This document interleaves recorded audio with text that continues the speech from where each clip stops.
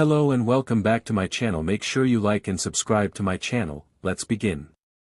A Walk Alone. Chapter 1. Ash woke up slowly. He sleepily thought it was still early with the light outside barely tinged a warm orange. Ash huddled tighter in his bed to ward off the cold air that sat beyond his blankets. Before he was alert enough to realize today was the day he would choose a Pokémon, he fell back asleep content to dream of his new partner. Ash woke again. The abrupt yell from his mother coincided with his alarm going off. Ash looked at the clock with blurry eyes before realizing he must have put it on snooze. He hopped out of bed stripping off his pajamas as he went. He was nearly naked as he made it halfway down the hall. "I'll be down in a minute, Mom," he said in a panic, his voice already being drowned out by the shower head. With only a pair of briefs in his hands and boxers being pulled up barely past his waist, Ash had quickest and shortest shower in his life. It was enough to wake the young 10-year-old. Ash ran downstairs 2 steps at a time and out the door with just what he would barely deem acceptable to travel alone. No backpack, just a belt for pokeballs, a hat and blue jacket to protect him from the elements. Ash ran up the steep hill to Professor Oak's lab. A crowd of people stood outside to congratulate the group of kids who showed off their Pokémon. Ash recognized everyone including Gary, who preened under the attention. Gary was a boy who liked to boast of his famous grandfather and his own knowledge of Pokémon. Ash would be willing to admit the kid knew more about Pokémon than he did, but the instant need for respect the boy wanted of people put Gary in Ash's do not like list. Ash went around the perimeter of the building to the back entrance. The lab supported a ranch for all sorts of Pokémon. The fence was more seen as a boundary for Pokémon to know where to go rather than something to prevent people from coming or going to the compound. Ash greeted 2 assistants who instantly recognized him. The pair scooted him to Professor Oak. "Professor. Looks like you are not getting out that easily," called a lab assistant. Ash felt nervous as Professor Oak looked up from his desk. To his right were several empty Pokeball stands. "Ash, I am glad to see you made it. I was concerned when you were not with the others." Ash reddened. "Sorry, Professor, I slept in." Ash did not feel the need to try and explain how he did not remember the button on his alarm was placed on snooze at least 5 times before it went off a 6th. "Don't worry about it, Ash. However, we have a bit of a problem that developed over the past 2 nights. Professor Oak led the boy to the other side of the room. There sat 2 Pokémon who were huddled close together in a dome nest made of straw and earth. "You see, I normally present new trainers who are ready with a choice of Pokémon, the number of students +1, so trainers would always have a choice when they selected a Pokémon. Unfortunately, 2 of the Pokémon, well." Professor Oak gestured to the nest. 2 Pokémon cautiously poked their heads out of the small nest opening before going back inside. "They started a family," Oak said excitedly even as he gave an apologetic shrug to Ash. Oak gestured for the young trainer to follow him. The Pokémon who were to be chosen today were a Charmander, a Squirtle, a Bulbasaur, and 2 Nidorans, a female and a male. The 2 Nidorans had escaped for about 3 weeks before we finally found the couple. They had already laid a nest of eggs underneath the lab in several burrows. Needless to say, I do not want to separate either of them given the circumstances." Ash nodded. He swallowed his disappointment. After that kind of explanation Ash felt it would be selfish to ask for a Pokémon. I understand, Professor. Do you know when a Pokémon will be old enough for me to take on a trainer's journey?" Professor Oak shook his head. "I am afraid I cannot be sure. Most of the Pokémon already on the ranch are way too experienced or too young to be given to a new trainer. The young ones may be ready in the spring, but that is still 9 months away." "I understand, Professor. Well, if I don't catch one on my own, I'll be here when you re-announce you have Pokémon ready." Ash swallowed the lump in his throat as Oak led them through the compound. After a moment of hesitation, Professor Oak added. "Ash, wait a moment, I do have one Pokémon who may be ready to be given to a trainer. But he is a little rough around the edges. Ash stopped and turned to look at the professor. The pair started back towards the lab room with the empty Pokeball stands. Professor Oak opened a container that had a Pokeball with a small yellow lightning bolt above the control button. The professor opened the ball. A red beam of energy hit the ground only to reform into a small yellow Pokémon with black stripes and a jagged tail. This Pokémon is a Pikachu. Ash looked at the small Pokémon. Ash noticed the annoyed look it gave him, then the snarled glare at the professor. It leaned onto all four paws and bared its teeth. Why is he so different from the other Pokémon that he could not replace one of the Nidoran couple? Ash wondered aloud even as he thought the Pokémon was already aggressive. Ash knelt in front of the Pokémon. Ash decided it was better to lower his head to meet the Pokémon eye to eye. The Pokémon charged a crackle of electricity from its cheeks in a warning. Professor Oak happily replied, "I found this little guy munching on the power supply wires while searching for the Nidorans actually. He put up a decent fight before I captured him." Ash took a moment and it suddenly clicked why Professor Oak was not willing to put this Pokémon with the starter Pokémon for trainers. He's a completely wild Pokémon, isn't he? All the starters are raised in nurseries, where this guy was captured. No one earned enough respect in the little guy's eyes. Ash sat back to give the little Pokémon some room. The mouse was following the conversation and looked less hostile but still gave slight glares over to Professor Oak. Oak looked surprised. Ash understood the situation. When the professor was going to comment on it, Ash cut him off before he could ask. "You can thank your grandson Gary. He was giving everyone a lecture about how to treat your first Pokémon capture sometime last week. I may not like him, but he does know his stuff." Professor Oak smiled slightly at that. The professor looked back to the small Pokémon. "While we have decided he is no older than 1 year old, he was able to feed directly off the electricity conduit that lead to the labs. That's not something we really expect from most fully grown Raichus without hurting themselves. I was tempted to keep him here to see what kind of technique the Pikachu used to accomplish it, but he has been very uncooperative the few times I took him out of his Pokeball." For the first time Ash looked right at Pikachu to address him directly. "Hello Pikachu.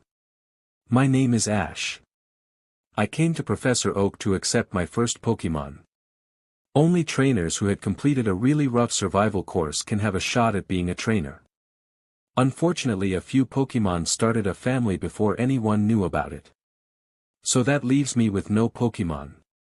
Professor Oak offered you as a possible option instead of waiting for nearly another year."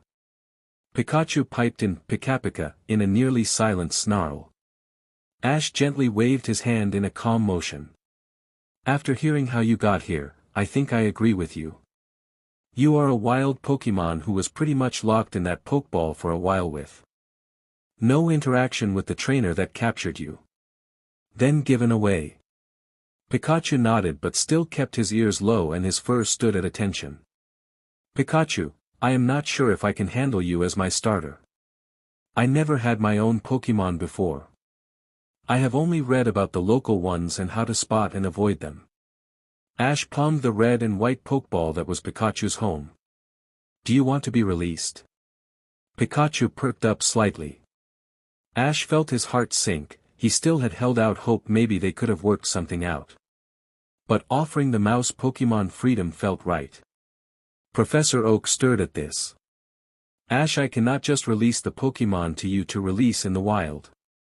If you want to release him you will have to accept him as your first Pokémon. I will not be able to give you a second." Ash looked up surprised. "But if he just wants to be released?" Professor Oak sighed. "If you don't take him I will be studying him for some time. But I would release him as well if it his wish. But that would be a long time where he will be my Pokémon to train." Ash felt himself frown at that and turned away from Professor Oak. "Pikachu is a captured Pokémon, Ash. It is my fault for not working with him, but it is something I can work out on my own with Pikachu. He will be cared for, Ash. Are you sure you want to sacrifice your training Pokémon to release him?" Ash looked at Pikachu, who looked ready to bolt after hearing what Professor Oak said. Ash sighed as he patted Pikachu's head.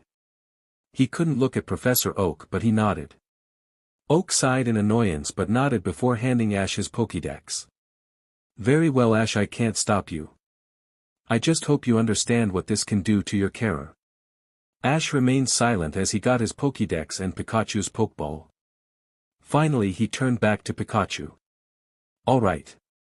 I can't free you here, but will you be willing to come with me outside? We can go to the edge of the Oak Ranch where I can release you. Pikachu was immediately suspicious and stared at the ball warily. Ash took the hint and put it back on his belt. He offered the Pokémon his arm. Come on little guy, hop on, you won't even need to walk. Pikachu tentatively walked up the boy's forearm then scurried up the rest of the way. Ash immediately felt the static electricity come over him like a wave. Ash tilted his head as 2 strands of hair popped from an electric discharge. Ash petted the Pokémon before looking at Professor Oak. I'll be right back, Professor. Professor Oak looked amused at the exchange but nodded his consent. Ash looked out the door and took off his Pokémon League hat and put it on Pikachu. Pikachu squeaked in alarm, but Ash laughed off the static discharge that warned off such quick motions.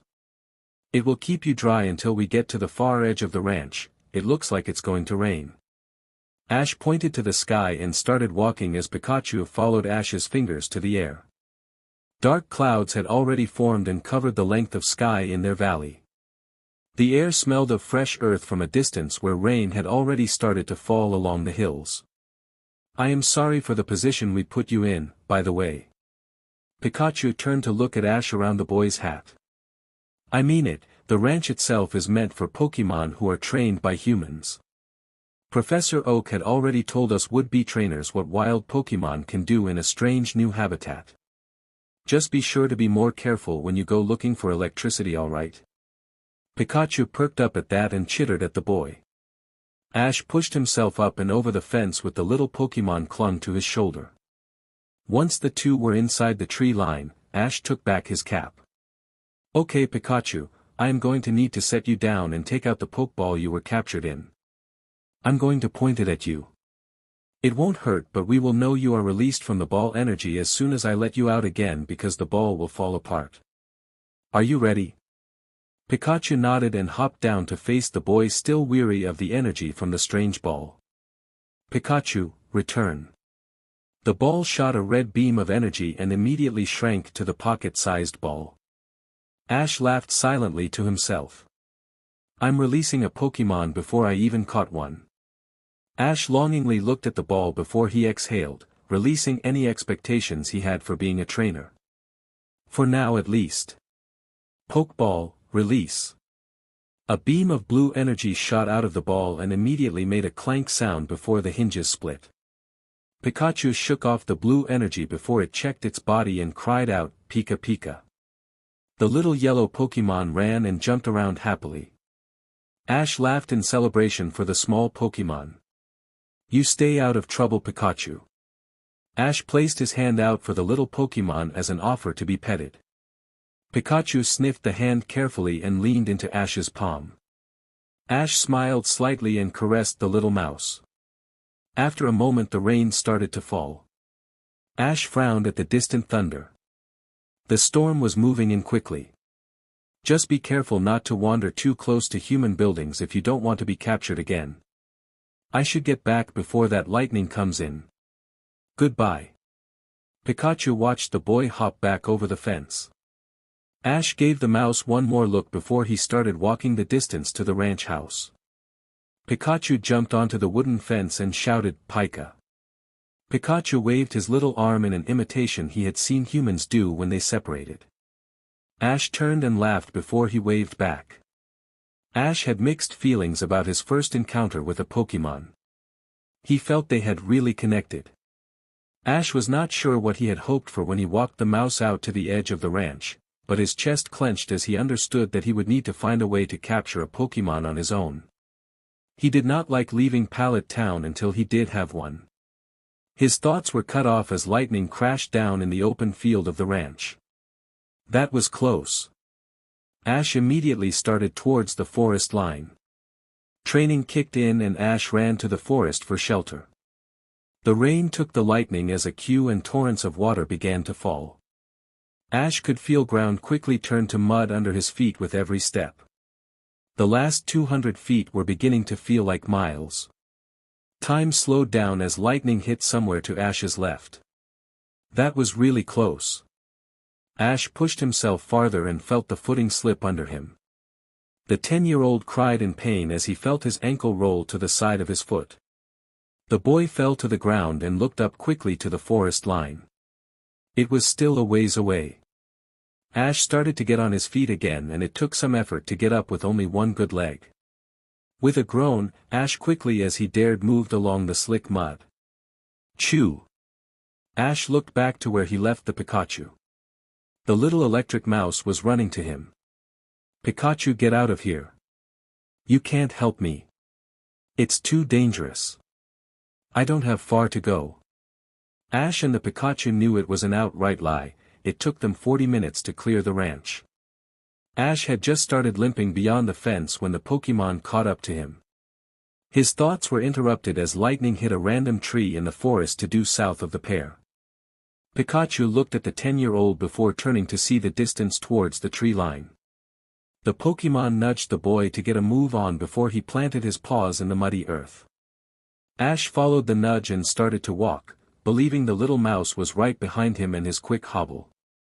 Ash was almost to the tree line when lightning struck somewhere directly behind him. Pika. Ash turned around. Light flashed around the Pokémon.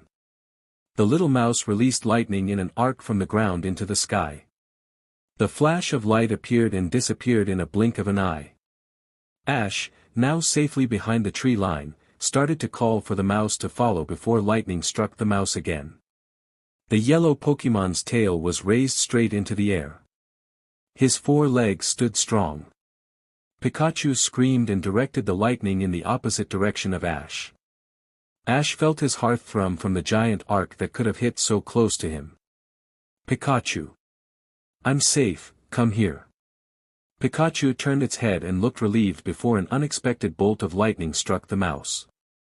The Pokémon screamed in pain as the full force of nature coursed through its body. The mouse slumped. Arcs of electricity flowed off the little Pokémon. Ash was not sure if any more bolts would be attracted to the Pokémon, but he did know the Pikachu needed to be healed. Ash pulled an empty Pokeball from his belt. He looked at the distance between him and the Pikachu. It was not far, but the rain really would throw off his aim. With an exhaled breath, Ash threw it at the Pikachu. There was no resistance from the capture. The ball flew back to Ash's hand with Pikachu firmly captured in the ball. I'm sorry little guy, I'll release you as soon as it's safe and healed. I promise. Ash pulled further into the trees as the rain and lightning took its course. Ash found a relatively dry part of ground under a thick canopy of trees. Ash pulled off his soaked jacket and his shoe to allow his rapidly swelling ankle time to swell without chafing against his shoe. Ash only had limited supplies with him, thinking he was going back to his house to get the rest of his equipment after he received his Pokémon. Ash sighed at the single potion he had in his pocket. It was a small cylinder with a trigger at the end. It was the kind of potion you applied directly to the Pokémon, not one you can inject through the Pokeball's healing system. Ash released the unconscious Pokémon and gently moved around the patches of burnt fur. Ash did his best to spray the worst-looking spots, but knew Pikachu needed to be taken to a care center like Oak's lab. I can't have you go back into your ball in this state. I just hope I didn't injure you too bad when I made you go into that Pokeball in that condition. Ash took off his shirt.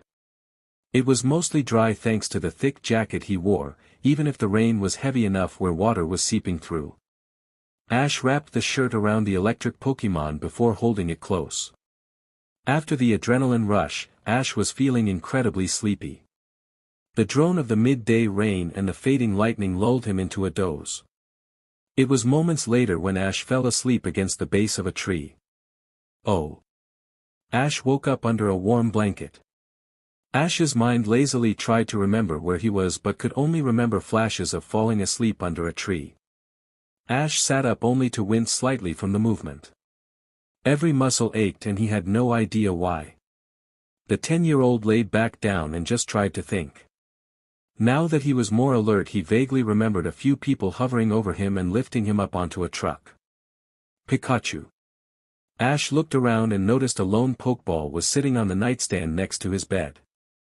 Ash picked it up and was not surprised when the ball expanded to full size and was marked as occupied. Ash exhaled and released the Pokémon. Ash was relieved when Pikachu appeared in red light. The electric mouse looked around quickly before catching sight of Ash. Pikapi. Pikachu chittered before hopping over the layers of blankets and jumped into the boy's chest. Pikachu gave a relieved coo and looked up at Ash to lick the boy's cheek. I'm glad to see you are all right. I was worried about you too. Ash hugged the yellow mouse tighter. I'm sorry about throwing a Pokeball at you. But there was no other way to save you. Pikachu replied with a cha-cha before it curled up in Ash's lap and went to sleep. Ash smiled at the small ball of yellow fur. Ash absent-mindedly pet the Pokémon before he leaned against the headboard of the bed and fell asleep. Ash woke up later with a gentle hand resting on his shoulder. Ash looked blurry-eyed at the figure over him and realized it was his mother. Mom. Delia Ketchum sighed, relieved to see her son awake. Hi honey, you gave us a scare. Delia pulled her son into a hug, mindful of the sleeping Pokémon still in Ash's lap. When was I found? Ash was still not sure how much time had passed. Late the night you went to try and release Pikachu. Professor Oak healed Pikachu and a doctor discussed how you had such a large amount of electricity in your system. Professor Oak explained Pikachus are a natural lightning rod. Even being around a calm Pikachu carries a risk of being receptive to lightning strikes due to the small amounts of electricity the Pokémon release to the ground and whatever the Pokémon touches. I carried him the whole length of the ranch and walked the same path back to the lab. Do you think Pikachu knew? I was surprised when he came running back to me. Ash gently rubbed the top of the Pokémon's head. Ash's mom nodded, probably. Professor Oak says that ground-to-cloud bolts of lightning are almost a guarantee when an electric Pokémon is around. Pikachu would know this for sure. Are you hungry, dear? Ash nodded. Delia quickly left the room, leaving Ash and Pikachu to themselves. Ash looked down as he saw Pikachu's ears enter his field of vision. Pikapi. Ash leaned over and grabbed the ball of its pedestal. I am sorry you are locked to a Pokeball again. I'll let you go in a second, let me get up.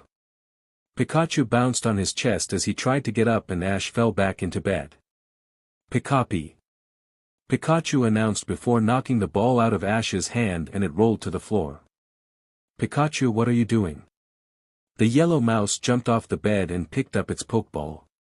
On two legs it walked over to Ash's Pokebelt that had 5 other empty balls and Pikachu pushed the ball until it latched to the belt.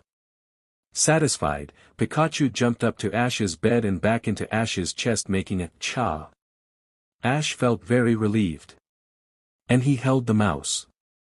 You definitely want to be my partner then? Pika. Pikachu agreed, letting Ash pet him. Pikachu became alert again before getting out of Ash's hands and standing upright. Ash looked at the mouse, who put its paw to itself. Pikachu, the mouse then leaned forward and pressed a paw against Ash's chest. Pikapi. You just want Pikachu as your name? Piku. Agreed the mouse. Ash laughed to himself at the absurdity of it all. Alright Pikachu. All there is to do now is just get healed up. Oh. It took both Ash and Pikachu several days to begin to run around the Ketchum household before the boy's mother told him he looked healed enough to start his journey. Ash cheered with his new partner Pikachu. The two had stuck together at all times in the house, and when one left the house the other followed. While Delia gave her son an odd look at times when Pikachu left the house and Ash followed, she felt encouraged that the two were bonding. Delia looked at message she wrote down when she last spoke to Professor Oak. I guess it's time for him to really start his journey. True to her predictions, 2 days later, Ash and Pikachu left for their Pokémon journey. Oh. Hey kid, want to battle? Ash looked up ahead. A kid a year older than him had a Rattata standing by him while they looked at the river. Ash perked up at the idea of an actual battle. "You up for it, Pikachu?" Pikachu looked at him and nodded. "Pikachu. Looks like we are in, one-on-one." The kid smiled, "Sure. Let's go tat." Ash put his backpack down and took out his Pokédex. He was familiar with Rattata, but it was good to get into a habit of use it. Ash reread a few text and nodded. "Let's go Pikachu, tackle.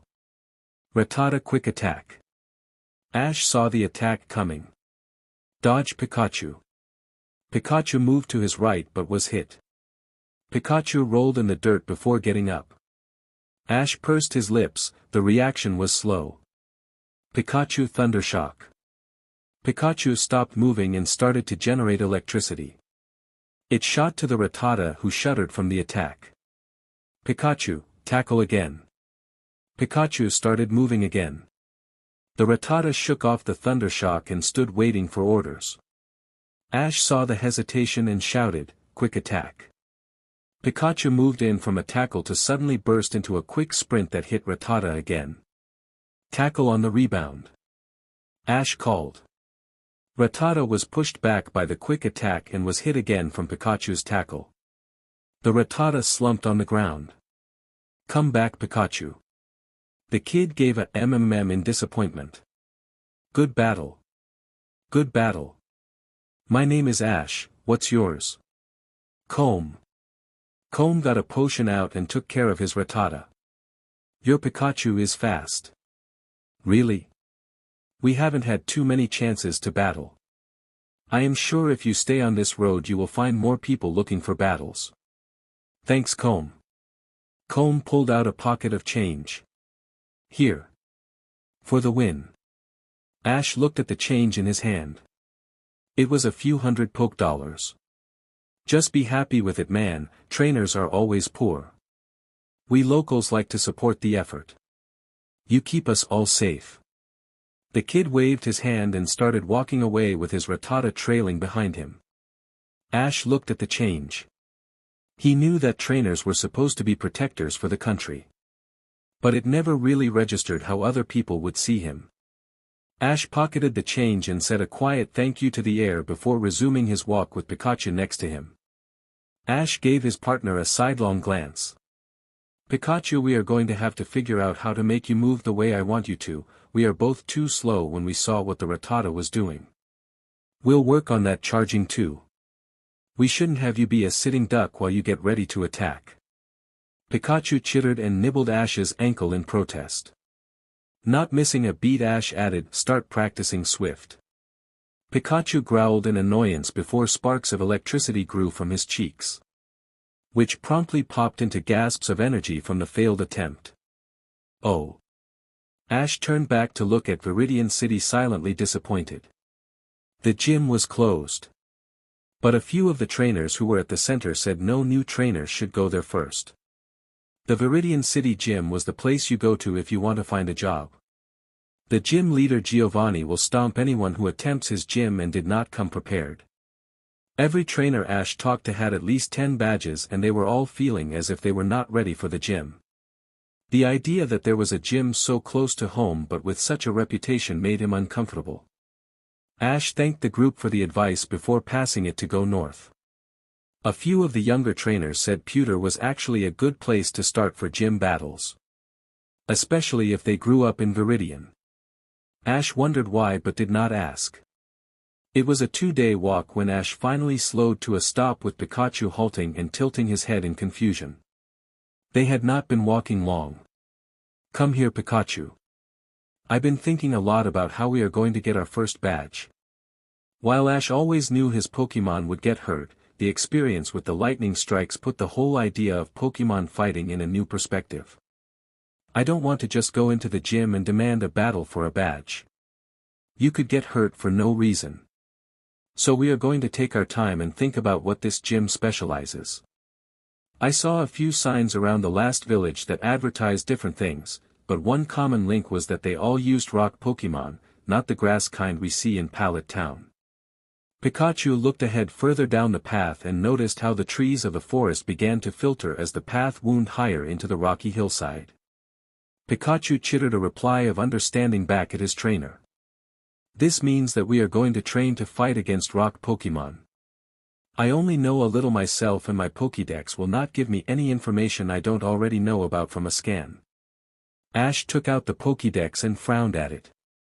Ash demonstrated what he was talking about by trying to pull up Charizard on his Pokédex. He had seen Professor Oak's Charizard but never scanned it. The Pokédex gave a blank screen with a silhouette of a large Pokémon. Pikachu hopped onto Ash's shoulder to look at the screen. Pika Pika, the Pokémon sighed in disappointment. Ash just laughed at the reaction. All this means is we are going to practice fighting rock Pokémon. We'll wander the hills for a bit and try fighting them and learning what we can about them. Oh.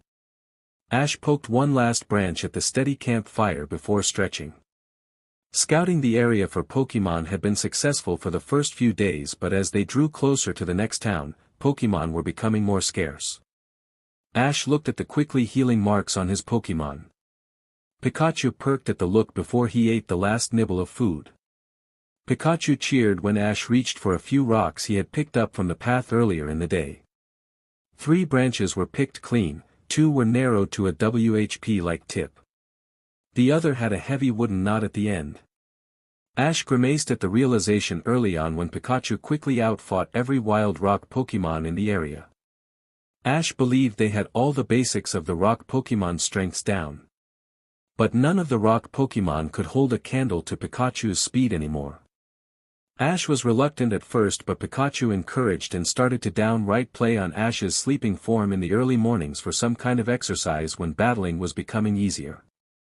The first time Ash had swung a tree branch so sharply it cut across Pikachu's electric sacs, the young trainer was ready to drop the training and take the Pokémon to the center.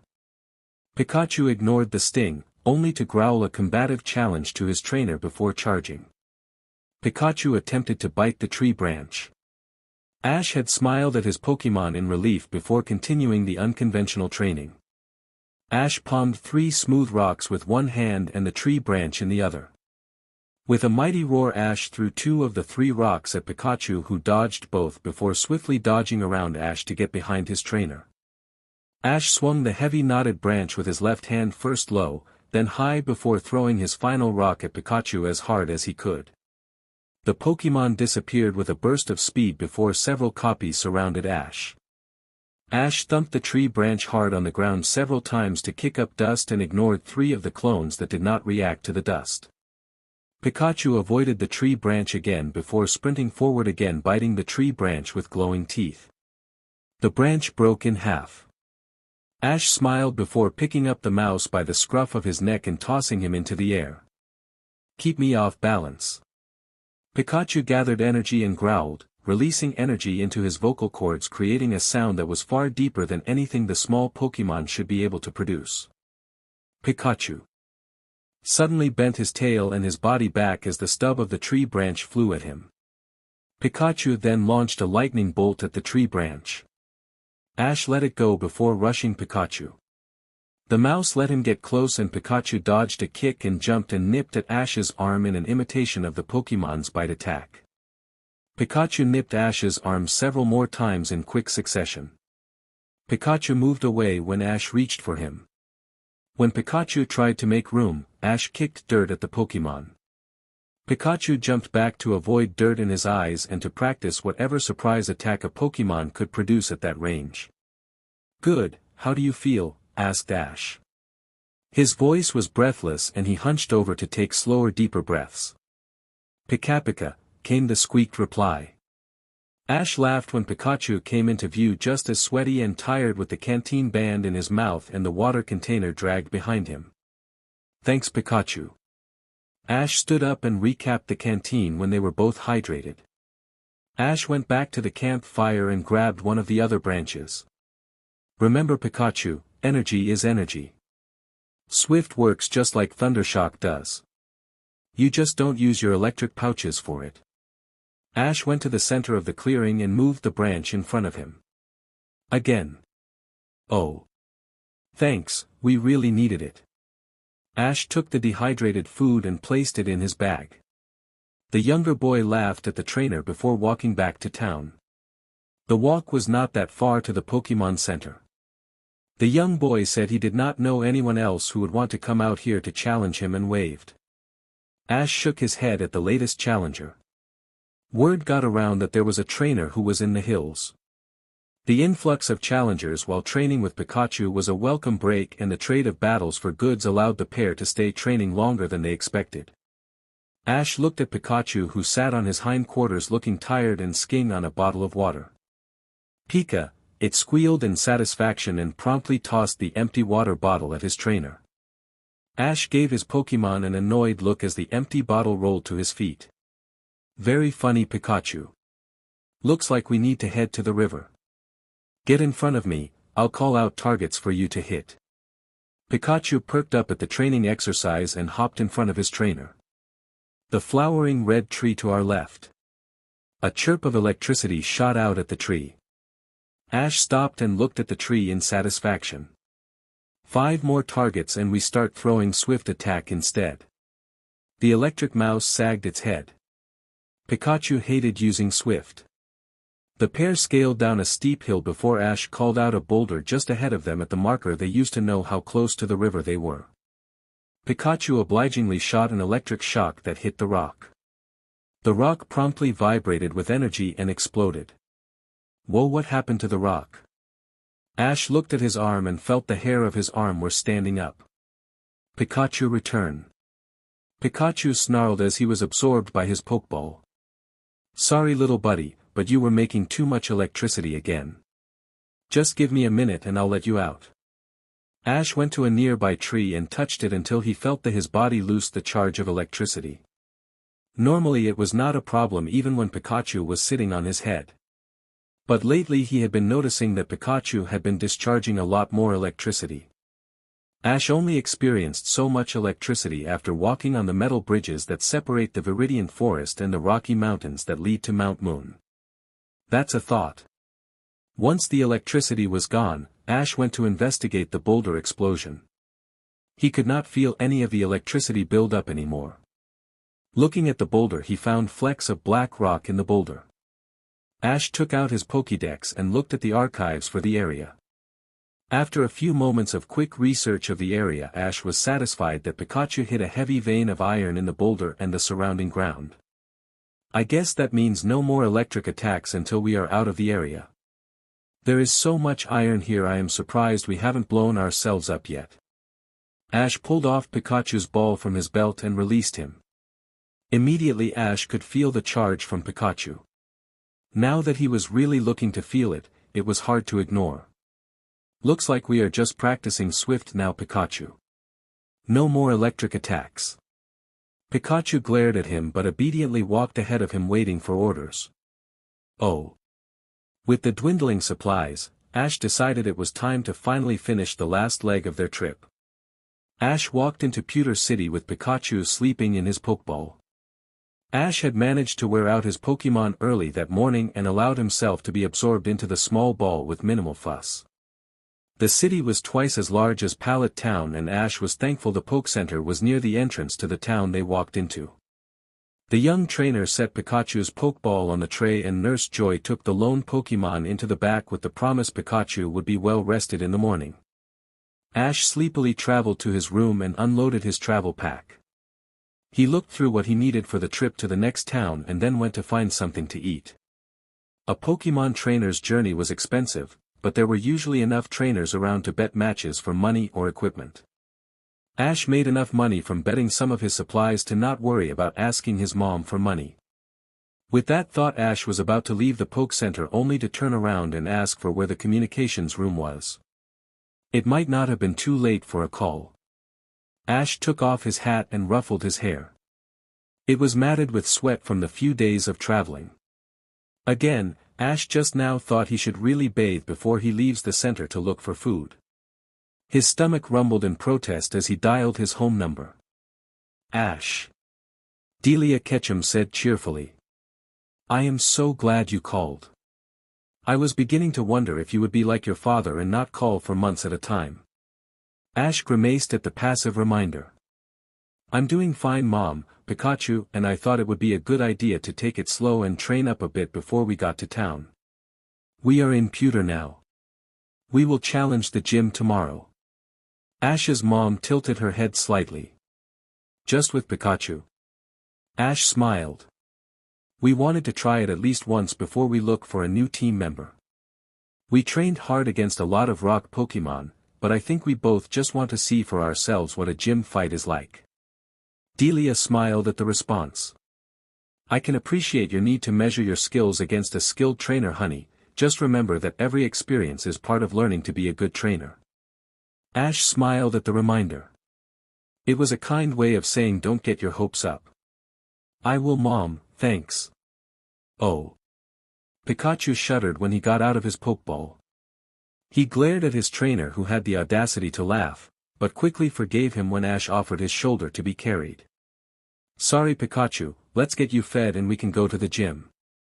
It was well past noon when the pair stood in front of a stone building with the sculpted word, gym, over the double doors. Pikachu and Ash both gave an odd sound at the size of the gym. Ash was not sure what he was expecting for a Pokemon gym, but it certainly was not the massive stone building that resembled an ancient temple. Ash walked up the stone steps and pushed open the double doors. The doors obediently opened with little resistance. A heavy thud resounded in the empty gym.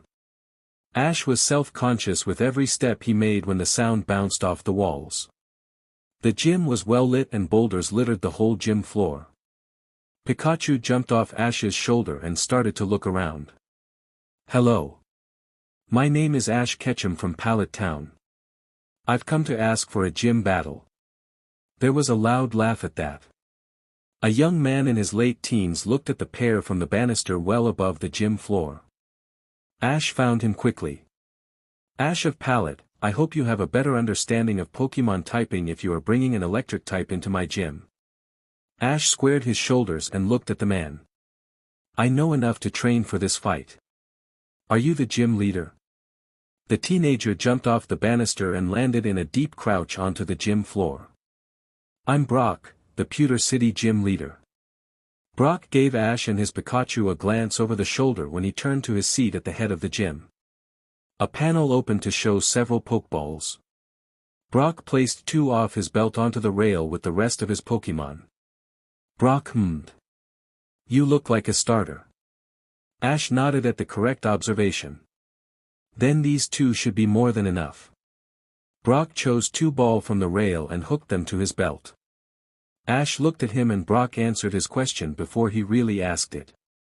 Gym battles are different from trainer battles. Each gym leader possess Pokemon their family have trained for years. We choose the Pokemon based on the challenger's experience level. You'll see right away if you make it far enough that the final gyms, whichever ones you choose as your last ones, will have more Pokemon for you to fight. How many gyms have you visited, Ash? Ash shook his head and gestured for Pikachu to run back to him. This is my first. I just headed north from Pallet Town. Brock smiled at that. I'm pleased to see I'm your first challenge. This will be a 2-on-2 battle. The gym leader is not allowed to make substitutions. The challenger may substitute twice but only between his 2 chosen Pokemon. Winner is declared when 2 Pokemon on either side is knocked out. Any questions? If I decided that I am unprepared, am I allowed to forfeit and come back to try again later? Brock nodded approvingly. He started walking back to his side of the battlefield. You may forfeit at any time. Know that whatever rules we apply now may change at a later date. Every gym has had challengers come back to their gym later after beating several others only to realize that the challenge will remain even if they have more experienced Pokemon. Ash frowned at that bit of information. Brock misunderstood his question. Ash did not plan to leave town until he beat Brock. Okay, Ash. Here is my first Pokemon. Geodude, come on out. Ash smiled and pulled out his Pokédex. It beeped at him as it scanned the rock Pokemon. Pikachu ran onto the field needing no prodding from his trainer. Okay, Pikachu, it's our first gym battle. Just like we trained you. quick attack to test his speed. Pikachu started to run and blurred before skidding to a halt behind Geodude and ramming the rock Pokemon in the back. Geodude barely responded to the attack. Pikachu, give it some space. Pikachu backed away as Brock told his Pokemon to use Tackle. Ash looked at his Pokédex and tried to remember what he saw from the wild Pokemon. Pikachu, quick attack around him, pick up the dirt. Pika, Pikachu cheered as he started circling Geodude, dragging his tail along the ground to create grooves and kick up the dry dirt. Brock watched for a moment. He was curious what Ash would do after clearly seeing that a physical attack did no damage to his Pokemon. Geodude, defense curl. Wait it out. Ash frowned at Brock's command. Ash had seen a few different notes people made about Geodude from his Pokédex and noticed most physical attacks would not work and it had high defense. And while the Pokemon was as slow as the Geodudes they had met in the hills, Brock's Geodude has a lot more defense. Pikachu, we need to intimidate it. Keep using quick attack around him and growl. Pikachu sped up his sprint around Geodude and collected energy in his mouth before releasing a guttural noise that echoed off the stone walls. The dust was thick enough for Pikachu to lose eye contact with his opponent. With Geodude determined to stay still, Ash saw their opening. Pikachu, choose a side and swift. Pikachu kept circling Geodude and stopped to gather electrical energy before it changed to pure energy. The ball flew into the dust but not before they formed into stars. Ash was satisfied with the attack when Geodude grunted in pain. Pikachu was ordered to give Geodude some room in case he tried to counterattack. When the dust settled there was no sign of Geodude and the dust covered the ground. Ash furrowed at the missing Pokemon. How did he escape? Pikachu looked at his trainer who nodded. Pikachu cautiously got closer to spot where Geodude had stood still. Ash unconsciously moved a little to the left to look around to get a better view of the spot since there were so many boulders on the field. Ash glanced as his Pokédex and a note caught his attention.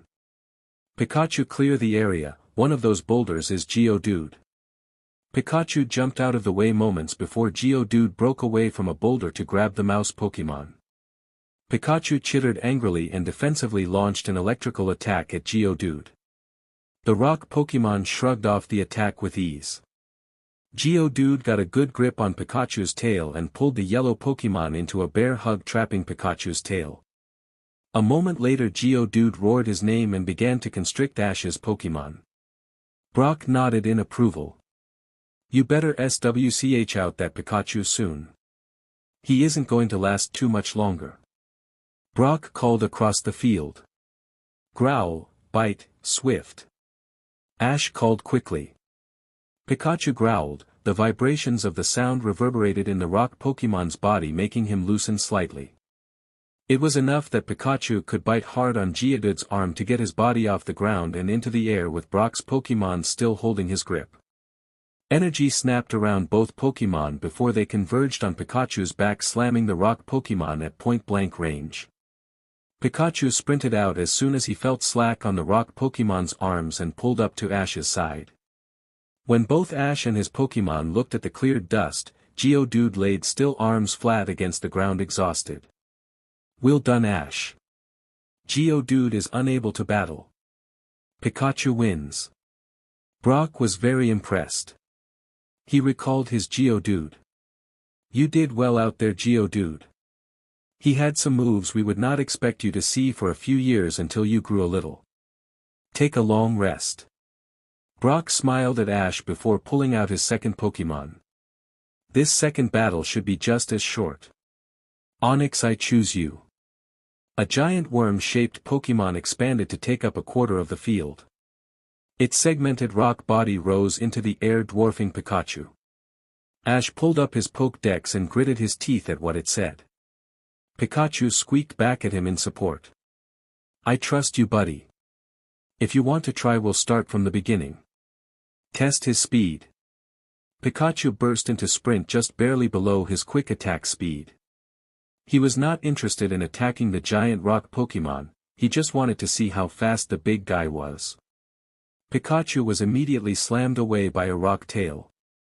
Pikachu flinched in mid-air and landed in a crumbled heap. Ash was ready to call it, but the mouse Pokémon released some electricity. Ash stopped himself in mid-breath. Pikachu would only lose control of his electricity like that when he was mad. Don't let it get to you. We still have a long fight ahead of us, Pikachu. Ash called as a warning and a reminder. Pikachu must have felt a lot of pain to get that riled up. The small electric mouse snarled at the giant rock Pokémon. It was the first serious hit he had received in a battle. Pikachu kicked up dust as he sprinted into a quick attack. The mouse jumped into the air and landed on the giant Pokémon. He easily scaled the rock Pokémon. A single head toss nearly dislodged him, but he needed to get as close to Onix's ears as possible. He knew his growl would only go so far. Moments later, Pikachu stopped and stood on the Onix's head. Pikachu growled loudly, trying to intimidate the Onix to show he was not afraid. Onix ignored it and shook his head wildly to attempt to fling the smaller Pokémon airborne. After a minute, Pikachu finally lost his grip. The Onix was agile enough to catch the Pikachu in free fall. Rolling rocks moved around Onix's bulky body in an attempt to slam his tail into Pikachu to end the fight. Pikachu glared at the Onix and began to bare its teeth. Onix hesitated for a moment before he swung his tail at the small Pokémon. The movement was enough for Pikachu. He bounded off a boulder sitting on the gym field. Pikachu immediately leaped off the rock to clear the area. The boulder exploded into fragments. Ash saw an opening. Pikachu skipped the rocks. Pikachu remembered his training with Ash. His trainer would always bring rocks to throw at him. Pikachu would either dodge or hit them in mid-air. It was usually with lightning, but Pikachu knew his trainer wanted the harder shot. Pikachu started targeting the chunks of rock still falling in mid-air with Swift. It was a raw, unsuppressed energy shot that slammed into the debris, launching the rocks at Onix. For the first time in the fight, Onix grunted in pain. Pikachu quickly looked around at the boulders covering 4 boulders, for shots to take down the Onix. Do it, Pikachu. Ash called from Pikachu's left. Pikachu eagerly charged forward. The first boulder the swift attack targeted flew several chunks of rock into the air. Pikachu launched another volley of swift attacks to push the large boulders at the Onix. The Pokémon grunted but started to push the rocks that fell around him out of the way. Dust began to build as chunks for a second boulder launched at him. The Onix grunted but broke already caught on. Onix break the last 2 rocks. Take away their ammunition. Onix complied and with a single tail swipe destroyed the final 2 intact boulders. Pikachu breathed heavily. All of those swift attacks took a lot out of him. You've done great, Ash, but your Pikachu looks about ready to fall over. Did you want to SWCH him out? Brock blinked and finally noticed Ash's belt. There was only a single lone Pokeball. Brock whistled at the kid's courage to even attempt a gym battle with only a single Pokemon. Or inexperience. Onix, you don't have to worry about a SWCH out. Finish this. Pikachu sprinted around the debris and around the attacks. He had started to pick up how fast Onix moved, but he was tiring. Pikachu grounded his paws into the dirt and noticed something. Pika Pi. Ash looked from the Onix to his Pikachu. Pikachu turned away from the Onix to clearly give a stance to his partner. It was a stance Ash immediately recognized. It forced Ash to really look around the ring. He smiled at what he saw. Okay, Pikachu, I see what you mean. Pikachu moved back to face the Onix, fatigue clearly showing on the small mouse Pokemon. With a cha, Pikachu burst ahead with speed. Pikachu swift. Pikachu generated energy around his body and several balls of energy reformed into stars and sped at the Onix. You need to start thinking of a new strategy or forfeit, kid. Brock said with a lowered chin. He gave a serious look at his opponent's Pokemon. If you don't, I'll call the match. Don't worry about us, Brock. Ash saw Onix dodge the swift attack. Debris from the boulders began to break apart into finer rocks and dust. Pikachu circle around him and start charging. The Pokémon cried out an affirmative before doing just that. Pikachu took the time to build up energy. Onix continued to try and catch the Pokémon only to see the cloud of dust cover him from the repeated breakup of boulders. Soon the gym floor was flat with just small lumps of rocks. Ash looked at the ground again. He smiled as the ground began to get a shade darker. At that moment Brock noticed the stadium floor looked different too, but it was too late. Pikachu, quick attack to Onix's head. Just as Pikachu landed on the Onix's head, the rock Pokémon started to thrash about in attempt to jar loose his opponent. Pikachu simply dug in his paws and raised his tail. Both the mouse and his trainer exchanged a moment that took the pair back to the thunderstorm. Pikachu adopted the same stance at that time too. Pikachu, Thunderbolt. The flash of light was the first thing Brock registered before he realized this was a new attack. A second flash of light lit the ground and the dirt shifted into dark bands.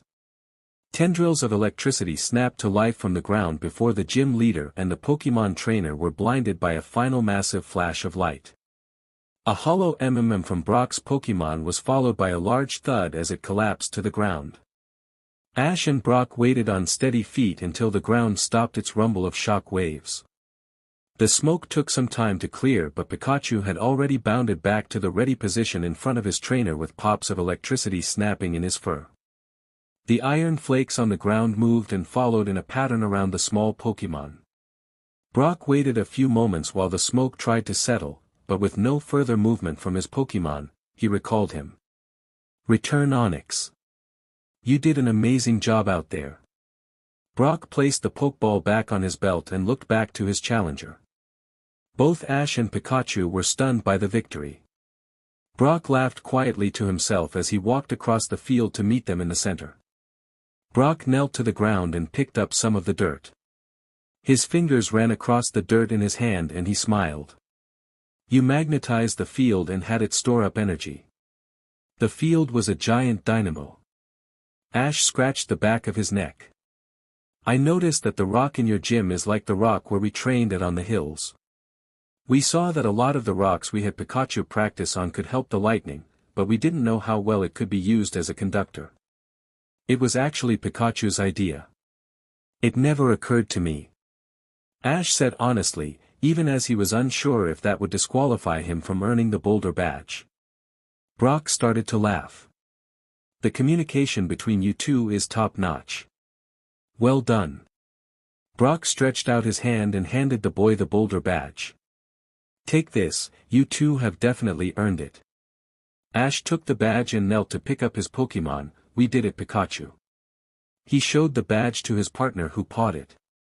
It was close there before you had that strategy.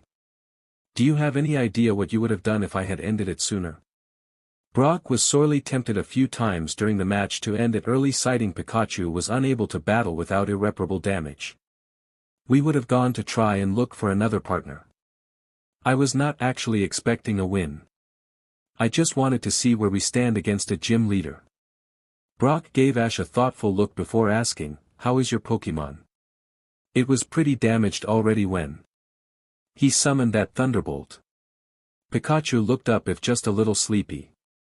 His ears perked before lowering back down. He will be fine after a trip to the Pokémon Center. He has channeled more electricity before. He saved me during a thunderstorm and redirected lightning a few times from us. Brock whistled. Will I have taken care of many kinds of Pokémon? Let me see him in the next room. I need to care for my Pokémon too. Ash picked up Pikachu. Ash could already feel the zap of electricity from his Pokémon as it spread to him. Ash giggled at the feeling even as tufts of his hair stood on end. Oh. That night Brock leaned back in his chair waiting for the call to connect. Eventually, the other side answered with a sigh. What is it this time, Brock? Brock leaned forward closer to the monitor to admire the woman with a smile. Good evening, Lily. I actually wanted to speak to Misty, gym leader to gym leader. But stick around. You should probably hear about the kid with a Pikachu too. Chapter 2. Pika.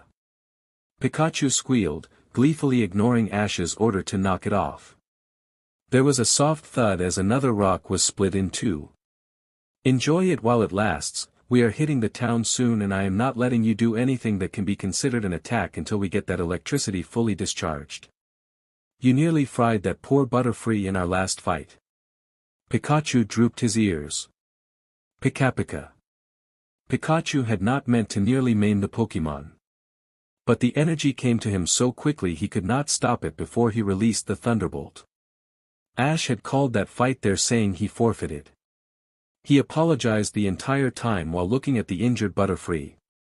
The bug Pokémon's wing was tattered and had squealed in serious pain in the other boy's arms.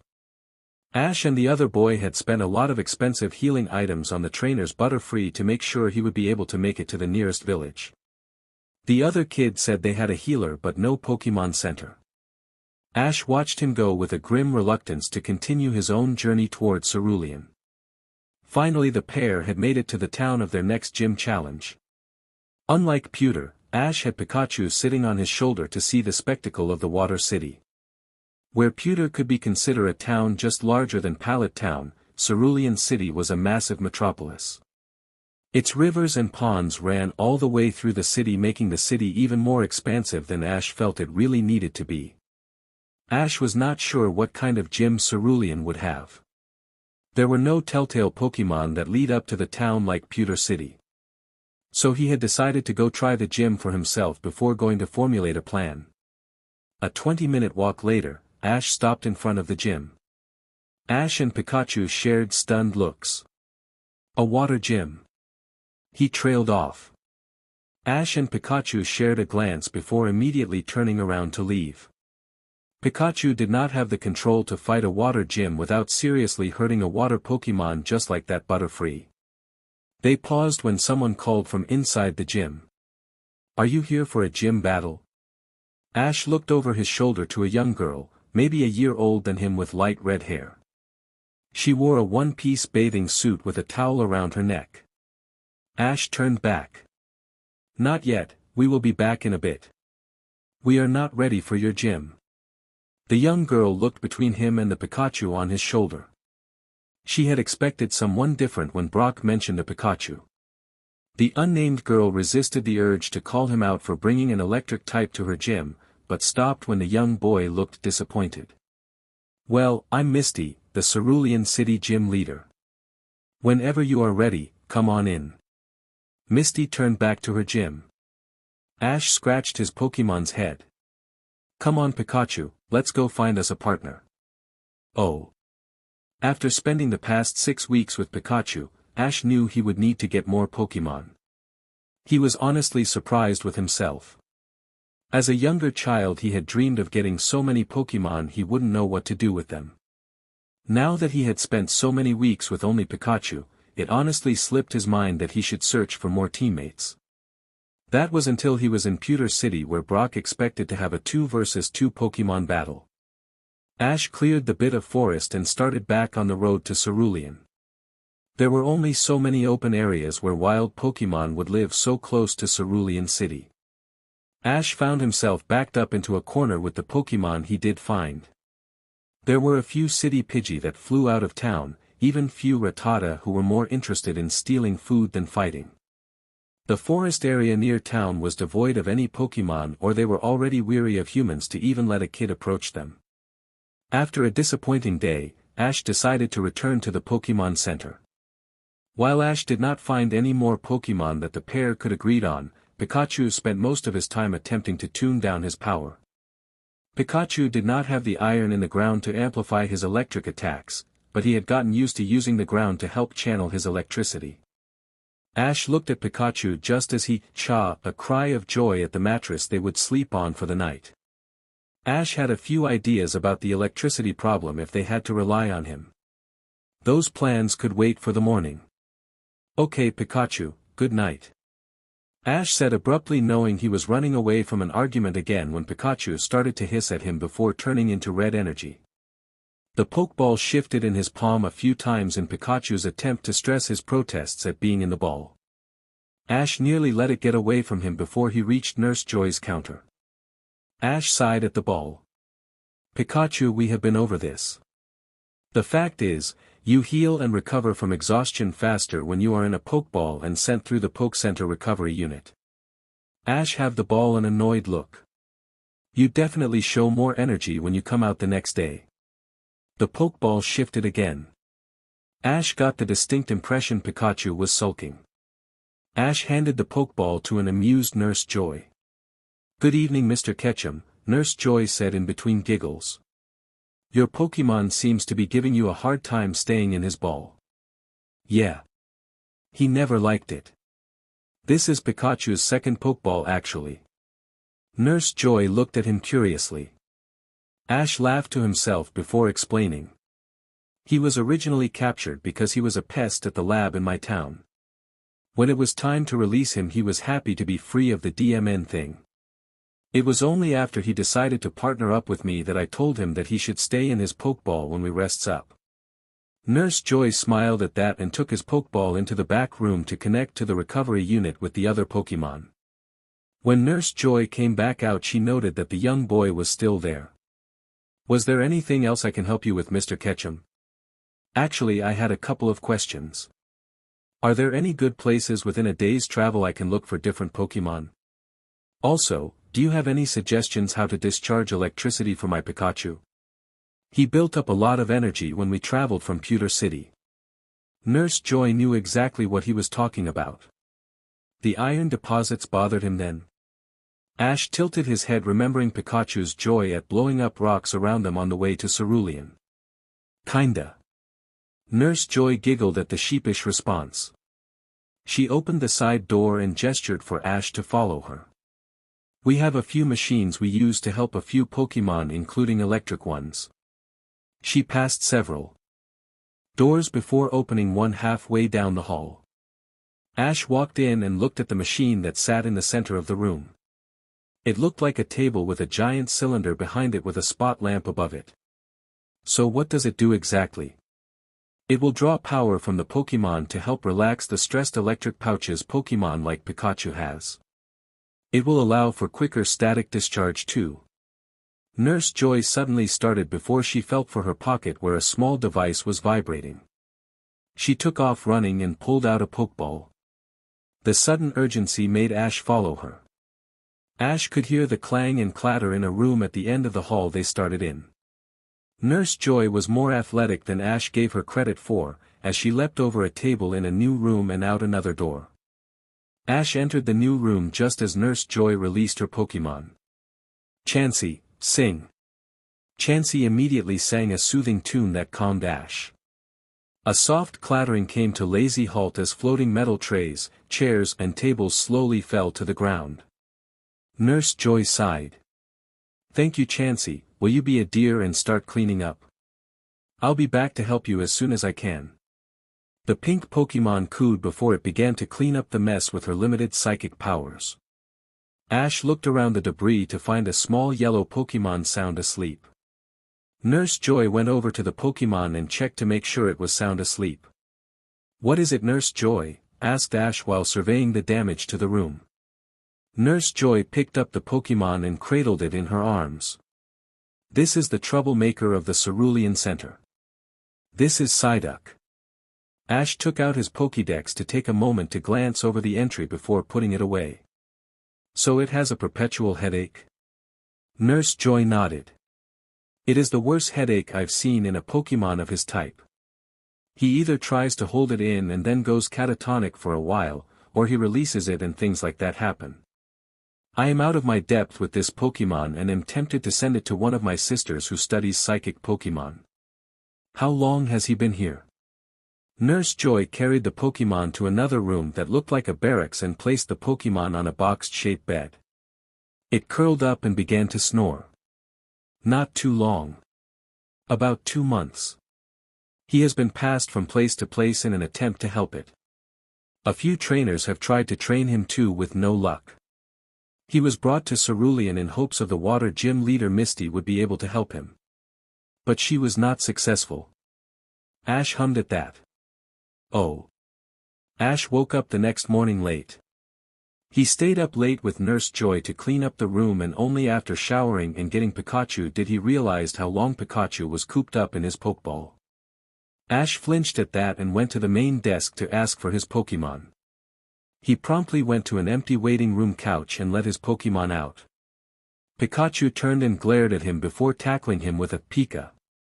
Pikachu nipped his trainer a few times. Ash held his Pokemon and hugged him. "Hey, I'm sorry, Pikachu. A few things came up and I ended sleeping in. And I think we are going to take a break from training and looking for Pokemon today. I found a Pokemon I want to try and help." Ash offered his arm at the same time Pikachu sparked electricity in curiosity. Pikachu ran up it and took his perch on the young trainer's shoulder. Ash took off his hat and put it on Pikachu before walking over to Nurse Joy. "Nurse Joy, do you mind if I take a look at Psyduck? I want to ask you both a few questions." Nurse Joy pursed her lips while thinking it over. She already had a feeling what he would ask, and Ash was not the first Pokemon trainer who thought they could train Psyduck. More than a few had hurt themselves trying. "Fine, but I'll have you know I am not so sure if he's feeling up to having visitors." The group went down the hall and into the ward for sleeping Pokemon. Psyduck sat on his box spring bed looking vacantly at nothing with his hands on his head. Ash thought, "Can you hear me?" Psyduck turned slightly to his left as if trying to hear something that was faint. Ash smiled as he walked up to the duck Pokemon. He stood in front of Psyduck. The Pokemon did not even notice. Aloud Ash asked again, "Psyduck, can you hear me?" Psyduck refocused his eyes to look in front of him. It quacked at him. "Psyduck, try and listen for my thoughts, okay?" Psyduck began to look past him again, not really noticing Nurse Joy look at the pair oddly. "Psyduck." Psyduck titled his head again as if listening closely. "Can you try and silence my voice in your head? Don't try and ignore me, try and pull back your mind away from mine." Ash suddenly felt as if Psyduck's mind was a force that enveloped him. "Come on, Psyduck. I know you can do this. Just pull back your mind away from me." Slowly the force that was focused on Ash began to pull away from him. "Good job, Psyduck." Ash thought to the Pokemon even as he had the feeling Psyduck could not hear him. Psyduck quacked again. "Okay, Psyduck, try it again with Nurse Joy while still holding in your power from me." Psyduck slowly lowered his hands from his head and his eyes glowed. Nurse Joy gasped suddenly before she swooned. She quickly caught herself and relaxed as the feeling of dizziness passed over her and left just as quickly. "Psyduck." The yellow Pokemon quacked happily before closing its eyes and swaying back and forth. Pikachu squeaked before glaring at the psychic Pokemon. "Relax, Pikachu, he's learning." The calm voice relaxed Pikachu, but the mouse looked at the duck warily. Psyduck opened its eyes and looked around before flinching and gripping his head again. The Pokemon gave a sad sigh before his eyes began to zone out. Ash silently stood still while he thought about that reaction. How did you know to tell Psyduck to pull back his power? Ash turned to Nurse Joy. "Really, if you think about it, energy is energy. I've been working with Pikachu for over a month with him out of his ball. I guess I got a little sensitive to it. I thought the energy I was feeling while staying here was Pikachu's until I finally met Psyduck. It makes sense that it wasn't Pikachu's. I never felt his electrical energy when he was sleeping in his Pokeball." Psyduck leaned back slightly. Apparently he had tried to focus on them to listen before going back to staring at nothing. Ash petted the yellow water Pokemon affectionately. Nurse Joy, do you mind if it means you can help the little guy, you can do whatever you want. You made more progress than any other trainer I've seen." Nurse Joy said quickly while looking hopefully at Psyduck. She folded her hands and held them closely to her chest while looking at the Pokemon. Ash smiled ruefully. "He doesn't have a Pokeball, does he?" Nurse Joy nodded sadly. "He is just a wild Pokemon. He was found causing a mess on Cinnabar Island." It was an odd scene to passers-by to see a 10-year-old boy with a Psyduck in his backpack. The psychic Pokemon's head poked out the top while an annoyed-looking Pikachu walked beside his trainer, his normal perch denied. Ash was not sure how far he should take the psychic Pokemon, but he wanted to give the small Pokemon a break from so many mines that were in town.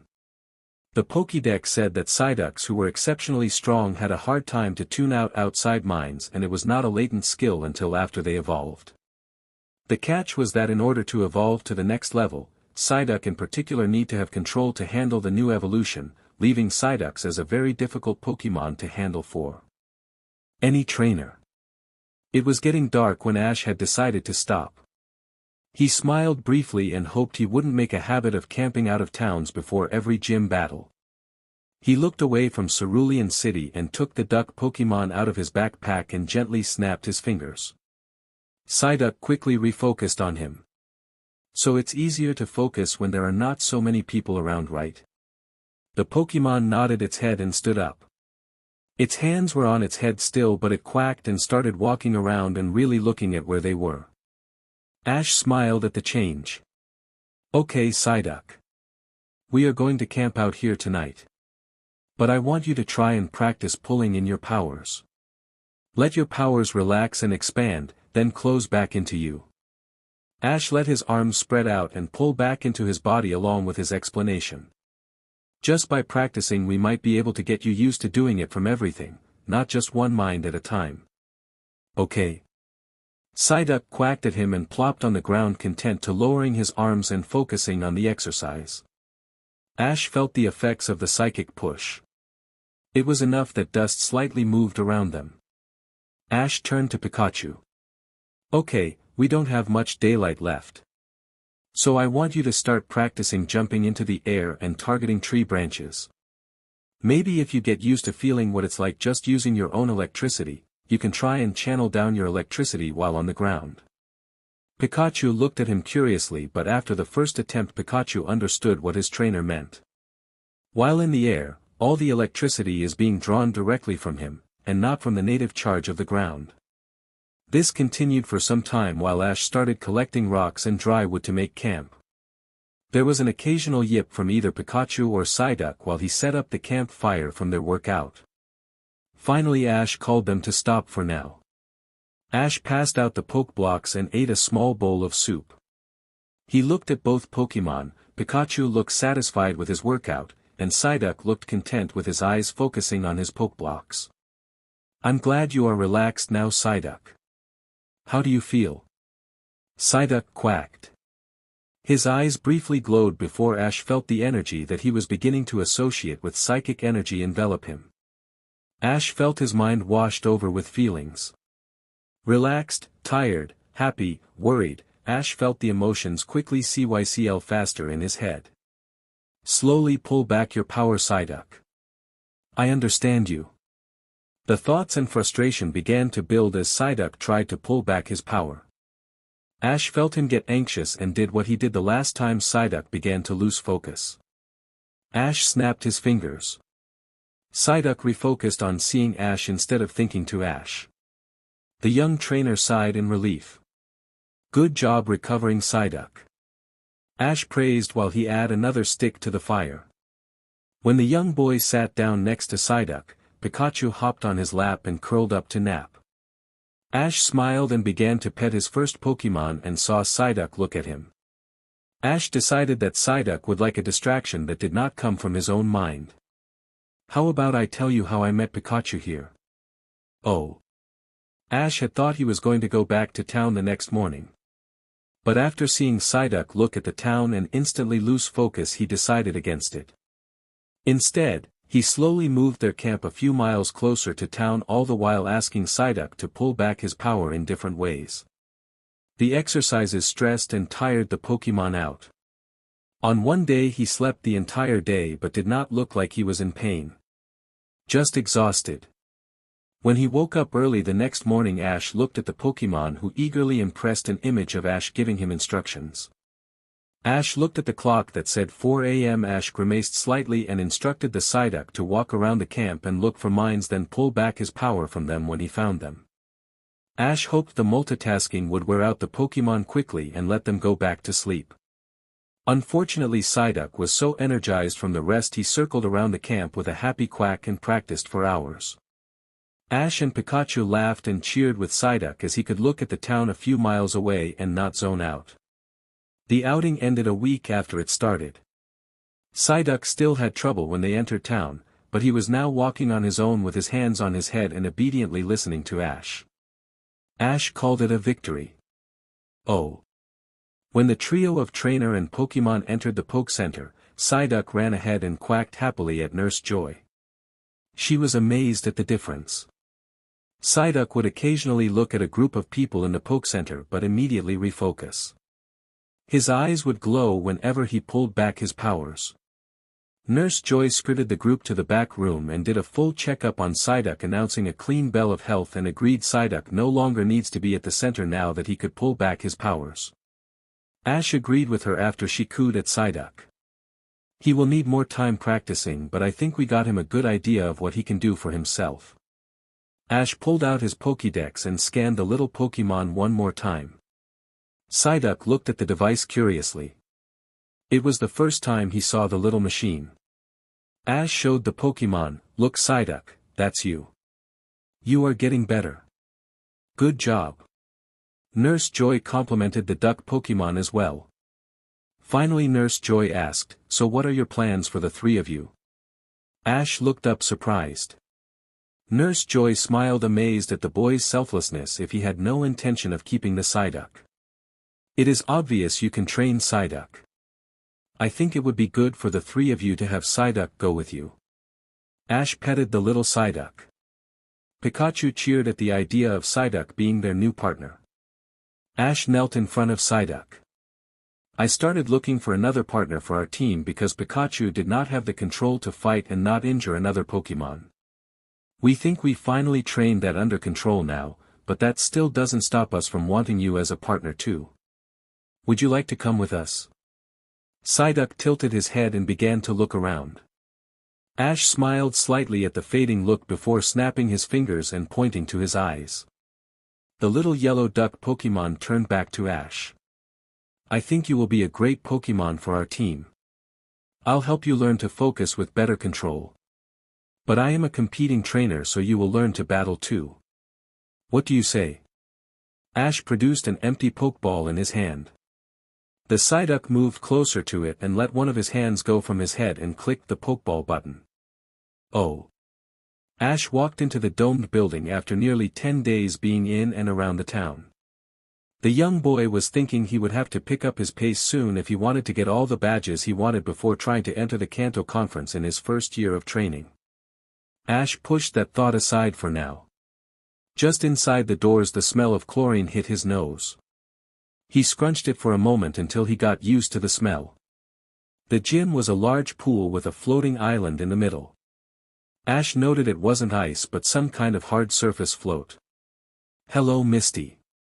My name is Ash Ketchum from Pallet Town and I've come for a gym battle." Misty sat on the lifeguard chair 10 feet above the pool at the end of the room. She let a white towel wrap around her shoulders and her body was just drying from her latest swim. When Misty saw the boy return she nodded him. Ash took that as his cue to get ready. The boy walked up to the Challenger's Square and set down his backpack. He pulled out his Pokédex and patted his belt. Misty smiled as Ash released 2 Pokémon. A Pikachu and a Psyduck. It was a unique combination. "Welcome to the Cerulean City Gym. I had wondered what happened to you. It's been a while since I saw you at my gym's door. This will be a 2-on-2 match with no substitutions. Please choose your first Pokémon." Ash knelt down to Pikachu and whispered some instructions to him. Misty watched the strategy session with more amusement than anything. She had faced her fair share of electric Pokémon as a water gym leader. While she weeded out the completely incompetent ones, she had asked around the usual gym leader circles about a trainer with a Pikachu. It was a rare enough Pokémon that the leaders would know if they fought someone that had one. Lo and behold, Brock confirmed this was the one he had described all those weeks ago. Misty's respect for Ash had gone up after that. She knew exactly why he refused to fight her right away. It was a respect for Pokémon she could completely support. But for someone as creative as this Ash was, she had to make him run through his paces. Misty stood up and pulled a Pokémon that sat on the chair's armrest. She patiently waited for Ash to let her know he was ready. Oh. When Ash released Psyduck, Psyduck looked blankly for a moment before it caught itself and began to refocus. Its hand still clutched tightly to its head, but it turned to look at Ash. "You are not battling for a while, Psyduck, but I want you to watch this fight. You will need to learn what it is like to fight in a Pokémon battle. I want you to follow the fight through Pikachu's eyes. Just like that exercise with following that Rattata around when we were camping. You will understand what I am talking about. If it becomes too hard, you can see through my eyes." "Sigh," agreed the duck even as it lowered its hands and closed its eyes. "Pikachu, you are up. Show Psyduck how it's done." Pikachu let out a ta-cha, before he jumped off the challenger's stand and onto the floating island. Immediately the island rocked from the slight weight. The island was truly floating in the water. Pikachu turned back to Ash and pawed its foot in signal. Ash gave a grin before he raised his Pokédex. Ash turned his hat backwards with his free hand to keep it out his eyes in case one of the Pokémon went airborne. Misty watched the little mouse Pokémon. Her expectations were high, but she knew her type disadvantage would keep her in check. "Stormy, go." A purple star Pokémon spun in the air and dove into the water. "Begin," shouted someone above them. Ash resisted to look up. He had not realized they were not the only ones in the arena. "Pikachu, draw Stormy out, I need a read on her," Ash ordered. Pikachu burst into a blur of speed, running quickly on the island. He ran quickly in a circle along the whole length of 30 feet for several seconds, befuddling Misty before she snorted in understanding. She looked up to see Ash watching her and gauging her reaction. Misty gave Ash an appreciative wink as the island began to spin. Pikachu quick attacked high into the air. Pikachu slammed the island. Ash called. Pikachu spun its body around its tail and jackknifed his tail hard into the island.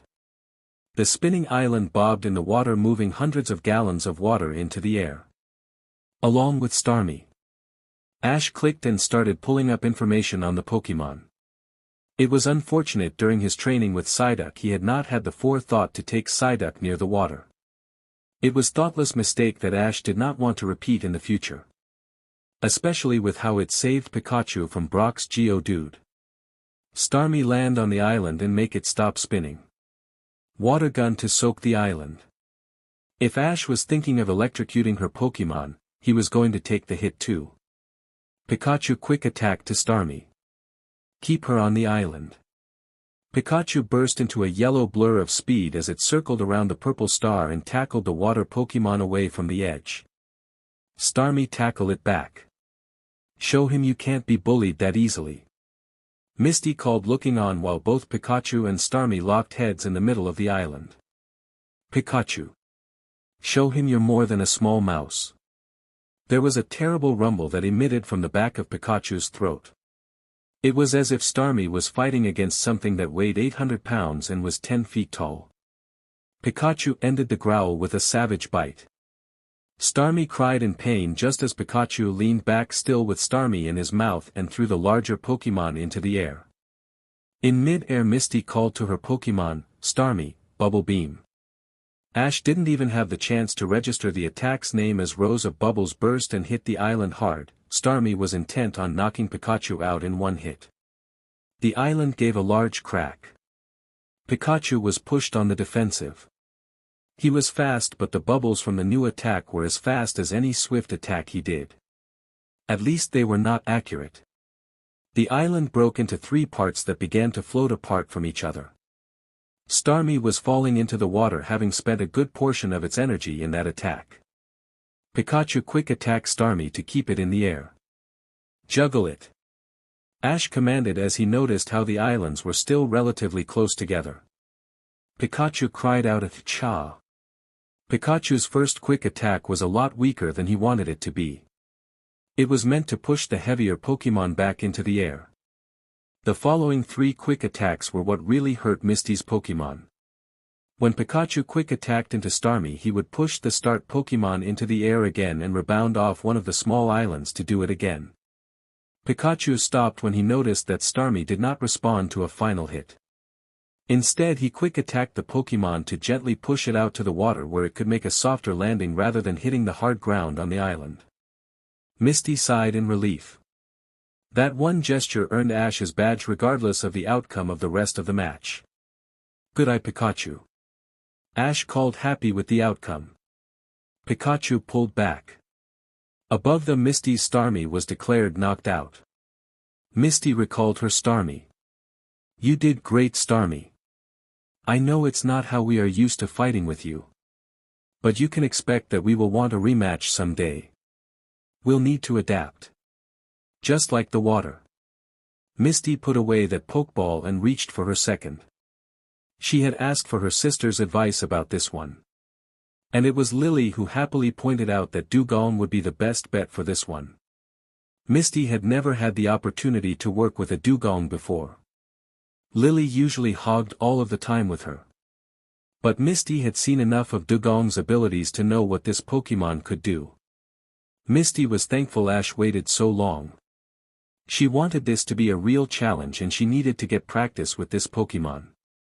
Go Dugong. The white seal Pokémon dove into the water and emerged out of the water and slid on its belly and came to a stop on the island nearest to Misty. Ash quickly read and clicked off his Pokédex. He committed the quick tidbits he got from it to memory. Pikachu, it's a mix of ice and water. If we give them an opening they will freeze you. Pika Pika. Pikachu called back in understanding. Second match begin. Ash really wanted to look up and see who the hell was watching from above the gym lights. It unnerved him that he had an audience. Dugong, plant an ice beam on each of the floats. Make it harder for him to run around. Dugong called out and started shooting beams of pure ice at each island. Loud cracks accompanied the ice as it began to swell over the islands. Pikachu jumped up into the air and landed on a sheet of ice. The mouse used his tail and claws to keep himself upright as the island rocked back and forth while he struggled to keep his feet planted. Ash was watching and noted they did not get the chance to keep Dugong on the defensive like they did with Stormy. Pikachu, swift. Keep Dugong worried about avoiding attacks. Pikachu shot several volleys of energy turned stars into the Pokémon. Dugong dove into the water to avoid the first wave. Pikachu started another wave and turned his head and body hard. The stars twisted in an arc into the water.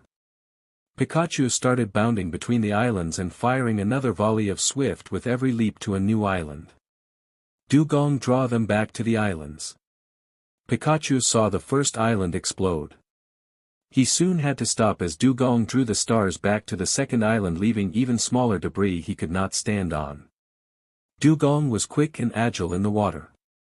Swift was not a guaranteed hit underwater. Pikachu was forced to jump to a small piece of debris large enough for him to stand on and not be immediately submerged by water. The island was barely 5 feet wide. Dugong. It's your turn. Aurora Beam. Ash watched as the Dugong's shadow moved quickly through the water. The seal jumped out while it turned its head to Pikachu. A solid multicolored beam launched itself at Pikachu. Pikachu raised his tail and planted his feet. He remembered Ash saying energy is energy. It was time to test that idea. Pika. Pikachu shouted to refocus the energy. The rainbow energy turned into white light, then into sparks of electricity briefly before blowing up and knocking Pikachu into the water. Pikachu surfaced quickly and tried to use its tail to push itself out of the water to no avail. The yellow Pokémon could feel Dugong swim quickly to finish him off. Pikachu, the debris. Called Ash. It was the first sound of alarm in Ash's voice the entire match. Pikachu reached the small bits of debris, unsure for once what Ash had in mind. His answer soon came to him as the debris began to naturally attract to him like a ball of white feather light rocks wrapping him up. Pikachu grabbed several more pieces and put them between him and the dugong. Dugong headbutt.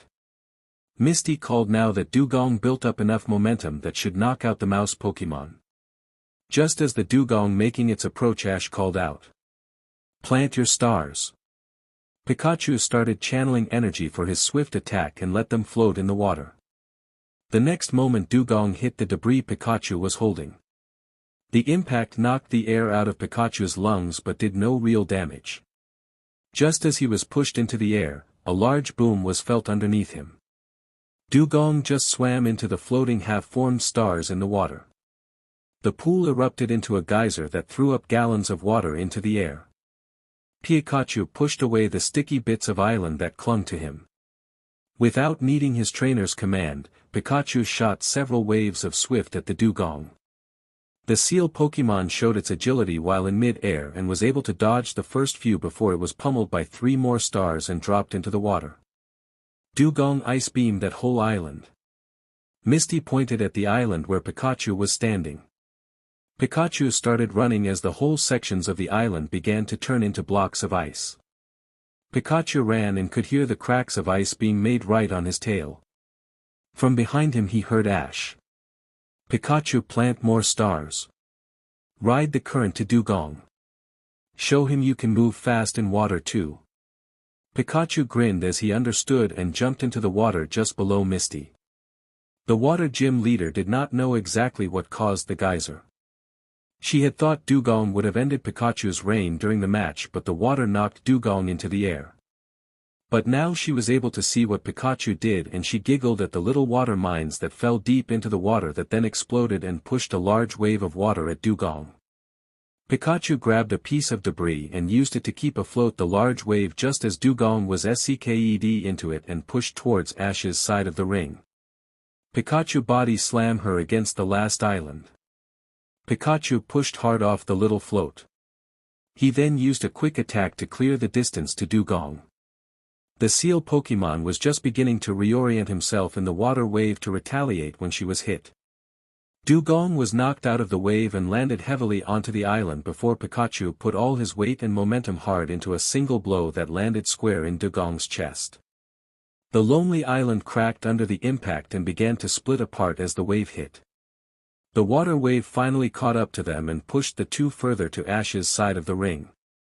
Dugong hit the wall on Ash's corner hard, then slowly floated face up, clearly knocked out. Winner Ash Ketchum of Pallet Town. Ash cheered with Pikachu. He patted Psyduck's head and the little duck seemed to snap awake and cheered too. Pikachu was still paddling in place to keep itself afloat. "Here Pikachu." Ash recalled his Pokémon briefly before letting him back out, but next to him. Pikachu immediately shook his fur, spraying Ash and Psyduck. Ash laughed while protecting his face from the spray. "You did an amazing job there, buddy. That worked out much better than we thought it would. Don't you think so, Psyduck?" The duck Pokémon quacked in excitement, waving his arms wildly at his sides. Psyduck was too thrilled and caught up in Ash's excitement to mind any kind of minor headache he was feeling. Ash tried to pull a piece of debris that stubbornly stuck to Pikachu only for it to fly back onto the Pokémon's head. Ash started laughing while explaining to Pikachu what happens to styrofoam and static electricity. Even in water. Misty recalled Dugong and looked up to the stands. Above her, her sisters clapped in appreciation. Lily smiled at her little sister and put up her hands with all her fingers open. She mouthed out the word 10 with a wink. Misty laughed to herself. It was an amazing match. Misty jumped into the pool and began to swim over to Ash. Her mind was all jumbled in 1,000 thoughts. How the match played out. The realization halfway through Dugong's fight that Ash did not use any electrical attacks. To the understanding that the Psyduck was the one she looked at a month ago. To seeing Ash and his Pokémon cheer. Misty felt reinvigorated after the fight. It was rare to be part of such a good fight. She wished she had more of them. When she pulled up to Ash's side of the ring, Ash was there waiting for her. He gave out his hand to her. She grinned and took the hand. Once out of the water she pushed back her hair out of her face. That was an amazing match, Ash. Brock gave me a warning, but I really wasn't prepared for half the things you pulled there. Misty pulled up part of her top and unclipped something that was facing her chest. Ash noted the line of 4 pins that faced her skin. Ash noticed a few other things for a moment and turned to look at his Pokémon while she finished. Here, Ash, you earned it. Ash took the pin and palmed it before Pikachu and Psyduck tugged on his Breathe's legs to look. Ash looked at Misty to thank her, but she had just stepped back to gesture to his Pokémon. Here you go, guys, our second badge. We learned a lot today. Ash's Pokémon stared at it excitedly. Ash left it on the ground for them to play with as he stood back up to see Misty play with a tuft of her hair waiting for him. Thank you for the match, Misty. Thank you for coming, Ash. Really, you were very considerate. Did you decide not to use electricity because you came from Pewter City? Ash wanted to say they had solved that problem. But he felt he did not want to share that he held back to show Psyduck what a neutral battle would look like. Yeah. Pikachu and I think we were ready, but I did not want to tempt fate if he lost control. Not after he had to channel so much energy just to hurt a rock Pokémon. Misty hummed at the answer before she stepped closer. I am thankful. You did show me something else that had me smiling the whole final fight with Dugong Mr. Ketchum. Misty giggled as she knelt next to Pikachu. In an exaggerated whisper she called out to Pikachu. PST, Pikachu. Pikachu looked away from the shiny blue badge and back to the gym leader. I just wanted to let you know, somehow you are halfway from learning Surf, a water-type move. Ash and Pikachu looked at her surprised. Back in her normal voice and standing upright she laughed excitedly at the idea of an electric Pokémon with a water move. I am not joking. By planting energy in the water and letting it compress and expand is just the way to start making the Surf move. Really, Pikachu has got the hardest part down. The next part is just figuring out the appropriate depths to let the energy release and collapse. If you two work on it he could probably figure it out before your Psyduck if you plan to teach him that move. Ash smiled at the idea too. Pikachu chittered with excitement and Psyduck just sat there basking in the positive energy. Ash and Misty started walking further into the gym talking about Pokémon moves with Pikachu picking up his badge and following. Psyduck sat there tranquilly before being converted into a red beam of energy and placed back in his ball. Ash knew Psyduck could enjoy the positive energy from anywhere, including his Pokeball. Misty and Ash sat down at a table in a cramped dining room. Each had a can of sweet milk. It was only a brief pause in the middle of their conversation that started hours ago. I still don't know if I am ever going to go on that vacation I have been promising myself. I've been an active gym leader for nearly 3 years now. Ash whistled. That would have made her 9 when she started leading the gym and the Cerulean water Pokémon classes. Are your sisters just not interested? Misty giggled to herself while looking at Pikachu throw his bottle into the garbage with his tail. It was more of me wanting to be a grown-up and take the position. My sisters never did have their hearts in it. And I did. It was a win-win for everyone involved. But the longer it's been going on, I see my sisters come back from trips all over Kanto and the wanderer in me wanted to go exploring too. I don't know. I can't do that right now. The gym needs me. Ash nodded in appreciation. Without thinking Ash suggested, maybe I'll send a piece of Kanto to you. Misty looked up in surprise and smiled widely. Her grin was infectious. What? Like a souvenir? Ash threw his empty can away. He slowly built up the idea, yeah. One from every major city I visit. It will be a promise that you will go there to see those sights someday. Misty blushed at the thought of him sending her gifts. You don't have to, Ash. A picture is enough. Maybe someday you can show me around the places you visit instead. She said excitedly. Ash picked up on the enthusiasm and added. We'll take it one town at a time. You save up that vacation time and I'll be happy to drag you across the country when you are ready. Both of them laughed at the idea neither were really sure would ever be a possibility. Oh. Ash had originally planned to start traveling right after his match with Misty. Psyduck would not have fought and Pikachu could have rested in his ball since they would just be sticking to the main road and just not accept challenges.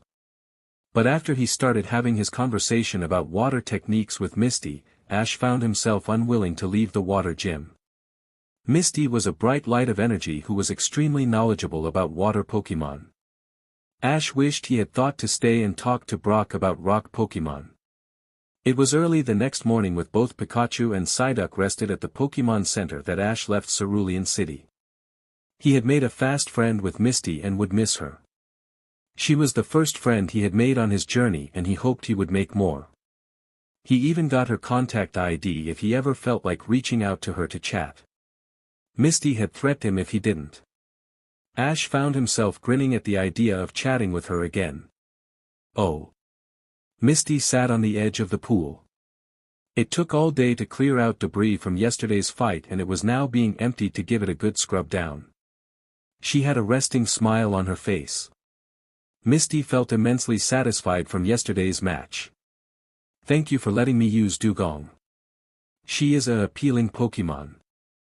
I can't say I am actually disappointed in losing though. Misty turned to look up to her older sister who had silently stood next to her while the pool drained. It was a great match. You really proved yourself out there too, you know. Dugong is really hard to control if you are not confident. And she obeyed you because she knew you were in charge. It's hard to gain Dugong's trust in a scant few days.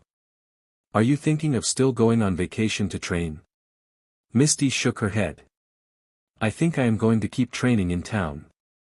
I saw what I think I needed to learn yesterday. I look forward to overcome this stall in my own training. Lily smiled indulgently before adding in a calm tone. You know I really had to rein in your sisters to not tease you about that boy Ash. Misty just rolled her eyes. He is not the first boy I talked to after a match.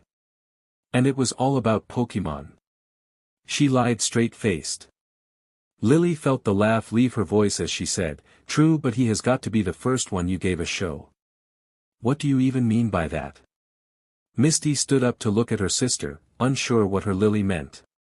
Lily wore a swimsuit that was pretty close to the one Misty wore the day before. She simply leaned forward slightly and pulled up the strap revealing a good amount of cleavage. Misty looked down and paled slightly. That is exactly how she took off the badge pin that usually stayed clipped on her swimsuit. And I was not the one that had a swimsuit cling to me from swimming. She winked at her little sister and walked away. Misty just buried her head in her hands covering her face that was as red as her hair. Chapter 3. Ash smiled as he finished the registration. He had stumbled into the town's tournament on accident while trying to cut across the forest to Celadon City. The village hosted an annual tournament during the summer to help attract tourists and it was exactly what he was looking for to help Psyduck catch up to Pikachu. Ash made special note to sign up for the fighting bracket with limited one-on-one battles for single elimination rounds. When he left the registration booth Ash took out both of his Pokeballs and released them onto the grass. Pikachu and Psyduck shuddered at the feeling before they shared a glare towards their trainer. Ash smiled in spite of himself. How did he manage to get two Pokémon that hate being in their Pokeballs? Alright guys, we are entering a tournament. This will be all your show Psyduck. We are in the singles bracket so you won't have to worry about other trainers searching out Pokémon like we do on the highway. Ash knelt down and looked at his duck Pokémon. I promised you we would get some practice in before you started gym battling and this is it. We have done a few matches with kids along the highways, but this will be a real battle against other fully trained and experienced Pokémon. Psyduck quacked happily all the while keeping his focus on Ash's hand while the boy talked. Ash flexed his hands in a practiced gesture for the Pokémon to look up at Ash's face. This will be a big step for you if you can win, the main prize is a training machine that would help you a lot.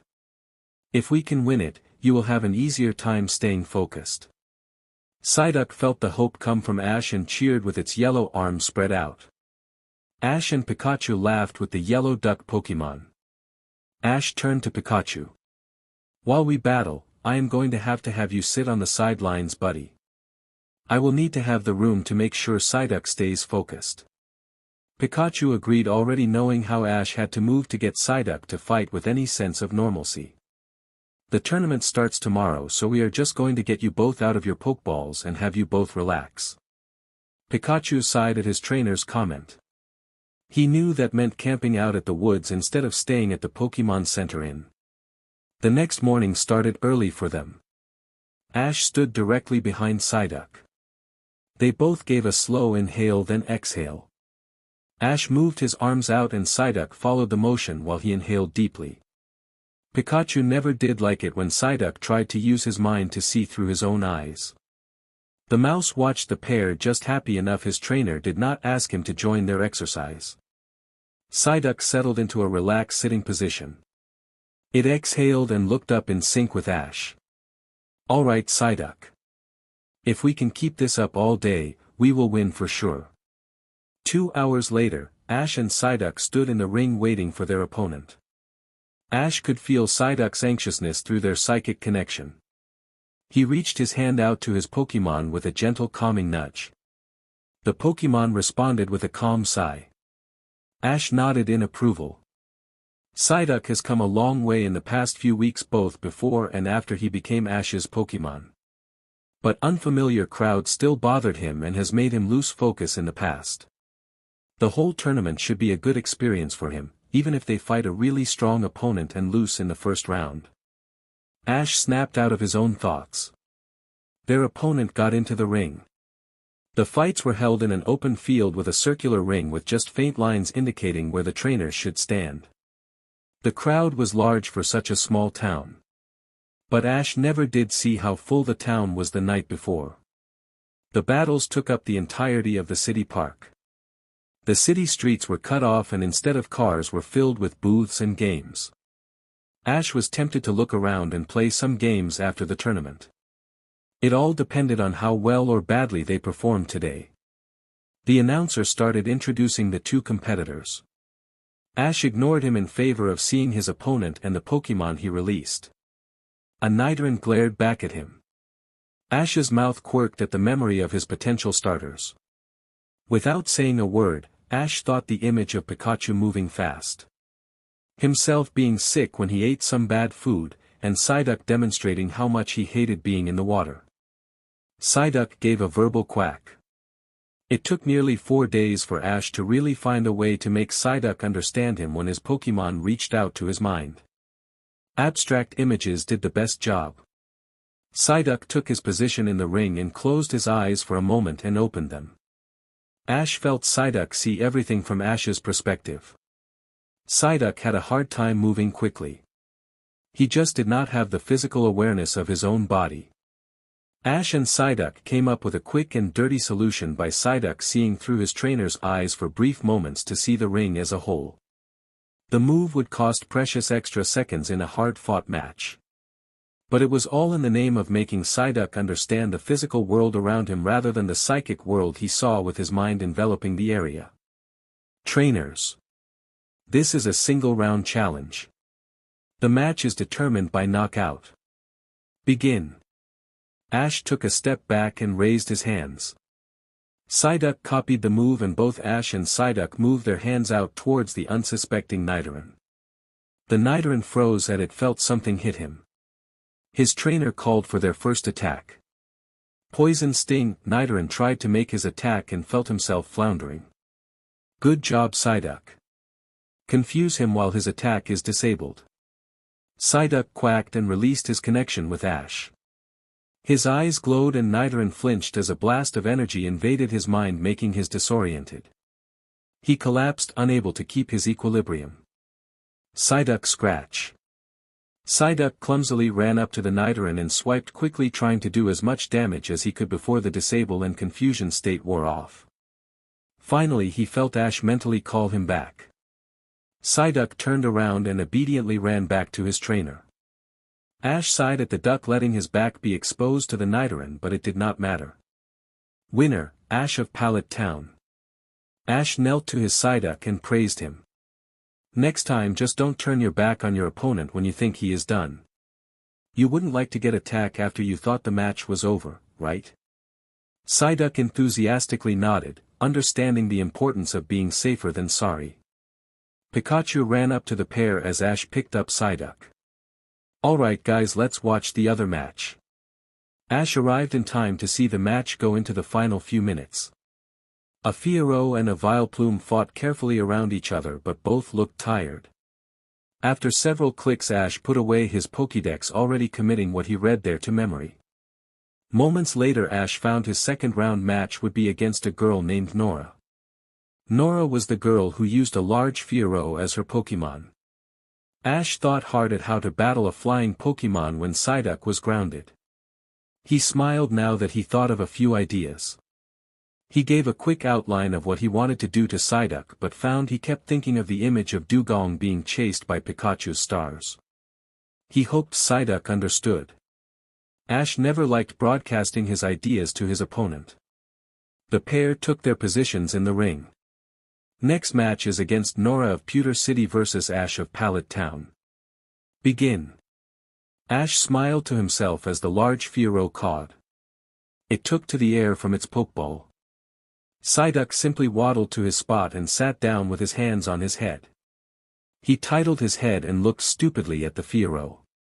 This will be easy Fiero, fly down and use your wings to knock him out. Ash gave the girl a frown.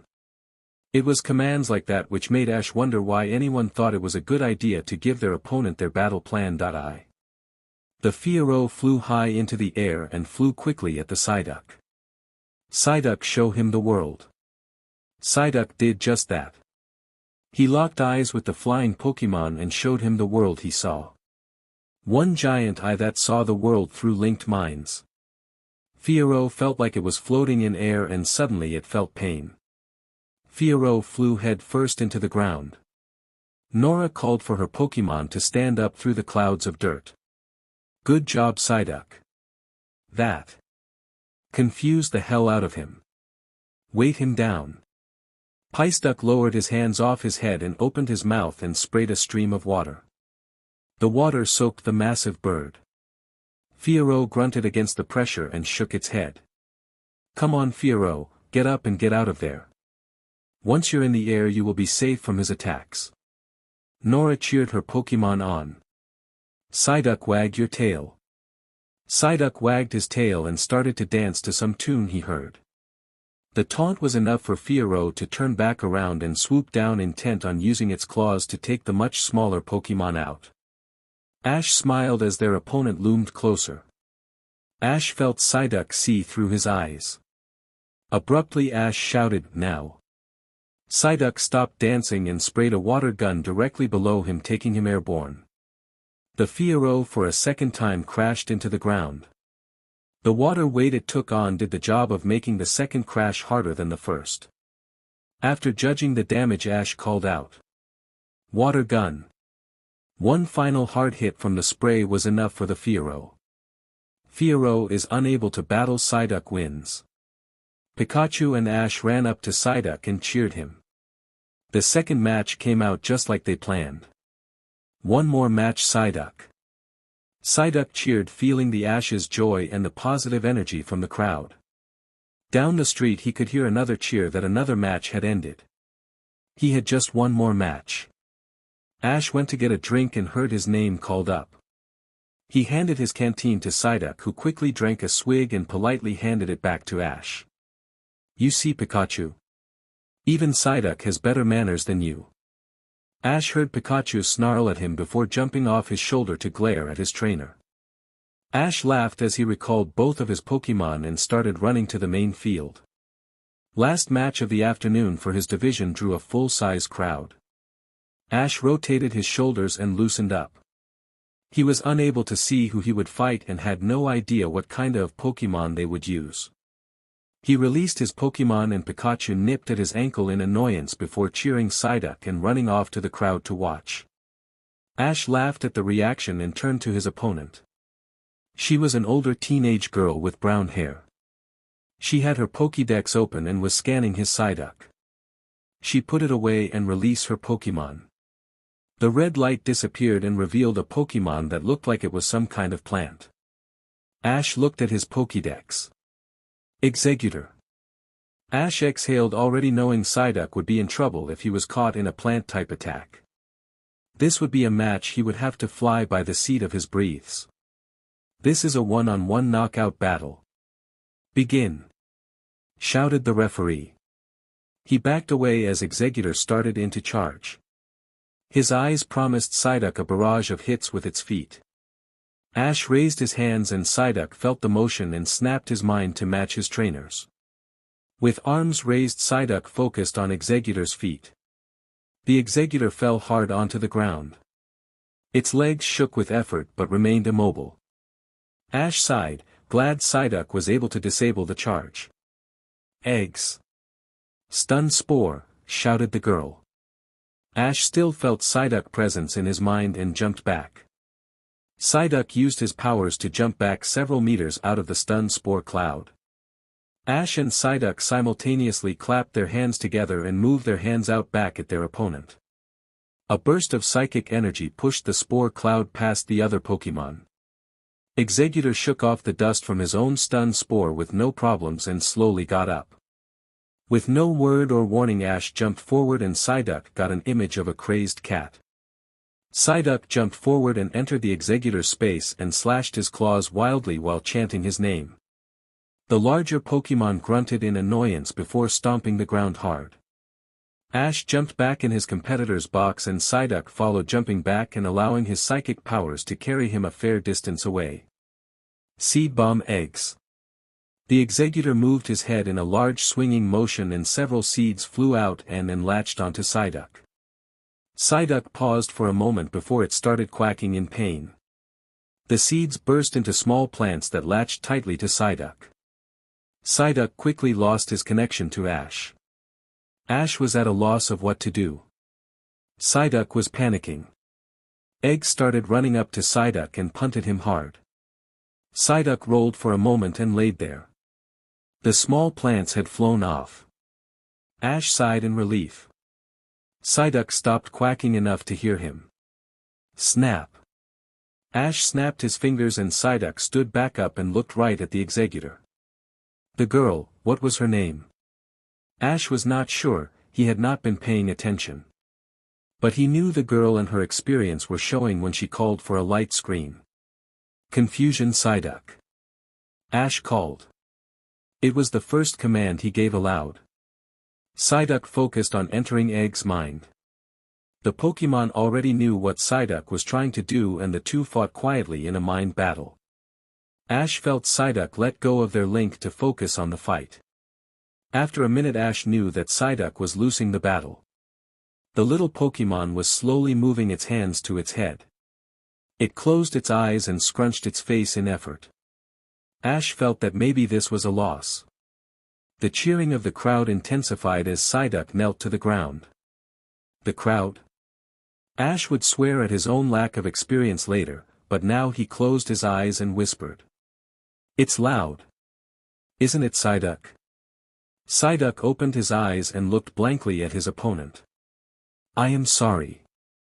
I truly am. I completely forgot how hard this was for you. But it's okay, Psyduck. Just like when we started training. Just like before you were even my Pokémon. Before you were my partner. Start with Lesson 1. Pull back from everyone. The effects were immediate. Psyduck, who was ready to pass out, looked up. The crowd suddenly stilled as there was a wave of energy and fatigue that hit them. And push all that energy at Eggs. PSY, shouted Psyduck victoriously as it pushed all that wasted energy at Eggs. The Exeggutor was not prepared for the sudden influx of thoughts and energy. Eggs grunted before he fell backwards completely unconscious.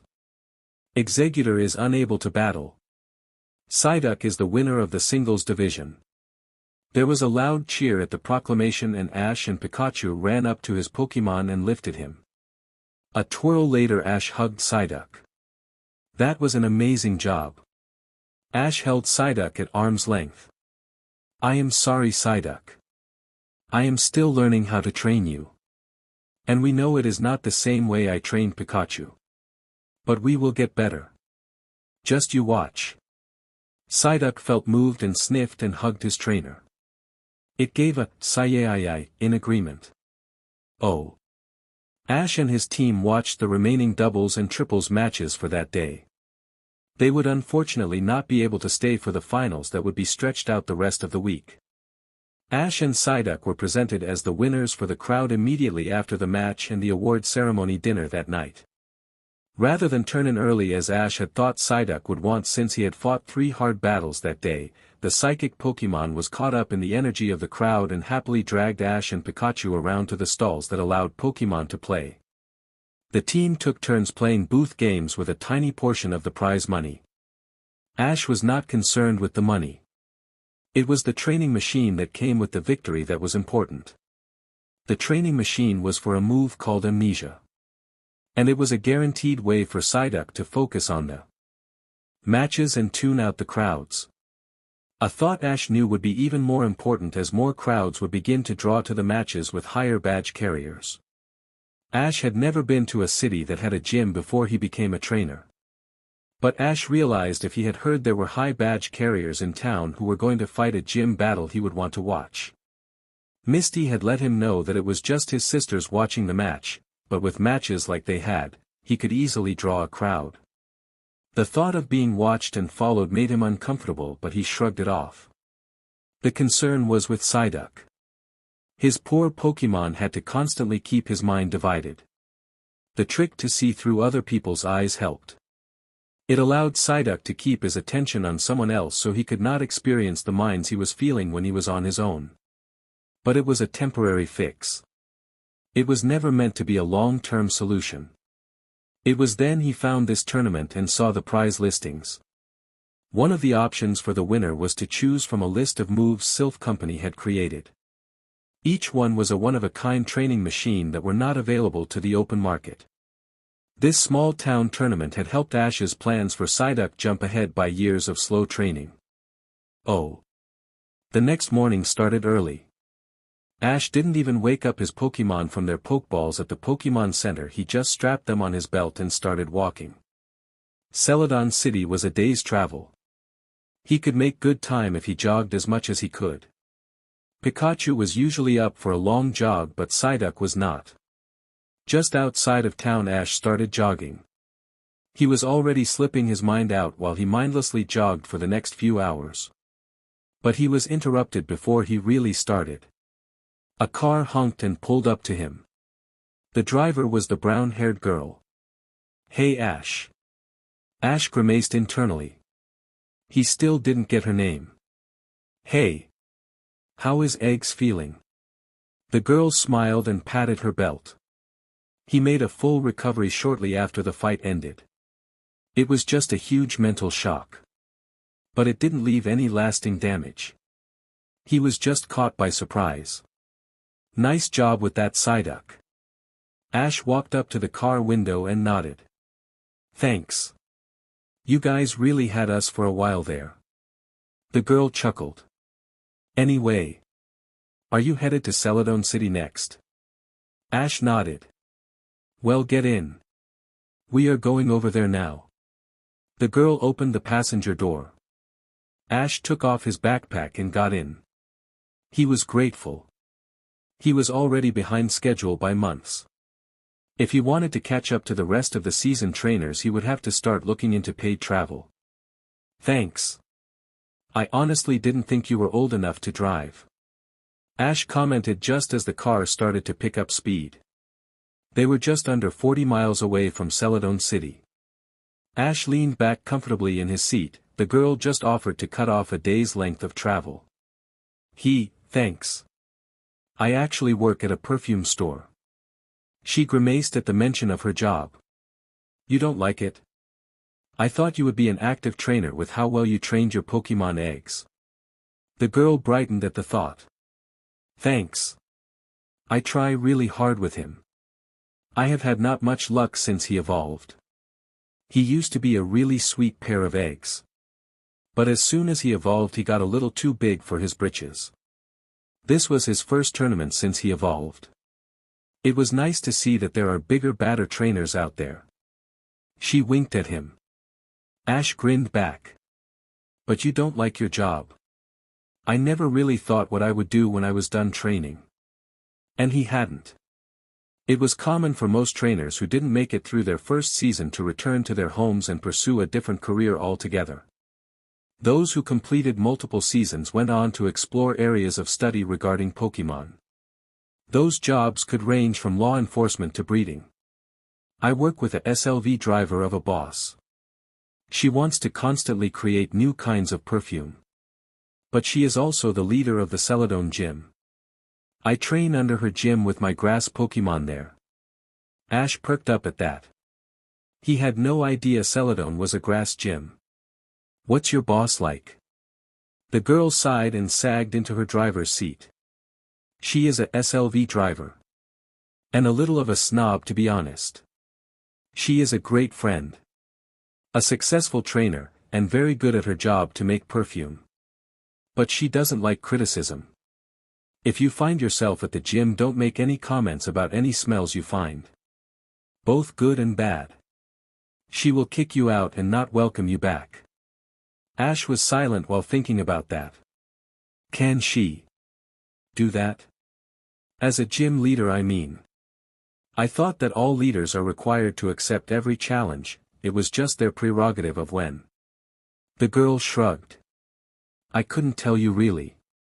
I was born and raised in Celadon. When given the choice, I followed and joined up to work under Erica's mother as a trainer. When Erica took over, a lot of us were concerned about it. Not because of her age either. She just did not seem to care as much for the gym as she did for her perfume line. Ash frowned. He knew Misty had an entertainment business in her gym. But Misty was a committed full-time gym leader. He mentioned as much to the girl and she nodded. A lot of gym leaders do something in their off time. Some have a passion for the gyms, but most have it split between their main wants and the gym. Erica. The girl trailed off, trying to be fair to her boss. She wants to really devote her time to her business. Ash wondered at that. Are all gyms a hereditary position? The girl shook her head. For Erica's gym it is. But usually it's not. Really, anyone can be a gym leader if they wanted to be, but there is a lot of responsibility that goes with it. Since her gym is supported by the Pokémon League, she gets the most clout in town. But all of the equipment she receives is funded by the Pokémon League, including the equipment for her business. The League seems fine with it. We do get regular inspections around the facilities and there are no problems. Just her attitude to trainers seems to make her less likable than we wish she was. Ash hummed to himself. He felt his Pokeballs rock slightly on his belt, but he thought of an image of a car to Psyduck who related to Pikachu.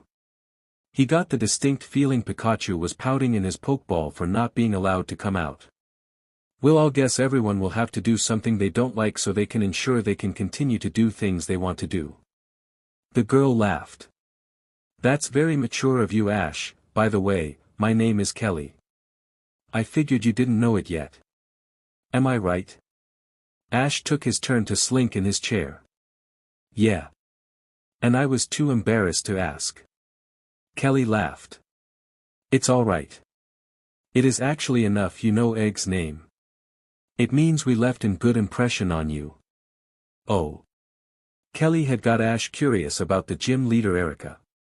He thanked the older trainer for the ride and found himself with time he had not anticipated. Pikachu and Psyduck sat on the grass enjoying the shade. Ash planned to train for most of the night when he got to town on foot, but now he found himself this morning in the park in Celadon City talking to other trainers. Yeah, I've seen her turn away trainers before. But not outright ban them. I've heard some harsh things about her since I came into town. One boy said. He seemed more annoyed at the lack of progress he was making attempting to get Erica's badge. She refused to fight me until I tried her perfume. It was a joke. I didn't want to tempt fate and say no until after I fought her. A girl said when he asked around. Her Pokémon scrunched their noses remembering the heavy smells in the gym. It's not worth it. I just went to Grass Point Gym just south of us and fought the leader Koga for my badge. A taller teen said while waving off Erica's gym. After several similar conversations, Ash didn't know what to think. Every trainer he spoke to did not have a high opinion of Erica. After he talked to a few of the trainers, he made his way to the gym. The gym was an enclosed greenhouse garden. The glass panes that covered the ceiling were completely clear and did little to filter the sunlight. When he went inside, there were dozens of free-roaming grass Pokémon. There was no receptionist at the podium to welcome him. Ash took the opportunity to pull out his Pokédex and scan every Pokémon he saw. Each click was accompanied with a skip command that blipped. He would go over the information tonight. Right now he just wanted to make sure he took a snapshot of the Pokémon inside. The high-heeled steps from down the hall signaled a woman was approaching the entrance. "Hello, my name is Ash from Pallet Town. I wanted to schedule a gym battle for tomorrow, please." The woman had blonde hair and was much older than Kelly. "Sure, Ash. Is this your first challenge?" She had pulled open a ledger and turned it to the past week's entries. Ash nodded. It was a strange question to ask, and it further sunk the feeling he had about being optimistic about Erica as a gym leader. After a moment he asked, "Do you have a lot of trainers who fail to earn the Celadon badge?" The woman hummed, not really listening. Ash was further reminded that he did not get this woman's name either. He was beginning to wonder if it was a thing about the girls that worked for Erica. "Sorry, Ash. As for your question, if a trainer is prepared, the fights are fairly even. So long as everyone follows the golden rule." Ash raised his eyebrow at that. The golden rule? Just be respectful. Ash looked at the woman dubiously. How would a trainer have any problems with that? The woman pursed her lips. "You would be surprised." Ash nodded and finished signing his name where she pointed. After a bit of hesitation to just see if he could spy Erica, he asked, "Do you have any recommendations for perfume for a girl who likes to swim? I wanted to send my friend something from every town I visit." The receptionist squealed. "Of course." She ran around her podium and grabbed his hand and dragged Ash through the field and into another door he did not spy before. The woman let go of his hand as soon as they entered a room full of tiny bottles. The air was very well ventilated, but he could still smell the mixture of lingering scents. "Let's see. You will want something not too sweet-smelling but still clean. Is she a pool swimmer or a nature swimmer? She doesn't get the chance to leave town that often. So it's a pool. Right then." The receptionist ran through the possibilities through her head. Ash let her mumble to herself while he looked down a single row of perfume with exotic names and colors. The smells were strong in this aisle. He could see himself saying something in passing like a few of the stories he had heard. Right then. The receptionist pulled 3 2-ounce bottles. Ash turned back to her and looked at them all. "Try this one, Ash. It smelled like a mixture of fresh water and pine. Maybe.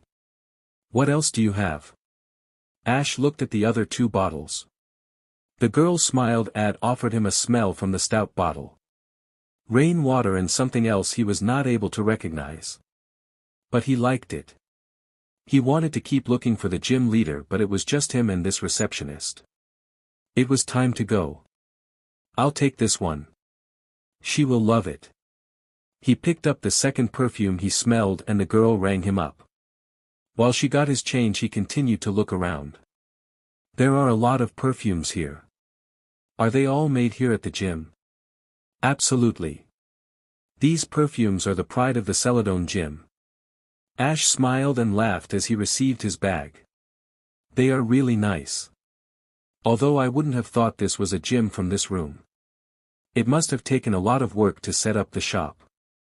The woman nodded proudly. "Erica worked hard to get the gym restructured to allow for it. She will be your opponent tomorrow." Ash thanked the woman and made his way to the Pokémon Center. He had a call to make. He looked at the small bag, unsure if Misty would accept a bottle of perfume as a souvenir. Oh. Ash dropped his Pokémon in his room to watch some television before they would be going to sleep in their Pokeballs. He clicked on the view screen and pulled open his Pokédex. 64,789K. Ash dialed in the ID and leaned back in his chair and sighed. The view screen beeped while sending out the connection. The call went for nearly a minute before an answer picked up. Misty was drying her hair and her head was covered in a towel as she began absently. "This is Misty of Cerulean Gym. How can I help you?" "Hi Misty, Stormy hose you again." Ash teased. Misty had let it slip that Stormy liked to surprise Misty sometimes with a water gun to the face when she was dry. Ash almost hopped that was the case this time.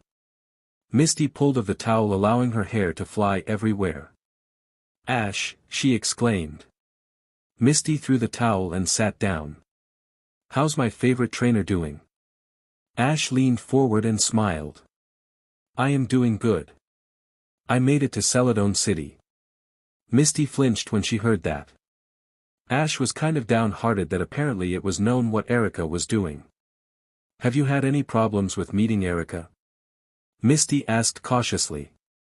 "None so far, I haven't met her yet. But I actually got plenty of warnings from the trainers. But that was only by luck to even be aware to ask. If I had come here on foot I would have marched up to the gym and very likely said something about the sharp and overly sweet smells that made my eyes water." Misty frowned at the gym's description. "That bad, huh? I never made it there myself, but Lily and Daisy made it out there before. They liked the perfume shop, but they are not gym leaders, they would have no idea how the gym side was being handled by observing. Their idea of earning gym battles was showing up and just being given them." Ash scowled at that idea. Misty smiled at him. "I know, hardly encouraging is it?" Ash sighed. He knew that being angry would do no one any good and let the anger go. He moved on to the rest of his story. "I actually got a ride out here today and talked to someone who works for her. After piquing my curiosity, I asked around. The consensus from other trainers and even people I talked to who work under Erica, is she not adverse to denying gym challenges. Finally I wanted to try and speak to her myself.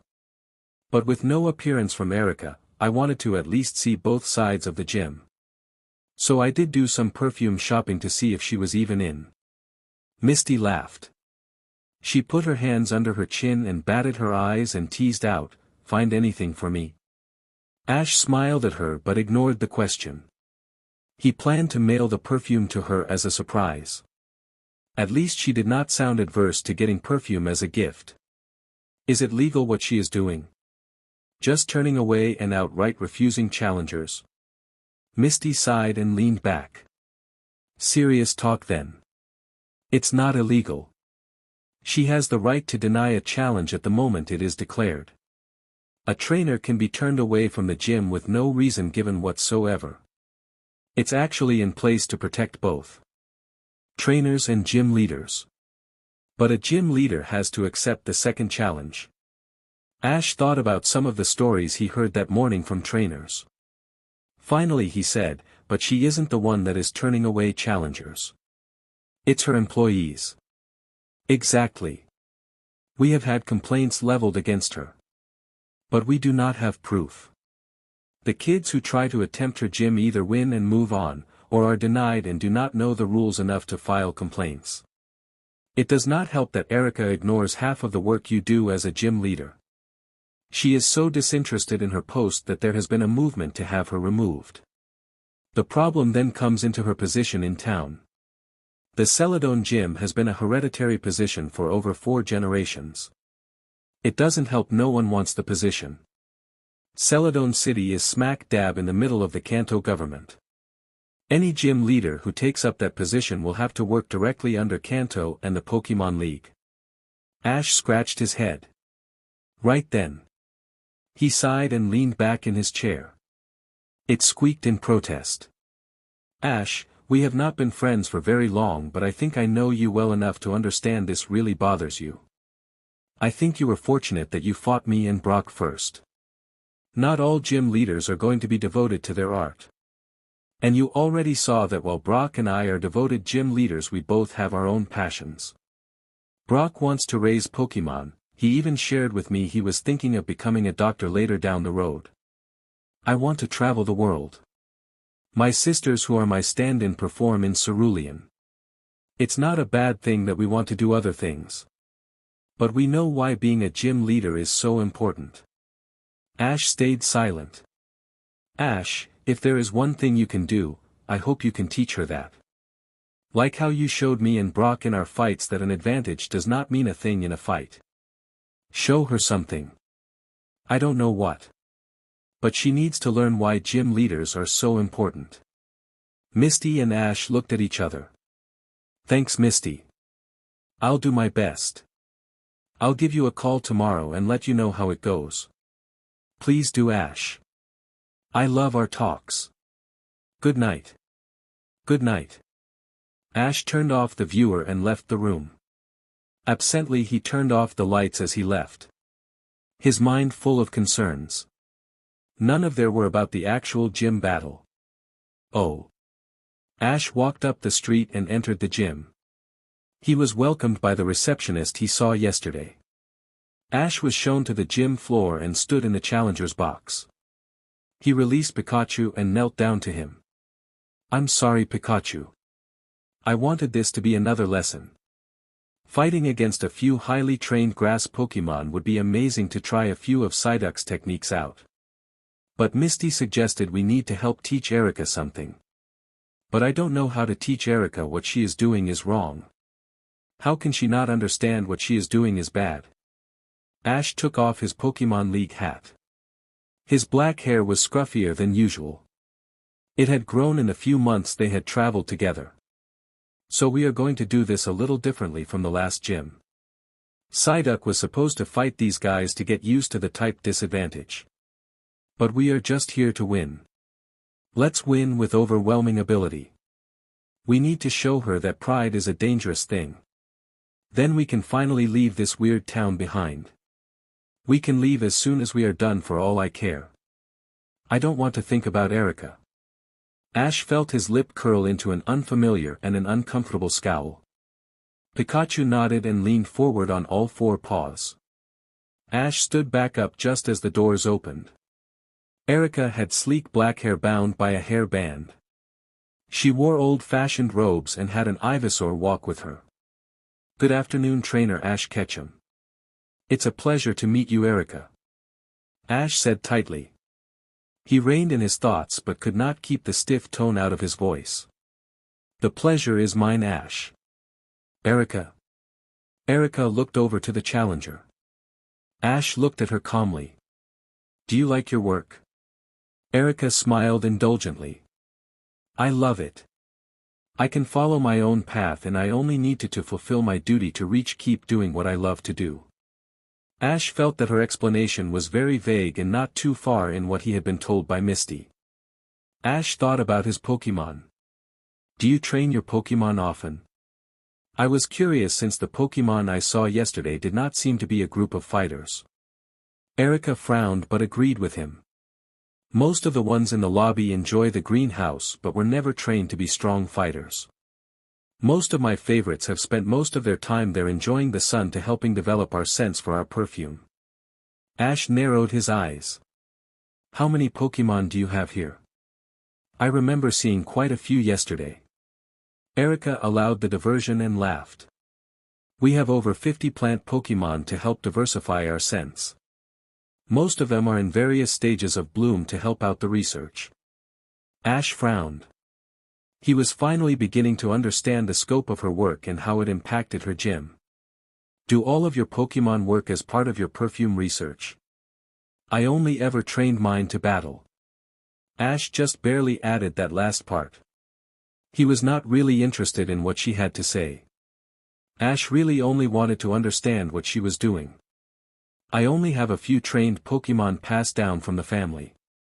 Most of the Pokémon here are ones I captured and trained to work with our store. Ash repressed another scowl and asked in an even tone, does the gym suffer for it? Erica shrugged. She was unconcerned and unimpressed with the idea of the gym. Who knows, I changed the gym as soon as I took over. I never even stepped in it before I inherited it. Let us begin, Ash. If you are curious about my business practices, I would be happy to talk to you about it after the match. A shout from an impatient trainer dropped from the audience level. I can't take it anymore. If you are not going to fight her, then I will. Erica, I challenge you to a gym battle. The boy stood and pointed at Erica from the stands. A Vulpix ran yipped with him in agreement. Several people ran after him to stop his disruption.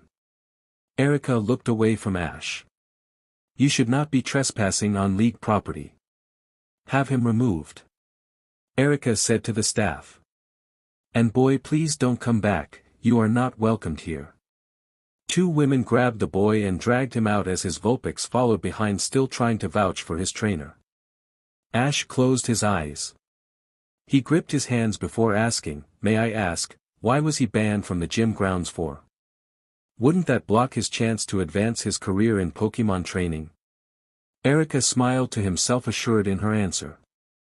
He had attempted my gym once before and failed. He then violated the only rule I have in my gym. Ash said it at the same time she said it. To be respectful.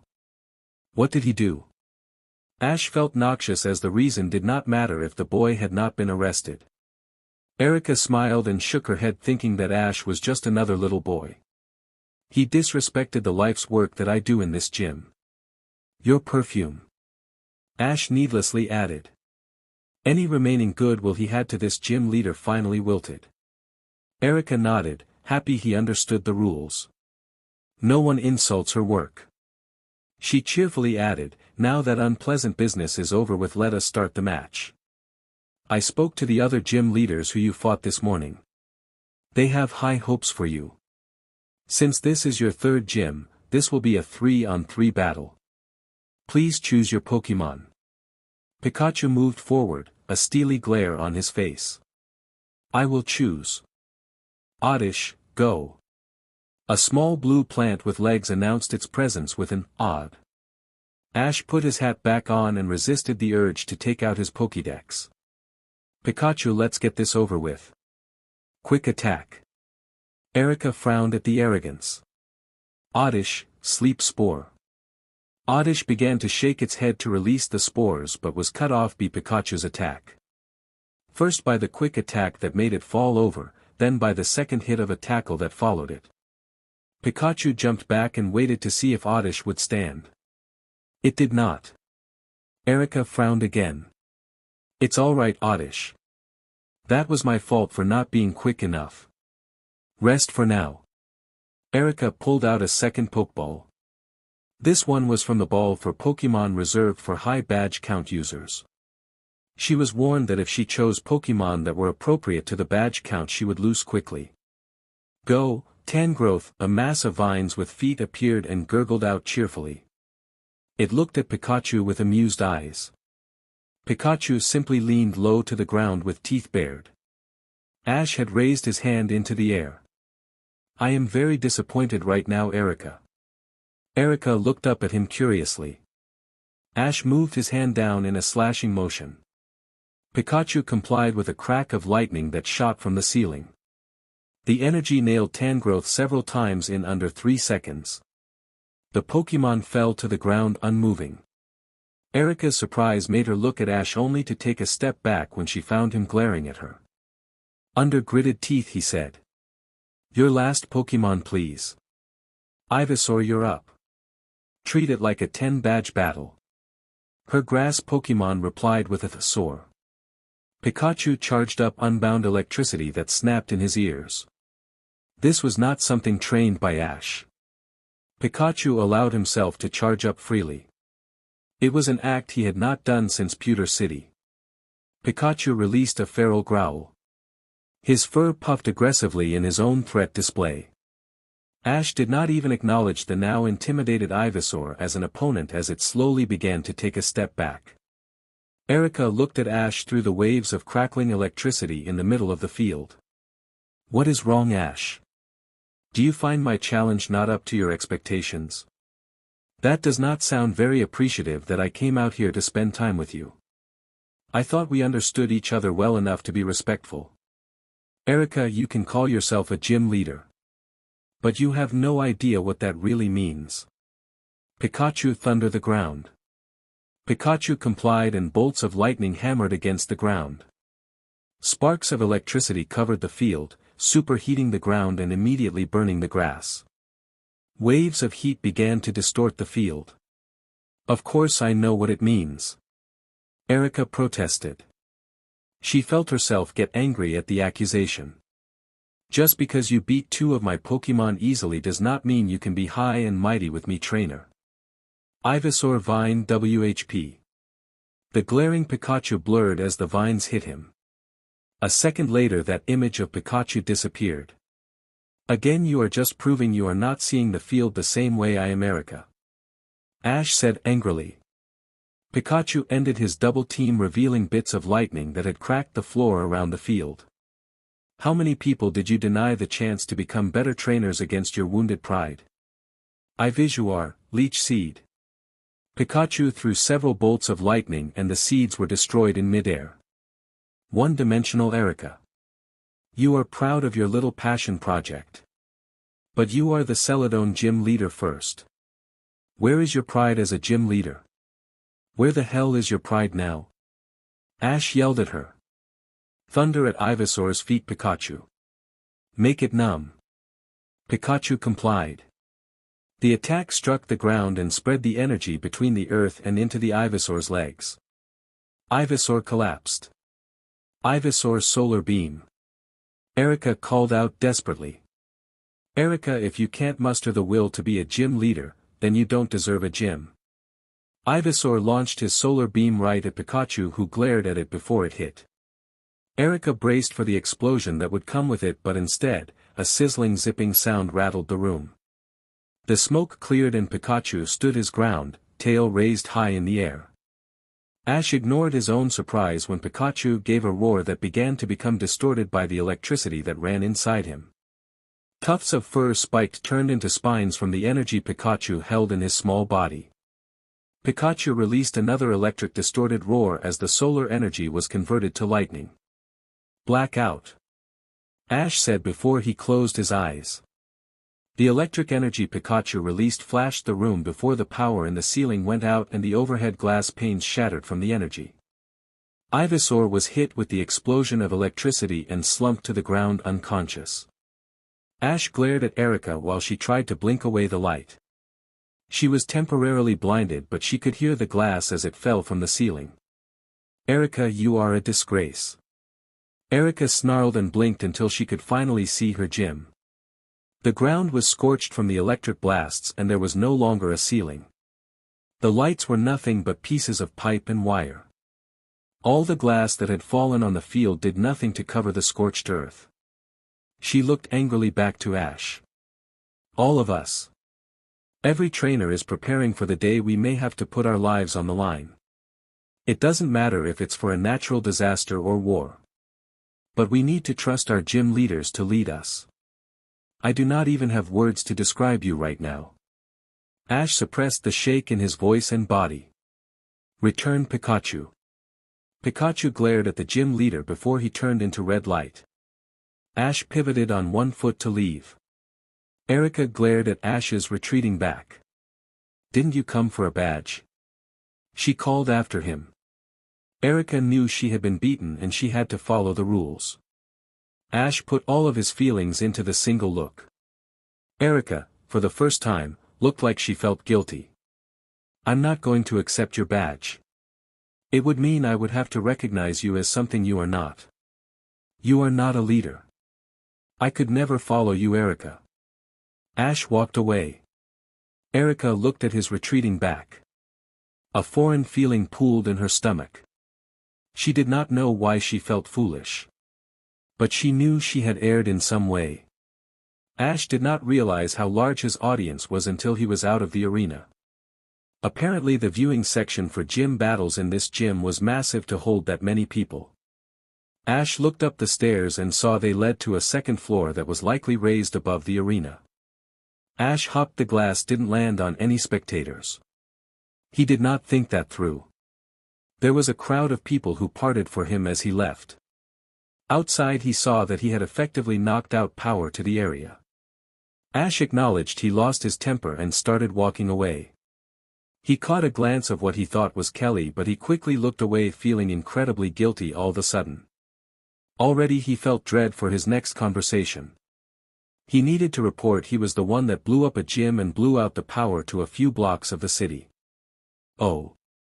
Ash had an odd conversation with the officer Jenny of Celadon City. Ash had seen other Jennys before and he knew that there was one in every city. But the fact they were exactly identical. The Jenny said shortly after he explained himself that he was not the first one in the city to have a gym battle get out of hand. The complete blasé tone officer Jenny made that observation threw Ash off so much he stood there dumbly listening to her reminisce about her old trainer days for half the day. Before he found himself taking a seat to just listen to her talk about how Jenny challenged the previous gym leader before Erica. Ash finally decided to go back to the center as Officer Jenny apologized for taking up his time while pointedly ignoring he was the one who came in to report an incident. When he entered the Pokémon Center he spotted Erica as she stood up to greet him. He restrained the flare of indignation she represented and swallowed a heavy lump in his throat as she walked up to him. "Hello, Erica." He greeted through a clenched jaw. Erica looked back at him and just studied his face. She still smelled slightly of ozone. It made Ash wonder how quickly she came to the center in hopes of talking to him. She interrupted his thoughts with a hesitated inhale. "You were right." Ash looked at her unsure what she meant but was willing to listen. About me. I did not know what being a gym leader really meant. It has always been an abstract thing. A chore. I had been prepared to be a gym leader all my life but I never considered what it really meant to be that person. I still don't think I do. But you did remind me there are things I did ignore. That I can no longer ignore. And that is my behavior. I've had people tell me that before, of course. But I don't think I really wanted to believe it. My family have been the stewards of Celadon, but I think we had all forgotten what that meant. So thank you. Erica bowed low to him. Ash sighed. Will you allow that trainer and others to try again? Yes. You are right, it's not just my pride at stake. It is lives. I have a lot to answer for. That's all I wanted. Thank you. But I don't think I can ever fully trust in the gym leaders. Not after seeing how you were today. Erica looked saddened at the news. But she understood. Maybe someone can restore that faith, Ash. I am sorry I failed you so completely. While you did not accept my badge. I have placed your name as completing the Celadon 10 badge challenge. Ash looked at her and felt his disappointment envelop him. He simply nodded at the gesture before realizing he had nothing else to say to her.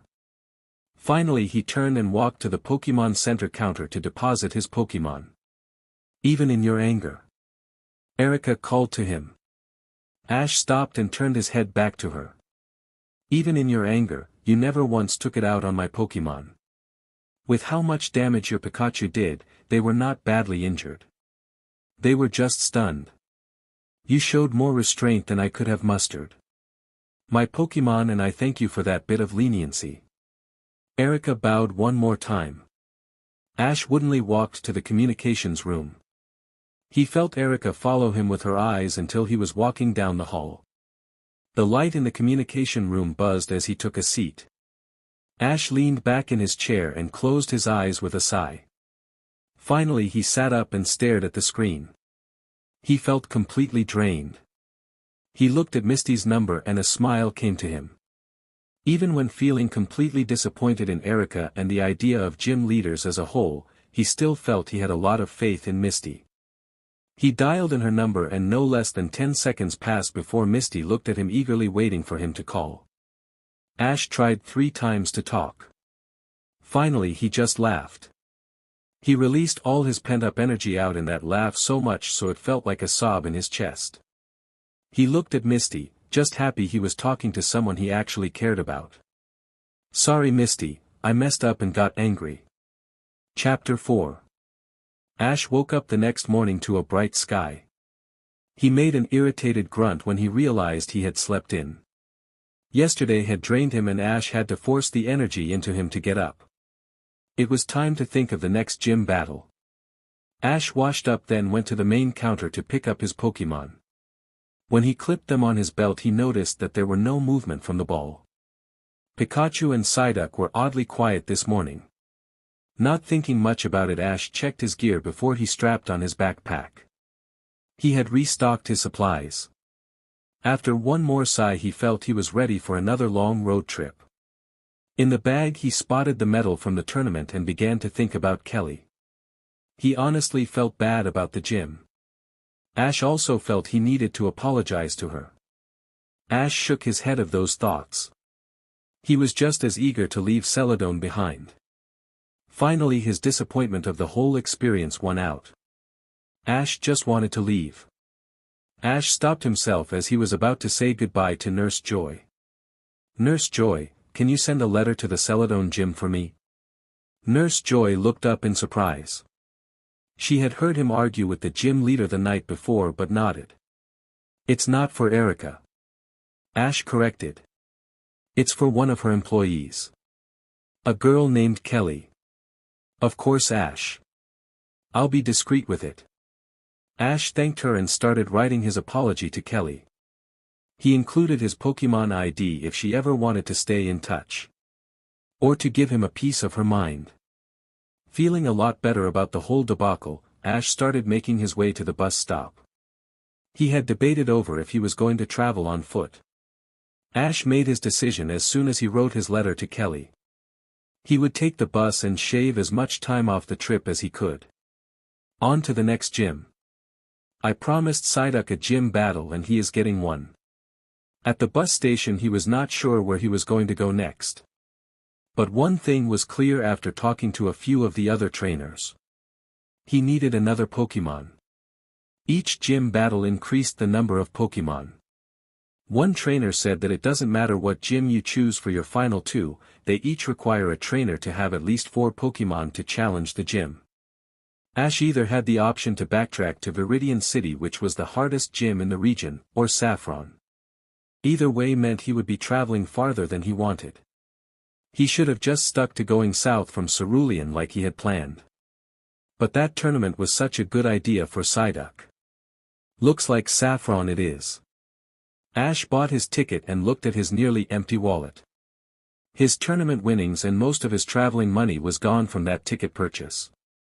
Ash sighed as he knew he would have to look into fighting battles when he got to Saffron City. Ash boarded the bus and as it drove off he grinned to himself. The bus would effectively cut off 3 days off his trip if he really pushed himself from sunup to sundown.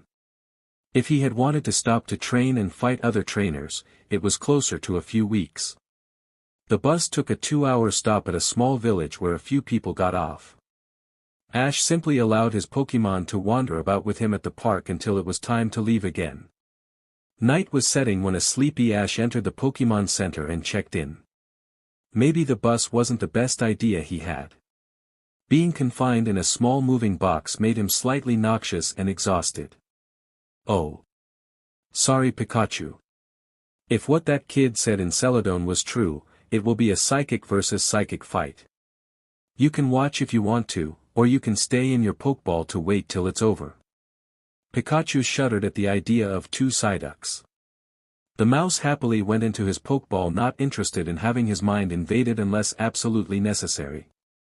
Ash gave an exasperated sigh at Pikachu. Ash will admit to anyone that it was his fault. Pikachu hated being near psychic Pokemon. He had used Psyduck's link with Pikachu a little too liberally. Pikachu understood why he had to do it. But that did not discount the fact Pikachu hated it almost as much as he hated the time he first learned Swift. Ash got ready with both Pikachu and Psyduck on his belt. He left his bag in his room and made his way into the city. It was midday when he left the Pokémon Center. He had planned to start looking for another partner soon, but he wanted to challenge the gym first. Misty asked for a favor in Celadon, which he was happy to do. She even found what she was looking for when he was pressed to explain his apology to her for losing his temper. But it cost Psyduck his debut in a gym fight. He didn't just have Psyduck go through all that training for nothing. Even without learning amnesia, he was ready for a gym. Just that morning Psyduck had tried to use amnesia for the first time. Ash already knew it would be possibly weeks before Psyduck would be ready with that move. Psyduck looked pleased with himself for seeing the move. Ash did not really know what to expect when he found himself at the doors to the gym. He pushed them open and he felt himself enveloped in a bubble of energy. Ash looked at his Pokeballs but knew he would not be able to feel his Pokemon's energy from their ball. Ash cautiously announced himself. "Hello, my name is Ash Ketchum from Pallet Town. I've come to challenge the gym leader." The young woman at the desk smiled slightly before tilting her head. A moment later the doors to the main gym opened, allowing Ash to pass. Ash was surprised no one was on the other side to greet him. He turned to see the woman at the desk was with a man now and they both closed the door behind him. Both spared him a patient smile as the doors closed. The gym fighting arena was a solid concrete ring with no obstacles. It has a dirt floor and the gym had solid walls of concrete that had signs of being cleaned many times from Pokémon battles. Ash looked up. Sure enough, he saw the viewing area that he started realizing was in every gym he had been to. "Good afternoon, Ash. My name is Sabrina, the Saffron gym leader." A tall woman with shiny black hair caught his attention and he turned to see her walk down a case of stairs towards the gym floor. Her eyes were unfocused and a single Pokeball was in her hand as it expanded in preparation to be released. But it was the eyes that caught his attention. Ash knew that look. "Pardon me, Sabrina, are you psychic?" The woman smiled. "Yes, I am. How did you know?" Ash smiled and thought of his Psyduck. Psyduck has the same face. And I can feel the energy here. It's very calming. Ash added after a moment. "I thank you. Really, I have to thank you for more than the compliment. Celadon was a tragedy. But I suppose you don't want to hear about that, do you?" Ash found himself softening his glare at the mention of Celadon. "I am sorry, Sabrina. I did not mean to be angry with you. It was unfair of me." Ash was already thinking of speaking to her the way he spoke with Psyduck. The small Pokémon would pick up on his emotions. Any emotion could trigger a fit with Psyduck. It took Ash the better part of 3 days to convince the little guy that any feelings he had were not always directed at him even if Ash was talking to him while feeling those emotions. Ash smiled slightly at the idea of comparing this woman to Psyduck. Apparently the likeness was more than superficial. She laughed. Ash was sure it was from the image he had in his head. "Sabrina, would you be so kind as to pull away from my mind?" Sabrina had the grace to look embarrassed. "I am sorry, Trainer Ash, it simply happens and I don't mean to pry." "Well then, I suppose we should begin our match. While you will not need to worry about having a Pokémon minimum with you in this battle, I suggest you start looking." Sabrina palmed the Pokeball that had been sitting in her hand. It rocked in anticipation on its own. The Pokémon was all ready for a fight. This will be a 2-on-2 battle with the trainer allowed to substitute during battle twice for the entire trial. Prepare yourself, Kadabra. Ash tossed his Pokeball and Psyduck appeared out of the red beam.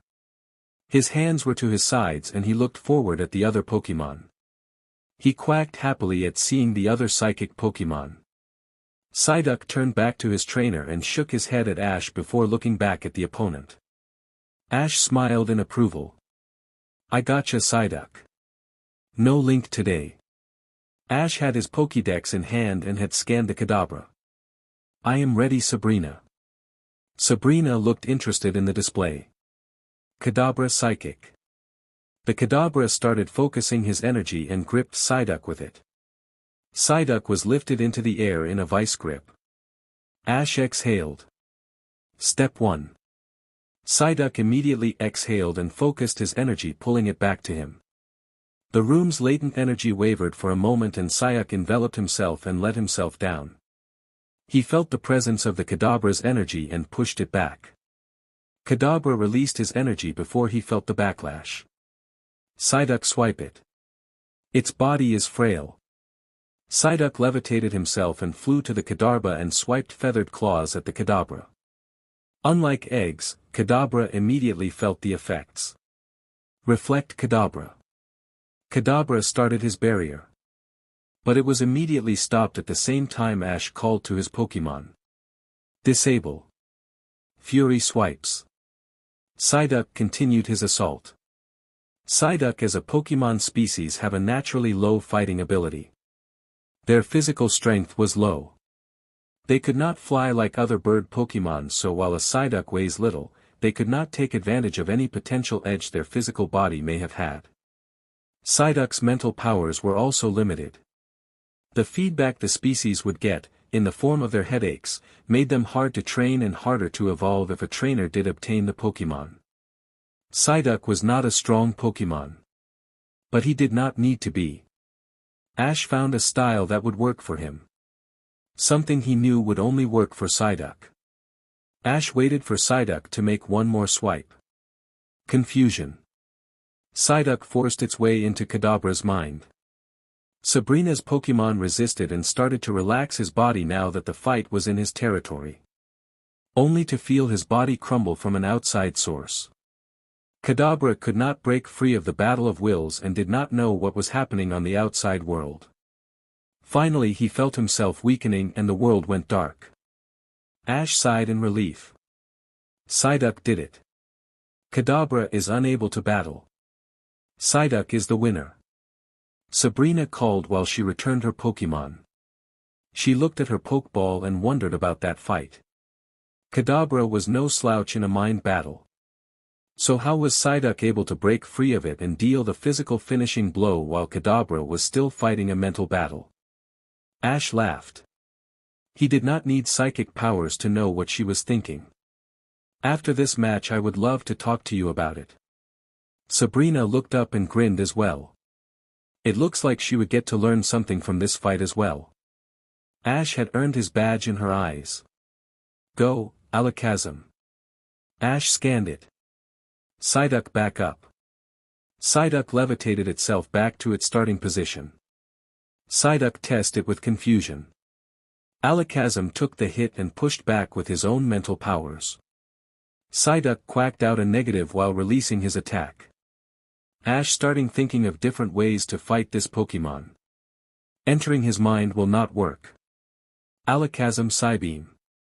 Alakazam flashed his eyes and Psyduck was hit with a wave of mental energy.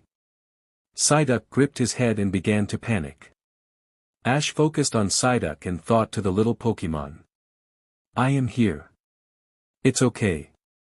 Psyduck quacked and his panic slowed. Psyduck still gripped his head. The headache was greater than he ever felt. Ash felt Psyduck's distress. Think about your exercise with amnesia this morning. Aloud Ash said, and start with lesson 4. Psyduck gripped his head and quacked before levitating himself. The practice exercise with amnesia asked for the Pokémon to leave behind everything and forget. The Pokémon has to loose themselves while having an anchor in the real world. In lesson 4, Ash trained Psyduck to leave his body behind. So long as both the mind and body were separate, they could act as normal. The body did not know it was in pain, and the mind could not feel the pain. The monotonous training took over. Psyduck stood back up and relaxed his arms. He quacked and a wave of psychic energy pushed at Alakazam mind. The Alakazam closed his eyes and concentrated at resisting the push.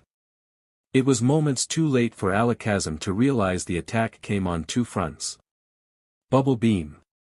Psyduck obediently opened his mouth and a stream of rapidly producing bubbles flew at his target. Alakazam felt his body being pushed back. Just as soon as it felt the scope of both attacks, Alakazam lost his footing and flew out of the ring, then being nailed to the wall from both attacks. Cracks fanned out from him and Sabrina recalled her Pokémon. Winner Ash Ketchum from Pallet Town. Ash blinked. He was surprised how fast Sabrina recalled her Pokémon.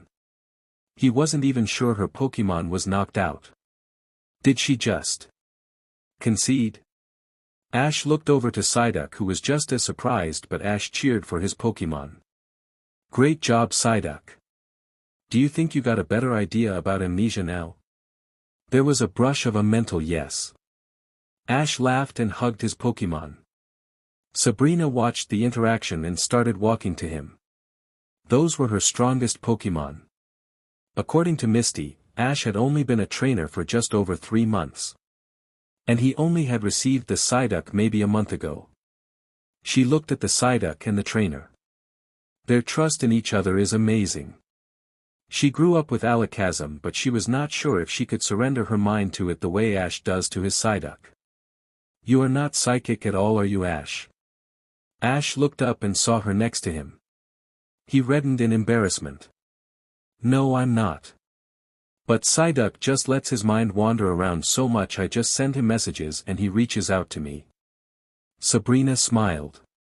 She could not tell him how dangerous that is. She would never want to make them doubt the trust the two have built. Here is your marsh badge. After a bit of hesitation she asked. I did want to talk to you about what you did out there. She allowed herself a brief appreciation of how hard the attack hit. The damage would be superficial, but it was rare for her gym to take damage like other gyms. Her battles were either brief mental battles like this one, or protracted energy battles. Rarely has there been a Pokémon that would arrive that would attack physically. It was normally suicide. Ash shared his badge with Psyduck, who began to play with it. Ash looked back to the woman.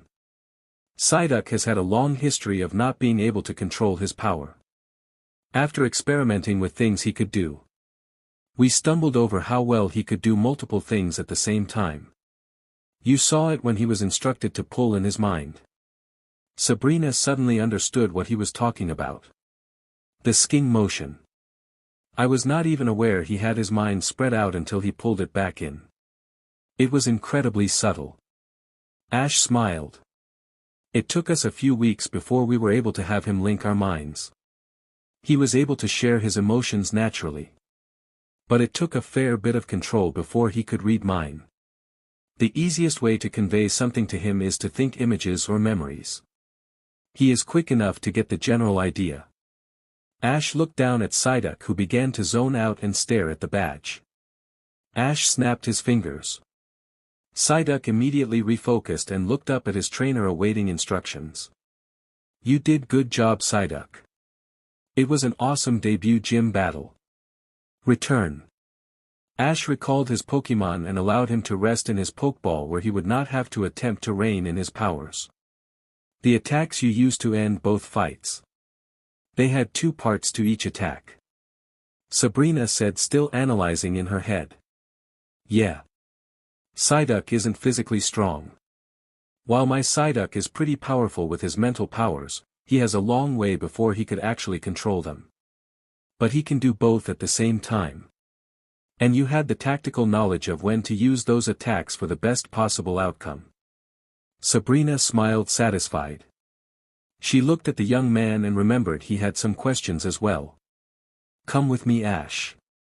You said you had a few questions about psychic Pokémon as well. I will be happy to help you with whatever you ask. Ash smiled brightly at the prospect. After his last gym battle, this was what he was hoping for. A chance to learn more. Ash walked after the woman. Behind Sabrina she could hear Ash fumble with his Pokédex trying to find all the notes he had written about psychic Pokémon. 3 hours later Sabrina and Ash were interrupted by a door knock. Come in, Chico. I have another challenger. Yes, ma'am. It is a 3-badge challenger. That is good, then I would not be able to handle a 10-badge challenger for a good week after Ash's battle. Sabrina stood up and looked over to Ash. Ash perked up at that fact. Sabrina grimaced as if she broke a rule. Not so much a rule, Ash. Just a few things that work behind the curtains. Sometimes trainers are so talented that we have to treat every encounter with them as it is a trainer with the experience, and Pokémon strong enough to fight the gym's strongest Pokémon. You are one such trainer, Ash. With so few badges you own, Ash, I would have sent 4 Pokémon at you and given you the experience of the average challenger with a medium bit of difficulty. And I would have lost just as quickly. Sabrina looked at him and his Pokémon League hat. It suddenly felt appropriate that he wore that. Ash, I am not going to lie. Your gym battles are very different from every other trainer. Ash nodded while thinking back to his gym battles. Every gym fight had been hard fought and easily outstripped any fights he fought for money. With the exception of Erica, whom he did not believe was an experienced Pokémon trainer. The only other exception was the tournament with Psyduck, but that was with Psyduck testing his new abilities in a real fight. Ash, do not let it bother you. You have a long road ahead of you. And you have much you will do before you will enter a regional conference. Ash looked up at that. Sabrina was again adopting that look his Psyduck took when sensing something. Sabrina smiled. May I make a suggestion to you, Ash? Ash nodded, knowing this was a suggestion from her powers more so than herself. Go visit the Pokémon Tower, Ash. If you can appreciate the calming effects of the gym, then the Pokémon Tower will surely help settle your thoughts. That place holds a lot of memories that should be shared with others. Besides, you look like you need more friends. I am sure you will find a few there. Sabrina started walking out the door. She did have a gym battle to perform. You should always remember the friends you do have, Ash. They will always have your best interests at heart. Even the ones who you think may not be trustworthy. Sabrina looked at him in the eye. The glossy look in her eyes were gone. Ash immediately thought of Misty. Sabrina looked satisfied at where his thoughts went. She then turned and left him alone in the room. Ash sat there for a few moments finishing his tea. Sabrina said a lot. All of it was meaningful. I should trust my friends, right? Ash smiled thinking about what Sabrina said. It was as much of an olive branch as he felt she could say without overstepping gym leader bounds. Well, if a friend suggests it, I don't mind going to Lavender Town. Oh. Ash woke the next morning groggy. He had actually forgotten he did not give Nurse Joy his Pokémon until the two started arguing over the remote control for the room's television. Psyduck refused to let Pikachu to even touch the remote. The two looked like they had escalated the argument to the point where Psyduck kept it in his mouth. Ash turned his head, still reluctant to leave bed yet. He quickly fell back asleep. When he woke again, only 30 minutes passed. The two members of his team had worked out a deal where neither would touch the remote. Pikachu used his electricity to play with the screen and Psyduck used his mental powers to play with the antennae to get the desired lines to play across the screen. Ash smiled at the pair, silently wishing he had a camera. That's enough, you two. Ash called good-naturedly. Talking to Sabrina really did make him feel better about the gym leaders and his own Pokémon. Ash got out of bed and fed them the remaining rations he had saved for his original trip to Celadon. Ash shook his head at the idea of Erica. When I'm back from my shower, I want you both ready to work.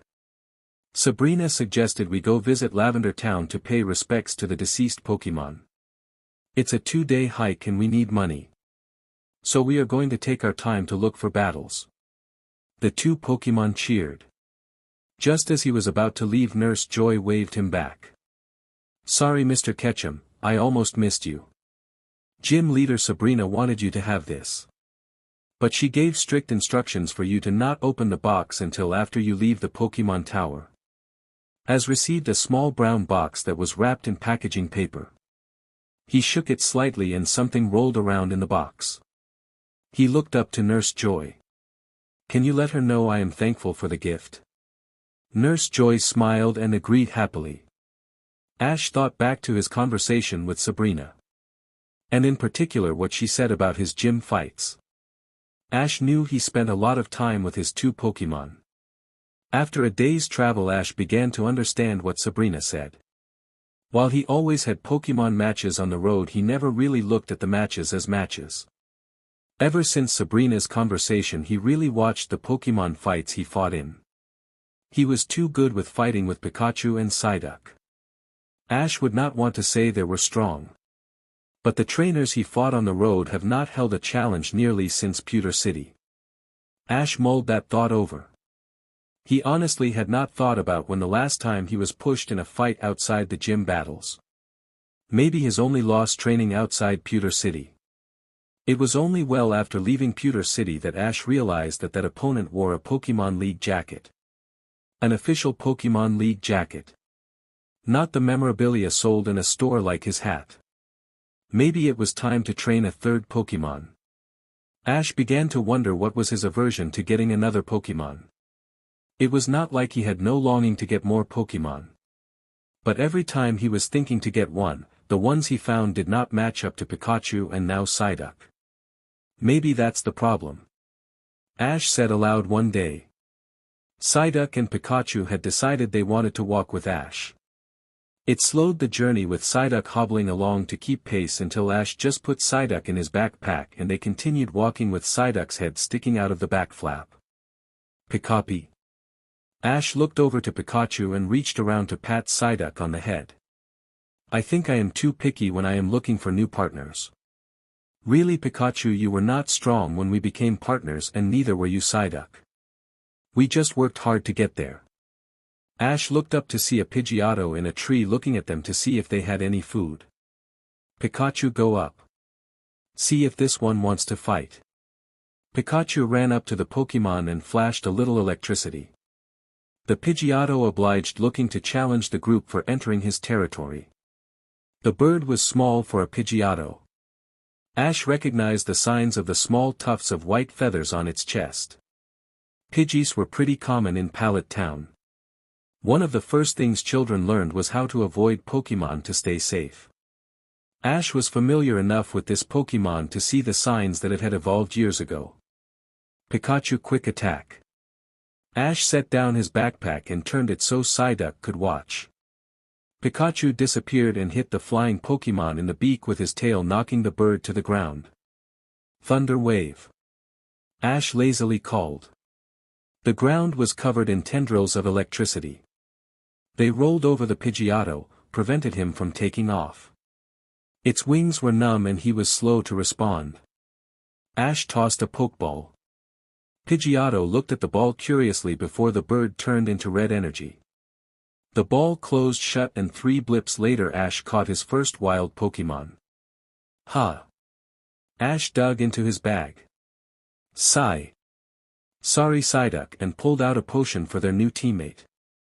Ash pulled out his Pokédex and inserted the potion into the Pokeball to help the bird recover. All the while Ash's Pokédex blipped at the new information about Pidgeotto. When it was fully healed, Ash let the bird out of its Pokeball. It ruffled its feathers and looked around curiously. Ash saw the look in both of his other 2 Pokémon. Moving in and out of the Pokeball always looked jarring to Ash. Hey there. My name is Ash. Ash reached out with his hand filled with Pokeblocks. I am a Pokémon trainer. I am looking for a few more friends and partners. Ash remembered Gary Oak's lectures and tried to keep himself as transparent as possible. Pidgeotto walked up to Ash and started pecking the food. After a moment where Pidgeotto chewed the food, it cooed happily. Ash smiled in relief. This is Pikachu, and the little guy in the bag is Psyduck. Psyduck focused at the new Pokémon and quacked before falling over while still in the bag. He caught himself with his mental powers and upright himself before quacking again. Psyduck looked away in annoyance. It still made no move to get out of the bag when he found he could not walk while in it. Ash laughed and picked up his bag and placed Psyduck in his lap. Pikachu curiously poked his tail at Pidgeotto's wing, unsure of the reaction he would get. Pidgeotto looked at him and obligingly raised his wing.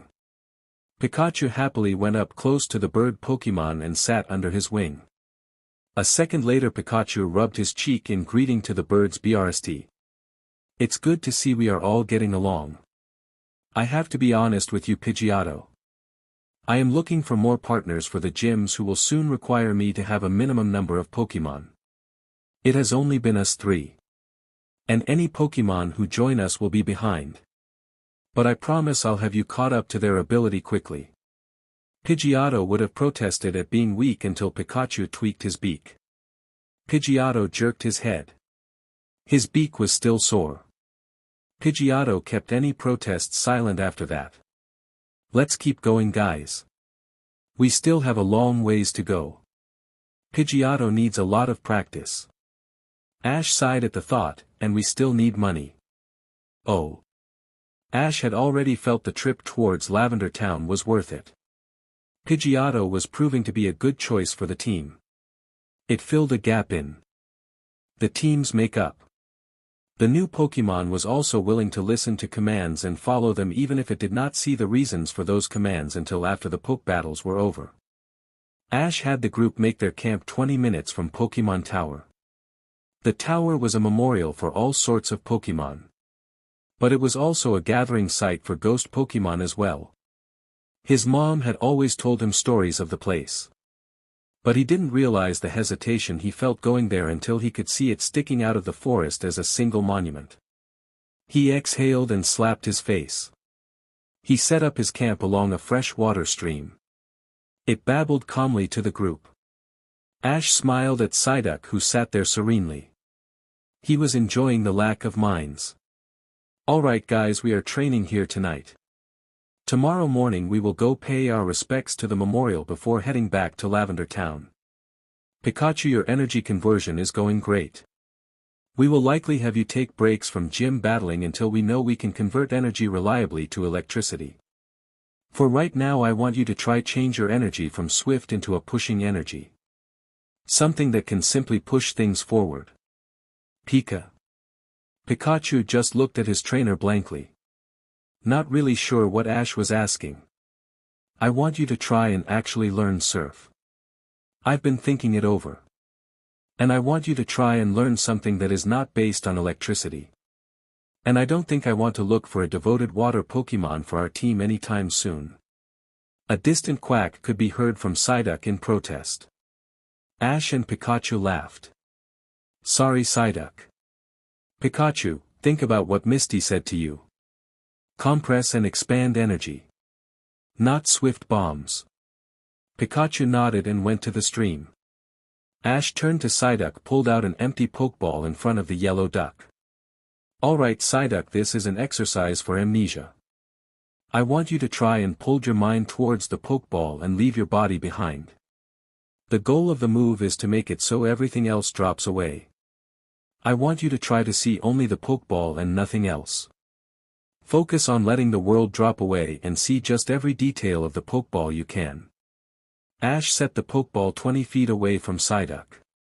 Come get me if you need any help. I am going to introduce Pidgeotto to basics training. Pidgeotto saw how the other two Pokémon tensed before going back to what they were doing.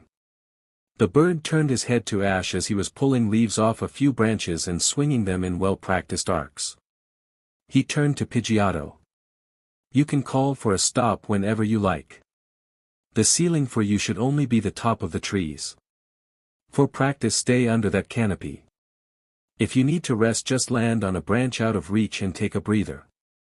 We are going to test a few of your skills and how well you can pick up instructions. With Pikachu and Psyduck I found I am a little vague when calling out attacks in the heat of a fight. They had to tease out meanings more than I really wish. There was a round of agreements from the Ash's other two Pokémon. He turned to give them an annoyed look. They turned back to their respective practices. Alright Pidgeotto, start attacking me with gust. Treat me like a normal Pokémon. The bird looked at the trainer dubiously. It had never seen a human fight a Pokémon without others. It will be fine. Pidgeotto flapped its wings hard to create a burst of wing that headed towards Ash. Ash rolled out of the way and got up to his feet before charging his newest Pokémon. Keep moving Pidgeotto. You never want to be a sitting target. If you need to glide, circle around to do it. But you should never wait for someone to counter-attack. Ash ordered as he swung a thin WHP-like branch at his Pokémon. The bird moved. Pidgeotto flew around in a circle, beginning to understand what Ash was asking him to do.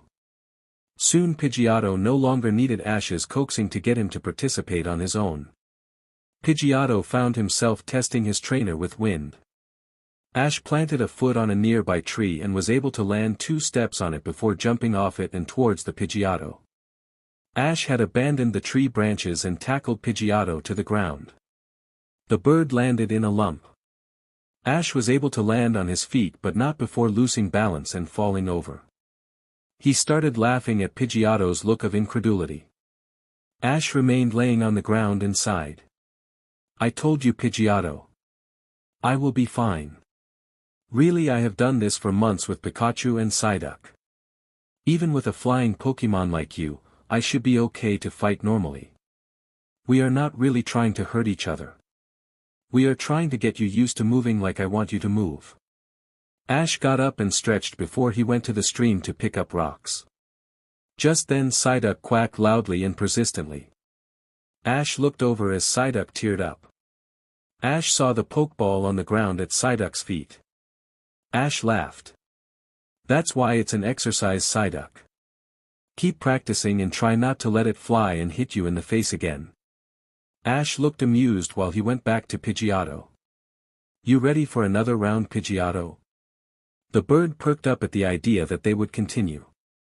"Good, we still got a few hours of daylight left."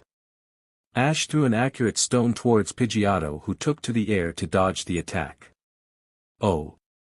Ash had to say Sabrina was right. Coming to the Pokémon Tower helped him. At the tower he was able to read the memorials of the men, women and Pokémon who died of battle wounds and old age. The tower was the first of its kind. The 15-year-old structure has aged from a ivory-white limestone tower into a solemn gray stone. Pokémon Tower was first built to honor those who died at the Siege of Kanto in Vermilion. Ash could feel some of the curious ghost Pokémon that had gathered by the sorrow felt at the monument. Ash had been curious if he should capture one of the sake of having his 4th Pokémon just done with. But it did not feel right looking for Pokémon inside the memorial. After spending the day on the various floors with Pikachu and Psyduck by his side, he felt more calm and at ease. Ash knew it was his own fault for feeling that way, but he still felt hurt over the ideal he had of the gym leaders. He was unsure if he could ever trust a gym leader to have his best interests at heart.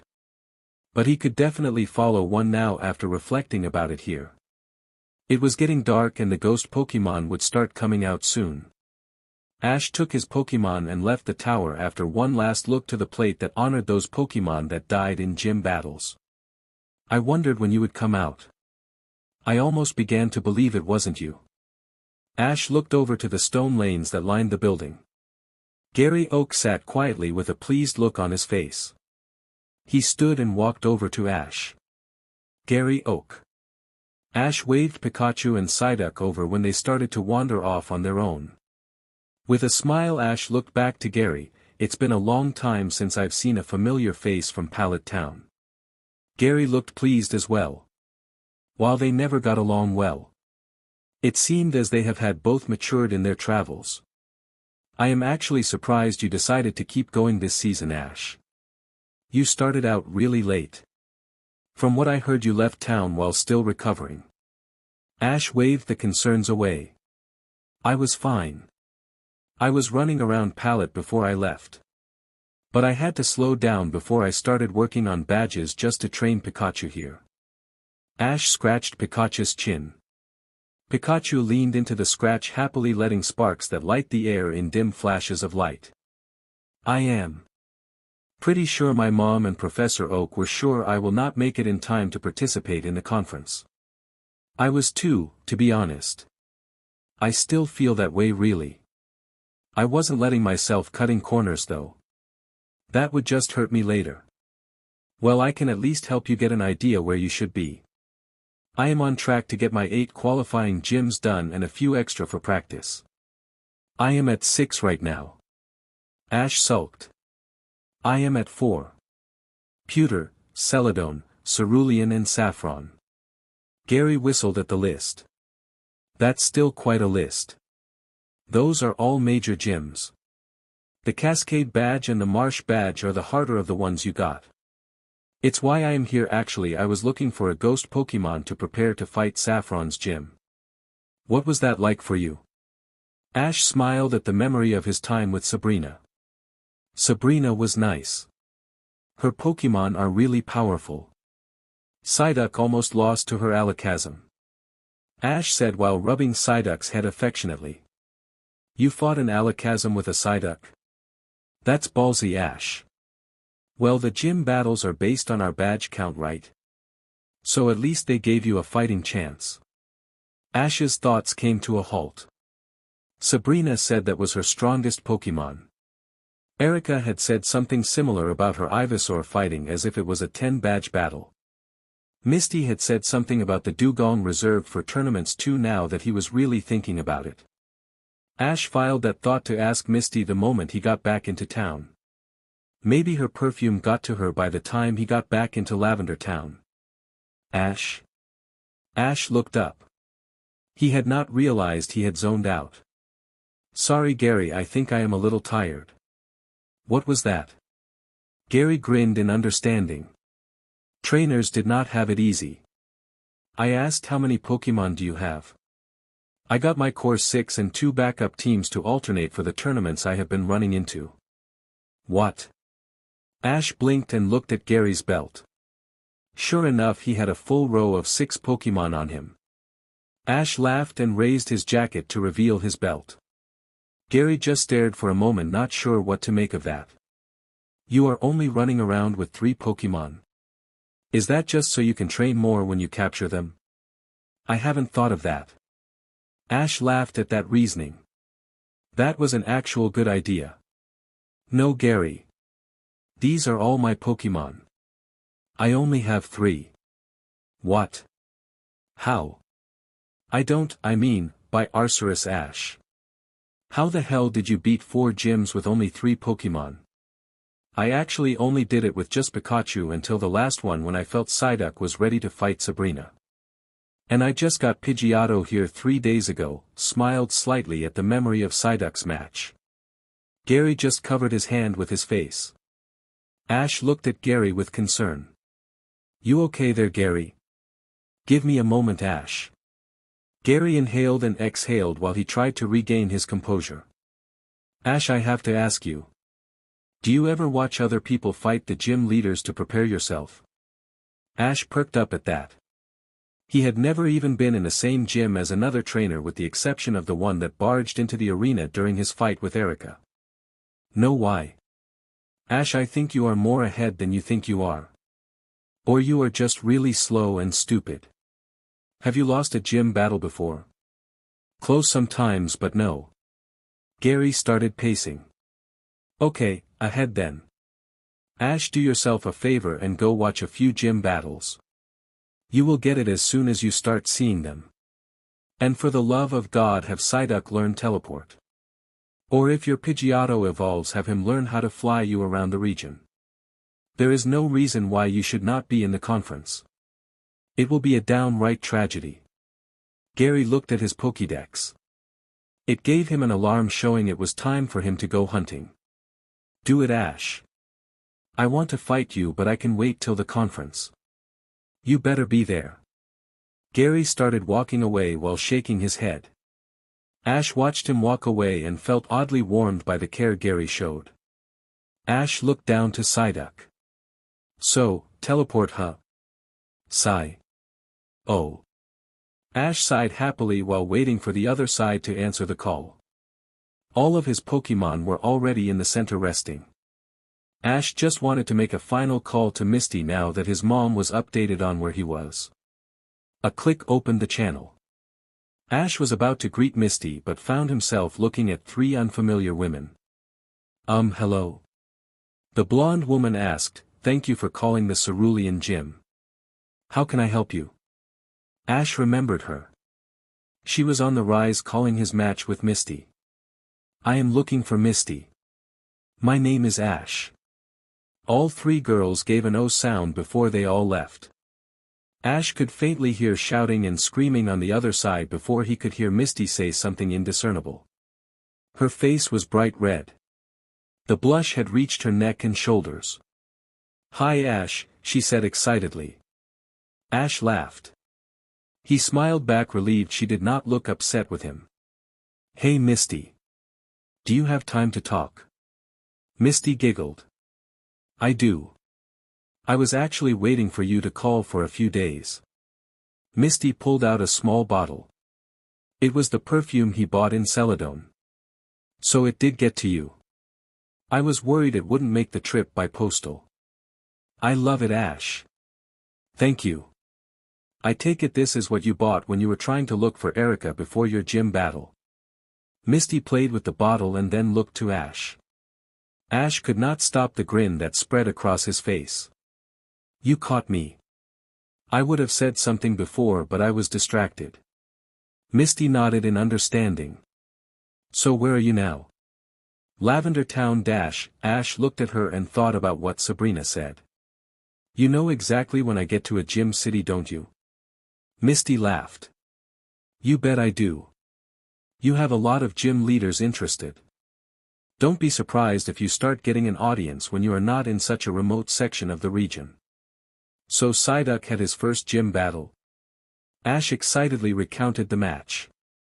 Eventually the conversation moved to his talk with Sabrina after the match. I did want to ask you. Am I that different from other trainers? I still haven't seen another challenger. Misty gave him a considering look. Finally Misty set down the perfume bottle she had played with in her hands. Ash. As your friend I will say you are an amazing trainer. But as an opponent. You are scary. Erica, Sabrina, and I had talked and compared notes. Misty sighed and scratched her head. I actually got Dugong to fight you because I was expecting you to be, at best, an above-average challenger but with a Pokémon that had the type advantage. It was my duty to give you a challenge. Stormy was my strongest Pokémon, and with you likely using Pikachu I asked my sister who had two strong Pokémon.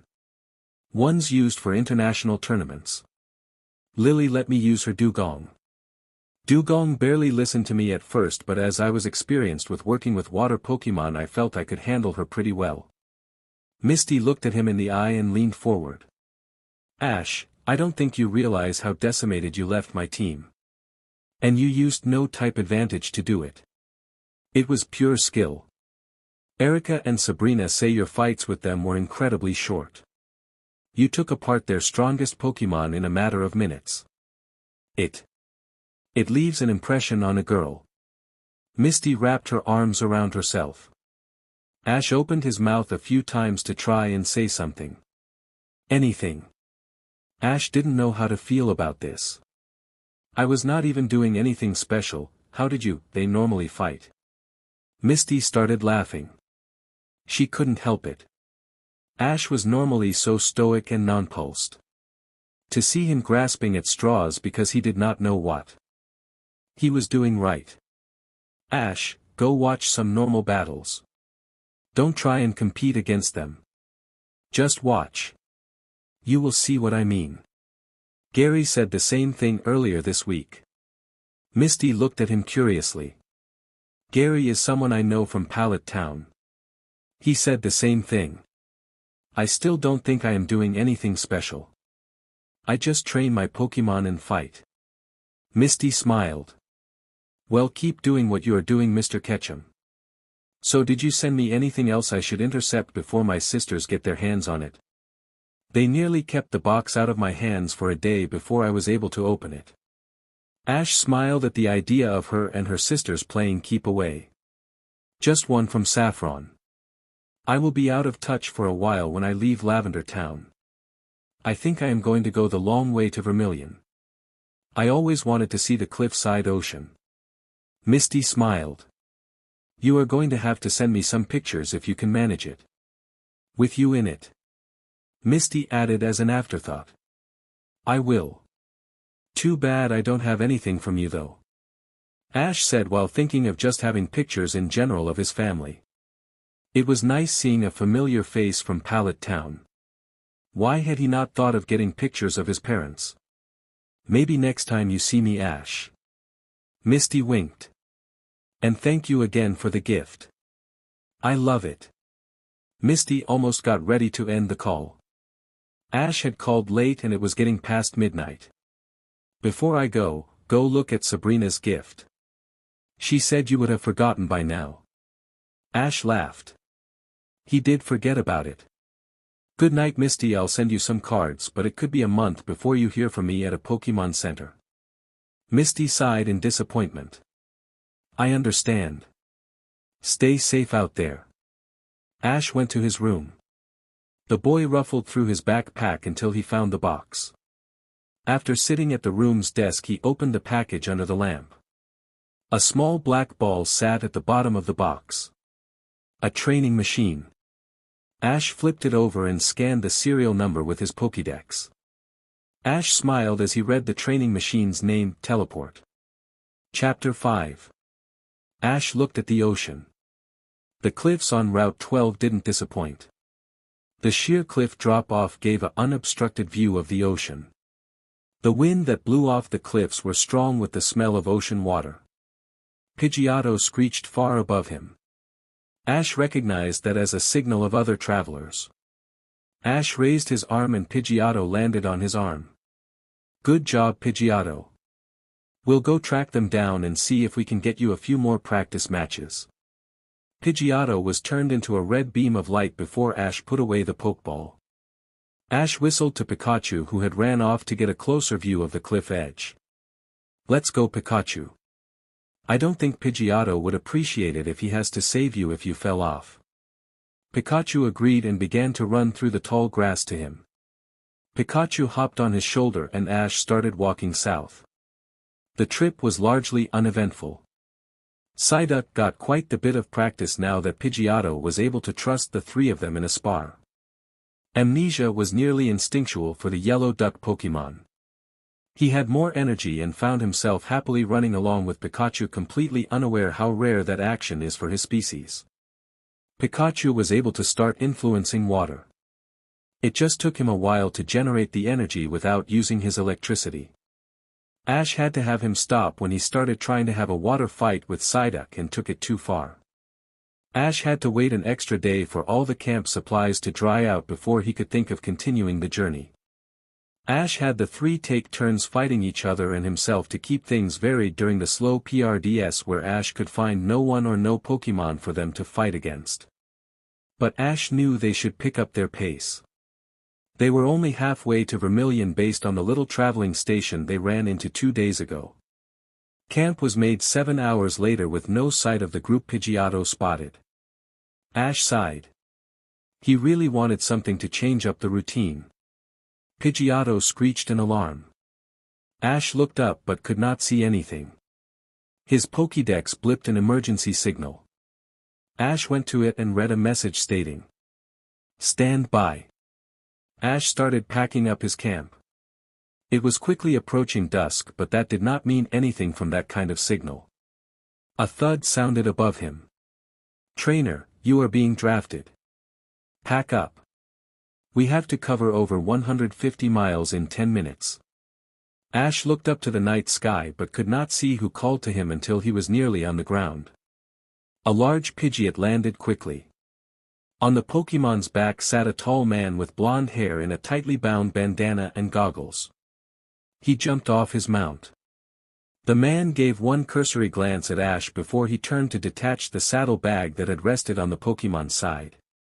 Ash caught the stylized L on the man's jacket. Ash recalled Psyduck and turned to Pikachu before the Pokemon slumped in defeat and allowed itself to be recalled as well. Ash whistled and Pidgeotto flew down to be recalled, not sure what was going on. When you are drafted, you follow and obey unquestioningly. It was the first rule you learn when preparing to become a trainer. As a trainer you are a trained fighter. In exchange for paying for much of the hardware and the facilities for a Pokemon Center, all trainers sign up for conscripted duty if the Pokemon League ever requires it. Ash never thought he would be drafted so soon into his career. We are meeting several other trainers I have called within 50 miles that would be able to make the journey by air with the exception of you. They will be flying to the coordinates I handed out to your Pokédex. We have several Pokemon who had started a massive fight for territory between several stranded ships. Ash saw the man pull out a Pokédex that was well more advanced than his. You are currently the highest ranked electric Pokemon user in the area. You will be attached to a current group of trainers who are attempting to push the Pokémon away from the ships. You may have backup with on-board trainers, but most have been trying to protect the ship for hours. They will likely be exhausted. The league trainer pulled out several straps out of a bag before handing them to Ash. Ash recognized a flying HRNSS when he saw one. It was one of the few pieces of equipment that was mandatory to learn about before becoming a licensed trainer. He stuffed his hat in his bag, afraid he would lose it along the way. Ash thought back to those training days. Why was I not sent a message through my Pokédex? I could have tried to meet you. The Pokémon League trainer nodded in approval of the question. It was faster to get to you with my Pokémon than have you run through the plains at night. The blonde League trainer released a second Pokémon, a dark brown and red Fiero. The Pokémon dwarfed the already large Pidgeot by a few meters. It looked at its trainer steadily. Take Pidgeot here. She knows the way. Have your Pikachu on standby. Again, you will land on the SS and when the flying Pokémon are clear, you are to attempt to push back the water Pokémon away from the ships. There are already trainers on the ship, but they have been fighting off the Pokémon for hours now. Expect not many of them to be able to assist you.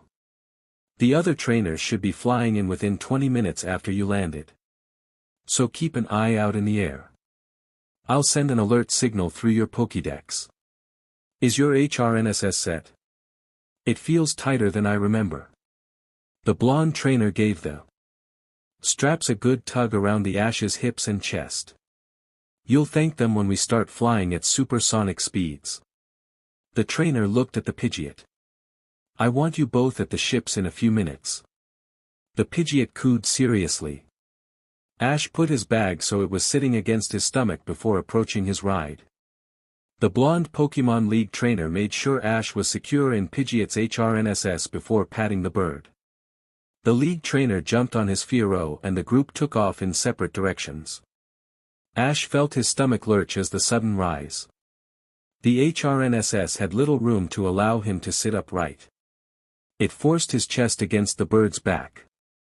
He gripped the saddle when he felt the bird go faster. After a few seconds he could no longer keep his eyes open. Suddenly he could relax as the Pidgeot had gone fast enough that there was a bubble of air. Ash looked around the bird's neck but was not prepared to see how high he was. He looked back into the bird's neck.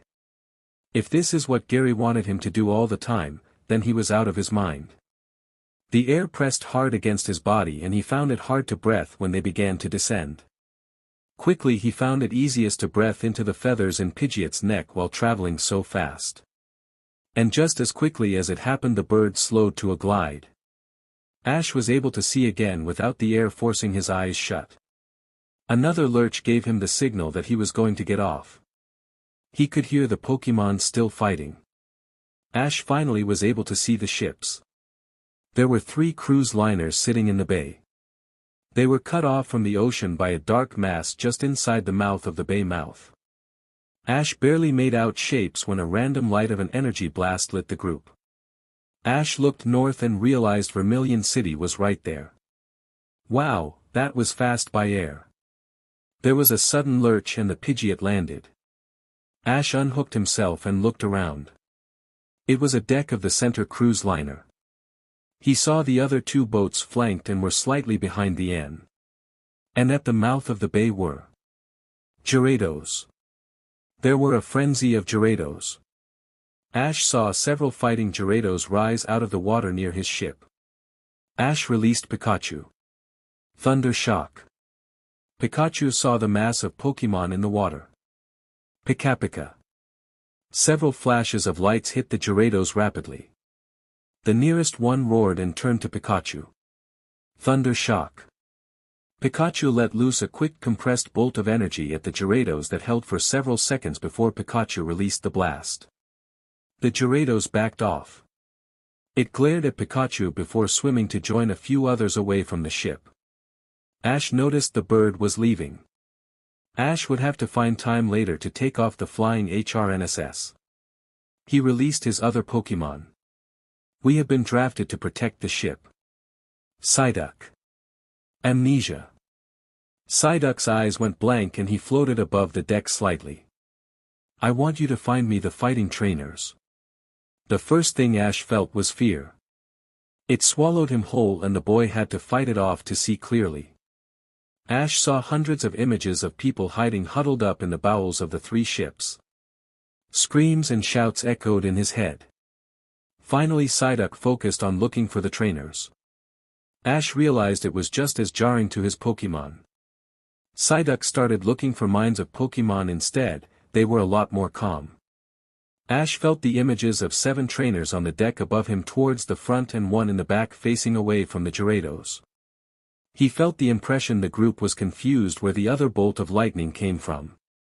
Pidgeotto, think you can pick me up and take me to the deck above us towards the front? Ash reached out his arm to his Pokémon. The bird did not look too sure but was willing to try. Psyduck, follow. Keep amnesia active. You need to tune out the passengers. Even if you have to stop what I am telling you to do. Tune them out first. Let's go, Pikachu. Ash opened his free hand and Pikachu jumped into his arm.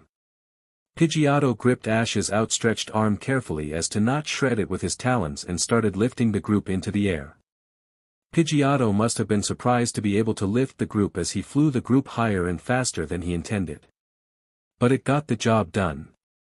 Ash landed next to a group of several trainers of various ages. A few looked to him and welcomed the help. It's good to see another trainer. How is that frenzy of Gyarados doing? Ash asked while looking at the group of trainers. They all looked pretty tired. They seemed to be content for now to stay fighting at the mouth of the harbor. Said a girl in pink. She petted her Voltorb. Was that you that shot the Gyarados that came out of the water? Ash nodded before looking at the ocean. An older man with a tired-looking Raichu added. The fighting slowed down for the past few minutes. It's been happening like that all evening. They will fight for hours and then stop for 20 minutes to regroup. But they always pick up the fighting again. A few of them have started to circle around. See there? Ash saw a few ripples in the water. The dim light was making it hard to see, but Ash saw that the group were heading straight for the larger mass of Pokémon. There they go. Some League man counted over 40 of them. DMN if we know where they came from. Have any of them approached the ships recently? Ash sighed, relieved it was not as bad as he feared. Wait till they start fighting again, they will start moving this way just to have room to fight. Said another teen-aged girl. She tied her hair back in a ponytail with a Jolteon resting on her lap. Why haven't the ships just made it back to port? Engines are dead. It's how we found a few of them. The group were swimming below the boats and a few skidded against the bottoms of the ships as they were leaving. It took out all the engines. The SS Marie by some miracle did not sink from it. All 3 ships are dead in the water. Ash turned to see a man in sailor clothing walk up to the group. Get ready guys, the Pokemon League rep said they look like they are going to start going at it again. The other trainers got into positions to defend the ship. Psyduck, amnesia. You will be my eyes. Pidgeotto, come here. Ash took off his backpack and pulled out a glow stick. He broke it to make it glow a neon green. Ash found the rope and tied it to his Pokemon's neck. Our reinforcements haven't shown up yet. Circle around and try and make sure they follow you and come from low against the water and behind us. I don't want them to get caught up in the shock waves. Even while he gave instructions, the other trainers half listened. Psyduck, deflect any stray shots away from the ship. So long as they are not redirected back out towards the ships or behind us. Psyduck quacked. Pikachu. Start cycling electricity, buddy. Ash did not have to wait long. The frenzy started less than a minute later. This time several Gyarados were pushed towards the boats. Ash pointed at a stray hyper beam that was moving too close to the ship. Psyduck, light screen. The beam was deflected into the sky. Get ready guys, I think they are coming for the ship. Cried the old man.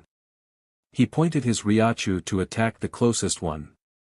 A bolt of electricity thundered at the Gyarados, who flinched but kept going. Ash stood side by side with the group. Thunderbolt. Pikachu shot out several precise shots at the Gyarados' face. It turned its head from the impact. 3 more rose out of the water, seeing one of their own get injured.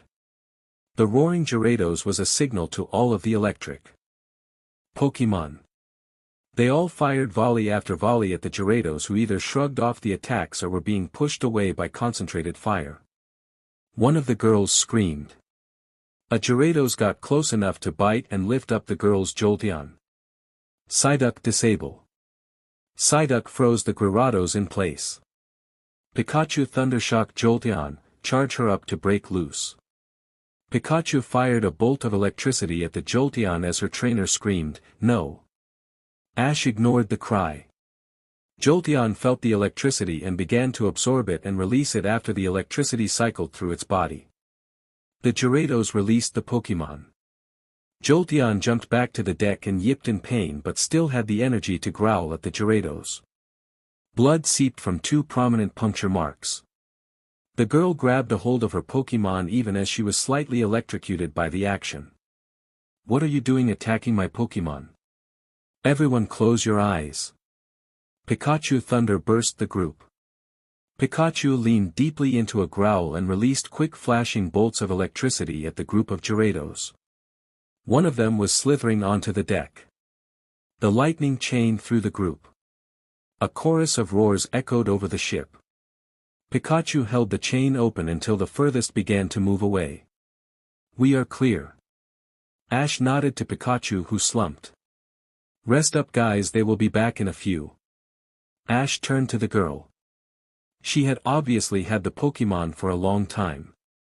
How did she not know that electricity could replenish her Pokémon? The Pokémon was confused at the anger her trainer had for Ash. "Look at your Pokémon." Ash pointed to the Jolteon. The teenager looked at her Pokémon, still worried. The Jolteon was liking her wounds, but the blood just broke the skin. "Jolteon is fine. That electricity wouldn't have hurt her. I gave her a charge so she could break loose on her own."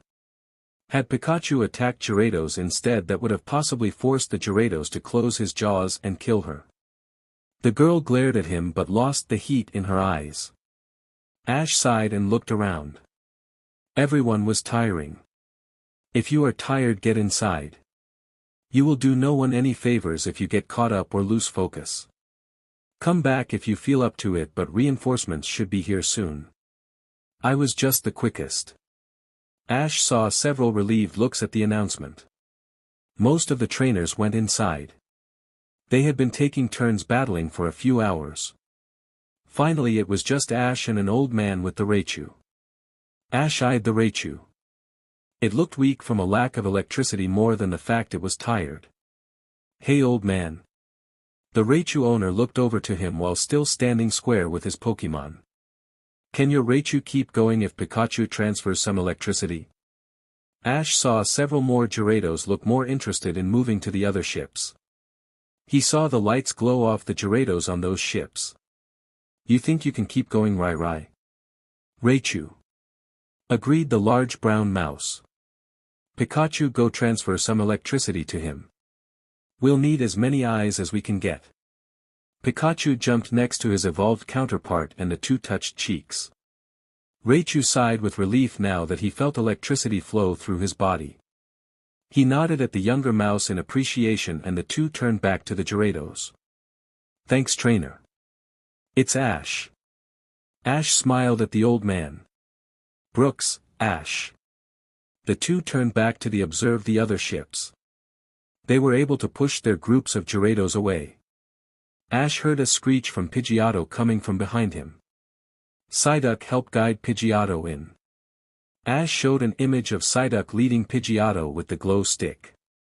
Psyduck made it a reality and the glow stick around Pidgeotto's neck began to lift, nearly startling the poor bird before it led the group in a full circle and low and behind the ships and through parts of the deck before they landed on the highest deck with Ash.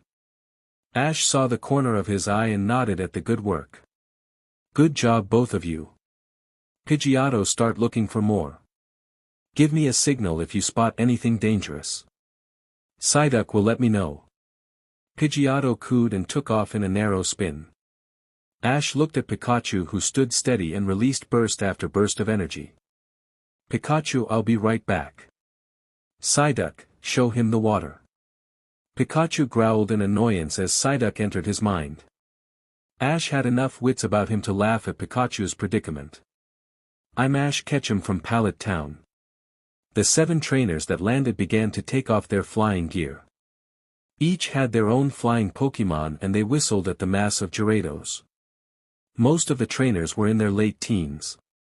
Ash noticed a few familiar faces from tournaments he watched just last year. That was encouraging. I'm Riley. How goes the fight? A young man just out of his teens looked at the group that pushed off another Gyarados. Ash looked at the current defenders. We need to get these guys inside to rest. They passengers are getting tired and starting to group up to fight. It's making them targets over their Pokémon. This should be a more even fight with fresh trainers. Ash watched the group move to the defenders. The trainers instructed the passengers to go inside and rest before spreading themselves across the whole length of the boat. Ash smiled in appreciation. It looked like they were all confident enough to handle a Gyarados one-on-one without having to team up like the passengers. Ash turned back to his 2 Pokémon. It was never good to leave them to their own devices. Ash had to break up more than one competition lately. Psyduck released Pikachu. Pikachu sighed before glaring at his trainer. Ash gave his team a smile. They worked well together. Some time later, the roars got louder and water splashed against the ship. Another scream from a girl on the deck below alerted him. Psyduck.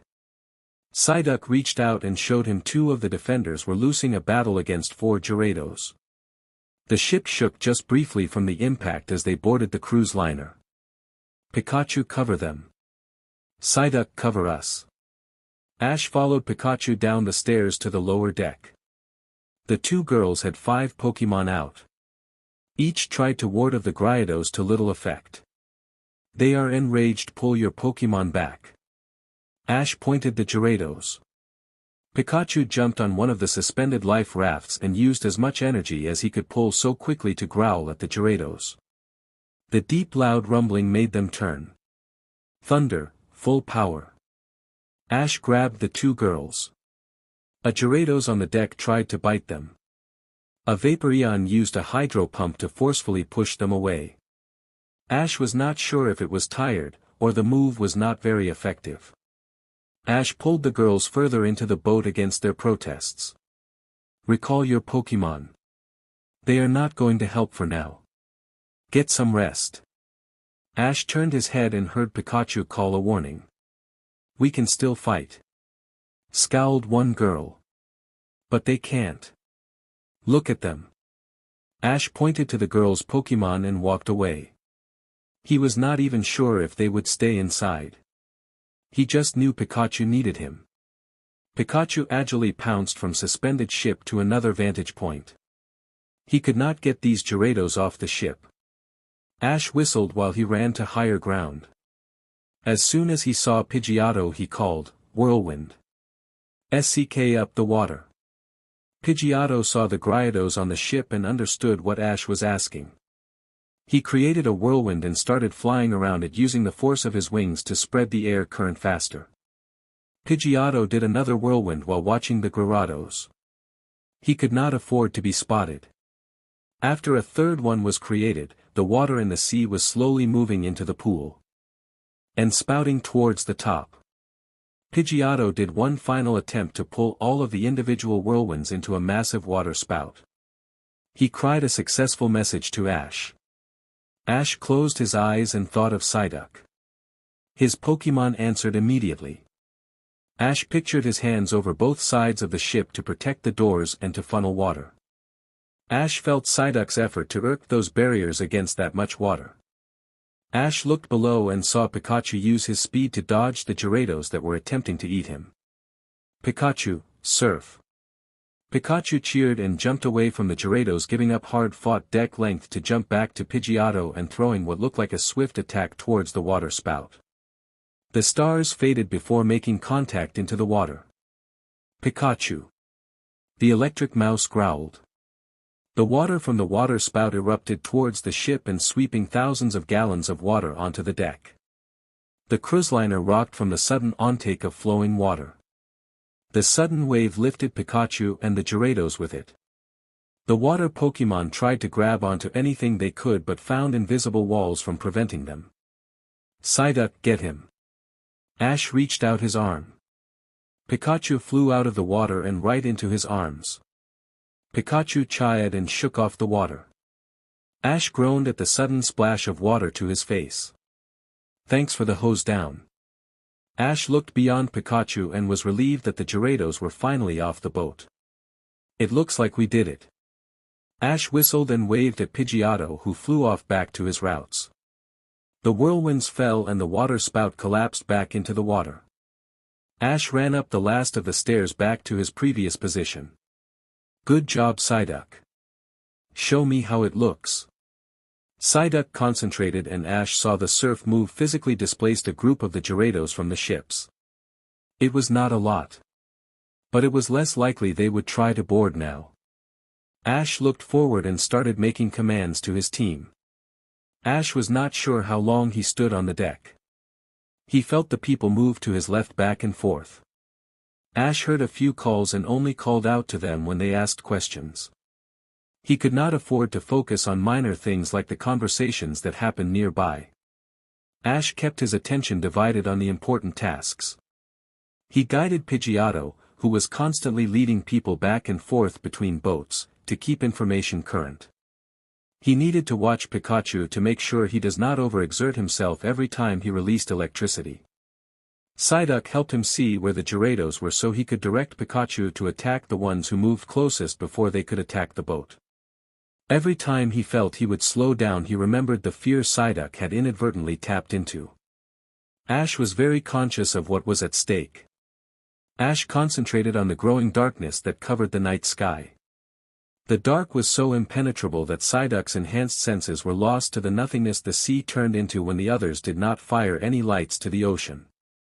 There was even a time where Ash dimly realized the only lights he saw were from Pikachu's own electricity. But he had no luxury to pay attention. The Gyarados were unrelenting in pointing their beams in the direction of the ships. Their massive bodies slapped the ocean, bring up waves that would endanger the ships by taking on water. The boat would shake and shudder. Moments flashed where Ash was sure the boat would sink as an unexpected Gyarados rose from the water and hit the boat. One heavy Gyarados crashed onto the deck attempting to eat the trainers. The jarring motion made Psyduck lose his concentration. Psyduck, Ash, Pikachu and Pidgeotto felt the screams of terror the passengers echo in their heads. Ash stumbled and Pikachu faltered. In the distance above the waves Ash could hear Pidgeotto screech. Ash stomped his foot. With a mighty roar, Ash focused on the job. Each of his Pokémon roared cries in kind to keep the fight going, to block out the fear the passengers felt. Finally Psyduck recuperated and the group returned to fighting with renewed vigor. That worked for a time. But Ash could feel his Pokémon tire. Pikachu was charging slower than he had moments before. Psyduck was slower to alert him of warnings. A corner of the ship was hit with a beam of energy. Ash could not identify what the Gyarados emitted that cracked against the ship. Ash and Psyduck pushed that one away. Ash gave Psyduck the willpower, and Psyduck responded to that willpower with his own psychic powers. One Gyarados turned to the boat and thrashed at the nearest trainer. The trainer was thrown nearly off the ship, but he released a grass Pokémon that saved him with two long powerful vines. The other defenders were trying to deter the Gyarados with their concentrated fire, but it was enraged. Energy began to build in its mouth for a hyper beam nearly fired point blank onto the deck. Psyduck. Psyduck felt his mind link with Ash's. Ash and Psyduck both made a fist in one hand and threw a punch in the air at Gyarados. Psyduck entered the Gyarados' mind at the same time. Psyduck forced the Pokémon to close its mouth as it was about to launch the attack, causing the explosion to prematurely go off. The telekinesis wave hit Gyarados shortly after. The smoke of the explosion cleared as the attack hit Gyarados in the face. The water Pokémon slowly sank back into the sea in retreat from the boat. The trainers began to cheer. Ash looked on as more Pokémon began to spread away from the pack to have their own individual battles. Ash felt Pikachu was the first to tire. Small wonder with the amount of electricity. Ash almost regretted sending energy to Brooks Raichu, but ignored the feeling. Rai and Brooks were good fighting companions, though the two had supported them as long as they could. Pikachu, pull back behind us. Rest up. Pikachu shook his head. He couldn't afford to stop. Ash silently agreed. In the corner of his eye he only saw 2 other trainers and 3 sailors with water Pokémon attempting to defend the ship. A short rest would not help Pikachu. Ash's Pokémon was just running out of electricity. It was just that simple. There would be no way Pikachu could just sit and recover his electricity back. Pikachu must have understood it as well. Pikapi. Ash looked at his Pokémon. Ash swallowed the lump in his throat as Pikachu adopted that stance again. Pikachu, those are hyper beams. They can kill you. Pikachu started chittering back and snarling at his trainer. Ash looked at his Pokémon for a moment, unsure what to say. Finally, couldn't hold it in, he belt out a laugh. In the middle of a fight, surrounded by Gyarados, Pikachu was still giving him attitude. You are spoiled, Pikachu. Psyduck. Can you redirect a Hyper Beam? Psyduck quacked at him for a second before losing amnesia completely. He had not been paying attention to the conversation and started squawking at his trainer as to ask if Ash was crazy. Ash laughed again, this time making a few trainers look at them briefly. A few of the older ones thought he was cracking under the pressure. You two are the most irreverent, selfish, amazing Pokémon I have ever known. Psyduck, amnesia. Reflect the Hyper Beam as many times as you can. Pikachu, you are getting just one shot. Ash looked up to the sky and whistled long and loud. Pidgeotto looked over to his trainer. Ash reached his hands out and gripped them into fists before he slammed them to his chest. Pidgeotto understood the command. With a slight hesitation, Pidgeotto dove-bombed at a Gyarados a fair distance away. The sea Pokémon snarled and turned to charge a Hyper Beam. Pidgeotto flew straight for the SSN. Straight at Ash. Ash nodded and smiled at him. Good job, Pidgeotto.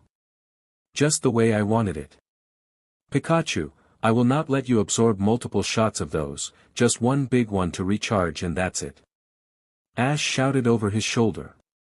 Clear the deck. We are doing something desperate.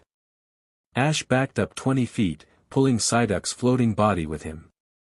Do it, Psyduck. The single phalanx of energy that was shot to the deck of the N was bounced and reflected in a maze of light before redirecting it to Pikachu. Pikachu let the light bounce around him and inhaled. He raised his tail and looked at the oncoming light. Energy is energy. Pikachu felt his body enveloped in the heaviest amount of energy he ever felt. Larger than the solar beam in Celadon. More powerful than the currents he used against the Onyx in Pewter. But not as scary as the first time he took a hit to try and absorb energy from Dugong. It was nothing compared to the thought of Ash getting hurt. It was not as big as the lightning in Pallet. Pikachu did not know how he could forget the power of the lightning in Pallet. But this was nothing compared to protecting Ash from that one bolt of nature. Pikachu! Pikachu cried triumphantly. Its voice began to distort from the electricity. Its fur spiked and snapped. Pikachu could only manage to stand in one place, energy curved around him leaving scorch marks that fanned along the deck. Ash walked away from the group that had hid with him behind several boxes. Ash stood next to his Pokémon. Pikachu, start charging. Pika-Pika. Pikachu's fur moved along with the currents of electricity that cycled through the mouse's body. Pikachu chattered back at him. His voice distorted by the electricity. Thunder. Pikachu raised his tail and electricity left his body and flew into the air. Clouds began to form and several bolts of lightning struck down a small group of Gyarados. Their body smoked from the impact. They remained floating. Ash nodded in approval, alive but stunned. Pikachu charge. The other trainers renewed their efforts encouraged by the display. Thunder. Called Ash again. Pikachu, charge. Ash started to do what he always did. He changed the battlefield to work for him. He sent messengers out to the other boats asking for other trainers to push their Gyarados in range of Pikachu. Ash let Psyduck stop defending. Instead Ash had Psyduck manipulate the minds of the Gyarados to draw them away from the boats and infight again among themselves. Psyduck had little problems manipulating other Pokemon's mind, it was just like they had trained. Ash looked into the deep night water. He did not know how long Pikachu kept going, but the energy from the Hyper Beam was slowly fading. Pikachu had been regulated to the normal thunderbolts at a few stray Gyarados. Many of the Pokemon had finally calmed and got back to swimming at the mouth of the bay. Pidgeotto landed behind them with another group of trainers. He noticed the neon glow stick had long since faded. Good job, Pidgeotto. Are there any more reinforcements coming to the inn? No, we are it. Responded a young man. He gave Ash an appraised look. Pikachu had developed quite a few scorch marks around him during the fight. The Gyarados were beginning to move away from all of the boats but were still not dispersing. Alright then. Pidgeotto, rest up, I am sure we'll need you later. Are you guys able to cover for a few minutes while we rest? Ash asked the new arrivals. Ash looked around and realized he was the only one that was still there from the original group when he landed. It looked like the defenders had swapped out with others. When did that happen? Sure, Ash. Announced one of the older men. The blonde man had a buzz cut. He craned his muscled neck to look at the area. A Raichu stood calmly at his side. Get below and get some food and water. You have been out here for a few hours. Ash looked at him in surprise. He had no idea it had been that long. Thank you. Lieutenant Surge. It's good to see promising young trainers like yourself helping. Ash nodded to the older man, realizing only now that Lieutenant Surge was some kind of officer of the Kanto government. That's enough, Pikachu. Pikachu rested for a moment and gave cha in exhaustion. Ash looked over to Psyduck, who floated behind him. Snap. Ash snapped his fingers and Psyduck lowered himself to the ground and breathed heavily. Ash did not know who was more tired of his 3 Pokemon. Let's get inside, guys. Ash recalled his Pokemon and started walking inside. Inside the hallway were a few benches and food provided by the kitchen for the defenders. Ash mindlessly grabbed some nuts and water. He released his Pokemon to feed and water the group. Slowly they all dozed minutes after eating a quick snack. Oh. So that was Ash Ketchum. Surge said while looking at the lull in the Gyarados swarm. It's little wonder he got so far with only so few Pokemon if they are all like that. Said an old man who stood behind him. It will be interesting. I look forward to what he shows me when he reaches my island for his badge. Surge chuckled. The world is big, Blaine. If he sticks to just Pokemon competitions, he is soon going to find himself bored. Sabrina said the kid's hat is fitting. I have to agree. I will be surprised if someone doesn't recruit him into the league by the end of the year. Talent like that shouldn't be wasted. Oh. Ash felt the boat shift slightly. He quickly grabbed his Pokédex from his pocket and saw it was just past 2 in the morning. Ash walked outside to the deck and found Surge alone watching the water. Lieutenant Surge. Ash greeted. Trainer Ash. Surge looked at his watch. You have only been in there for 20 minutes, you already spoiling to go back to work. Ash shook his head but looked to the blackness of the water with concern. They finally stopped fighting. Ash saw just a dark mass of a shape that was likely the swarm of sleeping Gyarados floating on the surface. Yeah, they finally stopped.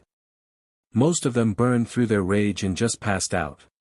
But we are waiting for them to move on their own. We don't want to try and physically move them in case they decide they want to try and take the fight inland. Ash knelt down and looked at the black water. How did so many congregate so quickly? I would have thought we would have been able to track such a large frenzy of Gyarados. Surge gave a grunt. Not when they mass evolve.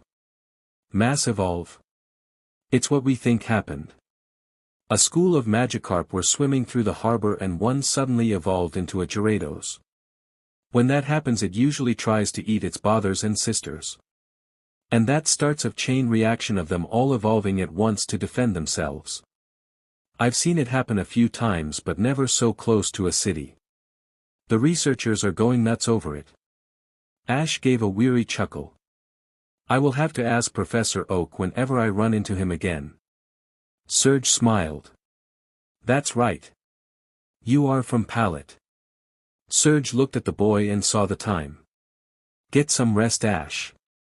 We do have cabins downstairs if you want to take advantage of them. We have been transporting civilians off the ships ever since the Gyarados fell asleep. We are only using small boats to not try and wake the Gyarados. So the move is slow, but it did open up a few rooms open for us. I'll wake you in a few hours for a turn at the watch. Ash nodded. Thank you, sir. Oh. Ash woke up tired but alert. He checked his Pokémon to see if any of them were hurt. They all just sleepily batted him away. Ash smiled at his team and left them to sleep. Ash drank some water before making his way up to the top deck again. There were no shouts and the water looked calm except for the mass of Gyarados at the mouth of the bay. They were still sleeping. Ash saw the slivers of sunlight turning the dark night sky a slight orange hue to the east. Ash stretched. He saw an older bald man with a white mustache standing alert. Ash walked up to them. I take it that allowing me to sleep through the night was a sign of good news. Ash put on his league hat and took a cup of hot coffee that was offered by the old man. Yes. They did not stir thanks to Koga's quick action. He was able to send a fleet of Venomoths to fly over and silently spread sleeping powder over the group. We are trying to keep them sedated. The current and tide should do the rest for us and pull them all out to open ocean. Fate's willing we won't have to fight them again. Ash smiled.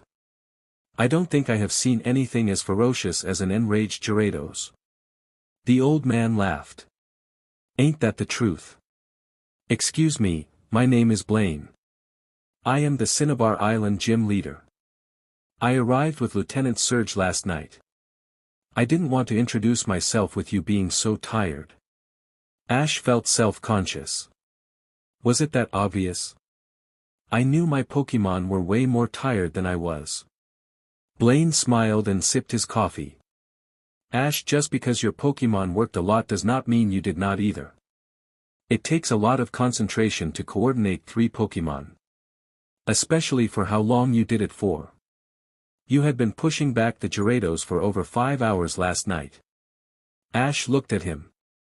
He could not remember it ever being that long. Blaine nodded in understanding. Emergencies do that to a person, Ash. You will lose yourself trying to keep things together. While you may not have noticed it last night, there was an hour or two when it was just you. Everyone else on your ship was exhausted.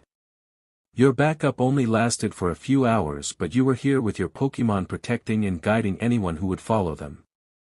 It's more than praiseworthy. It was heroic. Sir. Blaine waved off anything he was going to say. Let me finish, Ash. This display of skill won't go unnoticed. You have 3 gym leaders here who all watched you perform. Ash looked at him surprised. Blaine shook his head at the boy. Lieutenant Surge is the Vermilion gym leader, Koga is the Fuchsia City gym leader, and you have me. All 3 of us are veterans of the war, Ash. What you did out there is not so much different than what we had to do during the war. Those experiences will change you. Just be aware of it when it does. It's normal. And it shows that you are human.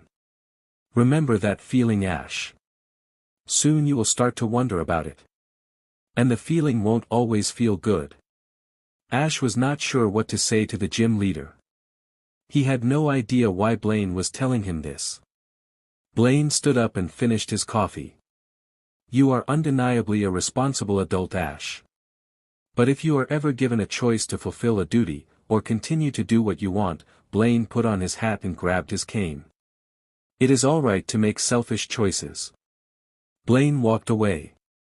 Lieutenant Surge was waiting for him at the door to the deck above Ash.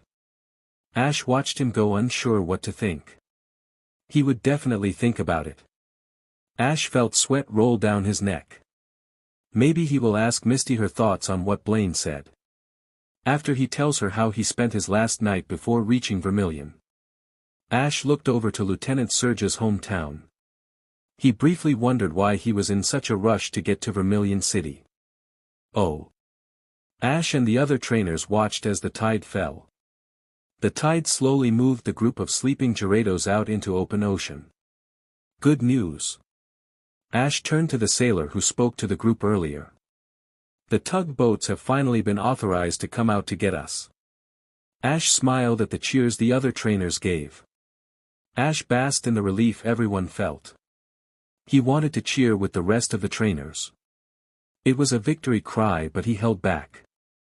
He had no more energy for it. He screamed and shouted enough last night. Psyduck sat next to him eating the treat provided by the ship's crew. Ash simply ate one of his energy bars. Pikachu and Pidgeotto slept next to each other. They were both leaning on a crate that the crew carried the food that fed the defenders. Ash spotted the bottle of ketchup Pikachu had been hiding and very likely gorged on when Ash wasn't paying attention. For once Ash didn't mind Pikachu eating his favorite treat. They had all earned it. Ash felt that last night was the longest night of his life. Ash stood up and looked around for another bottle of water. Then he noticed it again. Earlier that morning it started with only 1 or 2 sailors, but the more people were around, the more he saw each one make eye contact with him. Some would nod in respect, others gave him a look of appreciation. Ash smiled at them politely. Finally, Ash listened to some of the conversation of what he did. Ash realized he did it again. He charged into a situation and did what he could do. But he never looked to see what the others were doing. He had no idea that he had taken over for a pair of sisters who were fighting a losing battle against 4 Gyarados. Ash had no idea that the SS Leslie was about to be overrun until Pikachu was able to take out half of the offending Pokémon, allowing the group to rally back. He only vaguely remembered yelling at one trainer that stood near him during the defense. He only remembered barking something to the older teenager to stop defending and get inside, or he would get himself and his Pokémon killed from their exhaustion. Ash had no idea he had ordered his backup away, effectively defending the ship by himself for nearly an hour. Ash understood Pidgeotto was important during the emergency. But he did not realize that Pidgeotto flying in the air with that glow stick effectively allowed trainers to move around the ships to even out the defense. Apparently the SS Marie had too many defenders.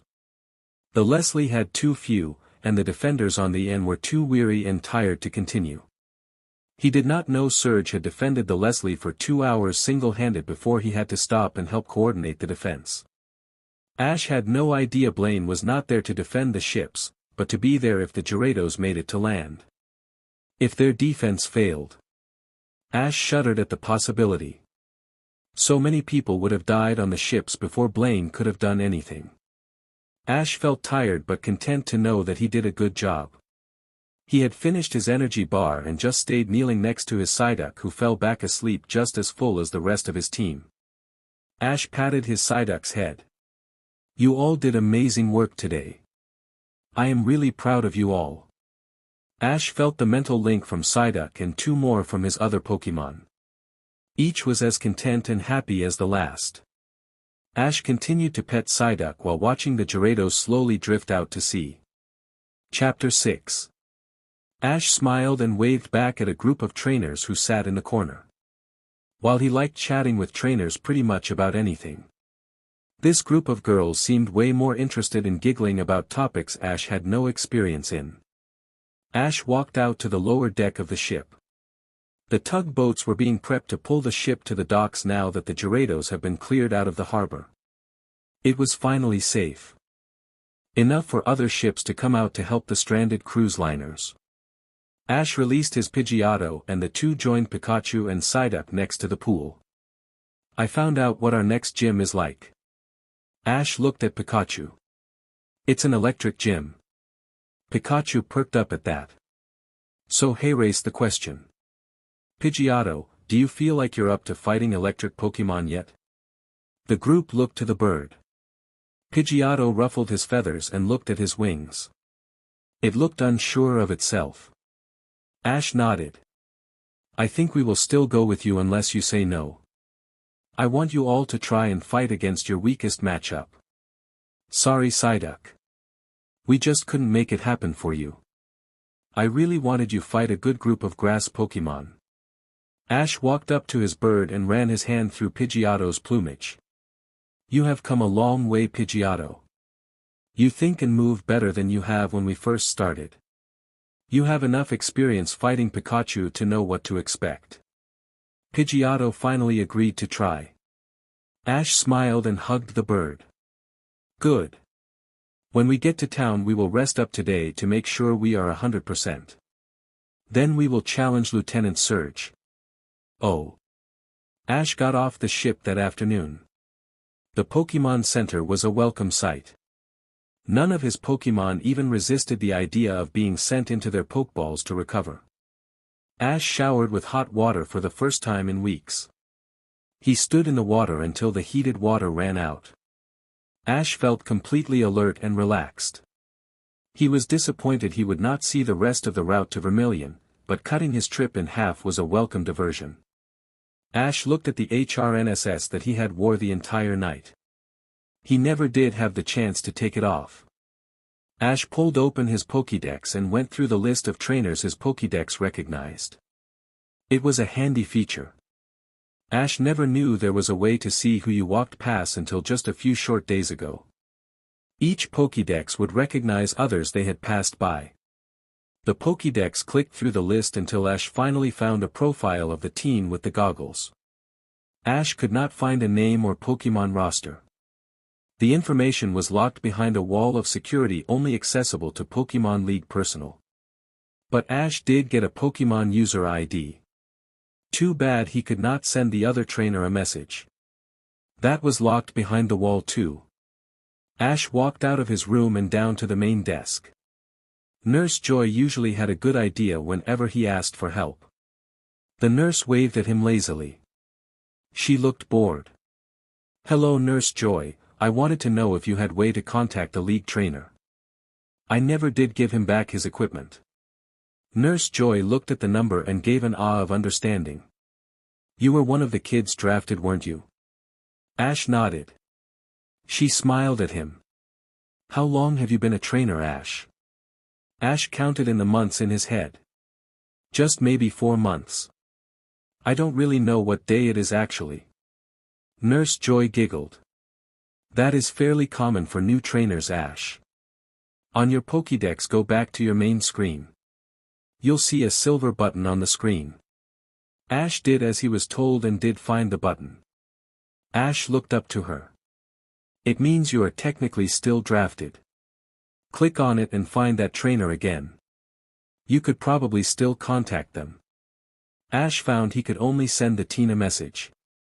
Nurse Joy, would it be okay for me to leave his flying gear here so he can come and pick it up on his own time? Nurse Joy nodded. Ash sent out the message and left the gear with her. Ash found himself for the next few hours looking through the Pokémon League database. He wasn't going to turn down the chance to read what's going on with the rest of the league. The authorization lasted until 5 in the evening. He was promptly disconnected and the silver button was off his main screen. Ash gave a mmm in disappointment and looked up. He forgot he was still sitting in the lobby of the Pokémon Center. Several trainers looked at him strangely. The line of trainers was for the travelers who have not rested their Pokémon with Nurse Joy for the night. Ash put away his Pokédex. Oh. That's him. A teen with black hair nodded to the direction of Ash. A few of the other trainers turned and craned their neck to see the 10-year-old. That's Ash? An older boy asked. Yeah. His Pikachu was amazing. He just SCKED in a hyper beam and started going to town on those Gyarados. A girl nodded eagerly. He just barely shouted the warning quick enough. I am pretty sure we would have all been fried if he had not given the warning. Ash walked across the mess hall blissfully unaware of the looks that followed him. One of the eldest boys thought darkly, we were lucky we had him there last night. He kept the defenses going longer than we should have. His Pidgeotto guided my Fearow and a few other trainers to get a nurse from the Leslie onto the Anne. It saved a poor kid's life who got hit from falling debris when the ship rocked. Did you see his rankings? Asked a younger teen. He had his Pokédex opened and saw the number of badges. That few? He only has 3 Pokémon. Observed a girl. The girl held her Pokeball tight. She was lucky that Ash had saved her Jolteon. Melody, did you go apologize to him? Melody frantically shook her head. What do I say to him? Sorry for accusing you of trying to kill my Pokémon. The group flinched at that. Melody deflated at the idea of approaching him. Ash didn't even register I was angry last night. He just looked at me like I was an idiot and told me to go away. Then he defended the ship by himself. Talk about a confidence killer. Melody glared at her friend Jana. The blonde girl just smiled back at Melody. Jana, you didn't see him. He was different from the other defenders. A young teenager said something that stopped them. He reminded me of the gym leaders last night. The trainers paused and turned to him. The boy looked up at them. I am serious. I was one of the guys that had flying Pokémon. I was moving back and forth between the ships. Ash barked as many orders as Lieutenant Surge. The boy thought about it again before adding. But Ash was just barking them mostly to his Pokémon. He's walking away, I'll be right back Jana. Melody got up to try and speak to the kid that held his ground where she could not. Oh. Ash decided to eat a quick dinner at the center because the league paid for it. Ash entered the mess hall and saw a few of the trainers from last night. They all still looked tired but they all waved to each other. Ash saw a few groups form from the trainers who fought last night. Ash felt a pang in his chest. He did not mind coming out of the experience with no new friends, but he was not sure how he didn't. They all had fought side by side. Were those groups friends already?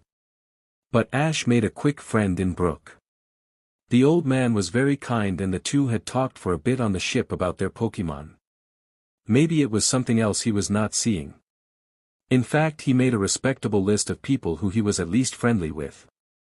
Halfway through the mess hall Ash finally found a pattern of friendly companions. They were almost entirely adults. Ash filed that thought away for later. Ash walked by another group of trainers completely oblivious to their looks.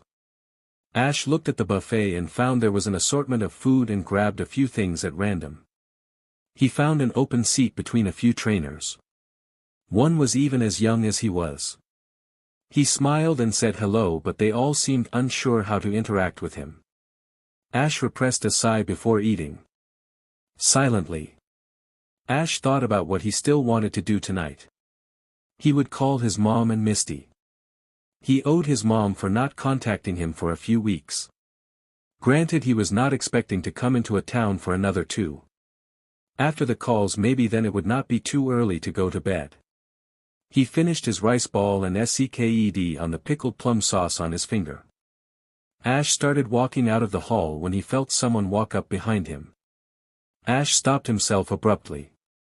He recognized that mass of auburn hair. It was the girl who had the Jolteon. She looked unsure about talking to him but asked, "Do you have a moment, Ash?" Ash nodded his head for her to follow. The older girl wordlessly followed him. The Pokémon Center was rather full with so many trainers and drafted defenders resting there. It took him a moment to find an empty section of a hallway. He was happy he found any place where they could talk in relative privacy. Ash looked at her and realized again he did not know a girl's name. "I am sorry I never did get your name, miss." "Melody." "My name is Melody." "Ash, I wanted to apologize for last night. You saved my Jolteon. I did not even know electric Pokémon could do that." Melody looked down and mumbled the last part. Ash smiled at the girl. "Don't worry about it, Melody. You were both tired. And it was a very stressful night. We were very lucky." Melody nodded sadly. "I heard there was a Pokémon who didn't make it on the Leslie." Ash nodded. He was saddened by the news as well. An electrode self-destructed to protect its trainer and the Leslie. It was too weak and did not have the energy to reform after the explosion. An Electabuzz also lost an arm trying to perform a thunder punch aboard that ship. Of the 3 ships, the Leslie came out of it all the worst. "Thank you for the apology, Melody. I would like to say I apologize too." Melody looked at him confused. Ash smiled. "I thought you were one of the passengers trying to stick it out. But you were part of the first wave of the draft, weren't you?" Melody blushed. "Yeah. I was in Vermilion when the call went out. Lieutenant Surge called our group personally to go aid the ship. My group was one of the first groups to arrive. Mai and my friends went to a different ship. When we could not handle the defense, they started looking for more. I don't know when we were recruited, but it was still daylight when we got on the boat." Ash smiled in understanding. "Good luck with your trainer's journey." Ash patted her on the shoulder and walked away. Melody saw him begin to walk away with all the confidence he carried the night before. "Ash?" Ash turned back. If you have not done your gym battle with Lieutenant Surge, do you think I can watch it?" Ash smiled. "Sure, I am going to go spend the day at his gym tomorrow if it is open. I was told to go watch a few gym battles myself." Melody smiled before bowing. "Thank you, Ash. If there are gym battles tomorrow, I look forward to seeing yours." Ash waved a hand at her before walking away. Ash kept the faint smile on his face all the way to the conference room. He was able to get a private room to talk to his mom. She was happy for the call. But she could tell he was holding something back. He did say he was in Vermilion, but she either did not hear of the stranded ships, or did not make the connection. Ash did not have the heart to tell her. As Ash dialed Misty, he had not realized how much he was thankful for a private room. Usually trainers just get a booth for calls and you could hear what others were saying. He didn't want anyone to hear what he was told by Blaine. "Ash. You are weeks early. How was the trip? Did you just move non-stop through Route 101? Ash grinned back at Misty. Most of his exhaustion was gone in the face of her enthusiasm. "I've missed you too, Misty. I'm in Vermilion now. I am surprised to be here as much as you are." Misty wilted, already knowing what likely happened. "You were drafted, weren't you? Are you alright, Ash? How are Pikachu and Psyduck?" "We are fine. We even got a new partner with a Pidgeotto. All 3 of them performed amazingly. None of us were hurt. Actually, come to think of it, I never did mention Pidgeotto last call, did I?" Misty sighed both in exasperation and in relief and just looked at him to make sure he was okay. "Finally, that's great to hear, Ash. Thanks for the little statue from Saffron. It's cute. I have it sitting in my room. Have you challenged Surge yet?" Ash smiled but shook his head no. He was there defending the ships with us. Ash told her how he was drafted and the flight on top of a very fast Pidgeot. Misty laughed at his reaction. She had been on a flying Pokémon a few times for emergencies and it was not a good feeling. Flying on a speeding Pidgeot was like hanging by the seat of your breaths on a pillow of down feathers. Ash had to laugh at the image. It was an apt description. I met Blaine too. Ash finally said. He seemed to lose some of his energy. What did Blaine say? Misty looked at her friend and saw the signs of trying to understand something. He had the same look when she talked to him about Erica. He said it's okay to be selfish. That I don't have to do anything just because I feel as if it's my duty. Misty hummed at that. But really she already knew what Blaine was hinting at. Ash, what do you plan on doing after the conference? Regardless of how far you get. What is the next step for you? Ash looked at her, not sure how to answer that. He had not given any thought other than to try and make it to be qualified. His lack of answer seemed to give Misty all the information she needed. Ash. You already have enough things going on right now. But if you had a gym leader say that to you, then it means you impressed enough people that they are thinking about your future for you. You already know I think you will go far. It just is a matter how far and how soon. I think Blaine is reminding you that if someone offers you some kind of work, it is okay to say no and do what you want to do. Ash nodded. He had met other trainers when he was a kid who came back to Pallet Town. After a few years those trainers had retired from Pokémon training altogether. You can't be a trainer forever, but that doesn't mean trainers don't try. Ash could not think of what he would do after the conference. I think I want to keep doing this. At least for now. Misty smiled, satisfied he actually gave an answer. Then maybe you can travel the world. Kanto is just one region. Ash smiled at that. Thanks, Misty. Misty gave him a mischievous look. So tell me about what you plan on getting me from Vermilion. Ash laughed and started telling her of the few things he saw in town. Oh. Ash woke up the next morning well rested. He let his Pokémon sit in their ball for nearly 20 hours with Nurse Joy. Ash walked outside and went to the park with a box of food. They all worked hard, and while they are well kept when in the Pokémon Center, he still wasn't convinced sending them nourishment through the Pokeballs was as healthy as actually eating. Morning, guys.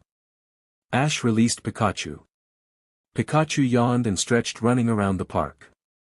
Pidgeotto stretched its wings but went to perch on a park chair to look around his new surroundings. When Ash released Psyduck just dozed, raised its head sleepily. He tried to stay awake and nearly fell back asleep before yawning. Psyduck fell back on his back and quacked. I got food for you, Psyduck. Psyduck sighed. He rolled over and got up to see what was in the box. All 3 Pokémon cheered. It wasn't just Pokeblocks. The treats were actual berries and pastries. They all dug in. Ash smiled at them and pulled out an energy bar for himself. The food was expensive, but it was worth it. The team earned it. Between bites, Ash pulled out water for the group. We are going to relax for most of the day. Pidgeotto may fight against Surge, but you guys are standing on the sidelines to watch. Win or lose. Pidgeotto needs the experience. The group chattered among themselves. Ash looked around and saw it was still morning. Most people at the park were actual kids, not trainers. Ash took that as a sign that the gym was open. If Surge had the gym closed for the past few days because of the stranded boats, then they may actually have a backup of challengers. Alright guys, let's go. Ash recalled them all. He only paused halfway to the gym when he realized that none of his Pokémon complained. Pikachu and Psyduck must have still been tired. Ash would worry more about Pidgeotto, but any reservations Pidgeotto had was more about the fact it was an electric gym rather than it being tired. Ash was happy to see that there were a few trainers waiting to get inside. He looked at the array of trainers. A few were still young, but Ash could tell they were not as young as he was. 2 of the trainers were older kids he recognized who came to defend the Anne. Of the group only 2 actually recognized him. Ash smiled at them and they nodded in respect. Ash. Ash turned and waved at Melody. She walked ahead of her friends. Ash wondered about that. He had seen a few groups travel together, but he had always wondered how they ended up doing so. Maybe it was just something that happened when trainers started setting out from the same spot. Good morning, Melody. Who are you friends? Melody turned and gestured to her two companions. This is Jana and Ko. We've been traveling together for a while now. Ash recognized them from the ship but did not realize they had known each other prior to the draft. Hello Jana, Ko. My name is Ash. The teens exchanged pleasantries while they waited for the doors to open. Ash apparently missed an announcement on Nurse Joy's office board saying the gym would open at noon and would only accept the first 5 challengers. Ash was surprised to hear that Lieutenant Surge was only going to be taking challengers who have 6 badges or higher. What's the limit for? Ash wondered. Jana actually had an answer to that. I asked Nurse Joy.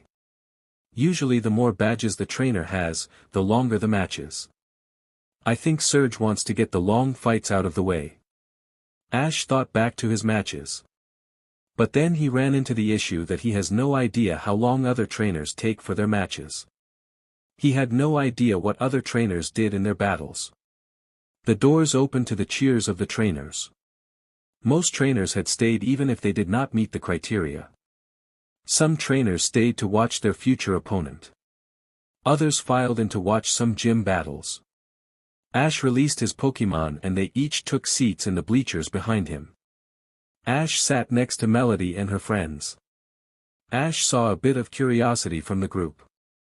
They had never released their Pokémon to watch a gym battle. My team and I have never sat in on other trainers' battles.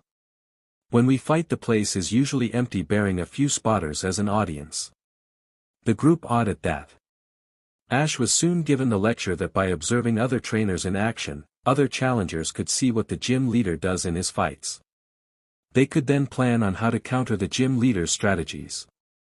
A few common ways was to train up other Pokémon specific for that gym. Other would evolve their Pokémon.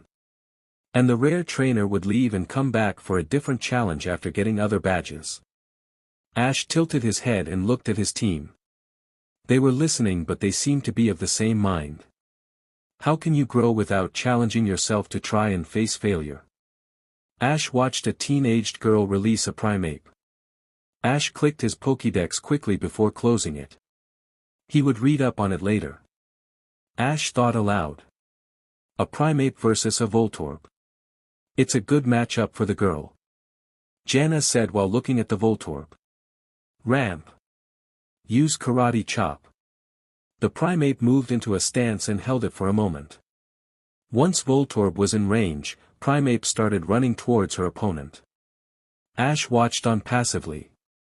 He was already seeing things he would do very differently from this challenger. The move missed. Voltorb waited until Surge ordered him to throw a Thunder Shock at the 8 Pokémon. The Primeape was quick to dodge and counter-hit the Voltorb with another Karate Chop. The Voltorb allowed itself to roll a distance before stopping. Thunderbolt. Surge called. Primeape dodged the attack and stared down the Voltorb, waiting for instructions. Finally Ash asked, so these matches are usually long? Yeah. Melody said excitedly. That Primeape is really good at dodging those strikes. It's really fast.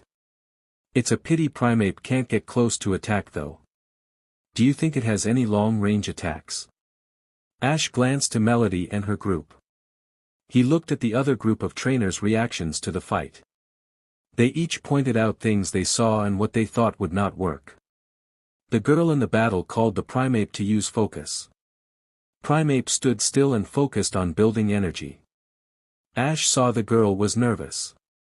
She hand was on her belt clip as if to switch out her Pokémon. Low kick Primeape. The Primeape charged forward and dove into a low kick that hit the Voltorb. The angle was more luck than skill that hit just right to make the Voltorb bounce off the ground, and it rolled to a stop.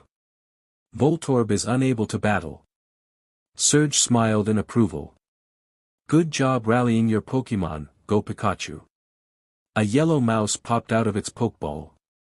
Just like Surge, Ash noticed that the Pikachu watched and waited. Good job Primeape, the girl recalled her Pokémon and threw out another Pokeball. Go Diglett. Ash found he was looking at Surge more often than the actual battle. Surge never felt concerned. He waited for the challenger to attack and then pushed back. Then it hit him. Surge was giving a lesson in fighting an electric Pokémon.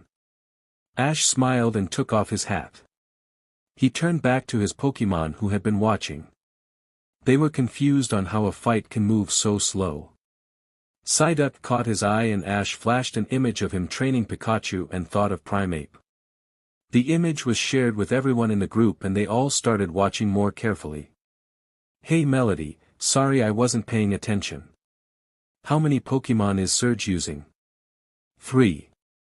The girl down there has 6.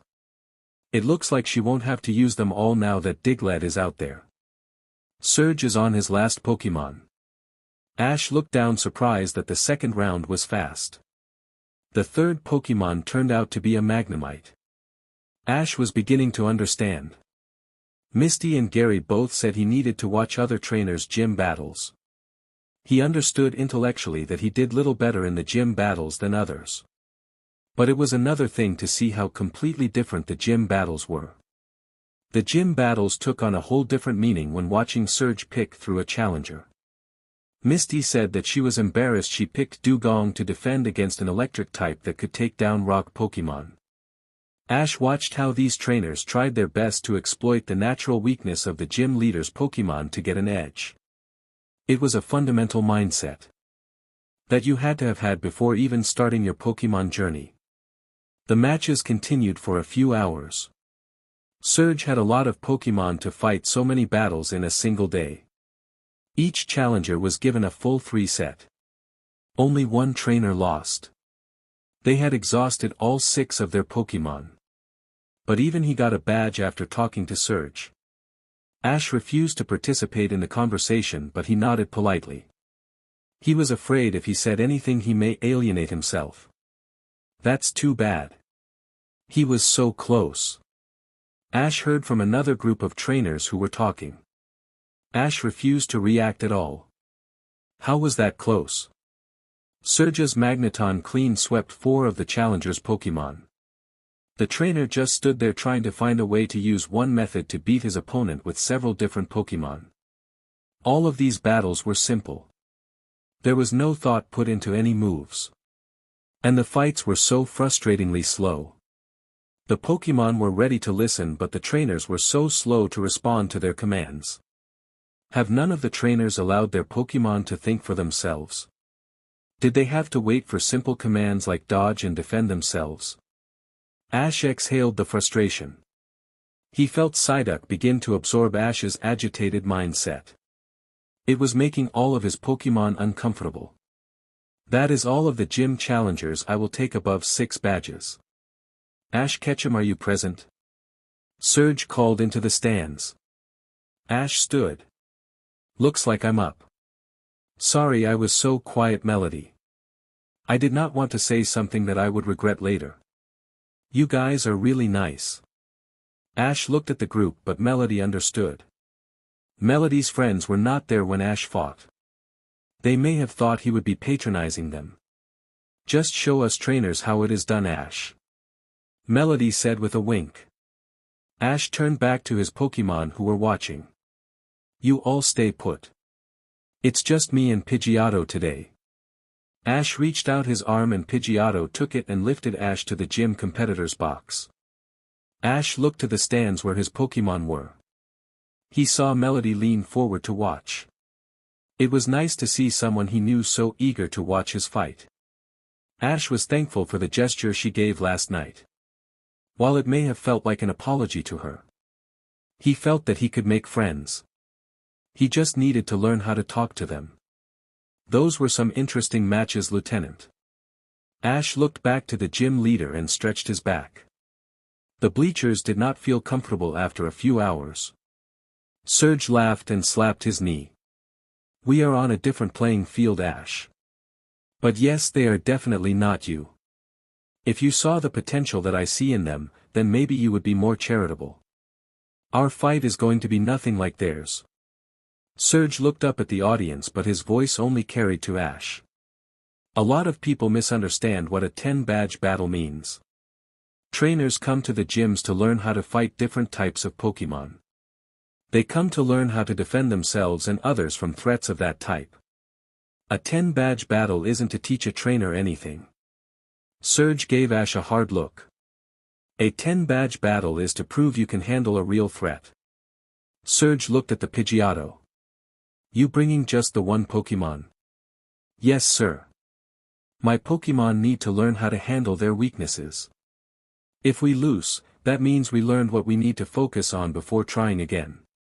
Pidgeotto released Ash's hand. It lifted itself into the air and hovered while flapping its wings behind and above Ash. How about you? I am sure if you are using the same Pokémon for the defense in a gym battle, they may be as tired as mine. Surge laughed. That's no excuse. If we said that, both of us would have stopped defending those ships long before we actually did. And where would we be now? Ash smiled with him. This was the kind of camaraderie he felt he was missing on the ship. You're right about that one. We are ready when you are. Very well, Ash, this will be a 2 versus 1 match. No substitutes for either sides. Just a warning, Ash. I'm not holding back. Let me show you a few of my old war buddies. Begin.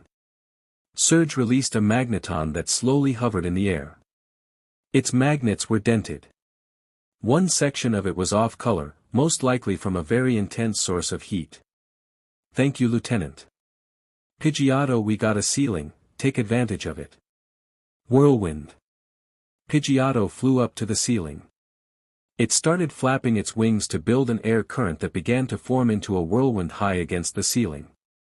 Dust picked up and started flying into the air on the gym below, obscuring Magneton's view. Pidgeotto flew around the whirlwind to increase its momentum. After a second where the wind would carry him as fast as he could in open sky, Pidgeotto allowed itself to be sucked into the whirlwind before being shot out towards Magneton. Magneton, thunder the ceiling. Magneton released a ray of lightning that fanned out to search for its target.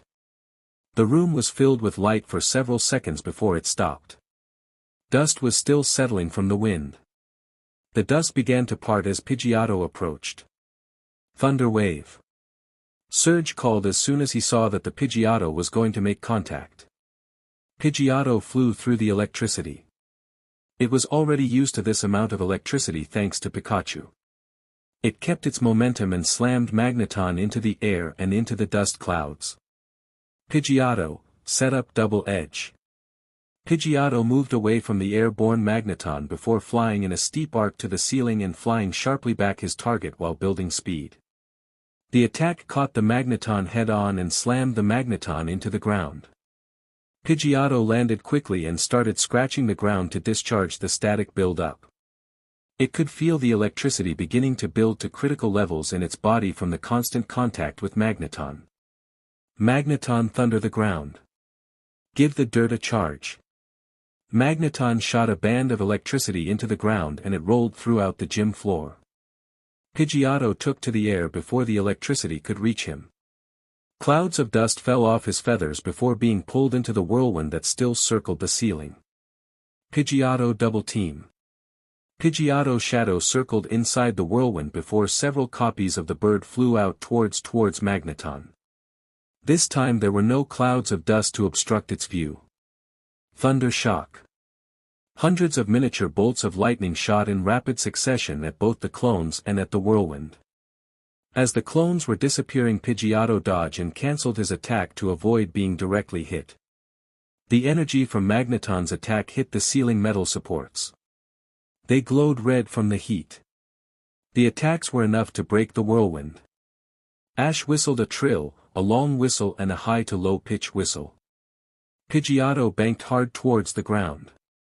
He split into several copies of himself, each one spreading out into the air and back towards Magneton. Thunder wave. Surge said while watching to find the correct Pidgeotto. Magneton concentrated on building electricity and releasing in a wave across the ground, hitting every copy of Pidgeotto. as the last Pidgeotto was hit. Ash whistled again. Surge was surprised at the sudden black shadow that hit his unsuspecting magneton from the ceiling. The two collided into the ground, creating a plume of dirt that nearly hit the ceiling. Pidgeotto flew out of the dust and landed on the ground, testing to see if it was still charged. When he found it wore off, he started scratching the earth. Surge whistle at the strength of that sky. Attack. That was usually only reserved for outdoor fights. Surge recalled his Pokémon. The girls were not kidding, were they? Good job, partner. Get some rest. Go Raichu. Raichu turned out to be the one that was on the SS and when Ash first met Lieutenant Surge. It looked like a normal Raichu until he saw the tail. A portion of the curved part at the tip was missing. Raichu Thunder Wave. Raichu's cheeks crackled before it released a large pulse of electricity that engulfed the whole gym and viewing area. Pidgeotto screeched in annoyance before flying low again to get rid of the charge. Ash saw some dirt slowly fall in the arena. Ash smiled but did not dare look up at the ceiling. Body slam. Raichu went to all four legs and burst into a speeding charge. Double team Pidgeotto. Give yourself some time to discharge and build up your agility. Pidgeotto flapped quickly to kick up dust. Surge looked up and noticed there was a huge buildup of dirt on the ceiling supports. Large clouds of dirt fell off the ceiling from the moving wind. Surge looked back to see several copies of the bird appeared side by side. Each one scratched the ground before attempting to lift off. Raichu was able to knock into 3 and shoot lightning at 4 copies before 2 more took off to the air. Each one turned to dive in at Raichu. Raichu burst into a ball of electricity to hit both of them as they tried to make contact. Both Pidgeottos faded as they passed through him. Pidgeotto let the illusion go. A burst of dust exploded on the ceiling. Pidgeotto flew from the dirt-covered support beams. Pidgeotto started flying to him at full speed. Raichu Thunder. Mirror, Pidgeotto. The thunder strike hit Pidgeotto in mid-air. A great explosion of dirt flew off the bird. Pidgeotto flew out of the cloud without slowing. The mirror move was complete and Pidgeotto released all the electricity it had absorbed, hitting Raichu. Raichu stood there and took the unexpected hit and staggered. Electricity rolled of its fur and it snarled at the bird. Raichu another thunder, Pidgeotto needs time to recover. Ash whistled a call. Surge was right. The return to base signal made Pidgeotto banked hard and fast. He avoided the thunder and flew around to Ash. The maneuver was enough for Pidgeotto to recover. Gust Raichu. Make him work to find you.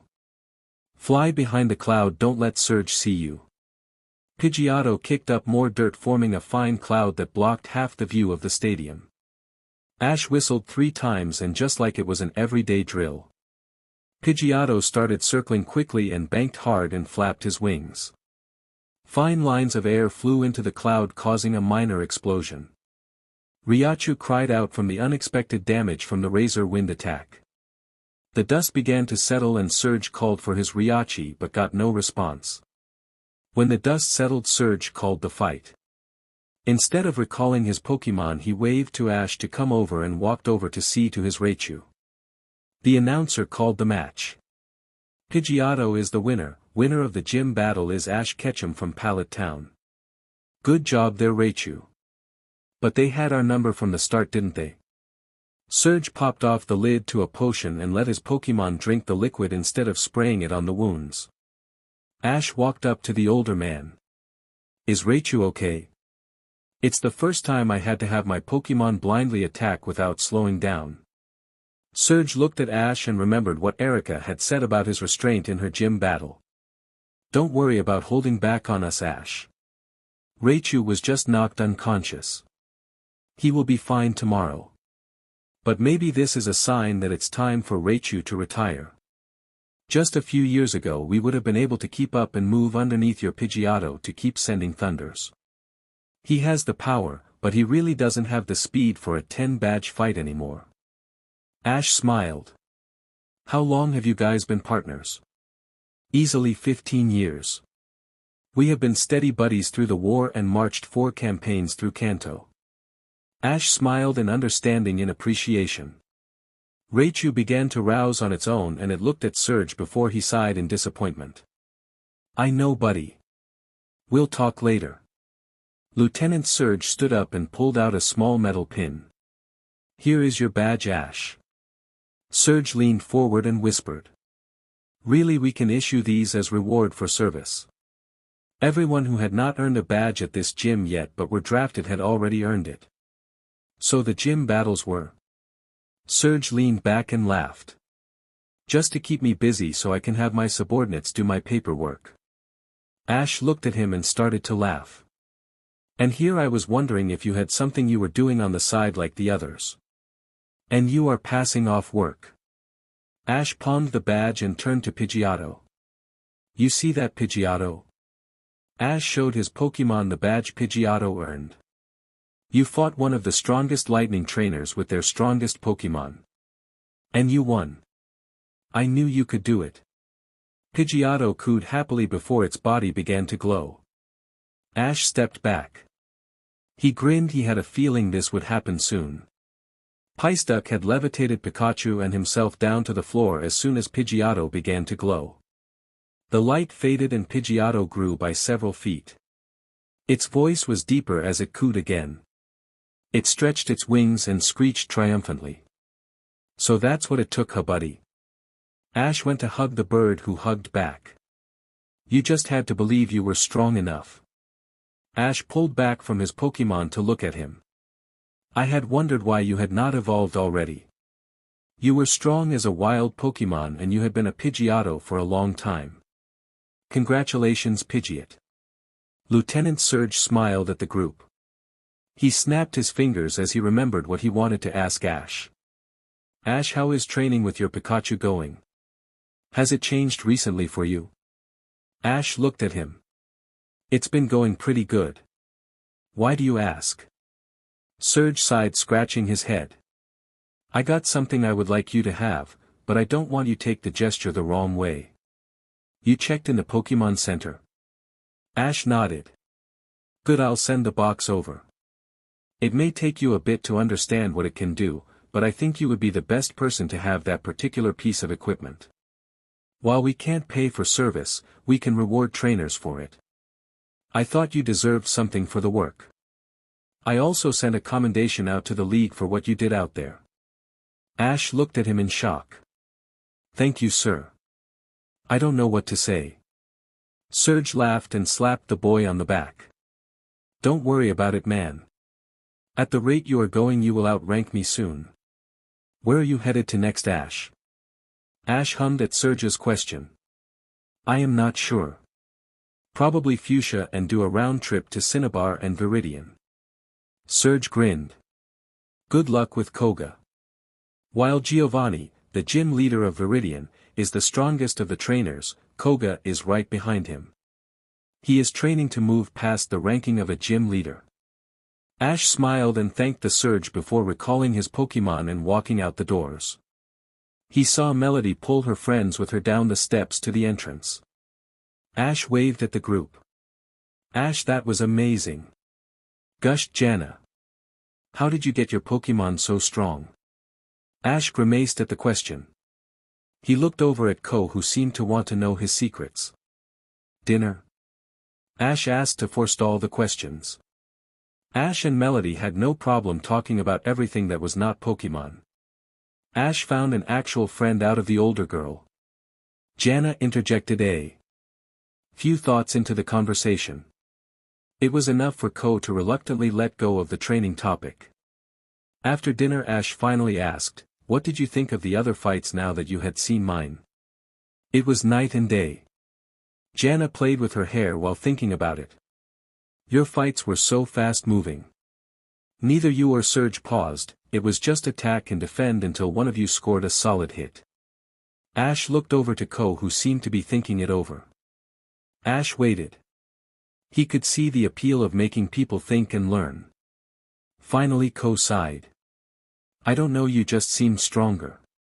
Melody leaned forward and put her elbows on the table and rested her chin in her hands. The other trainers. They just attacked or defended. Some of the better ones tried to move themselves into better spots to attack. But they all seemed to try and think of some way to fight the opponent. They did not come with a plan like you did. Ko looked up at that. They did not use the battlefield. Ash smiled. When I went to my first gym in Pewter City, all I had was Pikachu. I was curious how far I had to go. Then I would go get more Pokémon. But during that fight Pikachu and I got very lucky and stumbled on something that allowed us to win. We changed how the gym floor worked and it was how we were able to win. After that fight I thought for a long time if I could recreate that inspiration in both me and my Pokémon. Or was it literally lightning in a bottle? Ash drank some water and watched them all think about what he said. Melody, who was watching him, widened her eyes. Ash smiled wanly at her. In nearly every fight I have used the gym field in some way. The gym isn't a metal box. There is something in that field to help you fight. Melody thought back to a few bits of conversations during the day. Did it bother you the way other trainers fought with their Pokémon? Ash looked at her surprised. After a moment he thought about it. I thought it was strange. What really bothered me was that trainers would collect Pokémon to fight a specific gym to progress. I only have my 3 so I don't even know what you do with them all. Melody grinned. I can at least help you there. Whatever town you registered in, you will have an option to deposit your Pokémon in the city's park reserve or release them back into the wild.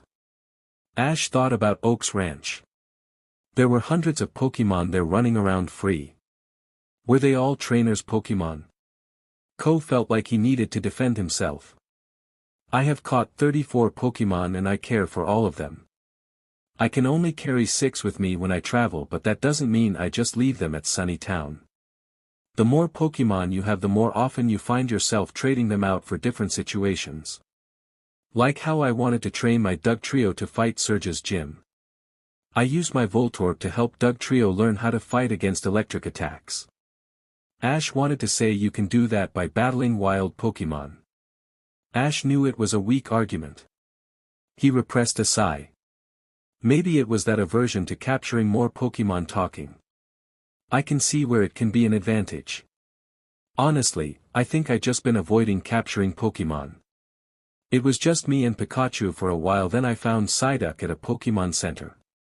Pidgeotto, well, Pidgeot, I battled and captured him on the way to Lavender Town because I felt I was ready to start training a third Pokémon.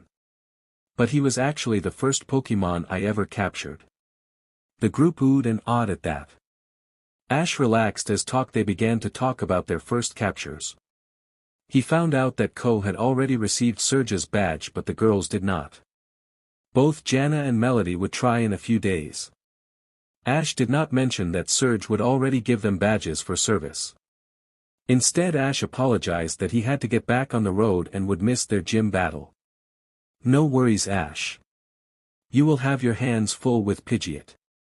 When a Pokémon evolves, you will want to spend as much time with them as you can. Evolution changes a Pokémon's behavior and mind as much as their body. Ash immediately thought of Eggs, Kelly's Pokémon. Thanks, Melody. We could still at least leave each other messages if you want. Melody smiled and gave the 10-year-old a hug. Absolutely. I'll want updates. Good luck getting your final 3 badges, Ash. Ash smiled. It really hit him. He only needed 3 more badges. He had caught up. There was plenty of time before the Kanto conference. Thanks, Melody. Ash waved at the group as he went to the Pokémon Center. It was getting late and the teenagers wanted to stay out longer. Ash was ready for bed. He released his Pokémon to check on them. Pidgeot did not seem to show any of the changes he was warned about, but he still talked to the bird like normal. Pikachu and Psyduck played on their much bigger partner. Pidgeot seemed to like the attention and spread his massive wings and flapped once. The force of the wind toppled Psyduck. Pidgeot started laughing as feathers from Psyduck were fluffed up from the wind. The group joined in as Psyduck tried in vain to push back the feathers. Ash sighed as he placed his Pokémon back in their ball. He was grateful for his team. They had never doubted him. Questioned his sanity, but never doubted that their trust was misplaced in his hands. Ash played with an empty Pokeball. It was time to get a fourth and hopefully final Pokémon. He had already decided on Fuchsia City's gym. From what Blaine said about Venomoths, Koga was either a flying or poison gym. Ash did not really care. The surprise was fun. Otherwise he would have looked it up. Ash found himself staring at a blank screen. He had not realized he had walked to the communications room. Ash pulled out his Pokédex and found Gary's ID number. "Hey Gary. This is Ash. I just wanted to leave you a message. I made it to Vermilion City and watched a few gym battles." Ash paused. He was unsure how to say what he felt about it all. "You are right. I needed to see what other trainers were doing. But it was what they were not doing that made me realize a lot about my own Pokémon and how I trained them." Ash looked at the video. "I only need 3 gyms. And I plan on getting a 4th Pokémon for my team soon. Whatever that Pokémon happens to turn out to be. What I really wanted to say was thank you. The unknown about my progress was wearing on me. From here on out I will need a team of 4. I look forward to our match in the Indigo League. I'll see you when I see you." Ash disconnected the message and not even pausing, he opened the channel again to Cerulean City's gym. One of Misty's sisters answered. "Oh. It's you. Hello cutie. Let me get Misty for you." Ash covered his face to hide the blush that was forming on his face. Most of the camera was filled with the older woman's bust. Ash politely looked away as she stood up and the camera lost view of her cleavage. A call came to the background with Misty's name placed in the indiscernible babble. Finally Misty came into view. She looked at Ash and smiled. "Hi Ash. How was the gym?" Ash finally let out everything he was holding in. Was weird. Is it wrong that I wanted to shout at them to dodge? Then ask them what the hell was wrong with them? I made a friend and an older trainer that I had yelled at during the rescue mission. We watched the gym matches and they kept talking about how advanced everyone was. I apparently watched trainers who fought at an 6 badge level and above. I don't even know where to begin at the idea of an entry-level fight. The fights took hours and the trainers just stood there and waited for something to happen. Then this one kid went through 6 Pokémon to take down 3 of Surge's and only 1 by luck. Surge was great. Although if you wanted to give trainers experience with electric Pokémon, why not just shock them a few times until they figure it out? Do you do that too? Water hose down Pokémon until they can dodge. Ash finally slowed down. He let himself catch his breath as he just mouth vomited all his thoughts from the day. Misty laughed and leaned back in her chair. "Ash, it sounds like you had fun." Misty smiled and started to give a grin Ash could not describe. But it was a smile she had given him a few times before. "Yeah." Ash deflated.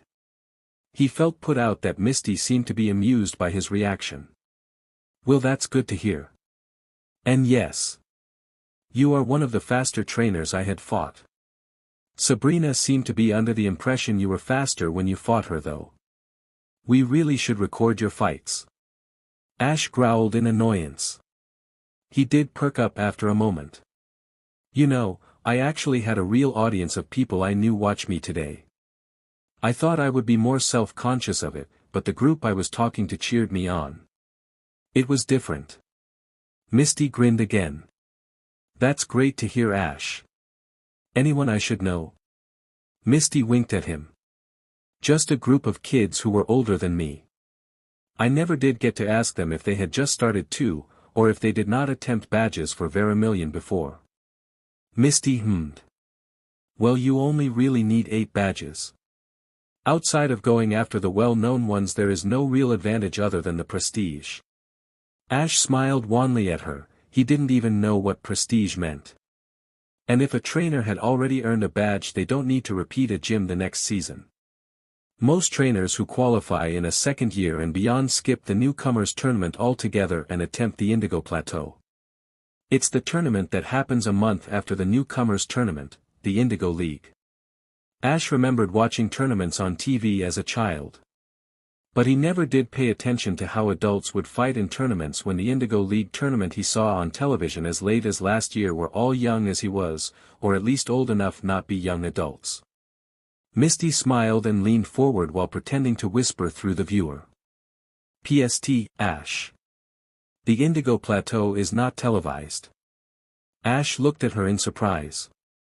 "Really, it's not even mentioned because it's invite only. And it's a recruitment tool for the Pokémon League. Careers and job appointments are settled during that tournament. And it's not just for the newcomers. Maybe the winner of the newcomers Indigo tournament may get an invite, but that's really rare. But if Blaine said was true and you win, you may very well get an invite to the Indigo Plateau." Suddenly Blaine's warning made sense. Ash loved the challenge of a Pokémon fight. But the idea of settling down somewhere and working some sort of job felt all too soon of a possibility. Ash smiled at Misty. "Thanks for the help, Misty. I really appreciate it. When I am done with my badges, I am going to have some free time before the tournament. If I can get Pidgeot flying confidently with me on him, I am coming to visit." Misty had a grin that spread from cheek to cheek. "That would be fantastic, Ash. I can't wait for you to visit. Are you leaving town tomorrow? And are you still thinking Fuchsia?" Ash nodded. "It is the one gym that is actually the furthest. Then west to Cinnabar. I'll keep in touch." Misty giggled. "Sure, Ash. Good night." "Night, Misty." Ash pushed out of his seat and walked over to the Nurse Joy's reception desk. He waved at a Chansey who sat there patiently going through folding towels. "Chansey. Did Lieutenant Surge send over a box for Ash Ketchum?" Chansey nodded before pulling up a very old wooden crate. It was not very large, but the dust marked how old it was since it was last opened. Ash could tell where Surge picked it up and where it was handled. "Thank you." Ash picked up the box and took it to his room. Ash was not sure what to make of it and simply opened the box as soon as he set it down on the desk in his room. Inside, Ash found twin rods. Each one was 3 feet long, made with an odd metal he did not recognize. The hilt was wrapped in leather with an odd shape bound at the bottom. Ash lifted them both up and found they were heavier than he thought they would be. Surge's name was written on a card inside the box too. "Ash, thanks for the help out there. You saved a lot of people last night. Here is a token of my gratitude. Make sure to use it well. These little guys are made to train my Pokémon during the war. Be very careful with the butt end of them. Each one has a Thunderstone held in them. It was never a problem for me, but you will want to be careful with Pikachu. Have Pikachu target a rod. I think you will figure out from there. Lieutenant Surge. Kanto Military. Pokémon Division. Chapter 7. The days passed quickly once Ash got back on the road. The first thing Ash did was allow for Pidgeot to get used to his new body. Pidgeot flew most of the day ahead and behind Ash. Whenever he saw something, he would screech and cawed to get Ash's attention. Ash, Pikachu and Psyduck looked on and cheered when Pidgeot flew low on one particularly loud call. Ash and the rest of the team were nearly knocked off their feet when Pidgeot flew low and buzzed them. While Psyduck and Pikachu cheered, Ash gave Pidgeot an annoyed look. They did not have to dodge the flyby. Ash was warned that newly evolved Pokémon could rebel against their trainers. He was relieved to see Pidgeot seem to have become more affectionate. But Ash did find a few times where he would be bowled over by the bird's enthusiasm. Ash was sure Pidgeot still had not realized how big he was now. The team finally came to a stop and Ash had to wipe the sweat from his head with his shirt. It was only recently that he started to have his black shirt sit around his neck. The sun baked the road and hot air rolled off the ocean from the south. Both Pikachu and Psyduck both looked back waiting for an order. Psyduck quacked in agreement before Ash even asked. Looks like this is a good spot to practice on. A lot of clear flat land. Think you can handle us for the whole length, Psyduck? Psyduck brushed his mind with Ash's. Ash felt more than saw the spanning miles ahead and the feeling of agreement to Ash's question. Good. If we can make quick time, we will be getting you up and running with teleport soon, and we can start getting you feeling comfortable in teleporting us longer distances. If we can do that, you and Pidgeot will be able to get us pretty much wherever we want to go. And that will allow us less time walking and more time training for the conference. Ash turned and whistled. Pidgeot banked faster than Ash knew he could have as a Pidgeotto. When the bird landed, his chest was puffed out and he was breathing hard. Ash couldn't stay annoyed when he saw the bird looked so pleased with himself. Okay, fine, you are happy you can fly so fast. I want you to rest. We'll actually train tomorrow. But I want to cover as much land as we can today. Pidgeot obediently bowed his head. Ash recalled him before Pikachu hopped on his shoulder. Okay, Psyduck, we are going to take this slow until you can see further distances. Are you ready? Psyduck. Ash smiled and took the yellow duck's hand. Okay, teleport. Ash felt his body get splashed in cold energy before the earth moved around him in waves. A split second later they were on the road again. Ash turned around and saw they had moved easily 40 feet. Good job, Psyduck. We'll let you keep practicing until you want to stop. If we run into any trainers, we'll let you take a break. Remember, only places you can see with your eyes, not your mind. Teleport. Ash and his team disappeared in a flash of light. Oh. Ash sat on a tall flat rock. His team wanted to take a break and Ash agreed. They were making amazing time with Psyduck learning teleport. A full day's travel could be covered in a matter of hours. The end result though was Ash had not run into a single person in nearly 2 weeks. He soon figured out he had been skipping by quite a few settlements. The only hint he had was from a fork in the road which had a way station for the area's map. Ash and his team had bypassed several villages one a few side roads thought could have easily stopped at if they had walked. Ash knew Psyduck was going longer distances, but Ash did not realize how fast they were traveling. This route should have taken him over 2 months to travel by foot. They were almost to Fuchsia City now. Psyduck was happy he was getting used to the way he needed to warp reality. Ash had a good idea how Psyduck could teleport at all. Psyduck's mental eye had no barriers. It was an all-encompassing field of view. But the out-of-body experience seemed to have had the opposite result of amnesia. Psyduck needed to be very aware of his body. If he moved someone with him, he would need to be aware of the target as well before a warp bubble could construct it around them. Psyduck gave an image to Ash of oil covering a spoon before being able to teleport. It took Ash a half a day before he realized the analogy was referring to his mental sprawling.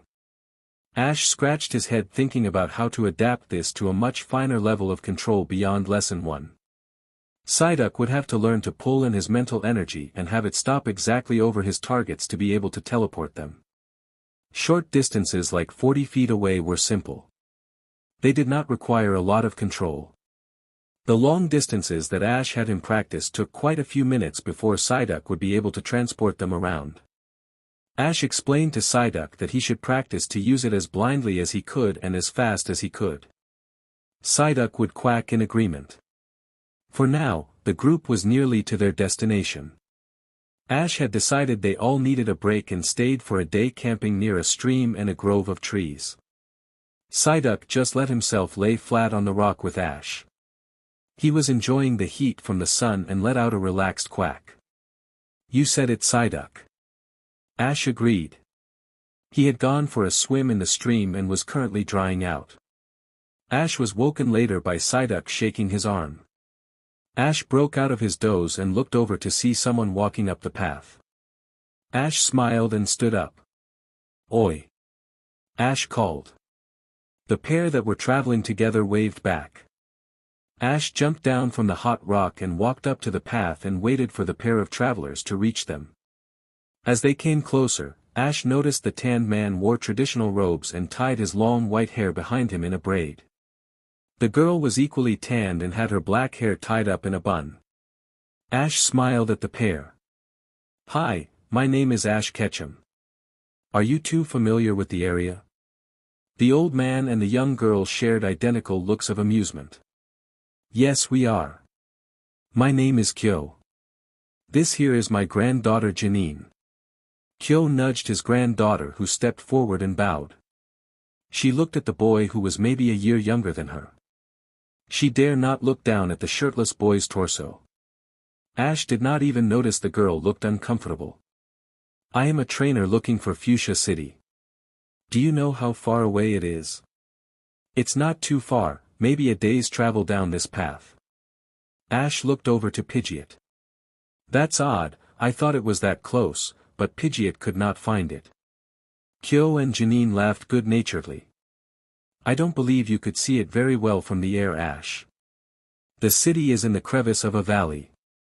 It sits right on sea level, not on top of the cliffs like this path." Ash owed at that. "I wish I found that out sooner. I was getting nervous." "Thank you, Kyo. Not a problem. Do you mind if we camp with you tonight?" Kyo ignored the eep from Janine. "We have been traveling a while and will need to make camp ourselves soon." Ash smiled and called his Pokémon over. "Sure. We could always use some company. Do you live in Fuchsia?" Kyo smiled and looked at his granddaughter. "Not in the town exactly. Janine would like to take over the family business, but she is still training. That is why we are traveling, you see. Janine needed some experience fighting different kinds of Pokémon.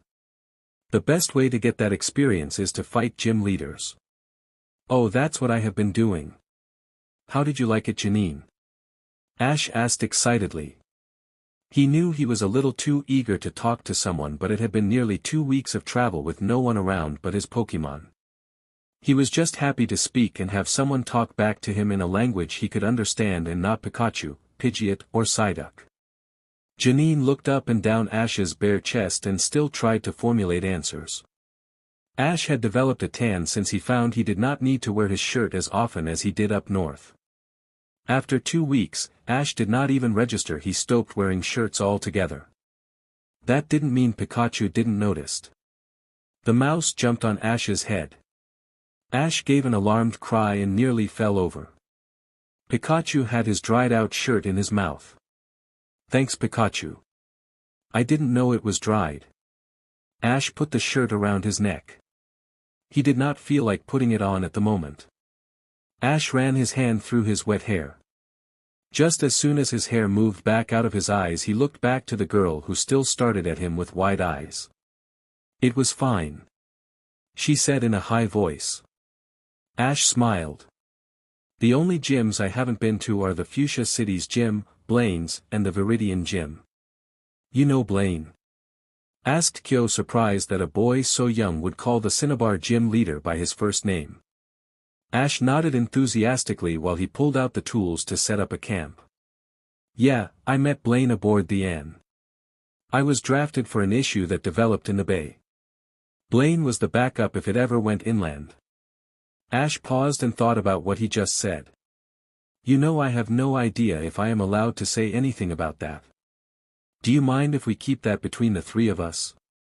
Kyo laughed. "Yes, we will keep it to ourselves. Won't we, Janine?" The girl nodded politely while she kept herself busy going through her bags setting up a tent away from the fire pit Ash was building. Janine did not know what Ash said next, but Kyo commented, Aren't you a chatterbox, Ash?" Ash laughed. "I honestly didn't think the walk from Vermilion to Fuchsia would be this lonely. Psyduck is learning teleport and Pidgeot is getting used to his new body. He just evolved. I was expecting we would be able to cover more land. We are, but we are spending a lot more of each day training. It doesn't help that we skipped all the cities without really knowing it." Kyo kept his amused grin. That is usually the life a trainer leads, Ash. I was a trainer myself. If you wouldn't mind, tomorrow would you like to travel the rest of the way with us? Ash turned to look at his Pokémon to see if they had any objections. When none came, Ash smiled at the two. Janine kept her face down. I would love to. Ash was curious about the girl Janine's shyness. Eventually, after setting up camp, Ash had the chance to talk to the pair at length. How many Pokémon do you have, Ash? Kyo looked at the three that had helped set up camp. He had a feeling he already had his answer when Ash looked up from the stream. I just have the three. Ash sighed. I am going to have to find another partner soon. But Pidgeot has been keeping me busy. Ash whistled. Pidgeot swooped down and landed. His perch was the flat stone Ash used as a sunbathing bed. Food's up, Pidgeot, come down and eat. Ash set out the food for his Pokémon before looking back to the newcomers. Really, I wanted to look for another partner during this trip. But we are traveling so fast, I have not really had the chance to look around. Kyo smiled. I've had a few myself. I either come across one that would come with me, or I have to go find a partner. Knowing when you are ready for a new one is usually the key. Ash grinned. I used to like the idea of having a lot of Pokémon. Now, I rather teach as many as I can handle. Looking for a fourth at this point is more because I need to, rather than because I feel ready. Pidgeot over there is the only Pokémon I ever caught. I asked Psyduck to come along. Janine and Kyo released their Pokémon to feed them as well. Ash perked up at seeing a few unfamiliar ones. He pulled out his Pokédex. Janine giggled at the reaction. This is my Zubat, Nightwind, my Wheezing Dark Cloud, my Venomoth Dustwing and my Ariados Greenie. Janine blushed at the last name. Greenie was my first Pokémon and I named her before I really knew what she evolved into. Huh. Data not found. Is Greenie a Pokémon from a different region? Janine smiled and pulled her Ariados close to her. Yes. She was given to me to train when I was really young. She is native to Johto.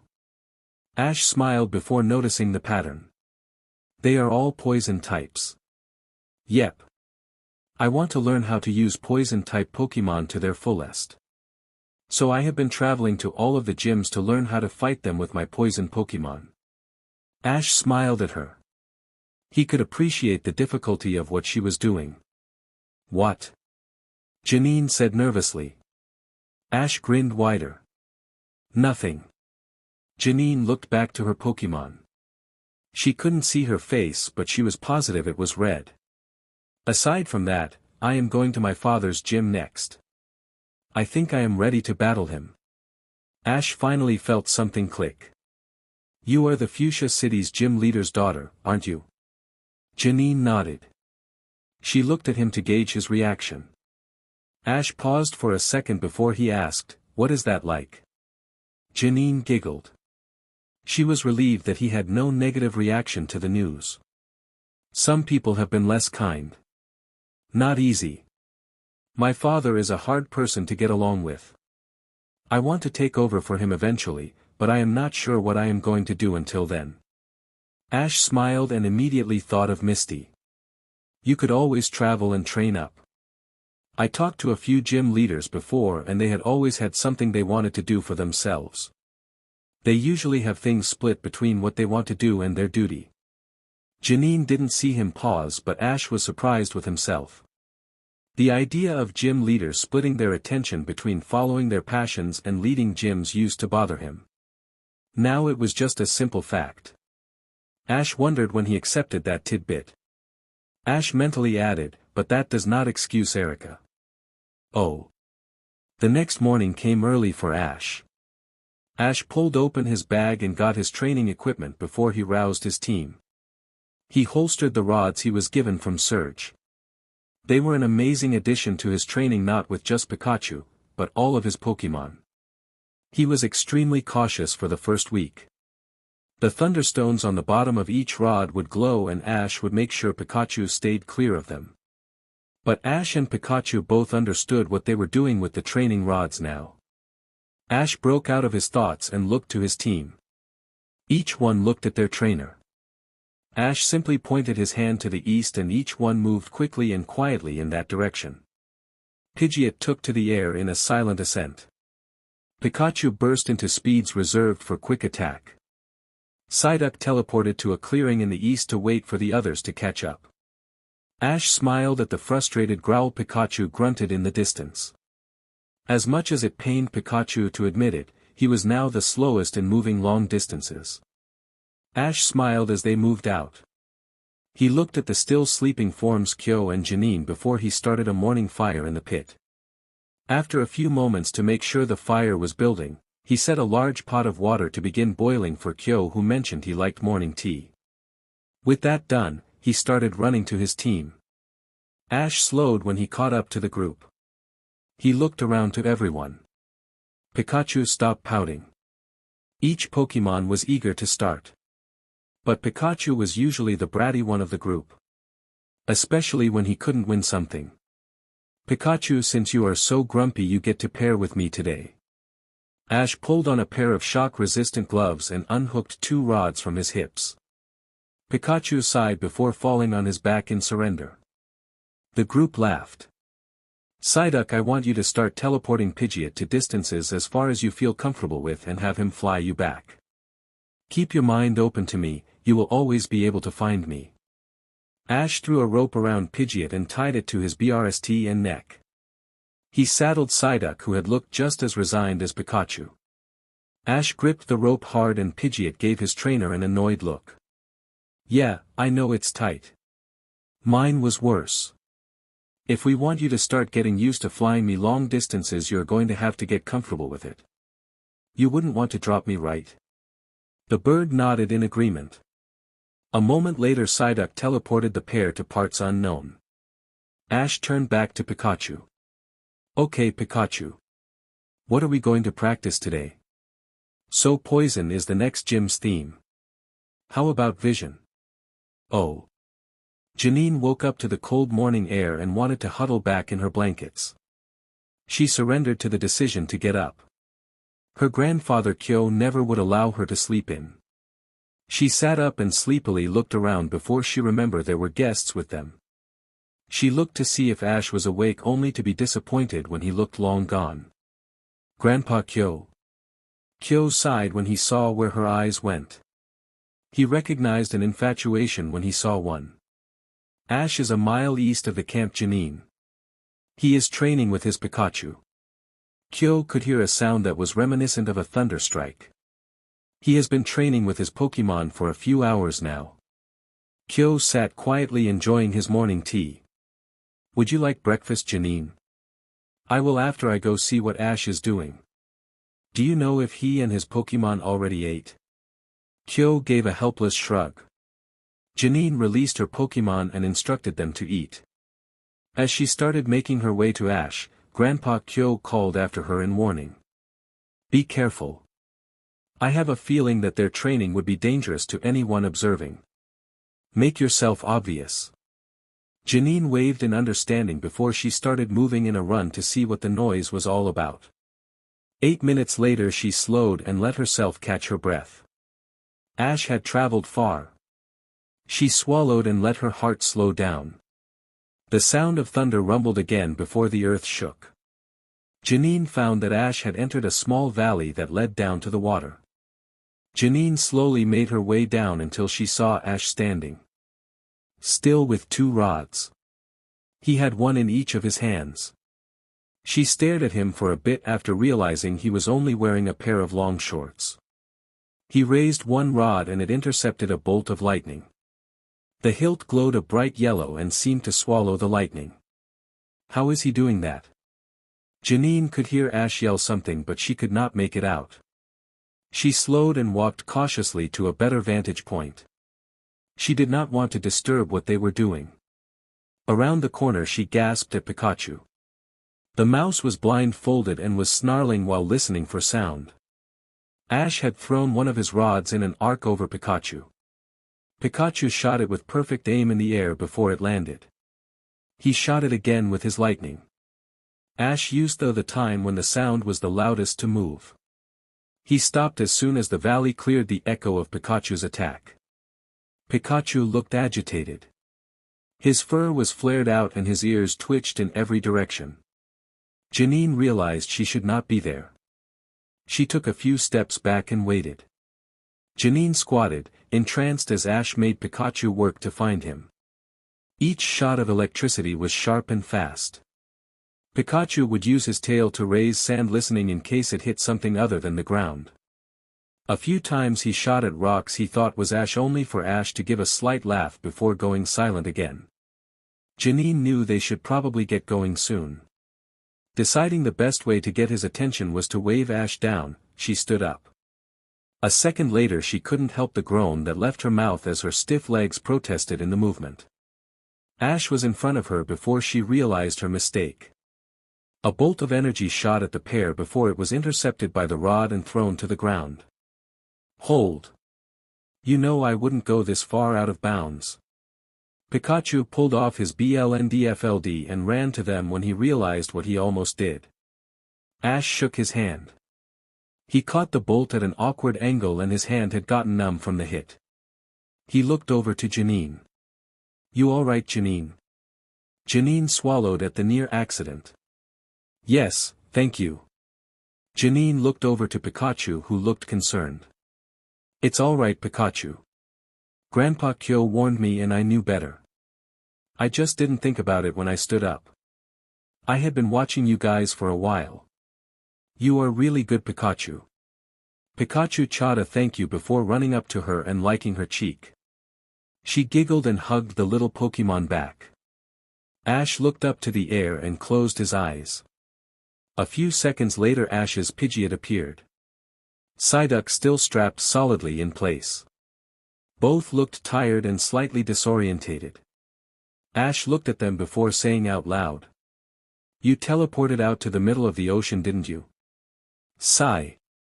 Psyduck said as an apology. Ash went to unhook the duck Pokémon and let him rest on the sand. Ash looked to make sure Janine was alright. He sighed at the near accident. He picked up his rods and holstered them in on his belt, one on each side of his hip. He noticed Pidgeot was waiting for Ash to take the rope off before they made their way to camp. Ash impulsively asked, You up for flying me and Janine back to Camp, Pidgeot? The bird looked at the pair unsure. Pidgeot, you are stronger than you think. Remember when you were able to lift me up as just a Pidgeotto? Besides, we need to apologize to Janine for what Pikachu nearly did. The bird nodded before stooping low.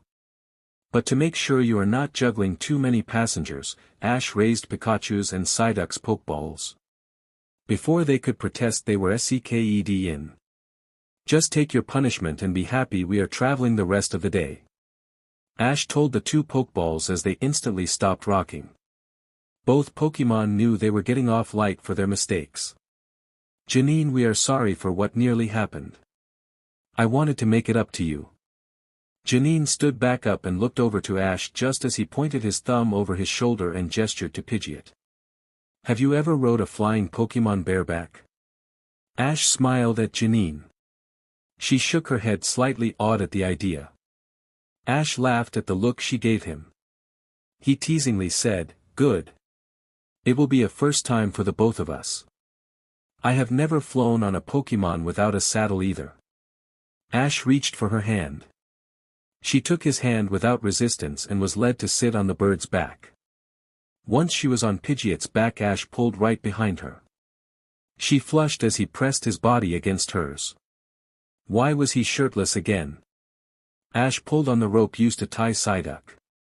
Once they were both able to securely hold the rope, Ash wrapped his legs in them to keep from sliding off. Okay, Pidgeot, this is either going to be an awesome story to tell our kids, or you are going to be trainerless. Either way, it's not your fault. Let's go. I thought you said you flown with a saddle before. Janine said, still slightly lightheaded in such close proximity to Ash. I have, just not on Pidgeot here. This is his first flight with passengers. Ash admitted while grinning at her. The bird gave his trainer a very annoyed look and took off without any warning. Ash and Janine screamed and laughed all the while gripping the rope like the lifeline it was. The two got their breaths back once Pidgeot was stable in the air. Ash leaned over Janine. "See, Pidgeot? I told you it's not so bad." Janine felt his breath in her ear and could not stop the shivers his voice sent down her body. Ash squeezed his arms around her to make sure she did not fall and was looking ahead. Janine finally had the courage to look back.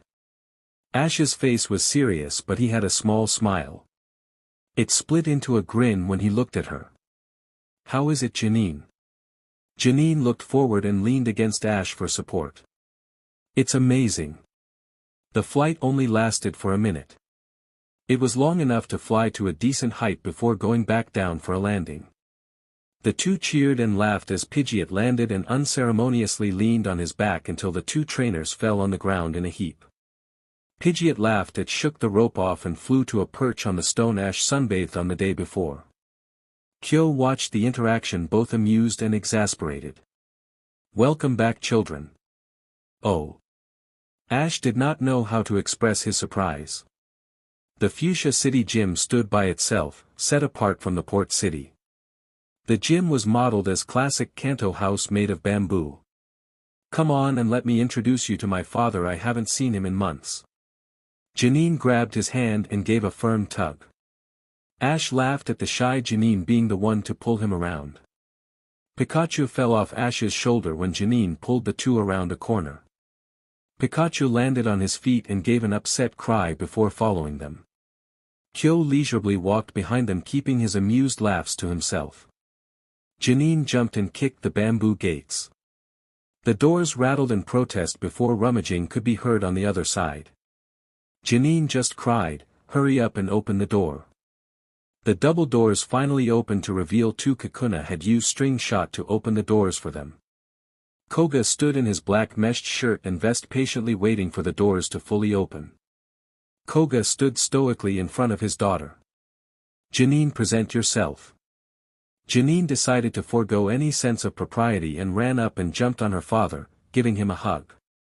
"I haven't seen you in months." Formalities later, she snuggled her father.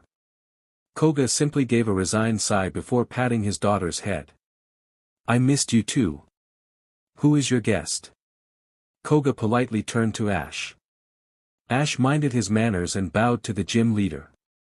"My name is Ash Ketchum from Pallet Town." Koga looked behind him and gave his father Kyo a look. The older man nodded. He confirmed that this was that Ash. "It is an honor to have you in my gym, Ash from Pallet Town. Come in." Koga stepped to the side and allowed the group to enter. Ash felt more than heard the doors close behind him. When he looked around, he saw the same bamboo had made up the walls of the gym. Rice paper walls divided the building. Ash could make out the hints of the actual gym to his left inside a deep pit. Ash recognized the telltale signs that he was standing on the same level spectators would view a gym battle. Ash smiled as Janine ran to and fro in the house getting reacquainted with Pokémon she had not seen in months. Ash stood next to Koga watching the spectacle with him. Janine was not this energetic on the road. "I thought she was a lot more calm," Ash observed while she twirled with a cater pie. "It is her nature to be cautious with those she is not familiar with. She seemed to warm up to you quickly if she is already pulling you around to follow her." Ash realized that Janine had dragged him to what is effectively her home by the hand to introduce him to her father. "I probably did not set the best example when we first met. I was happy to see other people on the road and was a little too eager to talk." Koga let his chest rumble with a laugh. "Oh." Ash was invited and accepted to stay at the gym for the night. Ash only took a few minutes to realize Koga knew exactly who Ash was and what he had done. The late evening was cooling the air and Ash found he could not sleep. Pikachu, Pidgeot and Psyduck all piled on top of each other sleeping in a cozy corner with warm blankets as a mattress. It was still heaven compared to sleeping outdoors. Ash smiled at them before walking out to the balcony in the main room. Ash turned on the light for the outdoors viewing area and stood looking at the ocean. He could hear the waves hit the cliffs below him and it brought warm air up to him in quick sea salt-smelling gusts. I find myself here often when Janine is absent. Koga walked out to the balcony. Koga, sir. Would you like to join me? Ash smiled at the man. Koga returned the invitation with inclined chin and walked out to stand next to Ash. Thank you, Ash, there is a reason why I sought you out. Ash gave the gym leader a sidelong glance. What would that be for, sir? Koga gave the young man a considering look. Ash was a young-looking 10-year-old. His daughter was just a little taller than he was. The image was deceptive considering the things he had heard and what type of match fighting him would require. How many Pokémon do you have? Koga asked kindly. Ash thought about all Janine told him. The fact she was studying to be a poison Pokémon specialist was his biggest clue. I only have 3. Koga suppressed his disappointment. I see. Ash looked out to the ocean and after a moment asked, I have to have 4 to battle you, don't I? Ash closed his eyes and bowed his head. He knew that these fights were coming and he still wasn't prepared for this simple requirement. I am sorry, Ash. My gym requires it. Do you know what I specialize in? Poison. I can imagine the format from that. I assume you need 4 Pokémon as a minimum, so any Pokémon who does fight you will not take fatal doses of poison. Yes, Ash. My format for all of my gym battles are 4 versus 4 single-round bouts. 1 Pokémon per round. You will need at least 4 Pokémon to even consider challenging me. I am sorry, Ash, I cannot accept your challenge as you are now. Koga bowed in apology. Thank you for telling me when it is just you and me. It means a lot. I'll stay at the Pokémon Center for a few days to make sure Pidgeot is ready, then I am flying to Cinnabar. I'll train a 4th member and return soon. Koga gave the boy a smile. I look forward to it. Have a good night, Ash. Good night, sir. Ash looked back out to the water. He closed his eyes and swallowed the disappointment. It was as heavy. It reminded him of the emptiness when he thought he would need to wait a year to be a trainer. Oh. Ash walked down the cobblestone path to the city. He only looked back after he heard footsteps chasing after him. He didn't need to guess who it was. Morning, Janine. Janine slowed when she caught him. Morning, Ash. What are you doing today? Ash smiled at her in amusement. I am going to see if I can get a saddle for Pidgeot in town. It looks like I am going to have to postpone my gym battle with your father. Janine gasped, I am so sorry, Ash. But you will come back. Ash nodded while thinking about how his plans turned around. Yeah. Pidgeot is ready to fly with me on his back. Really, Psyduck can already teleport me to places that he has been to. Any new town will be iffy for him. But it will be easy to backtrack. And I don't plan to wait for a ship. I'll see how many miles it is to Cinnabar Island and plot stops along the way. Janine pouted. Well, that's disappointing. I was hoping you could stick around for a bit. Ash patted her back in encouragement. There is always calls and messages. Do you plan on staying in town? Or you going back out? Janine hummed. I am not sure, we mostly came back because Grandpa Kyo wanted to come home and rest. But he says I am trained enough to go out on my own. I still have to do Father's gym and Viridian City gym. Well, for now, want to come with me to town? Ash found himself smiling when she grinned at the invitation. I would love to, Ash. The town was just as busy as Vermilion but only half as large. Ash wondered about it since it seemed to be right on the ocean. But then he realized there was not much land outside of the cliffs. Ash and Janine first went to the Pokémon Center to check Ash in. Ash was able to get directions to a leather worker shop. The shop itself was a wooden building. It had an open backyard and some kind of house in the back with a smokestack. Hello. Ash called. He left Janine at the door and walked in. "Can I help you, young one?" A middle-aged man with dark skin and soot hair came around the outside door. Apparently he had been working in the yard. "Yeah, I am looking to get a saddle for my Pidgeot. We are planning to fly out from here." The older man smiled and waved the girl in. "Bring in your friend. I'll ask you a few questions before we really start up." The man brought the pair to a workbench table that was covered in leather clippings and sawdust. Ash found he learned a lot about how to care for a saddle before the man even would consider building one for his Pokémon. Once the man was satisfied, he pulled out an assortment of leather scraps and full hides. Pidgeot stoically stood allowing the man to measure and lay out several hides onto the bird. "Sorry Pidgeot, I know you may find that uncomfortable, but it will be over soon," Ash called. Ash turned to Janine who was playing with some kind of branding stamp and hammer. "Look Ash. You can make imprints when you hammer it on the leather." Ash smiled and walked over. "You kids are more than welcome to try out those on the smallest scraps of leather. These measurements are going to be a while. If you find something you would like to emboss on the saddle, let me know," called the old man as he was busy working with Pidgeot to expand his wings to do more measurements. Ash and Janine exchanged grins as they pulled all sorts of leather scraps together and found different metal embossed symbols. The two chatted at possible patterns. Finally Ash said aloud, "If it's something that I am going to stare at for hours at a time, I want it to mean something." Janine giggled, "What? Like a tattoo?" The two stood shoulder to shoulder. Ash pushed her gently for the comment. "Sure, why not, better my saddle than me. I want something to commemorate my first journey." Janine looked at a few lines that had a slight curve to them. "How about this?" She hammered out a wandering path and got a simple solid oval to hint at a person at the base of the path. Ash smiled. "I kind of like that.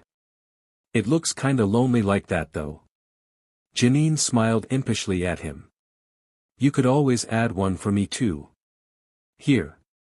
Janine added another thinner oval with a star at the top in imitation of her hair bun. Ash laughed. "That just makes me look fat." Just then, Pidgeot squawked in alarm as the measurements began around his legs. Ash turned and quickly pulled Janine around to look at Pidgeot. He was covered in layers and different sizes of uncut leather. The two laughed and Ash had to use his Pokédex to take a single picture of Pidgeot with the layers of uncut leather wrapped around him. Pidgeot did his best to keep his dignity until a thin warp of leather flopped over his face. Janine started leading the way back to the Pokémon Center while Ash grimaced at the cost of the saddle and HRNSS. Thankfully it was not as much money as the bus trip from one town to the other, but it was expensive. "I am going to have to do more tournaments. That one I did was barely enough to cut across Celadon to Saffron City." Ash pocked the money and looked at Janine. "I didn't have to spend a penny." She gave him an apologetic shrug. "It's considered Pokémon League training. So they fund it." Ash laughed and thought it was too bad being drafted doesn't net you any money. But then again he wouldn't trade his training rods for anything. Inside the Pokémon Center Ash went to settle in his room. Janine followed him and looked at the room. Despite living here, she had never gone inside the Fuchsia City Pokémon Center. It was not that different than the other ones she slept in, much to her disappointment. Ash really wanted to call Misty, but felt that would be some kind of something bad if he asked Janine to wait. Instead he pulled open a map for the Seafoam Islands and Janine helped him route a path through a few islands to rest while looking for another Pokémon. It was getting to mid-afternoon when Janine sighed. "I should probably get going back home. I was only supposed to chat with you for a bit." Ash laughed. "Not the whole day." Ash playfully tossed a pillow at her. "Thanks for coming down with me. It was nice to spend time with a friend." Janine smiled back at him. "I'll try and find you tomorrow. You better come up and say goodbye before you leave." "All right." Ash laughed. "I will. I think I should go make a few calls. And let the friends I do have know I made it to town." Janine laughed. Go call your family too. Janine got up and left.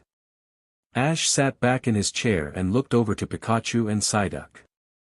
They were busy watching TV again.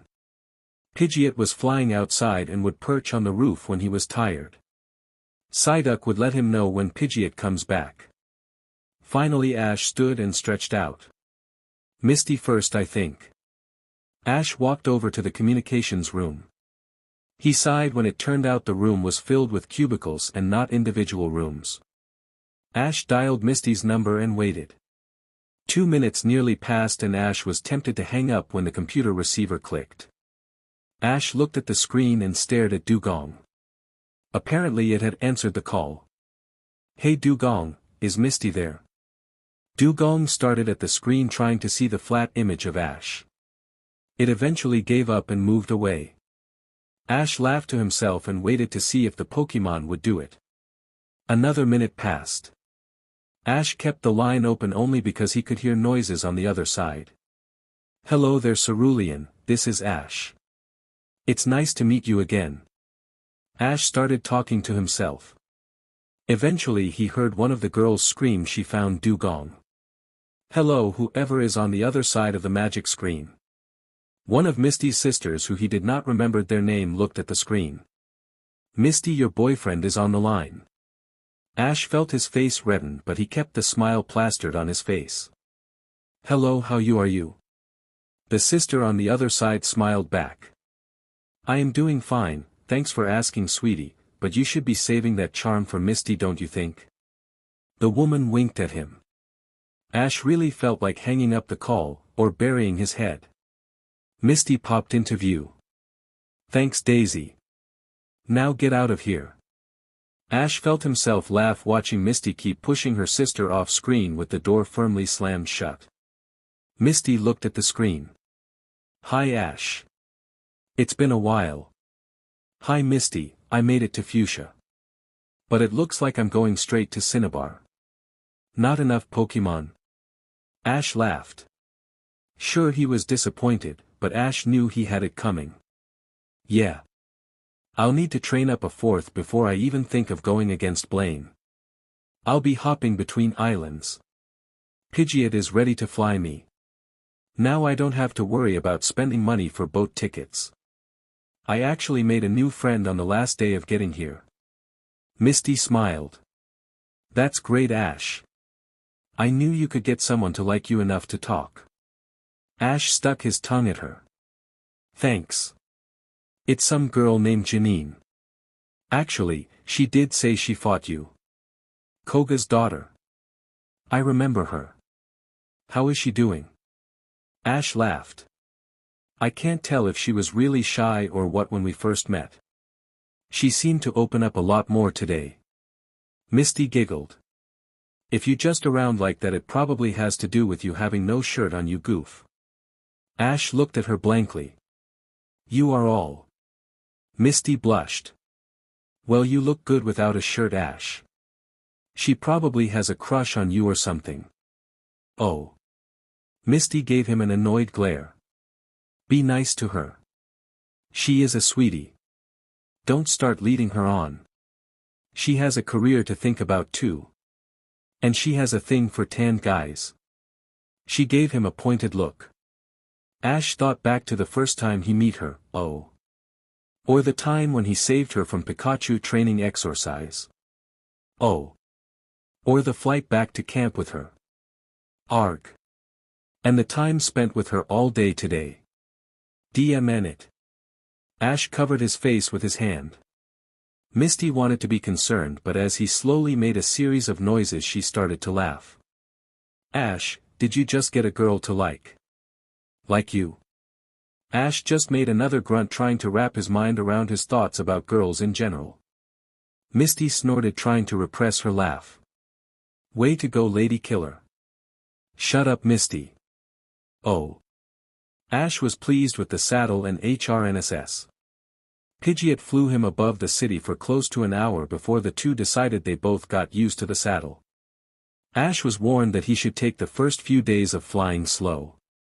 He will be sore. Ash could agree to that statement. After just the short flight he felt his thighs tingle from the cold and numbness of being in a single position for so long. Ash decided he would try and see how fast Pidgeot could go with him securely on his back and fly only short bursts per day. Just far enough to skip islands until they reached Cinnabar Island. Misty said Cinnabar was one of the few places she visited before. She warned the islands themselves are deceptively small. But the whole region covered nearly 200 miles. Ash felt it was time to head out.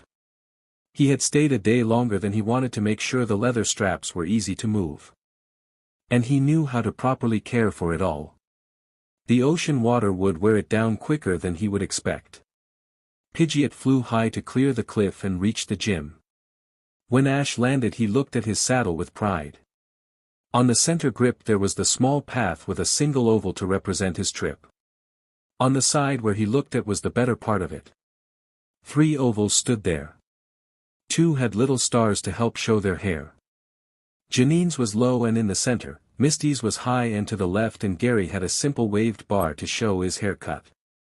All 3 faced the single circle starting his path. Ash knocked on the gates to the gym. Thinking of Misty actually made him think of the day after his call with her. Ash very nearly chose not to see Janine the next day. Ash did not want to have any kind of observation change his friendship with Janine, so in the end he spent the whole day with her like he had planned before calling Misty. Their tour lasted for hours before they really got to the beach where Janine had him swim in the ocean with her. Ash smiled to himself. She seemed hell-bent on getting as many memories of their day as possible. Ash could understand. For as much as he became friends with her, he had no idea when he would see her in person again. There were no guarantees she would still be at Fuchsia when he returns to get his badge. At least Pidgeot and Psyduck make it a possibility. He even bought Misty a souvenir which he sent out through postal immediately after he purchased it. But one thing he took to heart was Misty's warning. Keep your physical distance. Ash really began to see what he was doing when he was conscious of it. He even found himself flustered when Janine leaned against him and showed him something she found in one of the shops they stopped at. He was just thankful she didn't point out he started wearing a shirt again. Misty had just consoled him and said damage done. Misty didn't think that would stop Janine from liking him. Ash released Pikachu and Psyduck as the doors opened. Janine came out with her Ariados. So you are leaving, Ash? She moved her hands behind her back and lifted herself on her toes. Yeah, I spent enough time here without actually getting any training done. These guys are getting lazy with so much TV. Pikachu and Psyduck protested, but Janine giggled. She knelt down to the 2 Pokémon. Thank you for watching out for him all this time.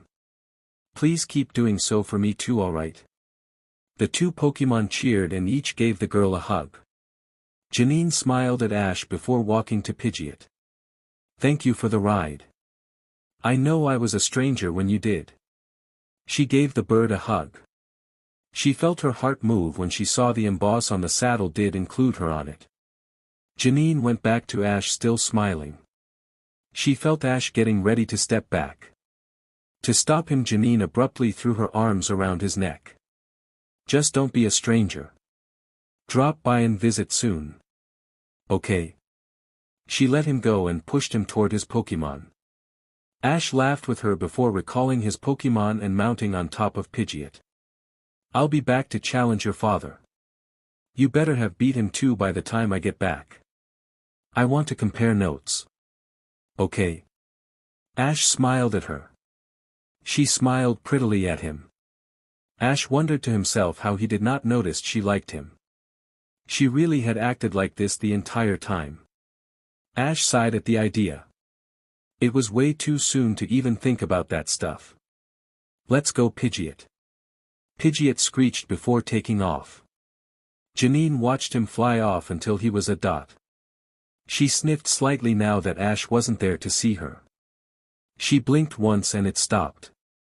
It's okay to be sad, Janine. Grandpa Kyo patted her shoulder. It is just. Janine gave a mournful sigh as she no longer could see the dot that was Ash. I don't even know if he liked me or not, you know. Kyo gave his granddaughter a hug. Men like Ash seldom notice their own feelings. They have other things they spend their lives focusing on. Just be mindful of that. If you ever do attract his attention, you will have as much of a struggle getting his affection as much as he would be giving it. Kyo went inside and shook his head. Koga watched his daughter from inside the home. To be young, father. Kyo took the water off the heating element to pour for tea. It took him a moment to respond. You were never like that. Sana thanked the maker for it too before she passed away. She saw how much I had ignored your mother and was worried you would be the same. Koga smiled but still could not understand his father. It is something to be completely consumed by your passions. I don't believe Ash is there yet, but he is incredibly focused. I just hope Janine does not get hurt if she has the will to go after him but finds she can't follow his path. Chapter 8. Ash had Pidgeot rest on the 5th island. It was one of the larger ones he had planned to fly over. It was a good spot as any to look for Pokémon. Ash unmounted and gave a disappointed grunt when he only noticed a few water Pokémon. He frowned before he released Pikachu and Psyduck. Good job Pidgeot, rest up for now. Pidgeot nudged Ash affectionately before disappearing into his Pokeball. Ash set Pidgeot's saddle on the ground and began to fold it like he was instructed before placing it in his bag. Once his work was done, Ash looked over to Pikachu and Psyduck. Psyduck had a blank look in his eyes. Ash knew he was looking into the distance. Abruptly Psyduck started crying. Hey buddy, what's wrong? Ash knelt to Psyduck and he felt Psyduck's emotions wash over him. Home. Home. Nurse Joy said you were a wild Pokémon. I am sorry, I don't remember where you actually come from though. Is it around here? Psyduck pointed west and further south. Ash smiled and patted his partner. Did you want to go visit your home during the trip? Psyduck turned to him still tear-eyed and nodded excitedly. Ash smiled. Then we will.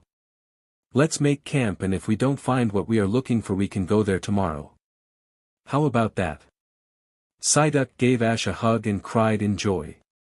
Ash had Pikachu watch the camp. Ash and Psyduck went further inland into the forest and looked around. There were actually more Pokémon here than he expected. Most were water Pokémon that Ash felt would not be a good fit. Both Psyduck and Pikachu already with working water moves. Although Pikachu's were situational. Psyduck tugged on Ash's shorts and pointed a little to their right. Ash looked further in that direction and the two started moving closer to a clearing with multiple Pokémon sunbathing on a pond. Ash scanned the group with his Pokédex, but they were all Pokémon he had seen before. Alright buddy, good job finding the group, but let's head back. We need to make sure Pikachu didn't raid my backpack for food. Psyduck quacked and the two turned around to head back to camp. Oh. The next morning Ash sat with Psyduck looking further down the islands with Psyduck's mind. Ash counted 12 islands going further east and slightly south. Alright Psyduck, that's enough for now. We'll stop if I get Pidgeot lost. You ready Pidgeot? Ash turned around and saw that Pidgeot was finally done going through his feathers from yesterday's flight. Ash made sure the camp was completely taken apart and the group flew. Ash pointed out several islands to Pidgeot as they flew by them. Ash mentally checked off each landmark, pleased that he was able to recognize everyone. The team had no difficulty finding the island. The island itself was small.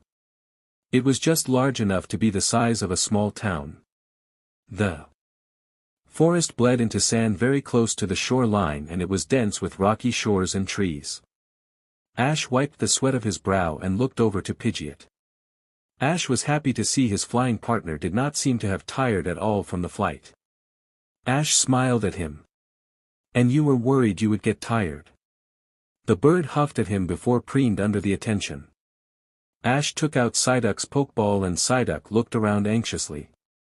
He closed his eyes and Ash felt the gentle push for permission to enter. Ash accepted. Ash and Psyduck both looked around for a few moments. Ash could hear Psyduck gasp in excitement. 3 islands south was a rocky island near a small town. Ash smiled at the hundreds of water Pokémon Psyduck allowed him to see. Alright. It looks you found them, Psyduck. You ready to see your old home? Psyduck nodded emphatically before hopping onto Ash and clicking his Pokeball. Ash felt the gentle nudge to hurry. Ash smiled and looked over to Pidgeot. He was already stooping low to allow Ash to get back on. Just a little more, Pidgeot. We spotted a town not too far away. They may even have a Pokémon Center where we can rest. Pidgeot cooed. Ash followed the mental landmarks of the islands. While there were fewer islands to cross, a few of them were farther than he thought. Pidgeot managed to fly to them with a quicker speed than the first flight. Ash wondered if Pidgeot could feel Psyduck's urgency. Ash directed Pidgeot to land inland. The clearing was a fair way from the beach. Ash released Pikachu and Psyduck.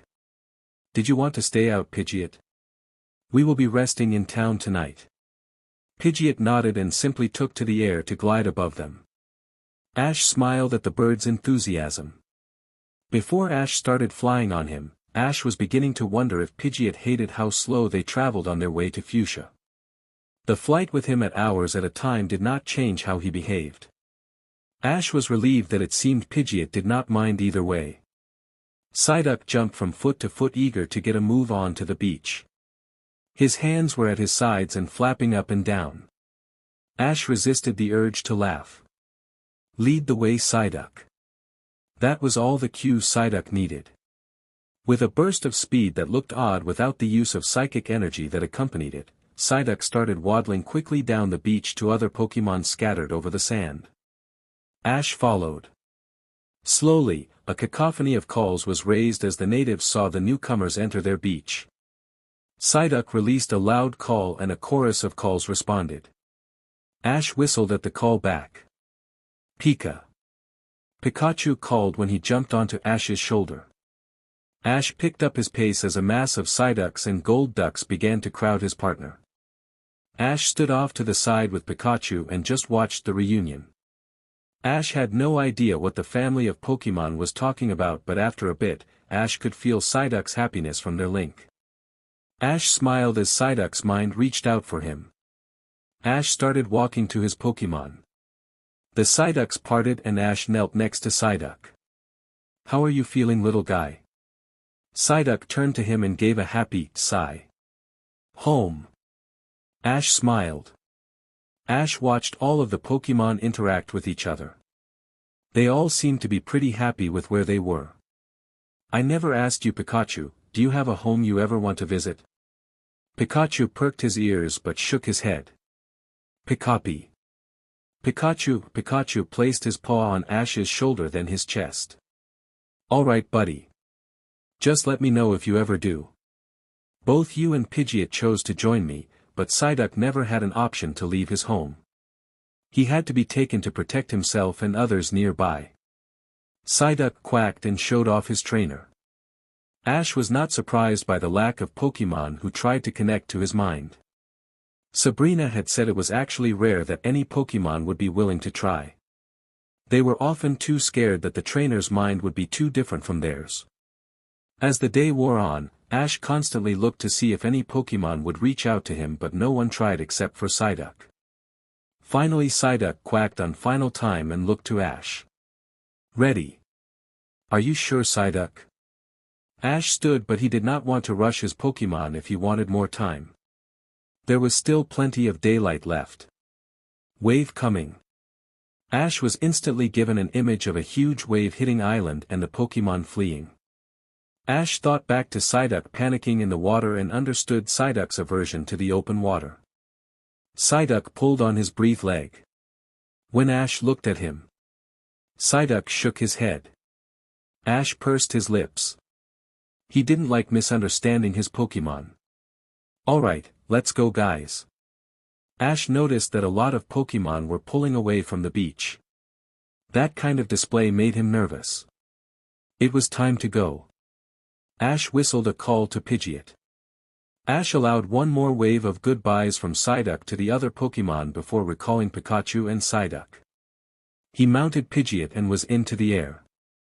He flew Pidgeot in a circle. The beaches where there were plenty of Pokémon minutes before were now empty. It was enough to raise his curiosity. In the distance he could see a massive wave that coned to a point. Ash did not like the look of it. Pidgeot, get closer but stay above 200 feet, we want to see it, not get shot by it if it's a Gyarados. Pidgeot cawed at his trainer before banking and going towards the wave. Ash did not realize how large the wave actually was. It was as tall as his house. It could easily consume the beach. Pidgeot was more curious than Ash. Much to Ash's annoyed protest, Pidgeot flew closer on his own volition. Ash scratched Pidgeot in understanding and the two saw a mass of gray leading the wave. Ash pulled out his Pokédex. While he could not identify the Pokémon, his Pokédex could. A Snorlax? How the hell is it swimming? Ash put his Pokédex away just as the Pokémon hit the beach. It slammed into rocks and pushed up parts of the beach, leaving behind upturned jagged spikes. Ash looked down the beach and realized those rocks he walked around were from previous visits by this Pokémon. The Snorlax walked into the forest and started pulling down branches while he shoveled fruit down his gullet. Pidgeot flew to one of the taller trees and Ash and Pidgeot observed the monstrous Pokémon. Ash had only seen Gyarados be larger. A squawk filled the air as various water Pokémon that took to land were uprooted from their shelters. They scattered from under the branches and burrows they had dug for protection. Snorlax ignored them all to walk to the freshwater lake Ash spotted half a mile away. There was a round of squawks and several Psyducks ran away as fast as they could in fear of the large Pokémon. Ash glared at him. "Hey!" Ash shouted before he realized what he was doing. "Don't do that." Pidgeot turned his head to look at his trainer in surprise. Ash matched his Pokémon's bewildered look with an angry look of his own. "You DMN right, I am about to get involved, get me down there." Pidgeot rolled its eyes before taking off and gliding between a narrow split in the trees. Ash dismounted. "Don't bother the other Pokémon like that. This is their home." Snorlax turned its meaty head towards Ash and half opened his eyes. "You DMN right, I am talking to you. What are you doing? This is my friend's home." Snorlax turned back to the tree before looking back to Ash. Deciding on a course of action, the Snorlax walked towards Ash, forgetting about the trees completely. Wild Pokémon cleared the area as the ground shook with Snorlax's steps. Ash craned his neck up to keep his eyes on the Snorlax. "You can try to intimidate me as much as you want. My Pikachu is scarier than you." Ash ignored the shaking in his Pokeballs that signaled his Pokémon were protesting. "Don't you interfere either, Pidgeot," said. Pidgeot huffed but moved to a perch in a tree. His wings were spread out and ready to interfere with his idiot trainer's decision.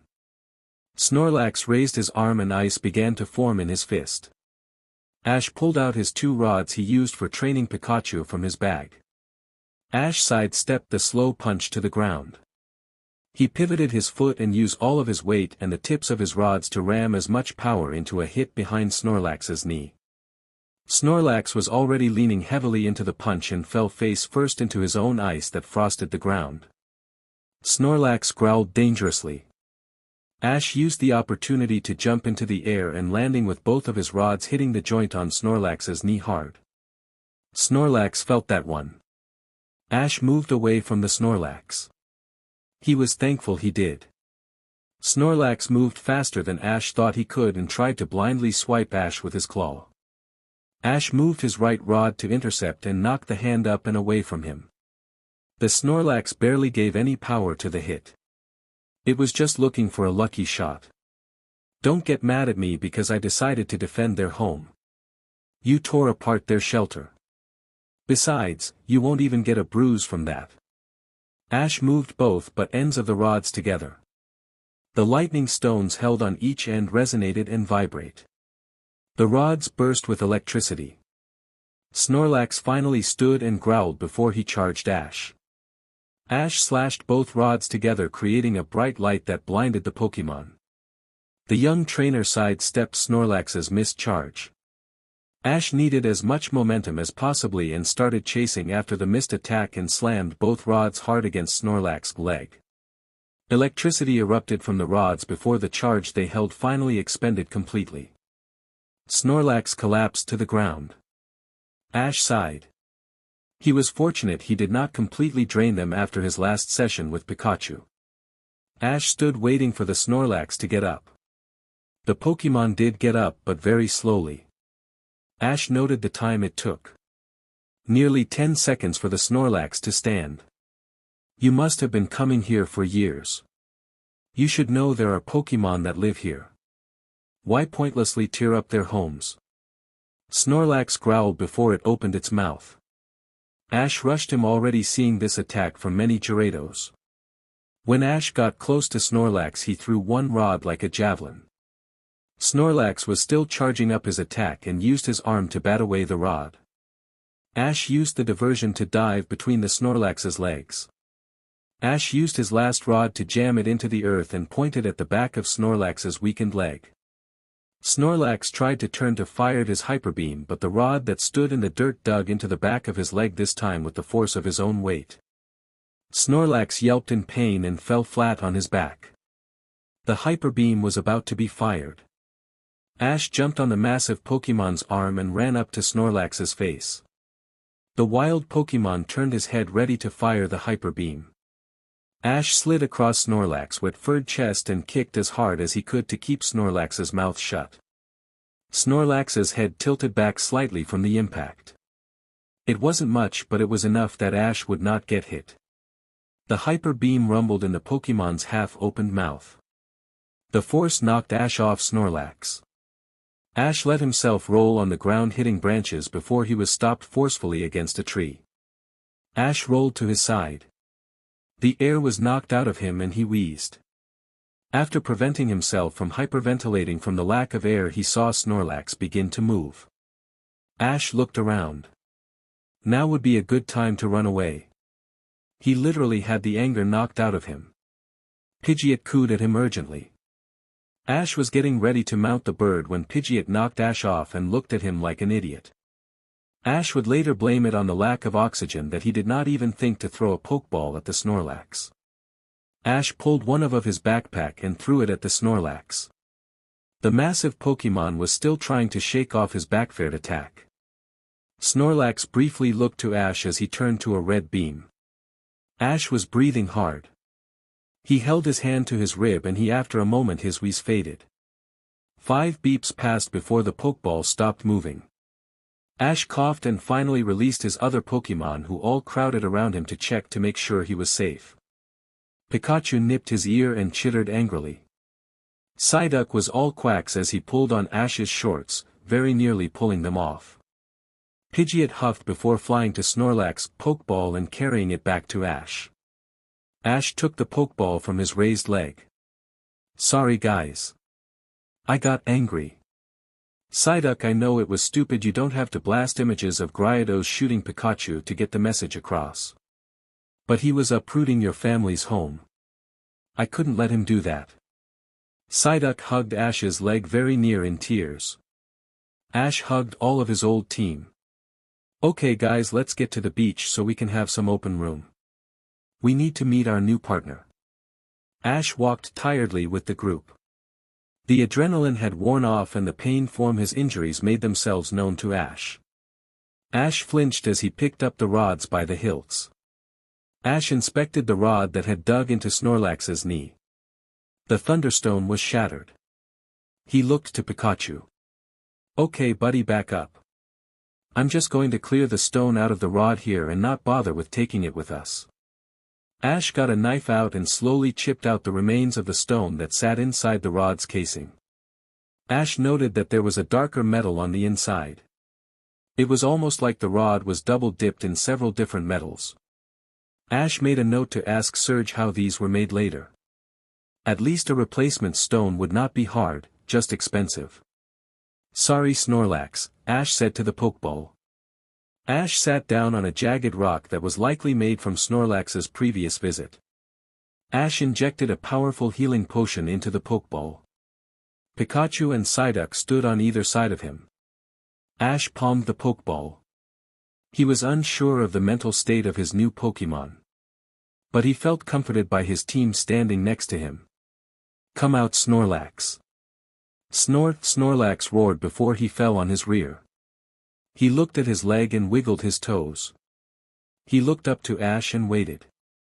It looked like Ash shared the same look of curiosity as Snorlax did now that they both just stared at each other. Ash walked to the Pokémon. He held some fruit in one hand and a spray solution in the other. "Here, Snorlax, take a snack while I check on your leg." We both did a number to it. Ash placed the fruit in front of Snorlax. The massive 7-foot Pokémon just continued to watch Ash. It made the boy self-conscious as he went to Snorlax's leg. Ash sprayed his hand with the solution and then started to rub Snorlax's leg. He started with the uninjured section before slowly making motions to the reddened and swollen parts of the knee. Snorlax growled. Psyduck quacked distantly behind Ash. Ash suddenly felt a foreign sense of hesitation and fear. He looked up to Snorlax, who was looking at him with open eyes. Ash closed his eyes and thanked Psyduck for the information. "Just eat some fruit, Snorlax, we are both hungry and irritable. I just want to make sure you have not had any serious injury before we take you to get looked at by Nurse Joy." Snorlax looked cautiously at Ash to make sure he was not going to attack him. Finally he began to eat. Ash ran more spray on the Pokémon's knee, on the front shin and then the back of the knee. Ash scratched the Pokémon's leg and Snorlax relaxed into the motion. "We probably will never train like that, Snorlax. One wrong move and it would be over for either one of us. We were both lucky. I am sorry." Ash leaned his head on the Pokémon's arm. "I was really angry and I let it get the best of me. I was very stupid to put myself in danger and for putting you through uncontrolled variables. I might not look like I could hurt you, but any miscalculation on my part could have maimed you for life. So, I am sorry. It will not happen again." Ash felt his body tense as Snorlax lifted his arm. He felt Psyduck share the tension of the rest of his team. None of them were ready to trust the newcomer just yet. Snorlax lifted Ash and liked his face. Ash simply laughed in relief. Ash pushed off him just to look at Snorlax before giving the giant a hug. "Thanks, Snorlax." Ash was set down by Snorlax and the two looked to the others. Ash gestured his team to come closer. "The one who told me I wasn't crazy to confront you is Pidgeot." Pidgeot spread his wings and cooed at Snorlax. Snorlax opened and closed his paw in a wave. Ash grinned at the reaction. "The little guy who likes to pull my shorts off is Psyduck." Psyduck say hello to Snorlax. Psyduck waddled up to the Snorlax cautiously. Psyduck had seen this Snorlax run across his home for years. He had no idea this is what he actually looked like. His family just hid. Snorlax seemed to recognize the hesitation. He slowly leaned forward and opened his eyes to really look at the duck Pokémon. Snorlax gave a nearly inaudible snore before he sat back. Ash felt he somehow apologized to Psyduck, since Psyduck looked a lot more happier with Snorlax on the team than he did moments before. "And this little guy?" Ash gestured to Pikachu, who sat on his shoulder. "His name is Pikachu. He is my first Pokémon. I think we all had a few stories on how we all met. But we can save those stories when we start camping.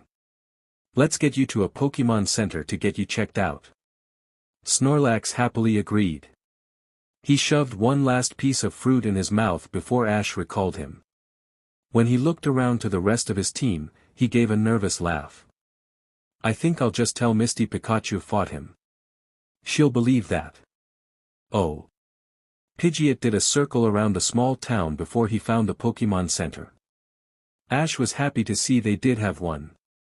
He was unsure if he would need to fly straight to Cinnabar to find the next Poke Center. Both him and Snorlax needed to be looked at. Ash checked in and explained to Nurse Joy that he battled and caught Snorlax and wanted to check to make sure he was alright. Nurse Joy sighed at the boy before she took the Pokémon and Ash to a backyard and had both of them sit down. This Pokémon Center was smaller than the ones Ash was used to. It was a narrow length of a building that had a hall with a row of 7 rooms for trainers.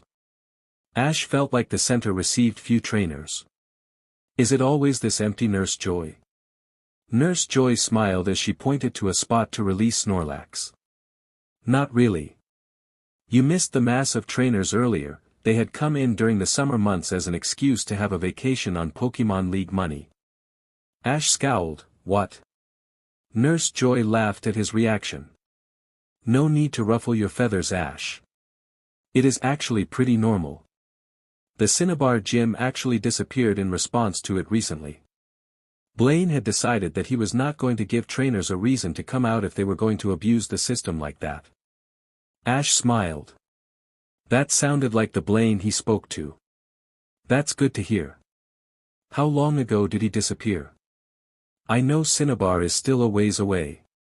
Nurse Joy laughed. Ash, you are so far south. We are actually in a part called the Orange Islands. Cinnabar Island is northeast, about a good 4-hour boat ride. Ash thought of Psyduck and sighed. He was pretty sure that he was going in the right direction, but maybe he was going more south than east before Psyduck found his family. Pidgeot could probably fly us there in a quarter of the time. So at least it's nearby. How is Snorlax? Ash had not really been paying attention to Snorlax's treatment. But that was mostly because the giant Pokémon was asleep with his leg happily twitched to Nurse Joy's hands. We are just about done.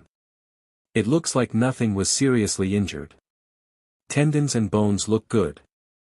One good long PRD in the Pokémon Center recovery unit for maybe 19 hours should do it.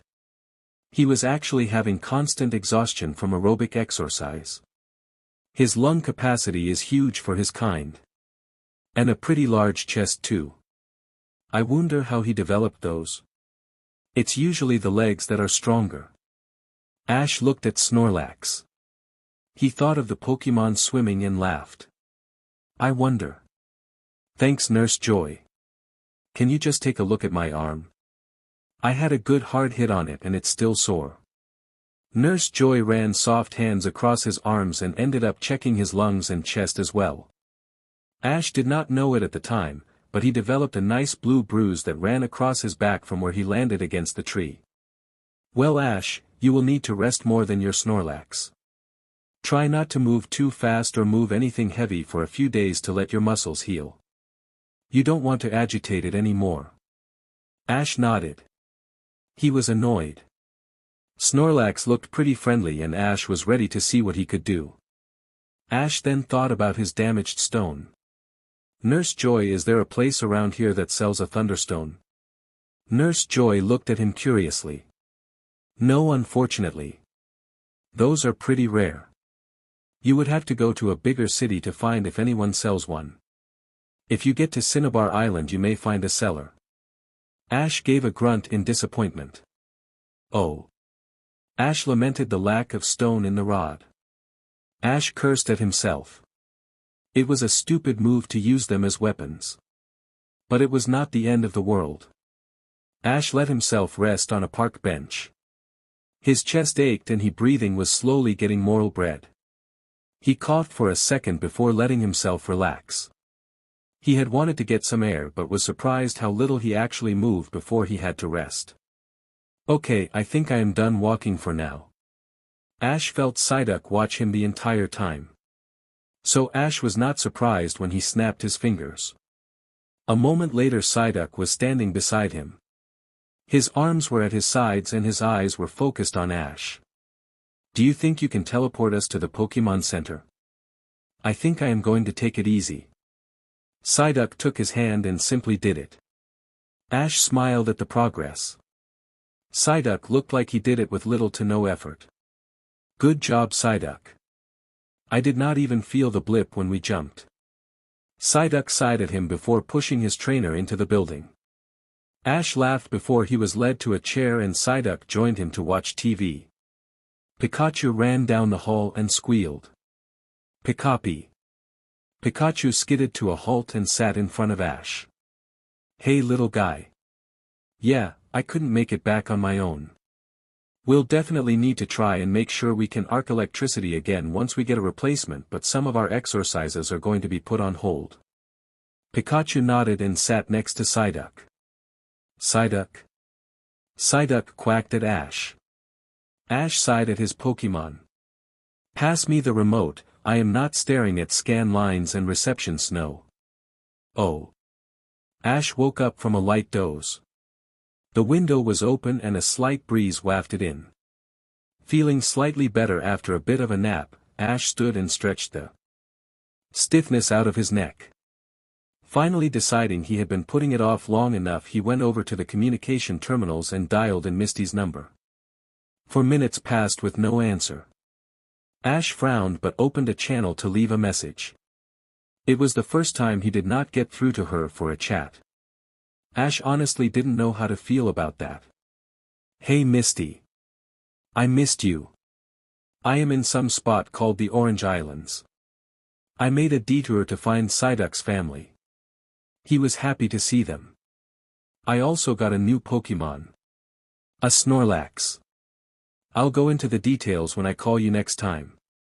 I'll be heading off to Cinnabar Island soon. I miss you. Ash leaned back and sighed. His chest hurt from talking with so much energy. But he couldn't help it. Talking to Misty had always energized him. He wanted to send that energy to her in that message. Ash got up and flinched slightly at the pain in his back. I really should just let this heal. Oh. The next day Ash released Snorlax late in the afternoon. Snorlax looked around alert. Ash waved at him. Good afternoon Snorlax, how do you feel? Snore. Snorlax announced cheerfully. Good. I am still recovering my tumble against the tree. I plan to train you soon. But first I want you to watch the other members of our team. We have been very successful. So much of it was because they all listened to how I want them to move and how to think for themselves. You fought me yesterday but you could not hit me.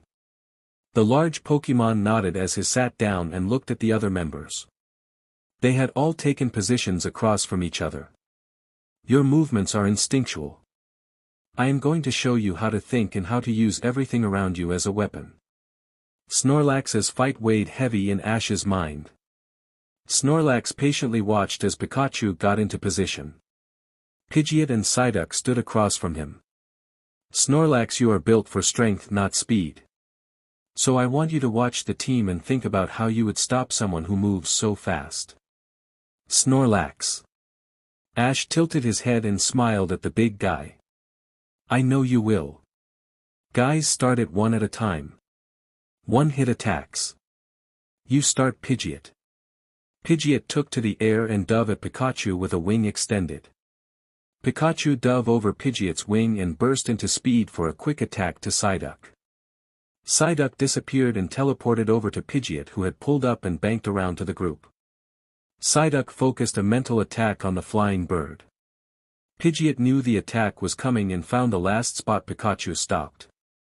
Pidgeot felt his mind being a jumbled mess of dizzying skies and grounds. He focused on the feeling of his wings flapping in rhythm and launched a gust attack at Pikachu's last position. Pikachu dove into the gust and used the force of the air to launch himself into the air. He fired a thunder shock at Psyduck, who used a light screen to reflect it back at Pidgeot. The change in concentration from the mental attack allowed Pidgeot a few seconds to reorient himself before he had the awareness enough to move and not crash in a ball of off-balanced feathers. Pidgeot avoided the rebound attack and did a somersault in the air before flapping his wings down hard, launching invisible bursts of air of his razor wind attack. Snorlax looked at the pattern of attack, dodge, and redirection. His eyes were open and he took everything in. Ash exhaled with a slight wheeze. Don't look away from them. But listen. Snorlax grunted, not willing to turn away from such a fast display. Ash stayed silent for a moment to really think about what he wanted to say to Snorlax. Each of his Pokémon was different when he got them. But Snorlax was not just different. Snorlax capture was dangerous for a number of reasons. The biggest was the fight they had. Ash knew Snorlax was trying to hurt him. And Snorlax knew Ash was trying to hurt him. Snorlax must have known Ash had not originally planned to capture him. Pidgeot firmly believed that Ash could be a little bit absent-minded, but Ash demonstrated the heights of it when he did not consider capturing Snorlax after nearly getting killed. Ash smiled at the larger Pokémon. While Snorlax could not see Ash look at him, Snorlax could definitely feel Ash's presence. You will learn to do that soon too. Pidgeot started only months ago. You already know the attacks I think would benefit you the most. Now it's all about trust. Can we build a trust in each other to not injure each other or ourselves again? Can you trust my instructions both during training and in battle? Can you follow me? But the most important question is, can you trust yourself? Snorlax's ears twitched at the question. You understand what I am saying, Snorlax? It will be a lot of work in a very short amount of time. But if you can trust yourself and trust in me, Snorlax, we can do the most amazing things on the battlefield. Oh. Pidgeot flew the entire 3 hours in a single trip. Ash actually spent most of his time thinking about Snorlax. He had a few ideas how to work with the sleepy Pokémon. But he would need to completely change how he trains his Pokémon to accommodate the unexpected member. Ash exhaled and already nodded on a course of action. Ash finally snapped out of his thoughts. An island far larger than the ones they had flown by started to appear on the horizon.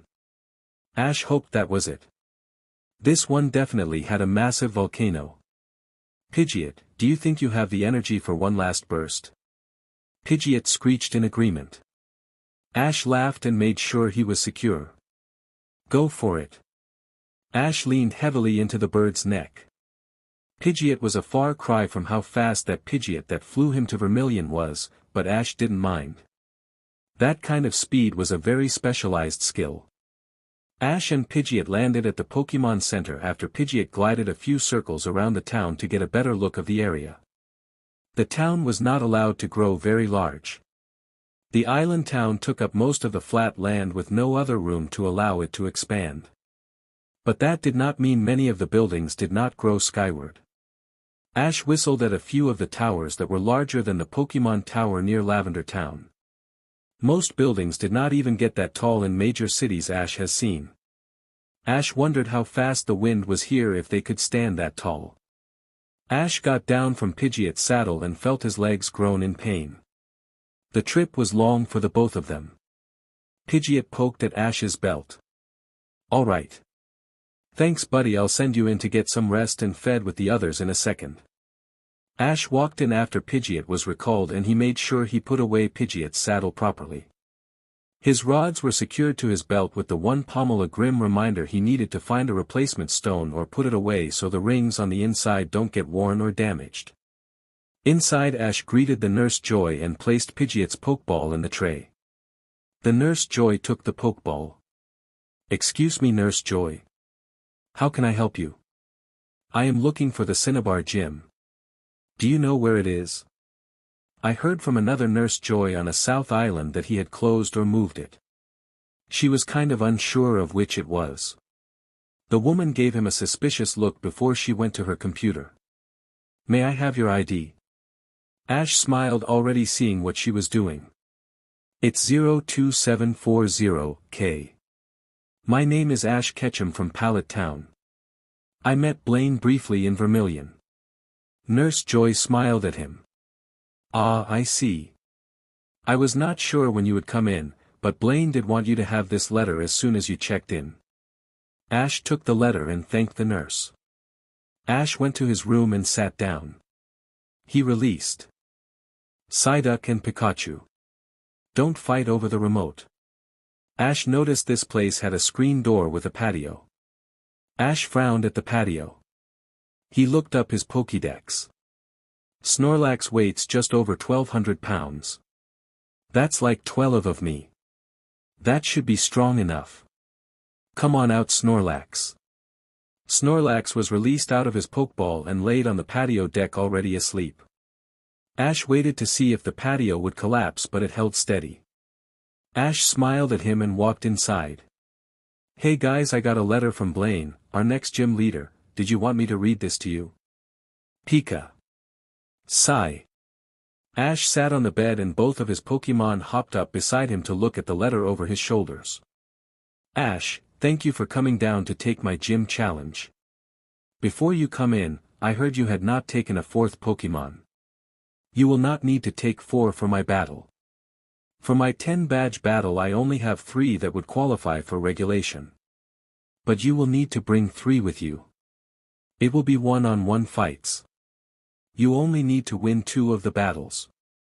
My gym is a fire-based gym. Plan accordingly. I will have guests watching our fight. Make a good showing. Ash, when you are ready send a reply to Nurse Joy and we will start a week after your ready date. We will need time for the observers to arrive. Ash stared at the letter and thought back to an old conversation with Misty. Well, we can't say we didn't see these fights coming. A fire gym. We'll start getting all of us ready to fight and I'll choose which Pokémon are going to fight. I want to have Snorlax be one of the picks. But I don't want to be here longer than a month. We'll just see how training looks like in a week. Snorlax had been looking up at them once his name was mentioned. Ash smiled at him. That's right, big guy. If we can find something that meshes us together really well, we will have your debut gym fight really soon. Snorlax cheered with a loud "Layax" before rolling over and falling asleep.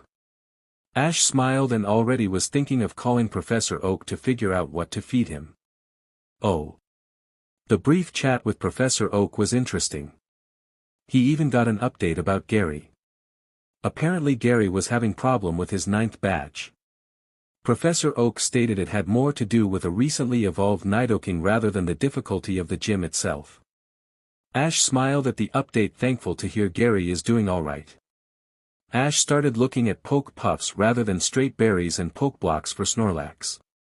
While Snorlax is able to eat a lot of food, he actually does not need to. Most of the food is stored and metabolized over months. It is actually why the species gets so fat. The poke puffs would help Snorlax feel full and still feed him the necessary nutrients for a journey. Ash was happy to hear that, as he could already foresee himself going broke just from Snorlax's stomach. Ash had to talk to the nurse as well to request permission for an extended stay. Usually you are only welcomed at a poke center for no more than 2 weeks. Ash was not sure if he would be ready in that time.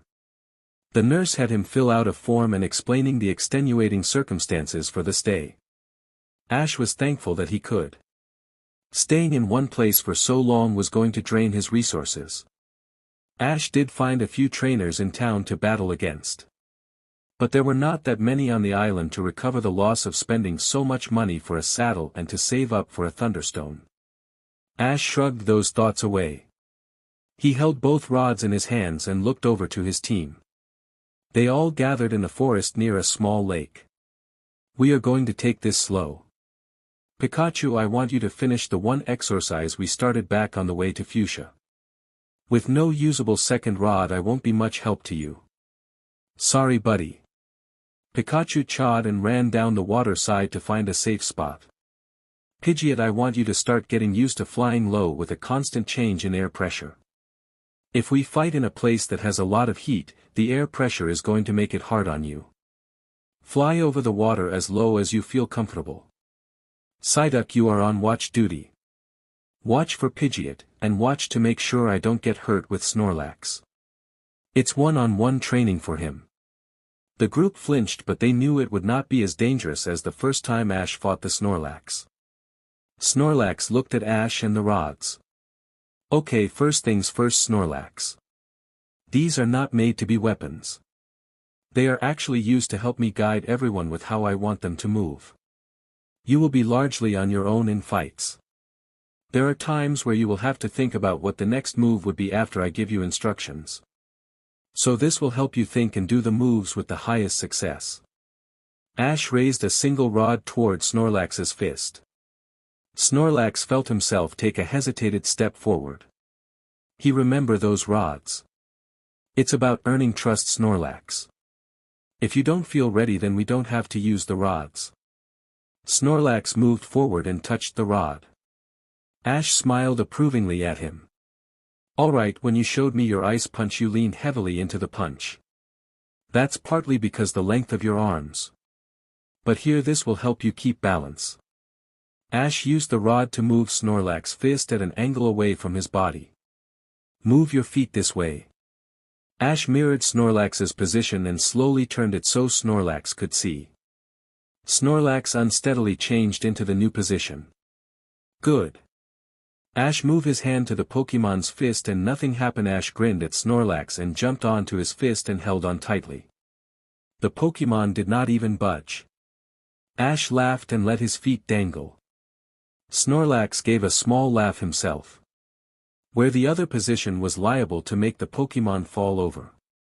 This position Snorlax felt more weight on his front foot but did not feel himself lose balance. Snorlax grunted his understanding. Alright, we'll go through all the basics today.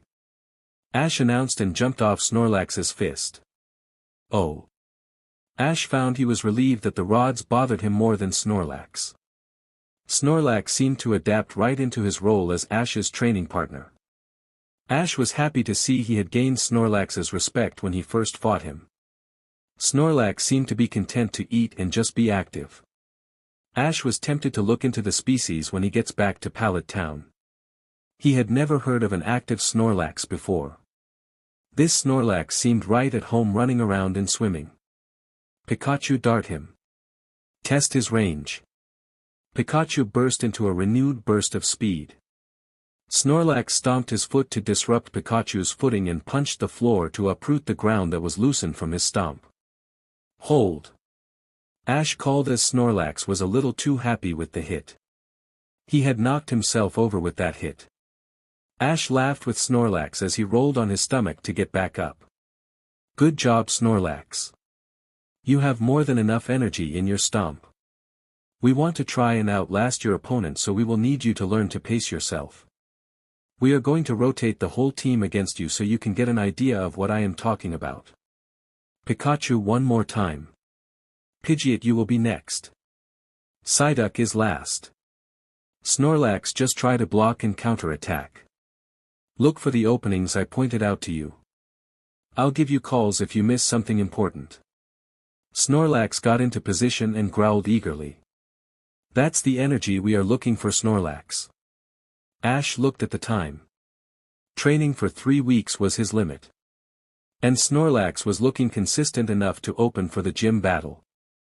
Snorlax parried Pikachu's tackle and immediately threw a mega punch at Pidgeot who had anticipated the attack from Snorlax. He paid for it with Snorlax's counter-punch. Psyduck caught both Pidgeot and Pikachu in mid-air and set them down. He used his mind to crumple the earth around Snorlax. Snorlax jumped up and stomped the ground. It was enough to break Psyduck's concentration. Snorlax was about to charge before Pikachu slapped him with his tail and launched a thundershock that flashed several hits in under 4 seconds. Snorlax grunted and stepped back before he planted his foot. He showed his own agility to pivot quickly to backhand Pikachu. Pikachu landed and skidded to a halt. Pika. He snarled. Pidgeot threw a gust then a tornado at Snorlax. Snorlax inhaled before he vomited a hyper beam just strong enough to dissipate the attacks. Ash smiled. That's what he was looking for. Snorlax's had demonstrated a critical eye for control all week. It looked like the team was ready. Chapter 9. Ash stood on the balcony in his private room. Apparently the Cinnabar gym doubled as a hotel. The view overlooked the sunny town. His room was directly above a waterfall on the mountain. It reminded him of the view from Koga's gym. He smiled as he walked in from the balcony. Ash was invited to stay at the gym for the remaining time on the island now that he had set a time for his gym battle. Blaine's gym was the biggest gym he had seen. The halls were carved right into the mountain rock side. He walked to the viewer's box to look at the gym field. Apparently this field had more than one set of boxed seats to protect viewers from the heat and lava flows that may erupt. Ash looked at the suspended island that was the gym field. Ash frowned whenever he saw it. It seemed a little over the top when he looked at the river of lava that ran beneath it. Ash immediately thought of the memorial of Pokémon that died during gym battles. None of them had died from field hazards, but it was still something he felt he should worry about. When Ash first looked at the massive stadium, he realized it was the one he had watched on TV during professional tournaments when he was younger. The stadium nestled itself deep in Cinnabar's volcano. The gym field had no obstacles and little options to use the environment. During his stay he would find himself stare at the gym floor. He could spend the entire day there if Pikachu or Psyduck did not go look for him. Ash explored the gym for the past few days. Blaine had been a good companion the first night, but he had to leave for the next few days. Ash thought the man was very busy for him to disappear for days at a time. He saw a few of the man's students wandering the halls, and Ash was able to make a few good conversations with a few of them. But they all kept their distance. They knew Ash was there to beat their leader. It did not endear him to them. Ash thought of Kelly and wondered how she had been so friendly since she knew he was on his way to Celadon to fight Erica. Ash was eager to meet these guests Blaine's hinted in his letter. Blaine himself said he would find out soon. Ash frowned at the response. Pikachu had come in a run up to him and jumped on his shoulder. "Where have you been? I didn't even notice you took off until after I left the room." Pikachu stuck his tongue at Ash and didn't say a thing. He jumped off his trainer's shoulder and waved his paw for Ash to follow. Ash smiled and followed his partner down the hall. Apparently Pikachu had been exploring an area he had not found. The building went deeper into the mountain. Ash followed the length where he found the trainer's quarters who trained under Blaine, and then another exit out of the mountain. This one pointed outside and away from the town. Pikachu ran out and around the grass. Ash laughed and understood. The team had been cramped for the past few days. While they all trained lightly at the gym to get used to the heat, Ash really had not ventured outside into the tropical jungle that was half of the island. "Come on out." Snorlax landed with a thud and yawned. Psyduck stood next to Ash only to begin to look around their surroundings. Pidgeot immediately took to the air. Ash explored the woods until he found a stream. "Looks like we found that stream the waterfall feeds to." Ash took off his shirt and dove in. His team soon followed. The group spent the rest of the afternoon in the water. After getting out of the water, Ash could feel something bothering Psyduck. "What's wrong, Psyduck?" Psyduck gripped his head and banged his hand against one side. "Pain." Ash frowned but noticed this did not look like one of Psyduck's usual headaches. "Is it your whole head?" Psyduck gripped his head and kept his eyes closed. He shook his head and patted his right side. "Not me. Let's get you inside and into a Pokeball recovery unit." Psyduck quacked and the group packed up. Psyduck walked on his own, but Ash watched him carefully. He was worried that this seemed different from the headaches he received before. As the group got deeper into the cave entrance, Psyduck became more relaxed.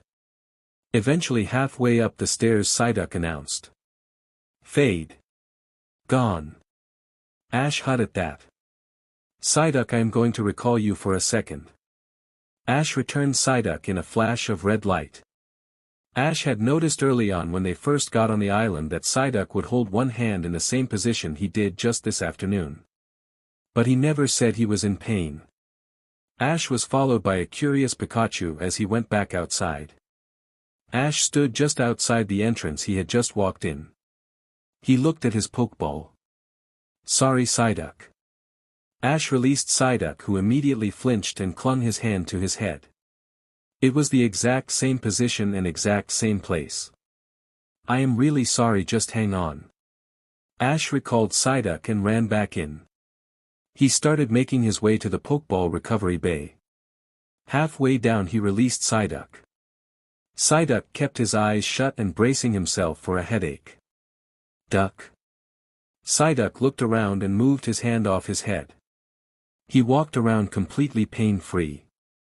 Ash stared at his Pokémon for a brief moment. Something was causing Psyduck's headache. But it was not penetrating the mountain. Oh. Ash stood in the stadium looking up at windows that lined the top of the stadium. Quietly to himself he murmured, "That's where the audience will sit. At least I don't have to see their reactions." Ash released his Pokémon and turned to them. Ash smiled as they all looked around and had similar reactions to him. Snorlax looked around lazily. He grunted in disappointment when he wasn't about to fight yet. "I have decided who we are going to go with today." Snorlax. "You are first." Psyduck, you are second. Pikachu, you are cleaning up last. Pidgeot, be prepared to be on standby. If I see a Pokémon that may be a bad matchup for anyone, you may be an alternate. We get second reveal in every bout, so we may need to change it up. This is as much for you guys as it is for me. This is the first gym we will win as a team. We no longer have the luxury to test what works and what doesn't. The final 3 gyms will be a team effort. Let's start with a strong first showing. The group cheered in agreement. Ash recalled them all and looked over to the other side. Blaine had not shown up, but Ash could feel the eyes on him while he waited. He was not sure what to make of it all. Blaine said he would have some guests to watch the gym. It felt like this was a crowd for some kind of finals, not for a gym battle. Ash remembered what Lieutenant Surge said. All 3 of them, Koga, Surge and Blaine, were war buddies. They all had battle-experienced Pokémon that exceed the usual gym leader Pokémon. Ash frowned thinking of the 2 that Surge showed. His 2 buddies seemed to be worn down. Sure, they were strong. But Surge even said Raichu should be ready to retire. Ash thought of Pikachu years from now looking like that and shuddered. It was way too soon to even think about things like that. Ash chased away those thoughts and knelt down and waited. The match would begin soon and he wanted to think of outcomes. Oh. I still wanted to surprise him before the start of the matches. Misty pouted. You know that would have made him lose focus, little sis. Let him do what he always does. You can say hi to him later.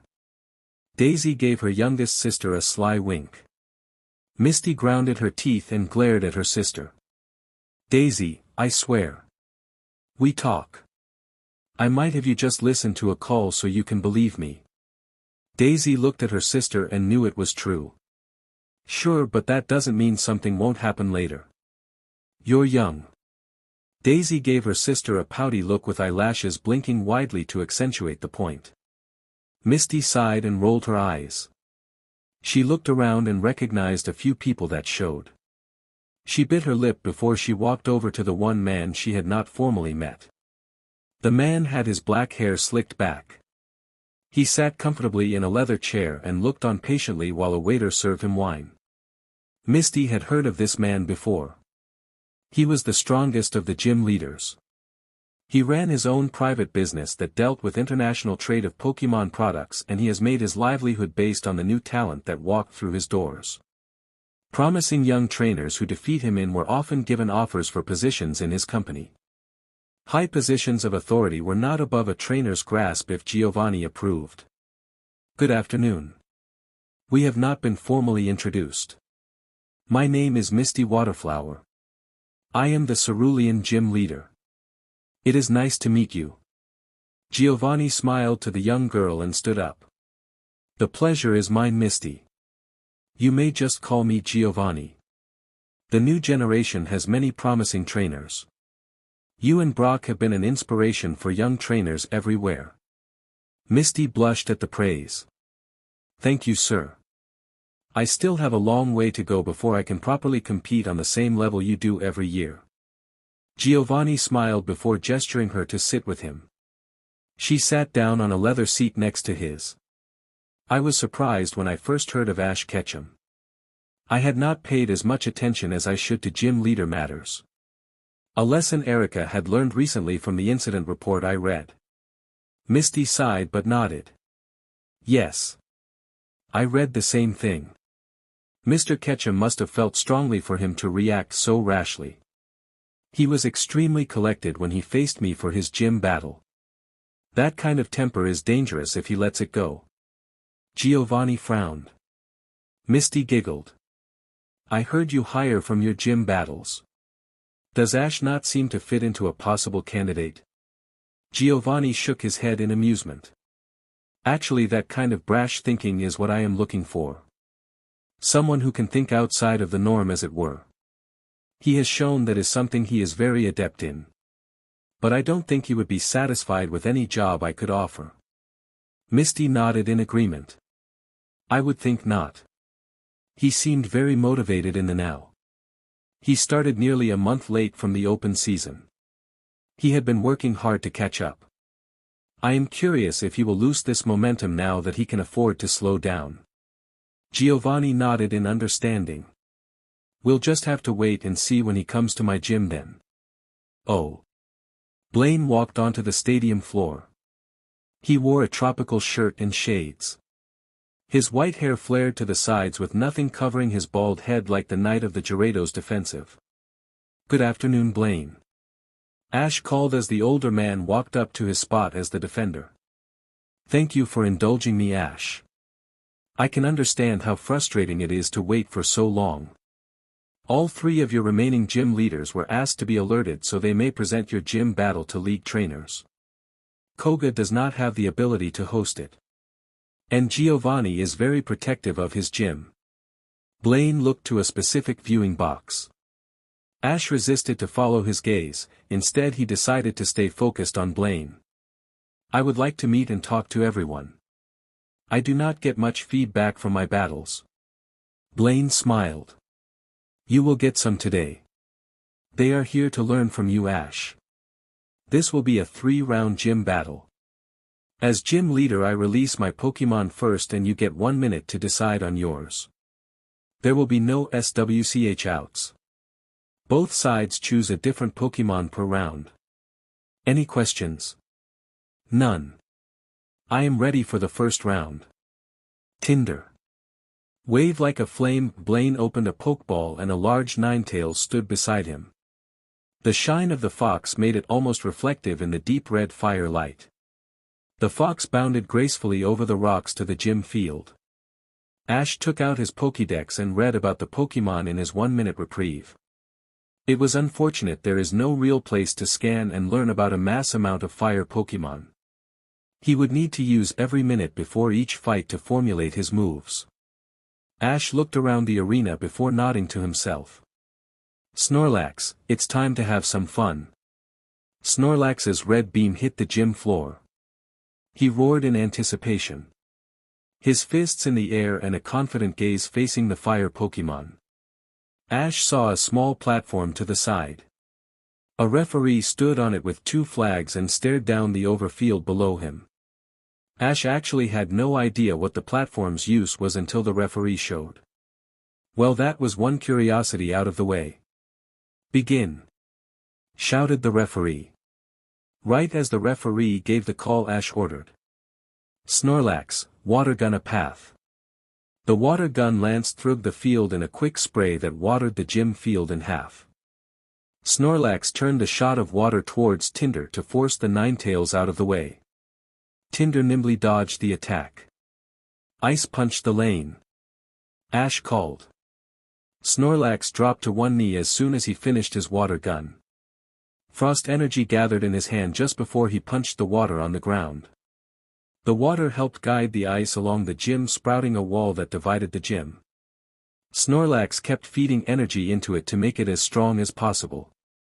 Blaine saw Snorlax kneel with his raised fist and called, Tinder, fire spin, he isn't going to move. Tinder shot a stream of fire that circled Snorlax's unmoving form while he fed the ice wall to keep it up through the intense heat of the gym.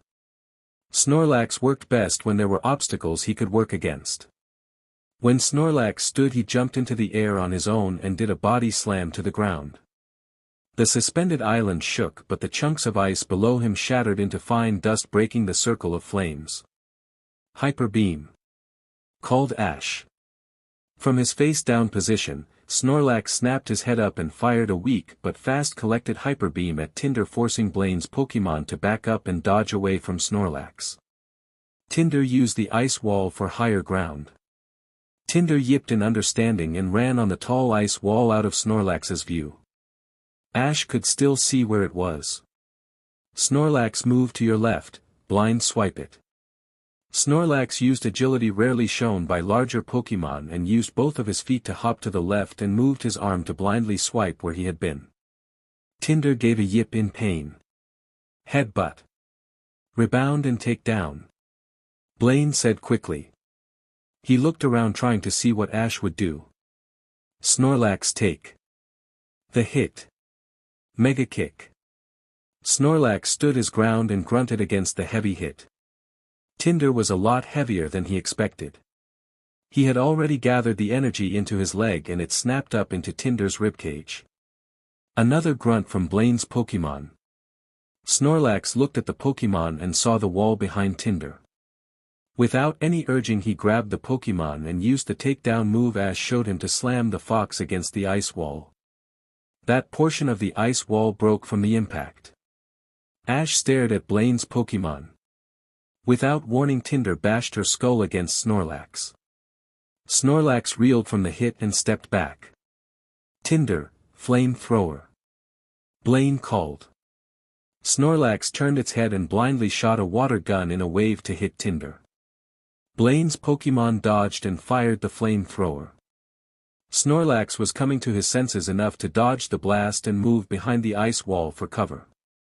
Good job, Snorlax, he's coming over the wall to your right. Snorlax fired a low-powered Hyper Beam with what little energy he could gather so quickly. It was enough for Tinder to back up again. Tinder, confuse him. Tinder burst into a sprint around the wall and fanned its tails. Snorlax saw the other Pokémon move before it started feeling a massive headache. Snorlax went to a knee and gripped its head. Snorlax, rest. Snorlax allowed himself to fall into a deep sleep despite the pain. Tinder, it's our chance, pour it on him. Tinder focused more energy into the mental attack. Snorlax, amnesia. Snorlax's body relaxed even more. Where before it looked like it was in pain sleeping, now it had a relaxed, restful smile. Snorlax, bide your time, remember what your body feels when you wake up. Blaine gave a grim look to his Pokémon. Tinder, flamethrower, we have to knock him out before he wakes up. Tinder quickly jumped to the edge of the ring and started channeling energy before releasing a stream of fire. Her tails fanned out and waved, focusing continuous amounts of fire at Snorlax. Snorlax grimaced and grunted. Tinder stopped to refocus to send another wave. Wake up! Ash called urgently. Snorlax opened his eyes before he grunted in pain. He turned to Tinder and opened his mouth in a roar. The energy that was released hit Tinder and knocked the Pokémon off their feet. The Ninetales was slammed against a part of the ice wall. The wall only held for a moment before the fire fox broke through it. Tinder skidded to a halt. Tinder tried to stay standing but collapsed. Ash looked to Snorlax and cheered. Snorlax looked worn from the fire and the mental attacks, but he still stood tall. Good job there, Snorlax. Winner of the first round goes to Snorlax. The referee called. Ash recalled Snorlax. Very nice job, Tinder. You had him to rights before that bide. Blaine ran a thumb over Tinder's Pokeball affectionately. He put it away and looked over to Ash. Alright Ash, here is my second Pokémon. Sulphur, bring forth a cloud of fire. Sulphur turned out to be a Pokémon Ash never saw before. He looked at it with his Pokédex. Ha, a Magmar. After reading the entry, Ash looked at the ice. It finally began to melt. Ash needed more time to let the barrier that divided the room to clear for Psyduck. Ash frowned, realizing Psyduck needed line of sight to use his teleport effectively. Just before the minute passed, Ash released Psyduck. Psyduck, let's go. Psyduck immediately cast amnesia on himself and began to float in the air. Psyduck stared at Sulfur with blank eyes. Ash felt the tendrils of Psyduck's mind reach for him. Not today, bud. I'll need your full focus on this guy. We cannot allow him to touch you. Psyduck quacked. The referee called, begin. Bubble beam. Ash called. Psyduck launched a mass of fast-moving bubbles that curved around the ice and flowed over the field. Flame thrower. Blaine called. A vacuum sound came from Blaine's Pokémon, Sulfur, before it spewed out a breath of flame that matched the bubble beam's width of the field. Ash saw the ice begin to melt. Use the ice. Psyduck stopped firing his bubble beam and turned his blank eyes to the melting ice wall. Chunks of ice broke off and lanced themselves toward Sulfur. Fire punch. Blaine called. Sulfur gripped his fists and ball of fire half the size of Sulfur enveloped his arms. Sulfur punched the ice lances which exploded with every contact of heat. The fire fists were large enough to protect Sulfur with each explosion of water vapor. Focus Sulfur. The Magmar gripped his fists and the Pokémon engulfed itself in fire. Waves of light distorted around Sulfur. Psyduck, shake him. Make him sweat. Psyduck entered Sulfur's mind and gripped on the other Pokémon's ability to move. Sulfur found himself unable to move from his focused position. Blaine called several moves. Sulfur tried, but was no longer able to do a thing. He was stuck only standing still and continued to build up power. Psyduck opened his mouth and launched a mass of water far stronger than any water gun he used before. He knew what Ash was preparing for. Sulfur groaned as it was bathed in water. The water evaporated on contact, turning him into a plume of scalding steam. Sulfur smog it up. Sulfur spewed a cloud from his mouth. It covered the field, dirting the ice and traveling towards Psyduck. Let him go, bubble the smog. Ash was not sure what it did, but it was moving with a purpose to Psyduck. Psyduck launched bubbles that enveloped the smog. Fire punch. Sulfur recovered enough to start charging after Psyduck. He popped the bubbles on the way to release the gas. Sulfur grunted in pain with each burst of explosive water vapor but continued on, heedless of the damage. The smog released and spread quickly. Psyduck teleported himself straight up into the air just as Sulfur came out of the smog clouds.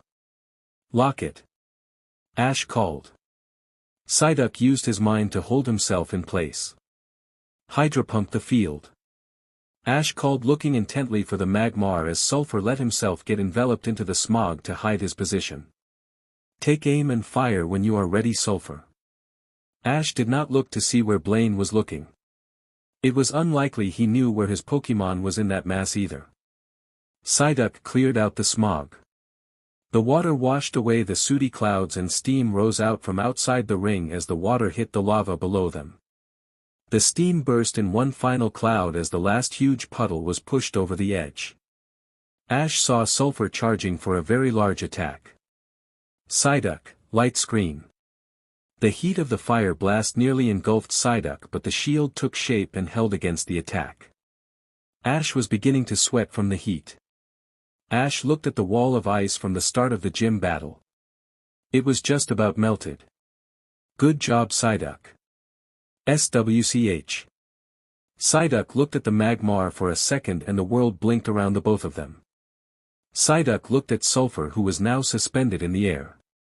Psyduck began to breath heavily. He had never used so many water moves as he did in this fight. But he had it in him for a one more. Sigh. Psyduck cried. Psyduck inhaled, then with another world-jarring tilt he teleported above Sulfur. Psyduck released him to teleport into position. Sulfur began to free fall. Psyduck expelled all of his energy into one final hydropump. Sulfur seismic toss. Sulfur agilely swung his heavy tail to give him a few precious seconds of air in time to grab Psyduck. Sulfur punched hard into Psyduck's stomach, effectively breaking the water move. Psyduck panicked and cried in alarm. His amnesia broke and the first real signs of emotion swept through him. Magmar squeezed the water Pokémon tightly and prepared for the impact with the ground. Pain seared through Psyduck as he flailed to try and escape the burning grip. Ash moved his hand quickly to one side. Snap! Psyduck simply closed his eyes and teleported. He trusted his instincts and he found himself skidding to a halt on the gym floor in time to see Sulfur hit the ground with a heavy thud. He waited to see if Sulfur would stand. Psyduck was exhausted. He tried to keep standing up but after several seconds passed Psyduck fell to his rear and leaned forward. His breathing was haggard. Ash looked over both Pokémon. Winner of the bout, Psyduck. Ash looked proudly to Psyduck. The duck had only one eye opened and was still breathing. Ash knew Psyduck was spent when he reached for his head. He could no longer hold back his headache. Psyduck had enough energy to send him the image of Gyarados, then quickly shifted to a memory where he pulled in his powers for the first time. I know Psyduck. You are completely spent. Nice job. Return. Psyduck was gratefully sked into his Pokeball to sleep. He will find out the results later. Blaine recalled his Pokémon. This is it then. I have to say I am enjoying this, Ash. Not many Pokémon can actually withstand the attacks from my veterans. They are very strong. Either of the last two fights could have gone either way. Ash smiled at Blaine. This had been a fun gym battle. Ash noticed the hesitation when Blaine reached for his last Pokémon. Blaine looked at the ball. The light from the lava below them reflected off his shades when he looked at Ash.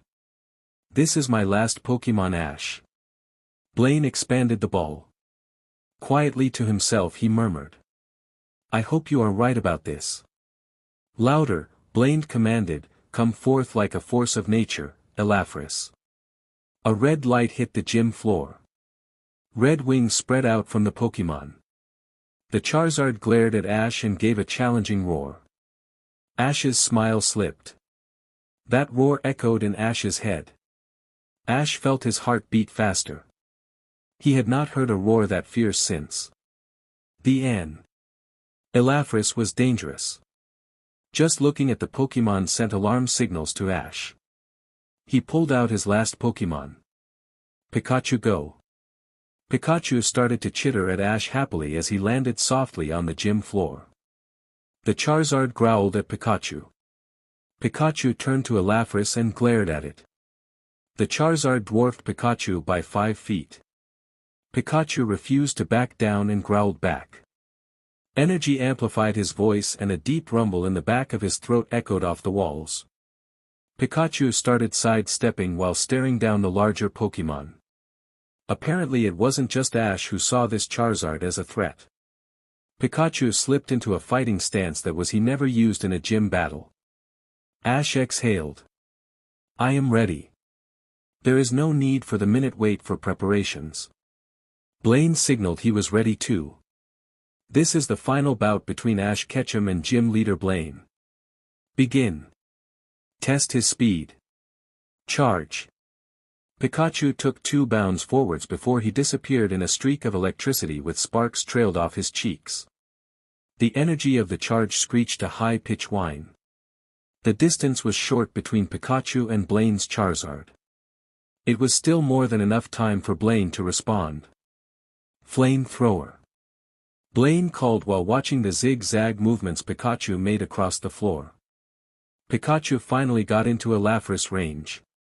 Both Pokémon's eyes locked as they both released their elemental attacks face to face. Pikachu jumped at Elafris and used his tail to arc his jump over the flamethrower. The flamethrower was far faster than Pikachu was expecting and he could not clear it all. Pikachu gave a cry in pain. His side and tail were burnt badly. That did not stop his attack that enshrouded Elafris in a field of electricity. Ash rolled to the side to avoid the flamethrower. Its attack was a narrow funnel that reached past where he stood and slammed against the mountain wall.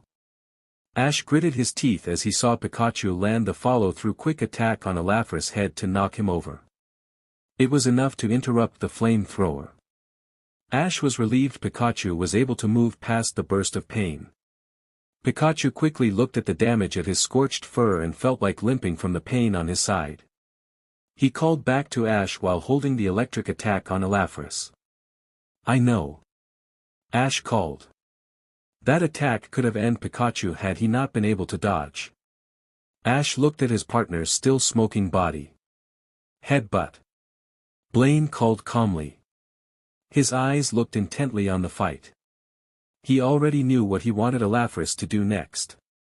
Pikachu dodged the headbutt but had to break the electric link that he fed into the Charizard. Elafris immediately on his own gathered energy into his fist and punched at Pikachu, who was in mid-air. Pikachu curled up and let himself take the hit. He used his eyes to try and judge the fist before he pushed himself off the fist. It barely worked. Pikachu landed and bounced several feet away before he skidded to a halt. Elafris stood back up largely unhurt but still feeling the ache of the electricity. Ash saw how fast the recovery was for Blaine's Pokémon and quickly he yelled. "Reset." Pikachu followed his command to get back into the ready position on Ash's side of the gym. He continued to charge electricity that streaked behind him and into the air. The Charizard was not going to let that happen. "Fire spin, fly, seismic toss." Blaine ordered. He already began to predict what the next response may be. Elafris flapped his wings once to get him off the ground. The second flap of his wings was enough to nearly catch up to Pikachu. Elafris exhaled a blaze of a fire spin. Pikachu was forced to stop as a circle of fire that reached the ceiling surrounded him. Pikachu looked around trying to find where Elafris was coming from. Pikachu grunted as two massive hands punched into him and grabbed his small body. Pikachu felt his stomach lurch as he was pulled into the air. "Thunder wave, swift." Ash called while watching the pair rise into the air. Pikachu barked at cha as a wave electricity soaked the gym in a burst of light. A moment later, stars began to chase the pair. "Bat them away with your tail. Finish that toss." Elafris used his tail to swat away the stars only for them to explode violently against his tail into waves of electricity. Ash watched Elafris not even pause at the attacks. Pikachu cried out as he was constricted into the Charizard's grip. Ash watched the loop that would start the seismic toss. Pikachu needed some way to recover. Charizard roared its victory. It was a cry that made Ash's heart beat. Ash did not know where it came from but his voice lost its worried tone. A steel-like quality entered his voice. "Pikachu, make him flinch." Pikachu used the jostling explosions from the failed swift attack to allow him to turn and glare at Elafris. His eyes shone a pale blue light and the rumbling against the Charizard's chest shook his whole body. It was the only warning Pikachu gave to the other Pokémon to let him go. Elafris ignored it to complete his attack. Pikachu felt his fur flare into spikes as soon as he tapped into the latent energy in his body that was so rarely used as electricity. Pikachu looked at Elafris' chest and buried his face into the larger Pokémon's body. Pikachu opened his mouth and screeched an unnatural pitched scream.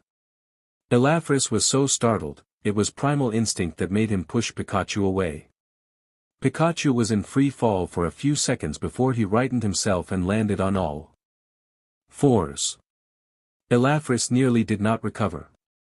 He skidded to a halt on Blaine's side of the gym. He looked at the small Pokémon wearily.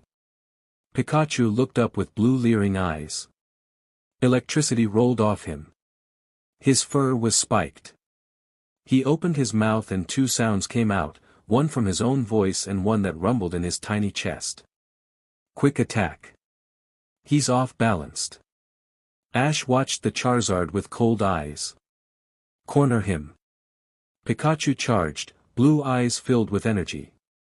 "Mega Punch," Blaine called even while trying to understand what just happened. Elafris haltingly raised his fist to punch Pikachu. Pikachu barked out a hiss sound and tackled the Charizard's shoulder.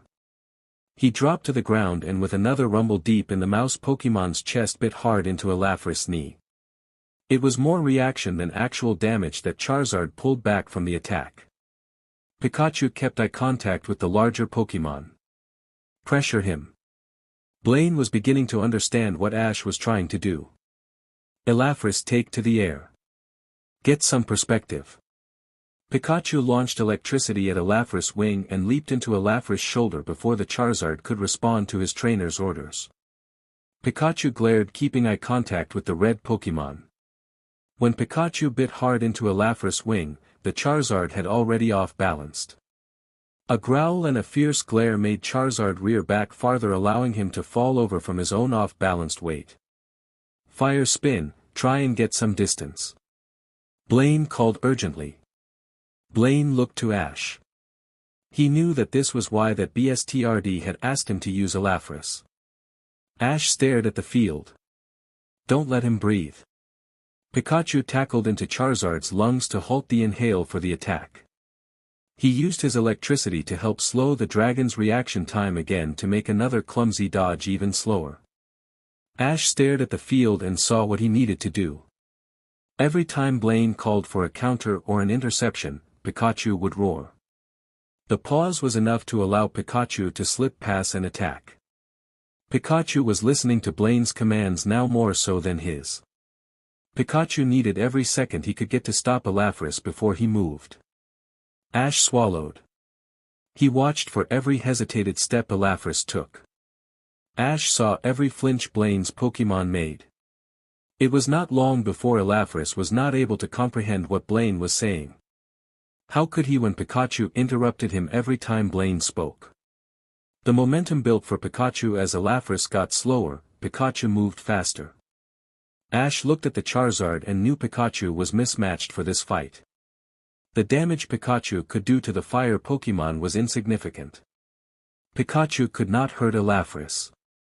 Not with cycle attacks, and Elafris already showed he took little damage to Pikachu's thunder. It would take energy gathered over a long time to really hurt the Pokémon. Blaine's Charizard was powerful. Far stronger than any opponent Pikachu ever fought. Cut him off. Don't let him fly. Pikachu responded with a screech that shook the room. Ash had felt this echo of a memory when Blaine released his Pokémon. The opponent was too strong. He had to deter Elafris from attacking Pikachu. It would only take one solid hit for Pikachu to get knocked out. He needed to make sure Elafris would not attack immediately if Pikachu had to stop and charge for a knockout attack. Elafris was the bigger Pokémon. He had the most experience. He had the most power. The stronger defense.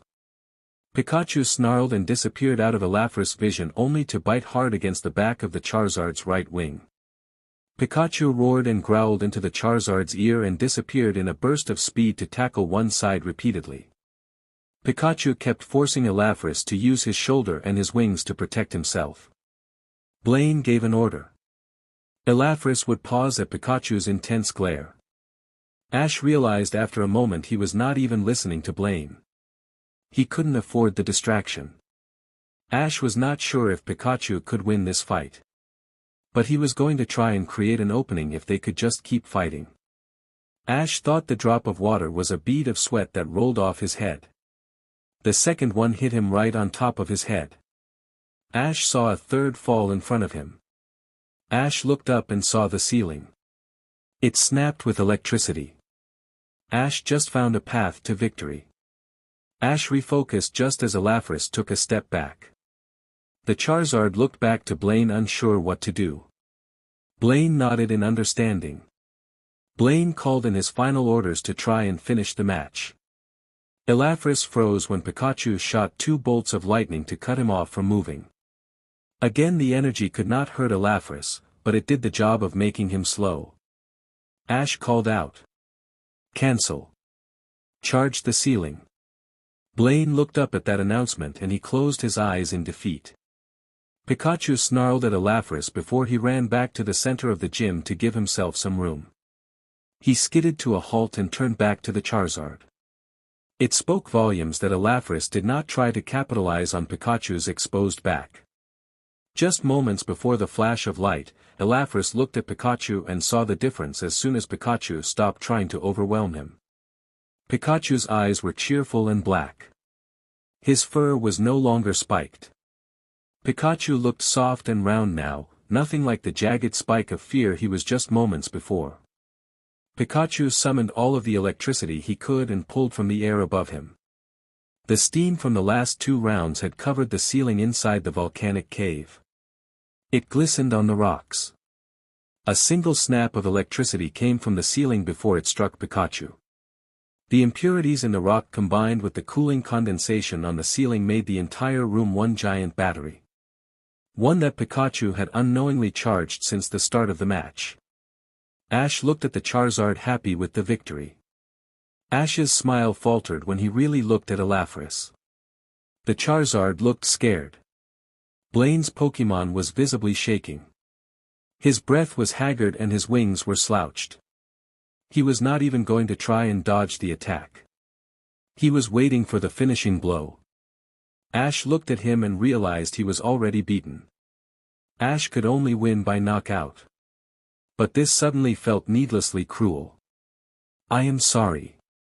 Ash breathed through his nose as he made a decision. Hold. Pikachu slowly released the energy harmlessly into the ground. Pikachu turned around to look at his trainer. Pikapi. We forfeit. I am sorry, Pikachu. So this was it then, I lost the gym battle. Ash exhaled and looked up. He would be disappointed later. Ash walked across the stones to the gym floor and met Blaine in the middle of the field. He looked helplessly at the shaking Charizard who was recalled with no fanfare. Winner, Ash Ketchum from Pallet Town 2-1. Ash looked up surprised. He forgot. He had already won the gym challenge. He had won before Pikachu stepped onto the field. He did not need to do any of this. He felt nauseous thinking about it. What had he been doing? What had he trained Pikachu to do? When Blaine stood in front of him, Ash could not even muster the strength to look at him. Ash was not proud of what he did. I told you, Ash. It won't always feel good. Ash looked up at the older man. Guilt covered him like a cloak at what he did. Pikachu looked up matching his trainer's expression. Blaine looked at him somberly. You felt Elafris was an opponent you could not win against. Didn't you? Ash looked down and after a moment nodded. Blaine sighed but knew that something like this could happen to Ash. But he had not realized he would be the one that would instigate it. Blaine looked at Ash's partner and stroked his chin. He knew Ash and his Pikachu were close when they were defending the SSN. Maybe it was because the gym battle was with his Pikachu. None of our attacks were working. Any full-on attack Elafris would have done could have decimated Pikachu. We needed time to set up the finishing blow. And then I remembered preparing Pikachu for something. We dash. Ash began to see what he was training Pikachu for. Ash was preparing Pikachu for a much bigger job. Ash did not know what that job would be. But he wanted Pikachu by his side when he did it. Ash thought wildly, why did I teach Pikachu to do any of this? What did I want to accomplish with this? Truthfully, Ash did not know where it all came from. He had never trained Pikachu to make his opponent too scared to fight back. He taught him how to prevent an attack to help them get an advantage. He trained Pikachu to not be intimidated when they fought bigger and stronger Pokémon. He shouted to get Pikachu to respond and show the other Pokémon he wasn't afraid. It all made sense when he trained Pikachu, but now after seeing what it did when it all combined in a battlefield. Blaine nodded. I understand, Ash. I am not angry. And I have seen this in many people over the years. Even though you are an adult, you are still very young. Ash closed his eyes and willed his eyes not to tear. Blaine smiled at him and looked at the viewing box before he signaled one of his disciples to close the blinds to give them some privacy on the floor. Cry, Ash, it's just us now. I know you are disappointed. Ash started to cry at the total pointlessness of it all. Why was he so frustrated? Why was he so angry? He had won. Why could he not stop crying? Pikachu leaned into Ash's leg for support. But even Pikachu looked like he was tearing up. This has to be a low for me. I've never been so disappointed in myself. Ash said around gasps of tears. I never wanted to win like this. Blaine patted the boy's head. Ash, look at me. Ash looked up, still trying to fathom what he was feeling. You stopped yourself. Ash sniffed slightly. He knew he did not like attacking a helpless Pokémon. Even an opponent. Elafris was not an enemy. He was just a Pokémon who was trained to do a job. Ash, I am just glad you are experiencing this now. Better now where it is safe to learn these personal lessons rather in the field. I told you, Ash, you can be selfish. This is part of that too. You don't need to train Pikachu to face threats when it is not your job. Allow yourself some time to just enjoy training for your gym battles. Ash nodded. He did not understand what Blaine meant. He did not even know he had been doing anything other than training his Pokémon. Again, it would take a long time for Ash to really understand what Blaine was talking about. I had wanted to introduce you to a few people. But that can wait until later. Right now, Ash, you should know you did nothing wrong. You did what you had to do to win. I told you before, right? That you experienced something that would change you. What you are feeling is normal. Ash gave a nervous laugh as that memory and his confusion of that chat came back to him. I really wish it did not have to feel this bad. No one ever does, Ash. When you think about this experience, just remember that this was a 10-badge battle. It is a test to see what would you do against a wild Pokémon. If it was a wild Pokémon, they would have retreated long ago from your Pikachu. You deterred your threat, Ash. And you did it without harming him. If you need to think about this match, think of that. You won against Elafris without harming him. Ash took some comfort from that.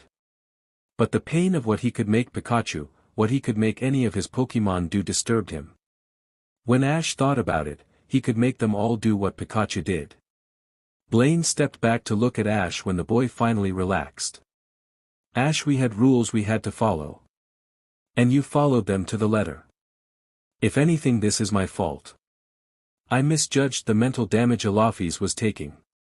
As soon as I saw he was becoming ineffective, I should have recalled him and forfeit. Ash looked mutinous at the idea of Blaine forfeiting. The old man laughed at the boy's reaction. Go back to your room. I'll send you up some food for lunch. There is a banquet tonight for the guests who are visiting. They had come for the placement matches they will be taking. The Indigo Plateau tournament has seeds, and these matches determine who those seeds are. But the officials wanted to hold off the gathering so the seeds can see you. They felt the seeds should see who their potential opponent is, if not this year, maybe in the next. Ash did not even register what Blaine implied. Ash sunk in on himself. They had seen that last fight. I'll come to the dinner. I think I just need to come to terms with what I almost did to win a match. I don't think I will be good company right now. It will wash over in a bit. And I'll be annoyed I got upset at all. Blaine grinned at him. All right. But Ash. If you ever need to talk, my door, Serge's door for that matter, will always be open. Ash smiled and nodded. Thank you, sir. Blaine watched him walk away with Pikachu trailing behind him. Ash. Ash turned around. He was already halfway across the gym. Blaine threw him the badge. Congratulations, Ash. 2 more to go. Ash caught the badge. He looked at it briefly and felt a little bit of the joy coming back to him for getting the badge. Thank you, Blaine. Oh. Blaine waited until Ash had left. When the doors were closed and he confirmed the blinds were shut, he pulled out a potion reserved for emergency healing kits. Once it was emptied into the Pokeball, Blaine released Elafris. The Charizard looked around tiredly. His body shook slightly. Blaine did not know if it was from unhealed nerve damage, or actual mental strain. I am sorry, Elafris. I should have called the match when you could no longer fight. They had shut you down completely, didn't they? The Charizard grunted in agreement. Elafris closed his eyes and let himself lay there, willing for the thoughts of the match to escape him. You did well. But it will be weeks before we can see if they had done any long-term damage. At the very least, we know that there are no more 10-badge battles we are expected to fight in for the rest of the season. Elafris sighed in understanding. How is he? Blaine gently patted Elafris' head. He is mature enough that Pikachu's fight should not imprint it any lasting damage. Blaine took the time to make sure Elafris was relaxed before recalling him. Blaine stood up and turned around. But we will see.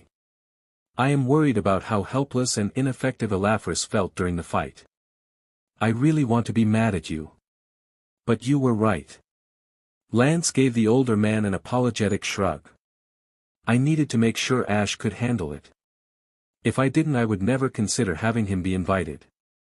It's the reason why I agreed to help you train up Elafris in the first place. Ash will run into plenty of Pokémon like him if he decides to accept the invitation to the Indigo Plateau tournament.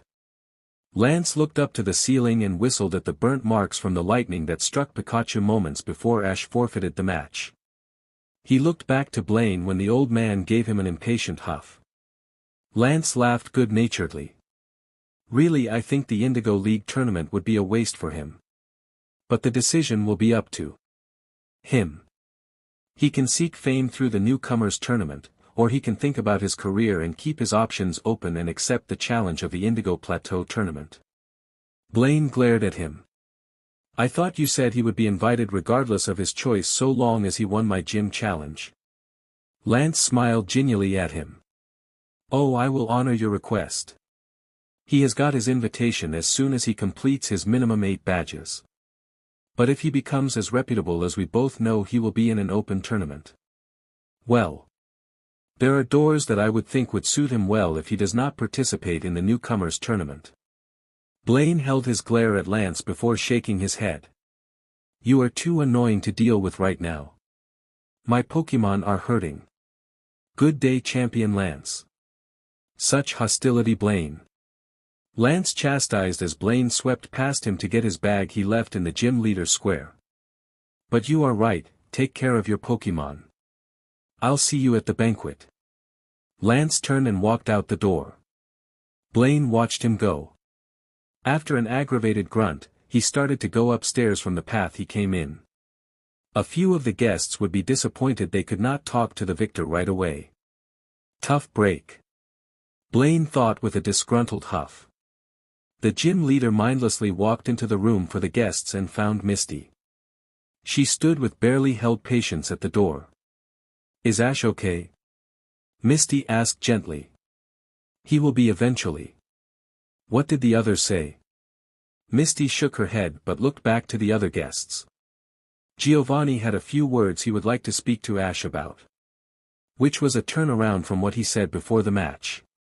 She looked at the other guests, but no one saw what was so glaringly wrong with the last fight like she did. The rest of them were impressed. I don't think anyone noticed something was off at all. They never met Ash before today. To everyone it was just a clean match. Blaine nodded. He's checked into room 232 on the second floor. I recall you said he was your friend. He could use a friend right now. Misty bowed a thanks to him and ran off. Blaine watched her go with a smile. Once inside the guest room he looked to see everyone waiting. It looks like Ash will need a break after that match. He will be down later this evening. There was a murmur of understanding. Blaine could always say that Ash simply slept through dinner if he did not make an appearance. And that would be enough for most of them. Oh. Ash walked down to the recovery bay. Pikachu looked tired and Ash mindlessly picked him up and carried him in his arms. Ash looked over Pikachu carefully and realized abruptly he had never held Pikachu like this since he started his journey. Pikachu was falling asleep, lulled by the rhythmic steps down the hall. Ash leaned down and kissed the mouse's head. I am sorry, buddy. There were so many things I did wrong. And none of it was your fault. Pikachu slept quietly with the occasional grimace of pain from his burns. Ash soon found himself at the recovery bay where one of the trainers who works for Blaine greeted him. Hello, Mr. Ketchum. How was the match? Ash nodded tightly. We did well. I want my Pokémon to rest through the afternoon and to tomorrow morning. The trainer nodded and started setting up the process. Ash watched idly while the trainer set up the recovery unit. Unlike in a Pokémon Center, the recovery unit was right next to the person who was manning the desk. Ash only ever saw the recovery unit in Cerulean before. This one was a little more advanced. It was a lot cleaner and newer looking than the one he saw the last time. Ash handed over his Pokémon from his belt and gently set down Pikachu on the table. Wake up, little guy. I am going to put you in your Pokeball. Pikachu slowly woke up and grimaced. When he saw his Pokeball, Pikapi. Ash smiled when Pikachu held his arm off. All of you need to recover. Especially you. Ash gently ran his hand near one of the burns. Pikachu flinched and cried in pain. See? I will be fine. Get some rest. I'll talk to you guys when you are all awake and fully healed tomorrow. The others will want to know the results of the bouts. Pikachu dropped his ears at the idea of sharing what they did. After a moment, Pikachu licked Ash's cheek before he allowed himself to be pulled into his Pokeball. Rest well, guys. Ash handed his last Pokeball to the trainer and bid the man a good afternoon. Ash made his way to his room and set down his belt clip on his bed. It was barely past noon and he felt as if he was ready for bed. A gym battle would normally drain him. But this one seemed more intense. There were a lot of mistakes. Ash was very happy and proud how Snorlax and Psyduck performed. But it was his decisions with Pikachu that still weighed heavy on him. Ash moved outside to the balcony in his room and sat down. The heated air blew up from the waterfall below him. Ash sighed and leaned back in his chair. He allowed for all the emotions today catch up with him and he dozed. Oh. Misty knocked several times. Misty saw the door was unlocked and was not even completely shut. Ash was there. He was just not responding. After the fourth knock, Misty covered her face to hide her embarrassment. After a hesitated moment, she opened the door and let herself in. She looked around curiously before she noticed the door leading outside was open. Ash rested on a reclined chair facing outside. Misty smiled and walked quietly to Ash only to notice he was sleeping, his mass of black hair was everywhere. She ran her hand through his hair. It was rare to see him without his hat. She stopped when his head moved. Ash looked over his shoulder sleepily and stared at her. He smiled and leaned into her hand. Misty did not know how to take the movement before the boy sighed. Eyes closed, Ash asked, "You saw all of that, Misty?" Misty paused with playing with his hair only to wrap her arms around his neck. Ash sat back awkwardly into his chair as she leaned over the chair to hug him.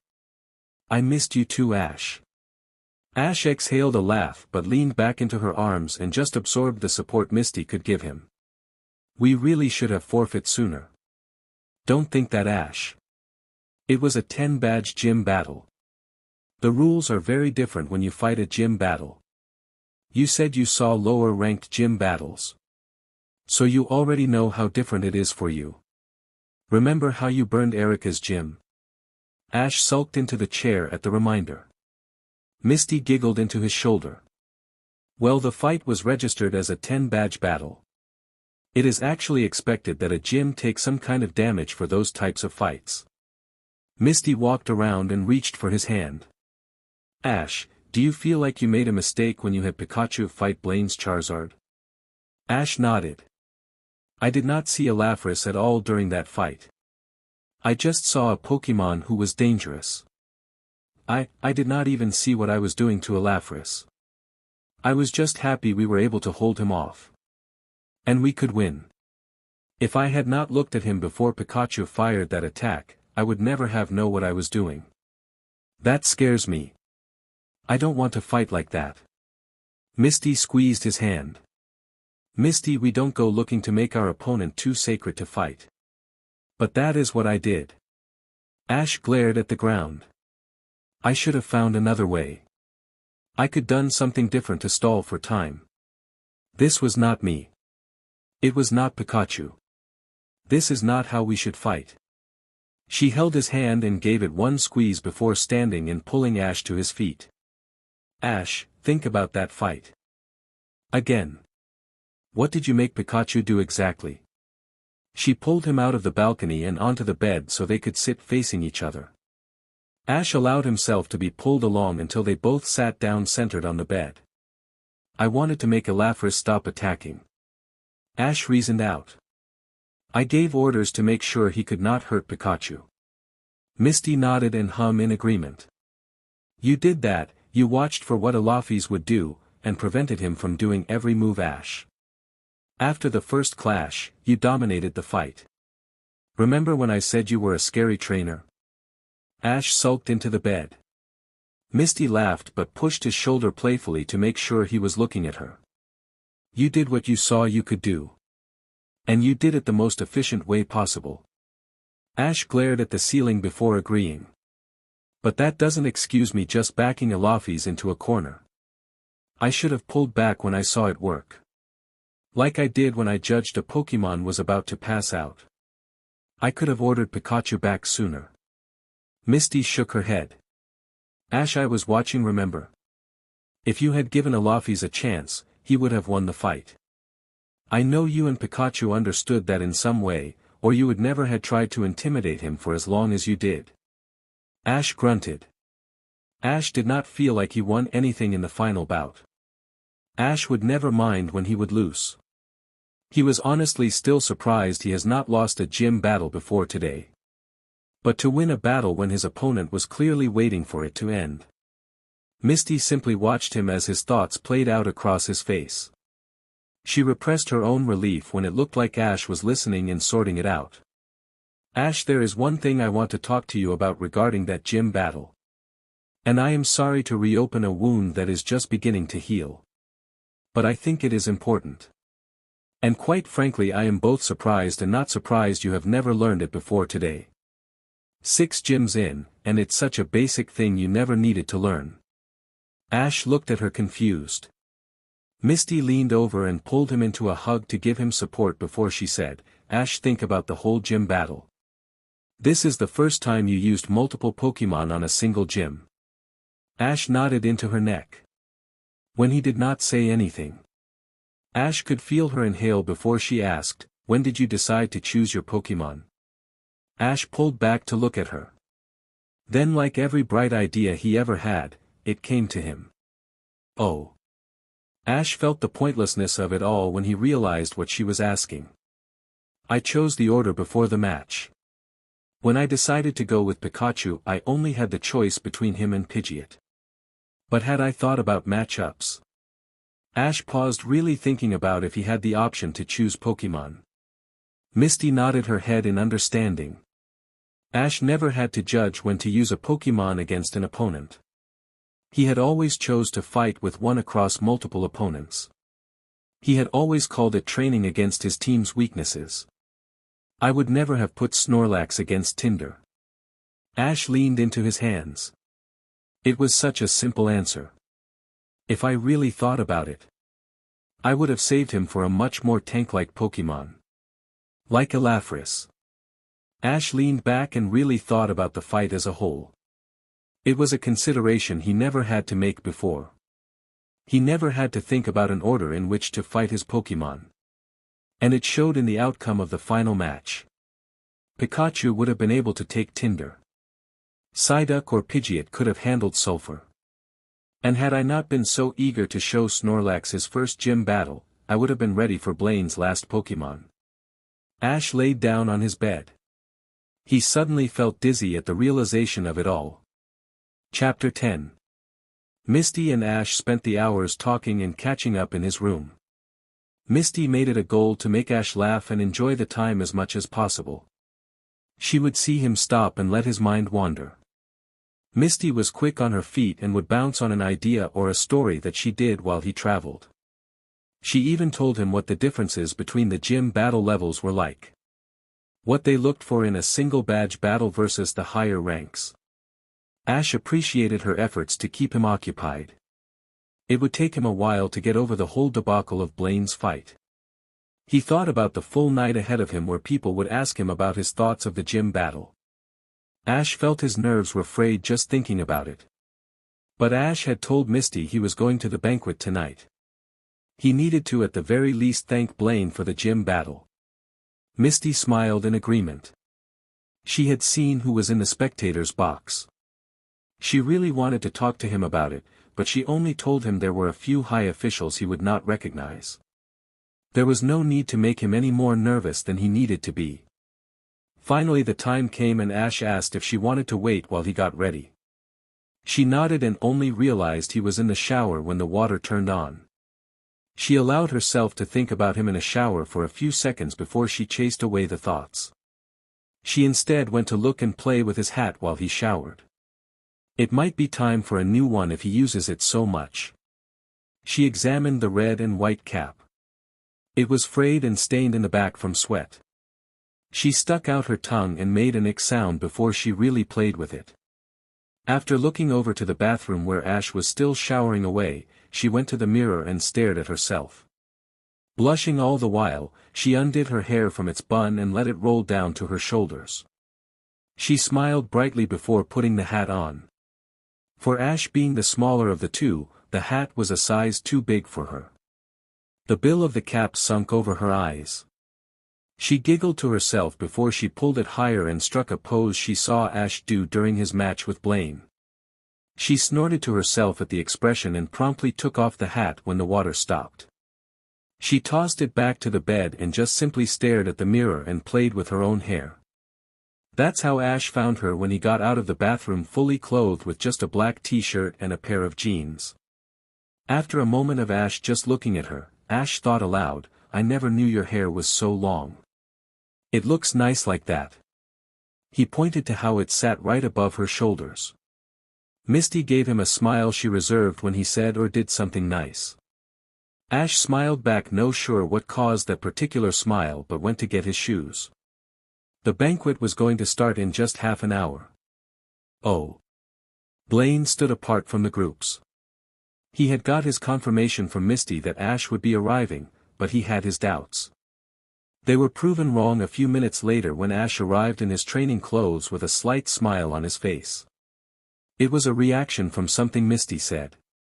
Blaine was happy to see whatever Misty was able to talk to him about helped. He did not know Ash well. Although a simple observation gave him some hope. "Welcome to the banquet, Ash. I hope Misty has been a help." Ash smiled gratefully at the older man. "Thank you for inviting her. She has been always a big help putting things in perspective for me. I just need to learn from this.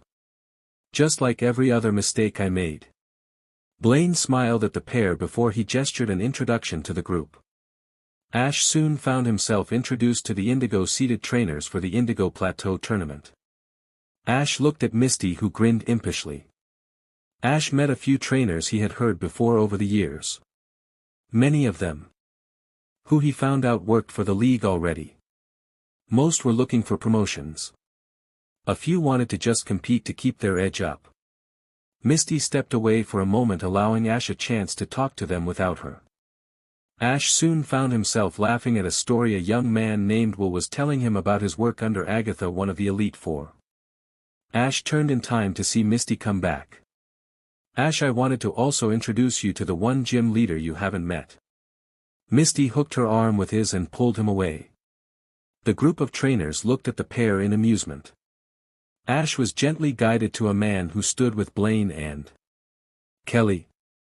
Ash looked at the older woman. He had not heard from her at all. Kelly waved excitedly. "Hi, Ash." She moved to slap him on the back. "It is good to see you again. I'm here representing the Celadon gym." Erica was curious, but she didn't feel like it was her place to be here. Kelly frowned at that, although that turned back to a smile looking at Misty and Ash. Misty, this is Kelly, she actually gave me a ride most of the way to Celadon City. After you knocked out eggs in the tournament. Kelly added, helpfully giving Misty a full picture who this person was. Kelly went on heedlessly. Ash, your Psyduck was impressive then. He did a hell of a job during today's fight. I am sorry by the way Ash, I kept meaning to send you a message. Thank you for the letter. With the reconstruction of the gym I kept putting it off. Ash understood. He thought back to his stay in Celadon. It is alright, I had been busy too. And I only been to 2 or 3 Pokémon centers since. If you had sent me a message it would have been over a month before I could have responded. To be honest, I have not thought about Erica in a while. If she did not come herself it was probably more to do with me personally than. Ash stopped himself. While he was sure people knew what he did, he was not sure if people know why he did it. Let's talk about this later, Kelly. Misty, you had someone you wanted me to meet? Misty nodded. Sorry, Kelly.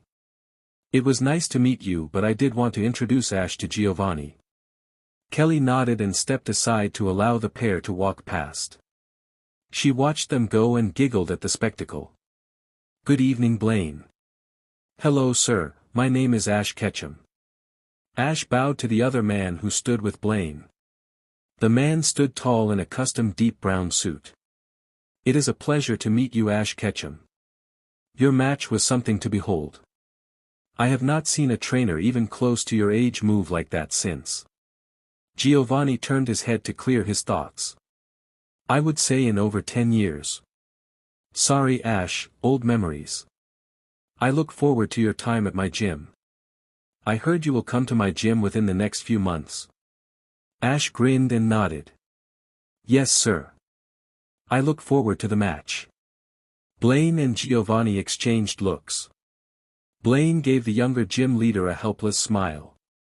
Giovanni looked back to Ash. So do I. You showed us some interesting things out there. Continue to do so, I may have to find a way to recruit you into my company. Blaine stirred at that but kept his silence. Giovanni paid the old man no mind. He pulled out a single card from his suit pocket. Here, Ash, if you ever need anything or have any questions, my door is open. I am always looking for promising new trainers for my various enterprises. Ash took the card, but he felt something along with it. Giovanni suddenly felt like the energy Psyduck was complaining about during the entire stay. For a brief moment Ash thought Giovanni was the source. But then the energy felt like it turned. Like it focused on them both. Ash took every bit of self-control not to pull back. Just as fast as it fell on them it faded. Ash held on to the card for a moment and noted that no one reacted to what he felt. Ash wondered if whatever it was he was feeling left a mark on the older man. Psyduck has been having severe headaches since they arrived on the island, but neither Ash nor Psyduck noticed until they went inside the mountain. It was the sudden absence of pain that really made Ash notice. He was willing to think it was just a quirk of the region of some strange nearby Pokémon. But after that, Ash gave a brief cursory look at the white card. With the simple name, Viridian Works. Ash bowed deeply but already knew he just wanted to be away from Giovanni as soon as possible. The more he stood in front of the man, the more he felt like he was back in the ring with Blaine's Charizard. The man's gaze was intense and predatory. Thank you, Giovanni, sir. We'll talk again when I reach your gym. Giovanni looked satisfied before he moved to a group of trainers. Ash, I have not told you why so many people were here. Ash turned to Blaine. Most of these trainers have not heard of you. Many of them are powerful trainers, but they do not have the spark you carry in your gym battles, Ash. Any number of these trainers could easily defeat you with their Pokémon if it came down to brute force. But we already showed them you don't need brute force to win. Didn't we? Ash lowered his eyes for a brief moment before looking back up. He nodded steadily. A determination reflected in his eyes, and Blaine looked satisfied with what he saw. Blaine cleared his throat while he glanced over to Giovanni talking to two teenaged girls about their Pokémon. Sorry Ash, I should follow him. Giovanni loves looking for new talent for employees. Blaine stepped away to go rein in Giovanni. Ash looked at the card Giovanni gave him. Ash remembered his own personal lessons regarding gym leaders. At least Giovanni reminded Ash he was a businessman. Ash was grateful for the reminder. Abruptly Misty gripped his elbow. He jerked up and looked at her. His eyes looked tired but startled. Ash? Are you okay? You seem to zone out there for a bit. Ash pocketed the card. It was decided. He was going to ask Psyduck what it was he was feeling and where the source is. He needed to find out what it was. This seemed too close to be a coincidence. Misty, would you like to travel with me tomorrow to go look into something? Do you have time? Ash added after just asking her out of the blue. Misty nodded but still gave him a look of concern. Yeah, I am here for another week. My sister is running ahead of me. But I wanted to see everything here before I left back to Cerulean. Ash smiled. After we go look into what I want to see, how about I show you around town? Just like I promised. Misty giggled. Sure Ash. So who do you want to meet next, the older guy who is eating a pile of meat? Or the guy with the cape? Ash looked at her blankly. What? Misty pulled him again. He laughed as he nearly had to jog to keep up. Lance. This is Ash. The one I kept putting requests to go see a gym battle. Lance looked up from something he was reading on something that looked far too advanced to be a Pokédex. Hello Ash. Lance stood up and set down the machine he was reading. It is a pleasure to finally meet you. Lance turned to Misty. You going to stop putting in those requests now? Misty stuck her tongue at him. No way. Not with the newcomers tournament coming up in 5 months. Lance laughed. That was quite the battle there, Ash. You fight like seasoned veteran. Ash reached out to the man's handshake. Ash did his best to keep a straight face. Thank you, sir. The fight was not what I expected. It was a difficult fight, but not for the reasons I was expecting. Blaine reminded me there is always more difficult opponents. Lance looked at him with an intense look. Finally he leaned away and smiled. Good to hear. Blaine was worried for you. The old coot puts way too much investment on rookies if you ask me. Misty gave Lance a glare. What Misty? It's true. But I am probably not making a good first impression, am I? Lance scratched his head. For what it's worth, Misty, I apologize. Ash, I usually say what I mean without thinking. Just be aware if I say something tactless. You should know better by now, Lance, you've been the Elite Four champion for years. Misty said with an annoyed glare before looking at Ash. Ash looked at the both of them before pointing at Lance. You're the Kanto champion. He looked back to Misty, who gave him an amused smirk. Don't be too impressed, Ash. He is an idiot who gets pushed around by the Kanto Pokemon League president. She gave the champion a glare but softened it when she looked to Ash. Ash, I wanted you to meet the man who made it possible for me to come down today. Ash bowed. Thank you very much, sir. Misty has always been a valuable friend and she has helped me even here. Lance thought back to his conversation with Blaine and then to the current Ash. It certainly seemed the case. He may have to think about pairing the two if Ash allows himself to be recruited. Oh. Ash woke up the next day early and went to the recovery unit floor. Now that he noticed it, he could no longer ignore the thrum that ran in the back of his head. It was like a noise that was just behind his ear, and it was frustrating that it wouldn't go away. Ash checked the time and he still had time before he would meet Misty at the north exit out of the mountain towards town. Ash readjusted his saddle that flopped over his shoulder. He had never used it for 2 people, but he was told it could hold 2 adults comfortably. Ash thanked the man at the counter and clipped on his Pokeballs. Blaine had offered for Ash to stay for a few days the night before. Ash took the offer immediately while looking at Misty, who grinned with him. That meant he may get a miniature break. He had been thinking about it last night while laying in his bed. His Pokémon would need to rest after fights like that. If any tournaments were like that for every round, Ash was beginning to wonder if his Pokémon would be ready in time for any prolonged tournament. Once outside, he set down his saddle and released his Pokémon. Snorlax shook the ground as he flopped on his back and just relaxed out of his Pokeball. Ash laughed as he released Psyduck. Ash looked at him carefully. The duck placed his hands back on his head but hummed to himself while moving back and forth. He would need to keep Psyduck in his Pokeball to keep him rested. Psyduck was going to be their navigator. Pidgeot came out of his ball and perked when he saw the saddle. I am sorry I did not give you the chance to fight this round, Pidgeot. But we will have a chance soon with Koga. Ash let out Pikachu last. Pikapi. Pikachu ran up to him and up his shoulder.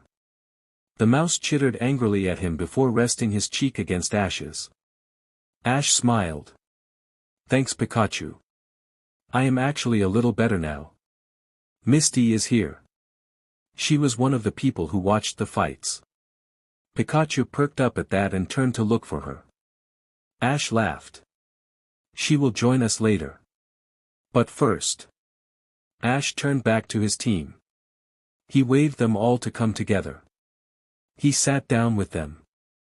Every one of you did an amazing job in the gym battle. Even you, Pikachu. But there is something I want to tell you all that I had Pikachu do. And I am not proud of it.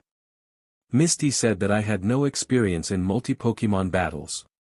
And she is right. This is the first Pokemon battle I ever had to SWCH out Pokemon. I want to apologize to you guys. I should have learned how to do that by now. Ash turned to Pikachu. I am sorry, Pikachu. If I had learned how to properly SWCH out instead of just choose a Pokemon order before the gym battle, we could have completely avoided what we had to do to Elafris. Pikachu drooped his ears and cuddled against Ash's side. Ash petted his partner sadly. He looked up to his team. Blaine's last Pokemon was a Charizard. He was incredibly powerful. Pidgeot, Psyduck, you remember our night fighting the Gyarados? The two nodded grimly. That was the kind of Pokemon Elafris was. And Pikachu was completely ineffective. Pikachu buried his face into Ash's leg. So I had to find another way to corner Elafris until we could set up a final attack. Ash looked at Snorlax and smiled. Snorlax, you remember when I trained Pikachu and you were surprised by his growl? Snorlax nodded. He was listening but only really understood half of what Ash was talking about. Think of that growl as one part of a way to corner Elafris. By the time we held on long enough to launch our counter-attack, Blaine's Charizard was already beaten. But gym rules say forfeit or knock out. Ash looked at the rest of his group and they gave him sympathetic looks. So I called Pikachu to hold. We forfeit the last match. Ash repressed a tear. That will be the last time we are going to fight that way. Pikachu, I am sorry. Even with how good we are. I am still learning to be a trainer. Misty and I talked about what we could have done different. And I think if we fight someone like Elafris again we can win. And do it without trying to break them. The group cheered and Ash went to hug them all.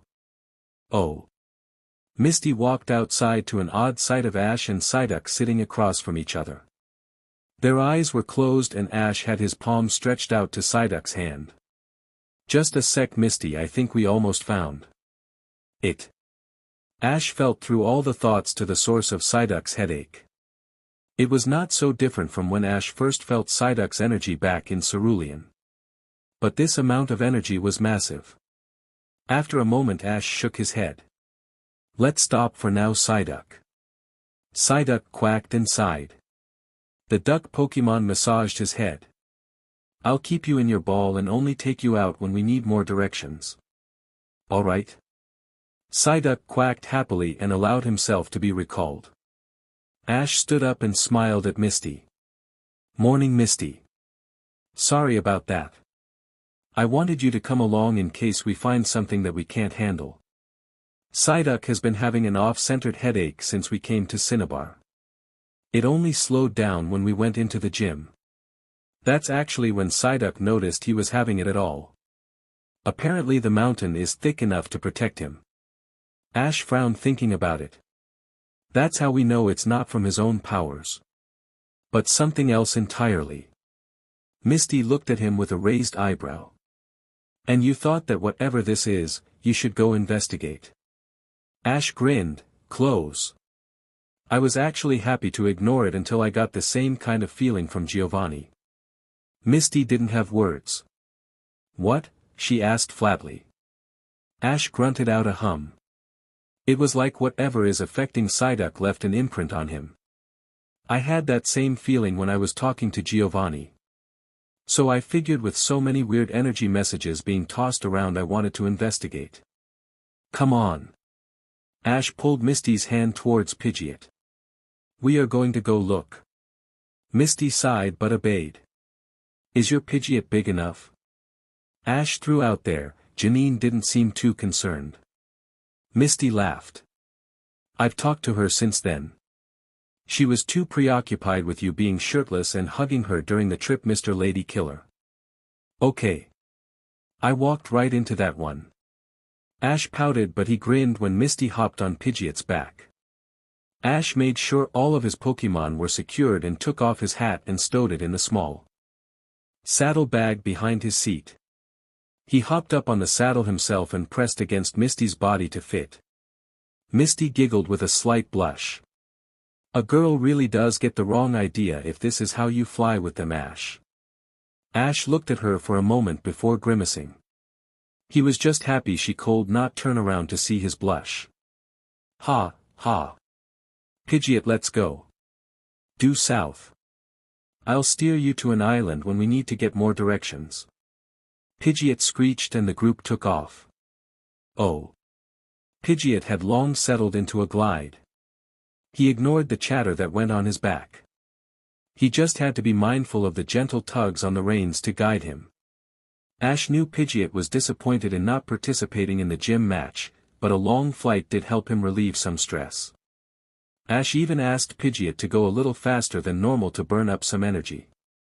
It was a request the bird happily complied with. "Land at this one, Pidgeot. I think we are losing direction again." Pidgeot screeched an affirmative and made his descent. When they landed, Pidgeot carefully lowered his back and allowed Ash then Misty off. Misty laughed when she got down. Her legs were sore but that did not dampen her enthusiasm. "That was amazing, Pidgeot." She hugged the bird in appreciation. She turned back to Ash, who already had Psyduck out and sitting in front of him. She sighed as that took the wind out of her sails. "Really, Ash, way to kill the mood." She said it more to herself but Pidgeot nudged her shoulder in agreement. Misty grinned. "I hear you, Pidgeot. Ash can be single-minded when he has something he wants, right? Sorry about that, Misty. We are close. There is actually a town a few islands to the south and west. We'll stop there and rest and see what we can find. I can actually feel the energy now too. It's actually hard to miss now. But I can't get a direction on it." Misty gave an "oh," like how you could feel Pikachu's and Psyduck's energy back in Cerulean City. Ash had told her before how he had discovered Psyduck. While she did not outright believe him about feeling energy, she knew that he trusted his instincts. That was enough for her. Ash nodded before recalling Psyduck. "Psyduck is able to block it now that it is coming from a specific direction. He will help us out a lot while we look for this energy." Ash and Misty found a small town that had a Pokémon Center on a very large island. It was large enough that there were several towns on it. Ash soon found that they were back on the Orange Islands again. The island was one of the borderland masses between Kanto and the island archipelago. Misty watched Pikachu run and play on top of Snorlax, who took the mouse's presence in stride and only tried to lazy bat him away from his face when he got too close. Pidgeot circled up on a tree branch and looked to be taking a nap. Misty finally went back to waiting for Ash. She had never traveled this far south before. She was dying to look around but did not dare without any Pokémon. She did not think to bring any, if only because they were needed while Lily watched the gym. Misty sighed, thinking she should have at least brought someone with her. Ash stirred after a few more moments. "All right. Let's go rest in town, Misty. I'll let you know what we find when we check into the Pokémon Center." Misty stood up and unsure how to take this Ash. While he had always been great talking over the communicator or in person when they were in town, out here he seemed more. Misty grinned and said ruefully to herself, "He acts like a d-dash. Just so long as you say why you been ignoring me most of the stop here." Ash looked up at her surprised. He immediately started apologizing. Misty giggled to herself while facing away from him. "I know, Ash, you are sorry. I just feel like I'm left in the dark while you are doing whatever. You invite me out here and we only spoke for a little bit while flying. You have been focused on whatever you are doing. But you are not sharing anything you are looking for." Ash tilted his head and nodded while thinking about what she was saying. "Sorry, Misty. When I travel I don't really think I speak a lot aloud. You are the second person I've traveled with, and Kyo and Janine don't really count since Janine was shy and Kyo talked to her. I only really just listened."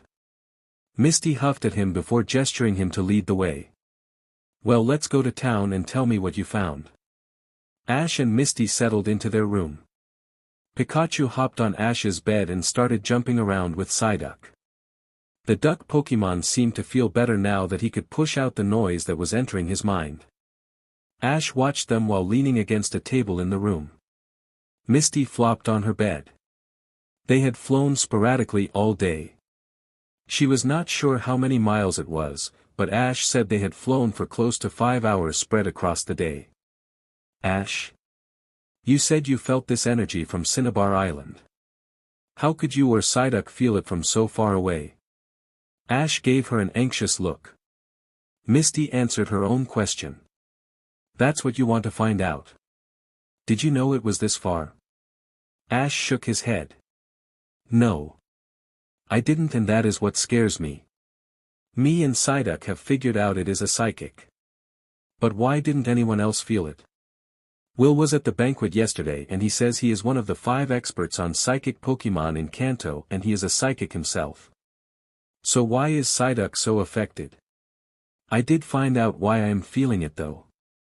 I am resonating with Psyduck." Ash pointed to Psyduck. "Sabrina explained it to me once and I had to go through my Pokédex to pull up my notes. But that's the best way to explain it." Ash tossed Misty his Pokédex and she read a brief note about resonating with Pokémon. She gave him a curious look. "Psyduck keeps an open mind out to me. It used to be to everyone before I trained him. I was just the one who could sense it since it was so close to Pikachu's latent electric energy." Misty went to go stand next to Ash while the pair watched Pikachu and Psyduck bounce and nearly fall off the bed. "But this is different from that, Ash." Ash nodded. He closed his eyes trying to feel the energy. "It is more unconscious. It's like it's not really thinking. It's more like it's feeling what is around it. Misty, I am sorry I stopped talking to you today. But the further we flew the more I realized whatever this Pokémon is. It's powerful. It's so powerful it's crossing hundreds of miles in every direction simply to look around." Ash's face settled in a concerned look. "The only time I felt it was dangerous was when I was in direct contact with Giovanni. It was like the energy recognized its own energy and started to focus on us. That's when I knew I had to find out what it was." Misty nudged him with her elbow. "You really thought this would be like a quick hour-long trip and back, didn't you?" Ash laughed guiltily but nodded. "Sorry, Misty. After the first 2 hours where we talked I realized that this could go longer than I thought. We could have turned around but I didn't want break our chat for it when Psyduck could teleport us. And then after Psyduck gave me an image of the distance left to travel, I started just thinking about that. Misty elbowed his ribs hard this time. Just tell me next time. Ash, I'll go wherever you will let me. But please let it be my choice. Okay. Ash nodded his thanks. I will, Misty. Well, we are pretty close to it now. It's an island a good 10-minute flight away. We'll go look at it tomorrow. Ash stretched and yawned. Misty could concede most of their time was spent on random islands. While Ash was looking for whatever that island was. It was getting dark soon and Misty could understand stopping now. At least it was at a center. Hey Misty. Ash whispered and he nudged her shoulder with his. Misty looked up at him and he pointed at the TV with the remote. Watch this. Ash clicked the remote and Pikachu and Psyduck immediately stopped what they were doing. Like children they both ran to the TV and settled down to watch what was on before they started moving the lines and static on the screen. Misty giggled. Are they seriously playing with the TV reception? Ash laughed with her. Every time. I think I only interrupted them once to watch something and that was when I wasn't feeling well. Ash moved away from the table and gestured for her to follow. Let's go out to town. Maybe we can find something interesting to do that I can make it up to you for today. Oh. Ash swore as the message screen beeped at him.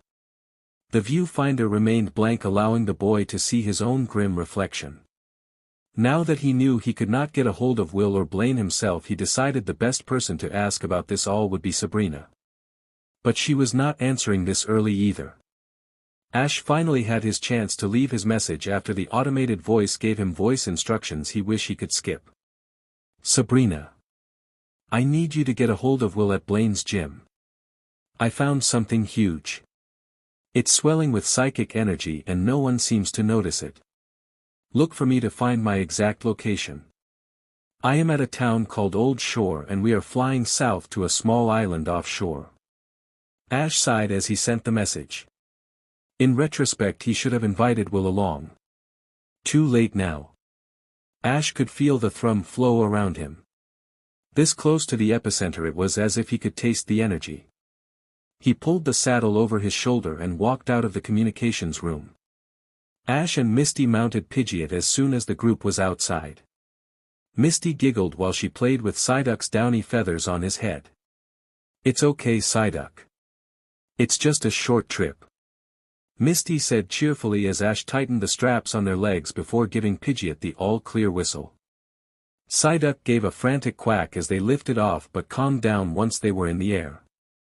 It was mid-morning when the group had gotten ready for the trek. Ash and Misty gave an odd sound as they saw a two-building compound on top of a tall craggy island that looked like it lifted itself above the water. Ash had Pidgeot fly around to get a better view. There was a helicopter pad, but it looked like it was the only way to officially land. The buildings took up the entire island. Is that it for sure, Psyduck? Ash called over the noise of the wind. Psyduck quacked and pointed at one of the buildings. Misty said for him, it looks like it. Psyduck is pointing to the shorter of the two buildings. Ash allowed Pidgeot to do a long slow glide around the two buildings. Ash? Ash gripped an arm around her to say he heard her. I don't know. I was thinking it would be some kind of wild Pokémon. But if it's in there, I don't know what we should do. We'll land and see if we can get some clues. If other psychics are not sensing it, there is no way these guys could feel it either. The group turned to land on the roof of the shorter building. It was the roof closest to the helicopter pad that sat on the only clearing on the island. Misty went to the edge of the roof to look around while Ash recalled Pidgeot and spoke to Psyduck on where to go next. Ash sighed. There are maybe 50 people here. This is some kind of office building and science lab. This short building goes into the ground a ways. Whatever it is that's here is 4 floors down. Misty looked unsure before she said, we are trespassing, Ash. Are you sure this is a good idea? Ash shook his head as he released Pikachu. Pikachu looked around surprised before looking back to the pair. Ash couldn't help but laugh at the expectant looks all three of them were giving him. Nope. But there is tons of energy coming from that one Pokémon. We need to investigate. If it is serious, we'll call for help.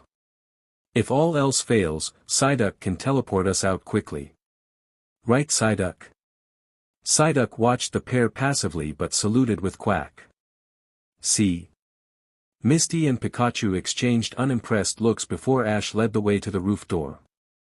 Psyduck unlocked it and the group was inside. Ash led the way down the stairwell. Psyduck walked just behind him. The two were both seeing ahead into the hall and found no one leading to the stairs below. The halls were simple white well-lit halls with several doors leading to empty offices. Ash ignored them when Psyduck confirmed no one was inside. Ash just wanted to go down 4 floors to the sources of the energy. At the fire exit the group moved down 3 floors but found that was the end of the road. Psyduck sees several people in 2 different labs on this floor. None of them seem to have any Pokémon. All of them are working. Ash said absently. While he knew he wanted to keep Misty in the loop, his mind was focusing on what Psyduck was seeing. Misty took the pair of blank looks from Ash and Psyduck in stride.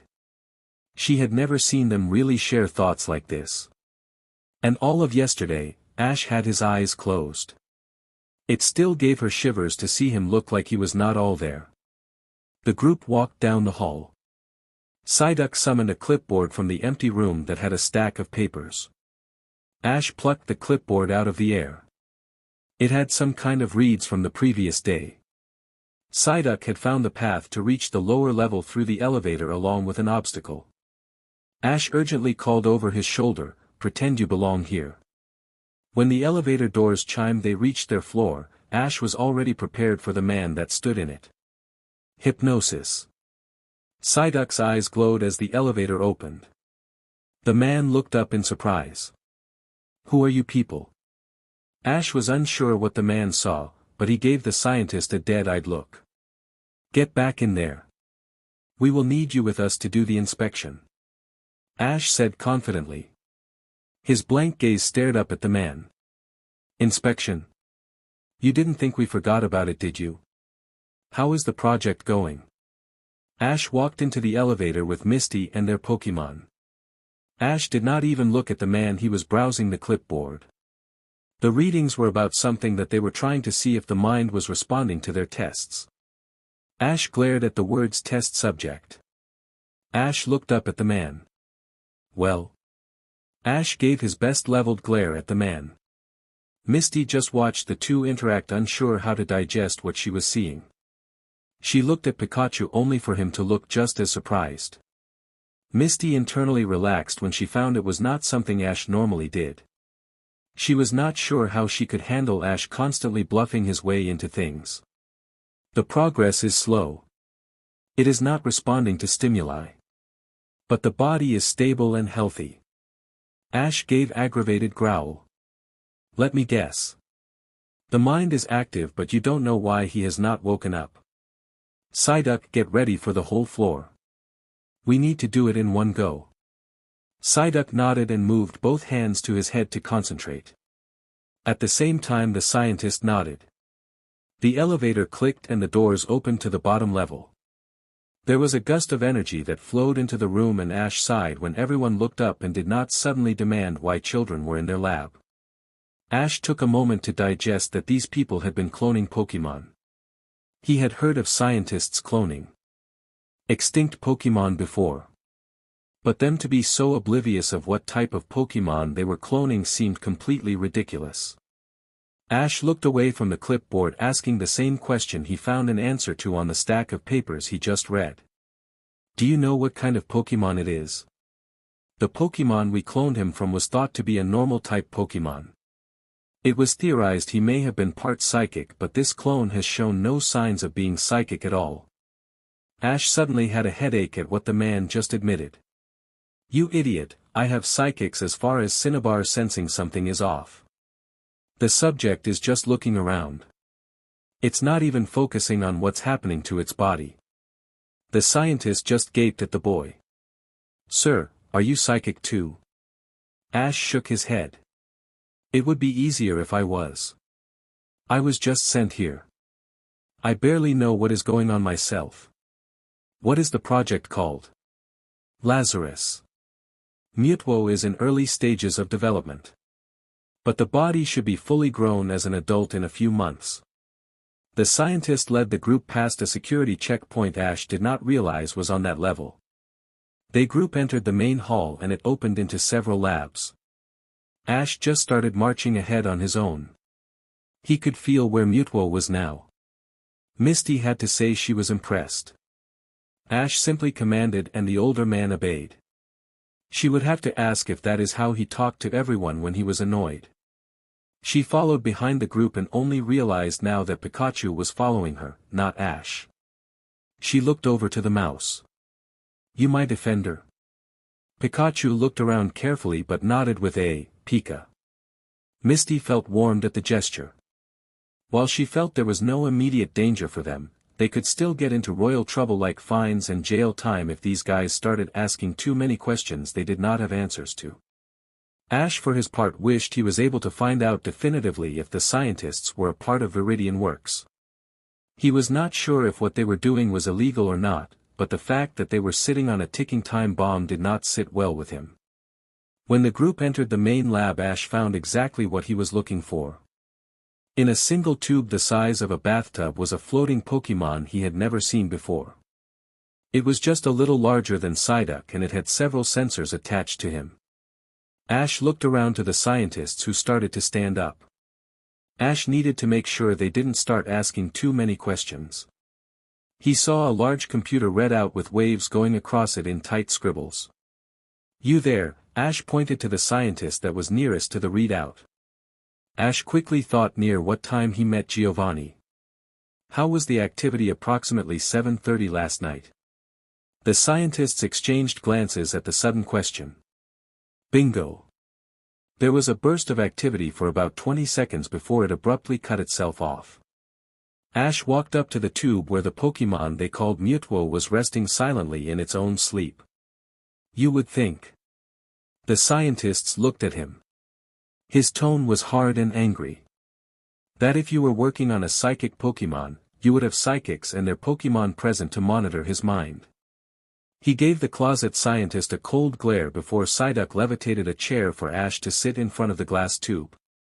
Psyduck moved into position to levitate next to Ash. Ash held his hand to the glass. Ash felt a name pulled out of his Psyduck's mind. Fulton. One scientist walked over to him. "Tell your men to evacuate the compound. Mewtwo has been building so much power that if he focuses on us the island is likely going to implode." There was a murmuring from the other 5 people present. The man nodded before calling for an emergency evacuation. "I need 2 volunteers to stay behind with me and my partners," Ash said absently. His back was still turned to a group who felt they should still be there to monitor the readout. "We have it, sir. We never did ask for your name." Ash turned to smile at him. "We'll probably die before you would be able to remember it." "Really? What were you thinking not monitoring his psychic power?" Ahs turned back to the tube and watched the bubbles in the liquid bath. Slowly the bubbles began to multiply. Psyduck allowed them both to be hypnotized by the air bubbles. Time stopped. Ash and Psyduck flew over a massive mountain range. The sky was cold and Ash felt they were following something. It was a small Pokémon that looked like a very frail mouse. "Hello." Ash thought to the sky. He realized it was some kind of memory. He had to make Mewtwo stop stretching its mind across the country. "You are going to hurt everything around you if you don't stop looking for that memory." Ash in a quiet murmur laughed at himself. Of course. Think like a psychic Pokémon thinks. Instead of seeing the memory, Ash found himself showing the image of Psyduck seeing everything with his own mental eye. Then he thought the image of Psyduck pulling back. He pictured someone pulling something. He saw a mental image of Psyduck hearing Lesson 1. Ash thought of the scientists listening and learning. It was thought that was plucked from the Pokemon's mind. Slowly, although he used less of Mewtwo memories and more of his own, Ash started organizing his memories to give Mewtwo a full picture of what he should do. Ash remembered watching Psyduck and Pikachu laugh and play together. He thought of all the instructions and things he learned from Sabrina. He remembered what it felt to have a mind brush against his. What it felt like to have Pikachu's energy surround him. And what it felt like when it faded. Psyduck helped make every memory and image as clear as possible before sending it to Mewtwo. His mind was stressed from the effort, but Psyduck knew what his trainer was doing. Ash thought of his first memories of Nurse Joy and Psyduck. Ash remembered the emotion and relief of being weakened when Psyduck pulled back his thoughts for the first time. He thought of the time Psyduck pulled back his mind in his fight with eggs and how the crowd reacted. Ash opened his eyes. Misty gave an intake of air in surprise. Ash's eyes glowed violet. Mewtwo, you can do this too. If you can hear me. Then use what you just learned. Snap. Ash was prepared for the whooshing effect that was pulled out of him, but the remaining people in the room were not. Misty was busy trying to not give them away when the effects were felt. She turned back to Ash. Ash saw her reflection in the glass tube. He shook his head. They weren't out of the woods yet. The skiing motion that ran through them was not stopping. Misty turned back to a scientist. Will Mewtwo be alright if we take him out of the suspension tube? He would live, but we would lose any progress of our tests. We have been working on them for years. Misty glared at him. You have a living being waking up. One you created. One who is likely incredibly intelligent. If you don't treat him with at least with the same respect you would Pokemon, then you will have a lot more problems than the fact he woke up early. This skiing motion is his mind pulling back to his body. How would you like to wake to a tube? Misty's gruff reply was emphasized with Pikachu's own growl. He will be fine for now, but get him out of it. Good morning, Mewtwo. Violet energy smoked from Ash's eyes. Finally, Ash pulled back his hand from the glass tube. The skiing motion continued, but it had definitely slowed. Eventually the energy stilled. Mewtwo's eyes were open and he looked around. Ash got off his chair and knelt down to Psyduck. Psyduck had just flopped to the floor. You did an amazing job, Psyduck. You did far more than I could ever ask of you. Thank you. Psyduck breathlessly quacked but laid down to rest. Ash picked him up and looked over to Mewtwo. Over his shoulder he called. Drain and open it.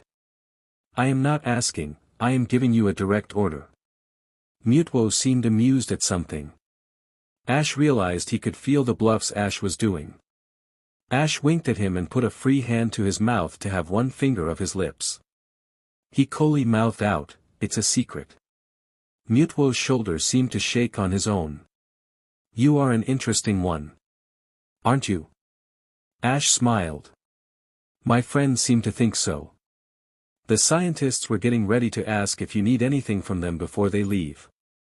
Ash turned back to the scientists. We are still in danger. He's awake, but the power is just sitting in him. Go now, shoo. Tell the higher-ups we got him awake, and if we don't explode, come back in a day. The group started running to the elevator, no doubt looking for the last of the emergency ships to leave the island. Ash sighed and shook his head. Ash and Misty shared a smile with the scientists as they scrambled out of the room. Not all humans are like them, Mewtwo. But even I forget my surroundings if I stay too focused on a goal. It looks like you are like that too, right? Mewtwo looked at him curiously before thinking of his memory of flying with Mew. Mewtwo slowly nodded. He had not known where he adopted the gesture until he really began to understand what this trainer did. You train me to control my powers. Misty walked up to Ash and looped her arm around his. It was an unconscious action, but it was a gesture to keep them both comforted and relaxed. I did what I could with all my memories. You have everything I learned while working with Psyduck. It's not all the knowledge there is to psychic Pokemon training. But it was the best I can do. I can't say you can fully control your powers, but you have a good idea of what you are actually doing to everything around you. At least you won't hurt anyone or yourself right away. But you are very powerful. It hurts when you talk, by the way. Can you try and talk once in your normal voice, then talk quieter? Mewtwo looked at them. My voice is too loud. Mewtwo closed his eyes, remember it before thinking with less force. Is this better? Ash smiled and nodded. Thank you, we appreciate it. What are you going to do now? The scientists said you were healthy enough, but I am not a scientist myself. Will you cooperate with them to learn more about yourself, or do you want to go find out everything on your own? Ash was genuinely curious. I am not sure. I can see the whole world from here, but I believe that is how you found me. Ash nodded. You were doing what Psyduck was doing. It is very dangerous, and while it did not seem to hurt you, it could be you didn't go far enough to strain yourself like Psyduck. Psyduck slowly looked up and tiredly looked at Mewtwo. He quacked and reached out for Mewtwo. Mewtwo was curious but reached out his hand to Psyduck to see what the yellow Pokemon wanted. Both of their eyes flashed a silver-blue color before Mewtwo pulled back, absorbing what the small Pokemon showed him. Are you alright, Mewtwo? Misty asked. He stood there dazed. Psyduck showed me what it was like before you trained him. It is a warning if I don't learn to control my powers. Ash smiled at his partner. Thank you, Psyduck. You are so going to not do anything but play with a TV for a week? Ash teased. Mewtwo shook his shoulders in a laugh. It came out as a hoarse noise in his throat. He had seen enough memories to get a good grasp of their relationship. I will go see the world on my own. Mewtwo looked around himself. It was a gesture he had recognized Psyduck do when he looked for a place to teleport. If you need anything, come find me. Ash said with a slight smile to his lips. The group stood back as Mewtwo remembered how Ash said goodbye, and waved at the pair in gratitude. A wash of violet energy began to envelop him. The next moment a loud crack shook the room and he was gone. Mist fell to the floor. That was scary. She looked around the room and saw the place haphazardly in disarray. We are in so much trouble. Ash laughed but shook his head. Not really. We got some time. Let's wait and see if anyone comes. What? Ash shrugged. I mean the Pokemon League. Every psychic probably felt what was going on over here. I am sure they will come. We'll be honest. It's not like we could stop Mewtwo if he wanted to do anything. I was just treating him like a respectable person. Misty giggled. I would hate to have been your traveling buddy if you are this relaxed about it. Ash smiled while he picked up Psyduck. You feel better now that the hum is gone? Psyduck tiredly nodded before he fell asleep. Ash recalled him and turned to Pikachu. Well, looks like we are here for a bit. Let's go to the roof and see if anyone is coming by air. Oh. Ash had found and raided the company kitchens for snacks. The group was in the middle of a makeshift lunch of unhealthy sweets and salty chips.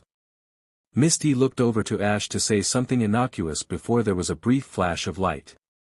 The first zip sound was echoed across the landing. When it was all done, over 20 people stood looking around cautiously. Ash saw the one man he was hoping to see. Will. Will was horrified to see any trainer out here. What are you two doing here? Will took off the mask that fit over his eyes. He tapped his Pokédex and started ordering people to search the place before looking back to Ash. Psyduck had a headache and we followed it here. We thought the source would be a wild Pokemon. Didn't Sabrina send you a message? Ash frowned. He was counting on her to find Will. Misty looked between the two before adding.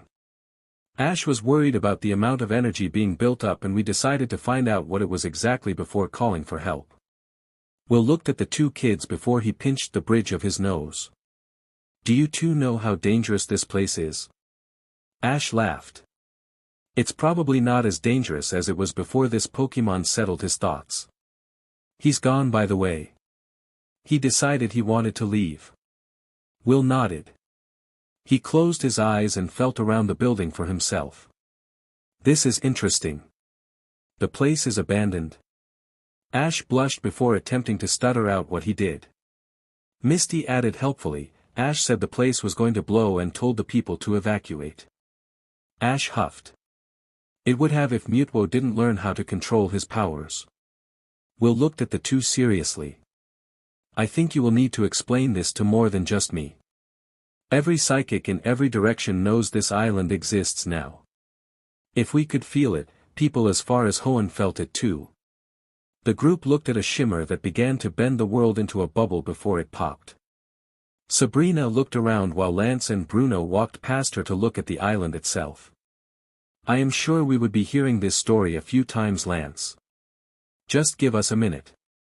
I am sorry we are late. Sabrina walked up to them and gave Ash an exasperated look. When I could not get a hold of Will, I went to ask Agatha to find me these two. Hello Ash, Misty, it is good to see you both. Both Misty and Ash felt very young and guilty when Sabrina talked to them in that tone. Hello. Ash said in forced cheer. Sabrina looked at him as if waiting for a reaction. Oh Ash. Sabrina looked at him sadly. What did you do? Ash looked at her. It took him a moment to realize he knew what she was doing. But he couldn't.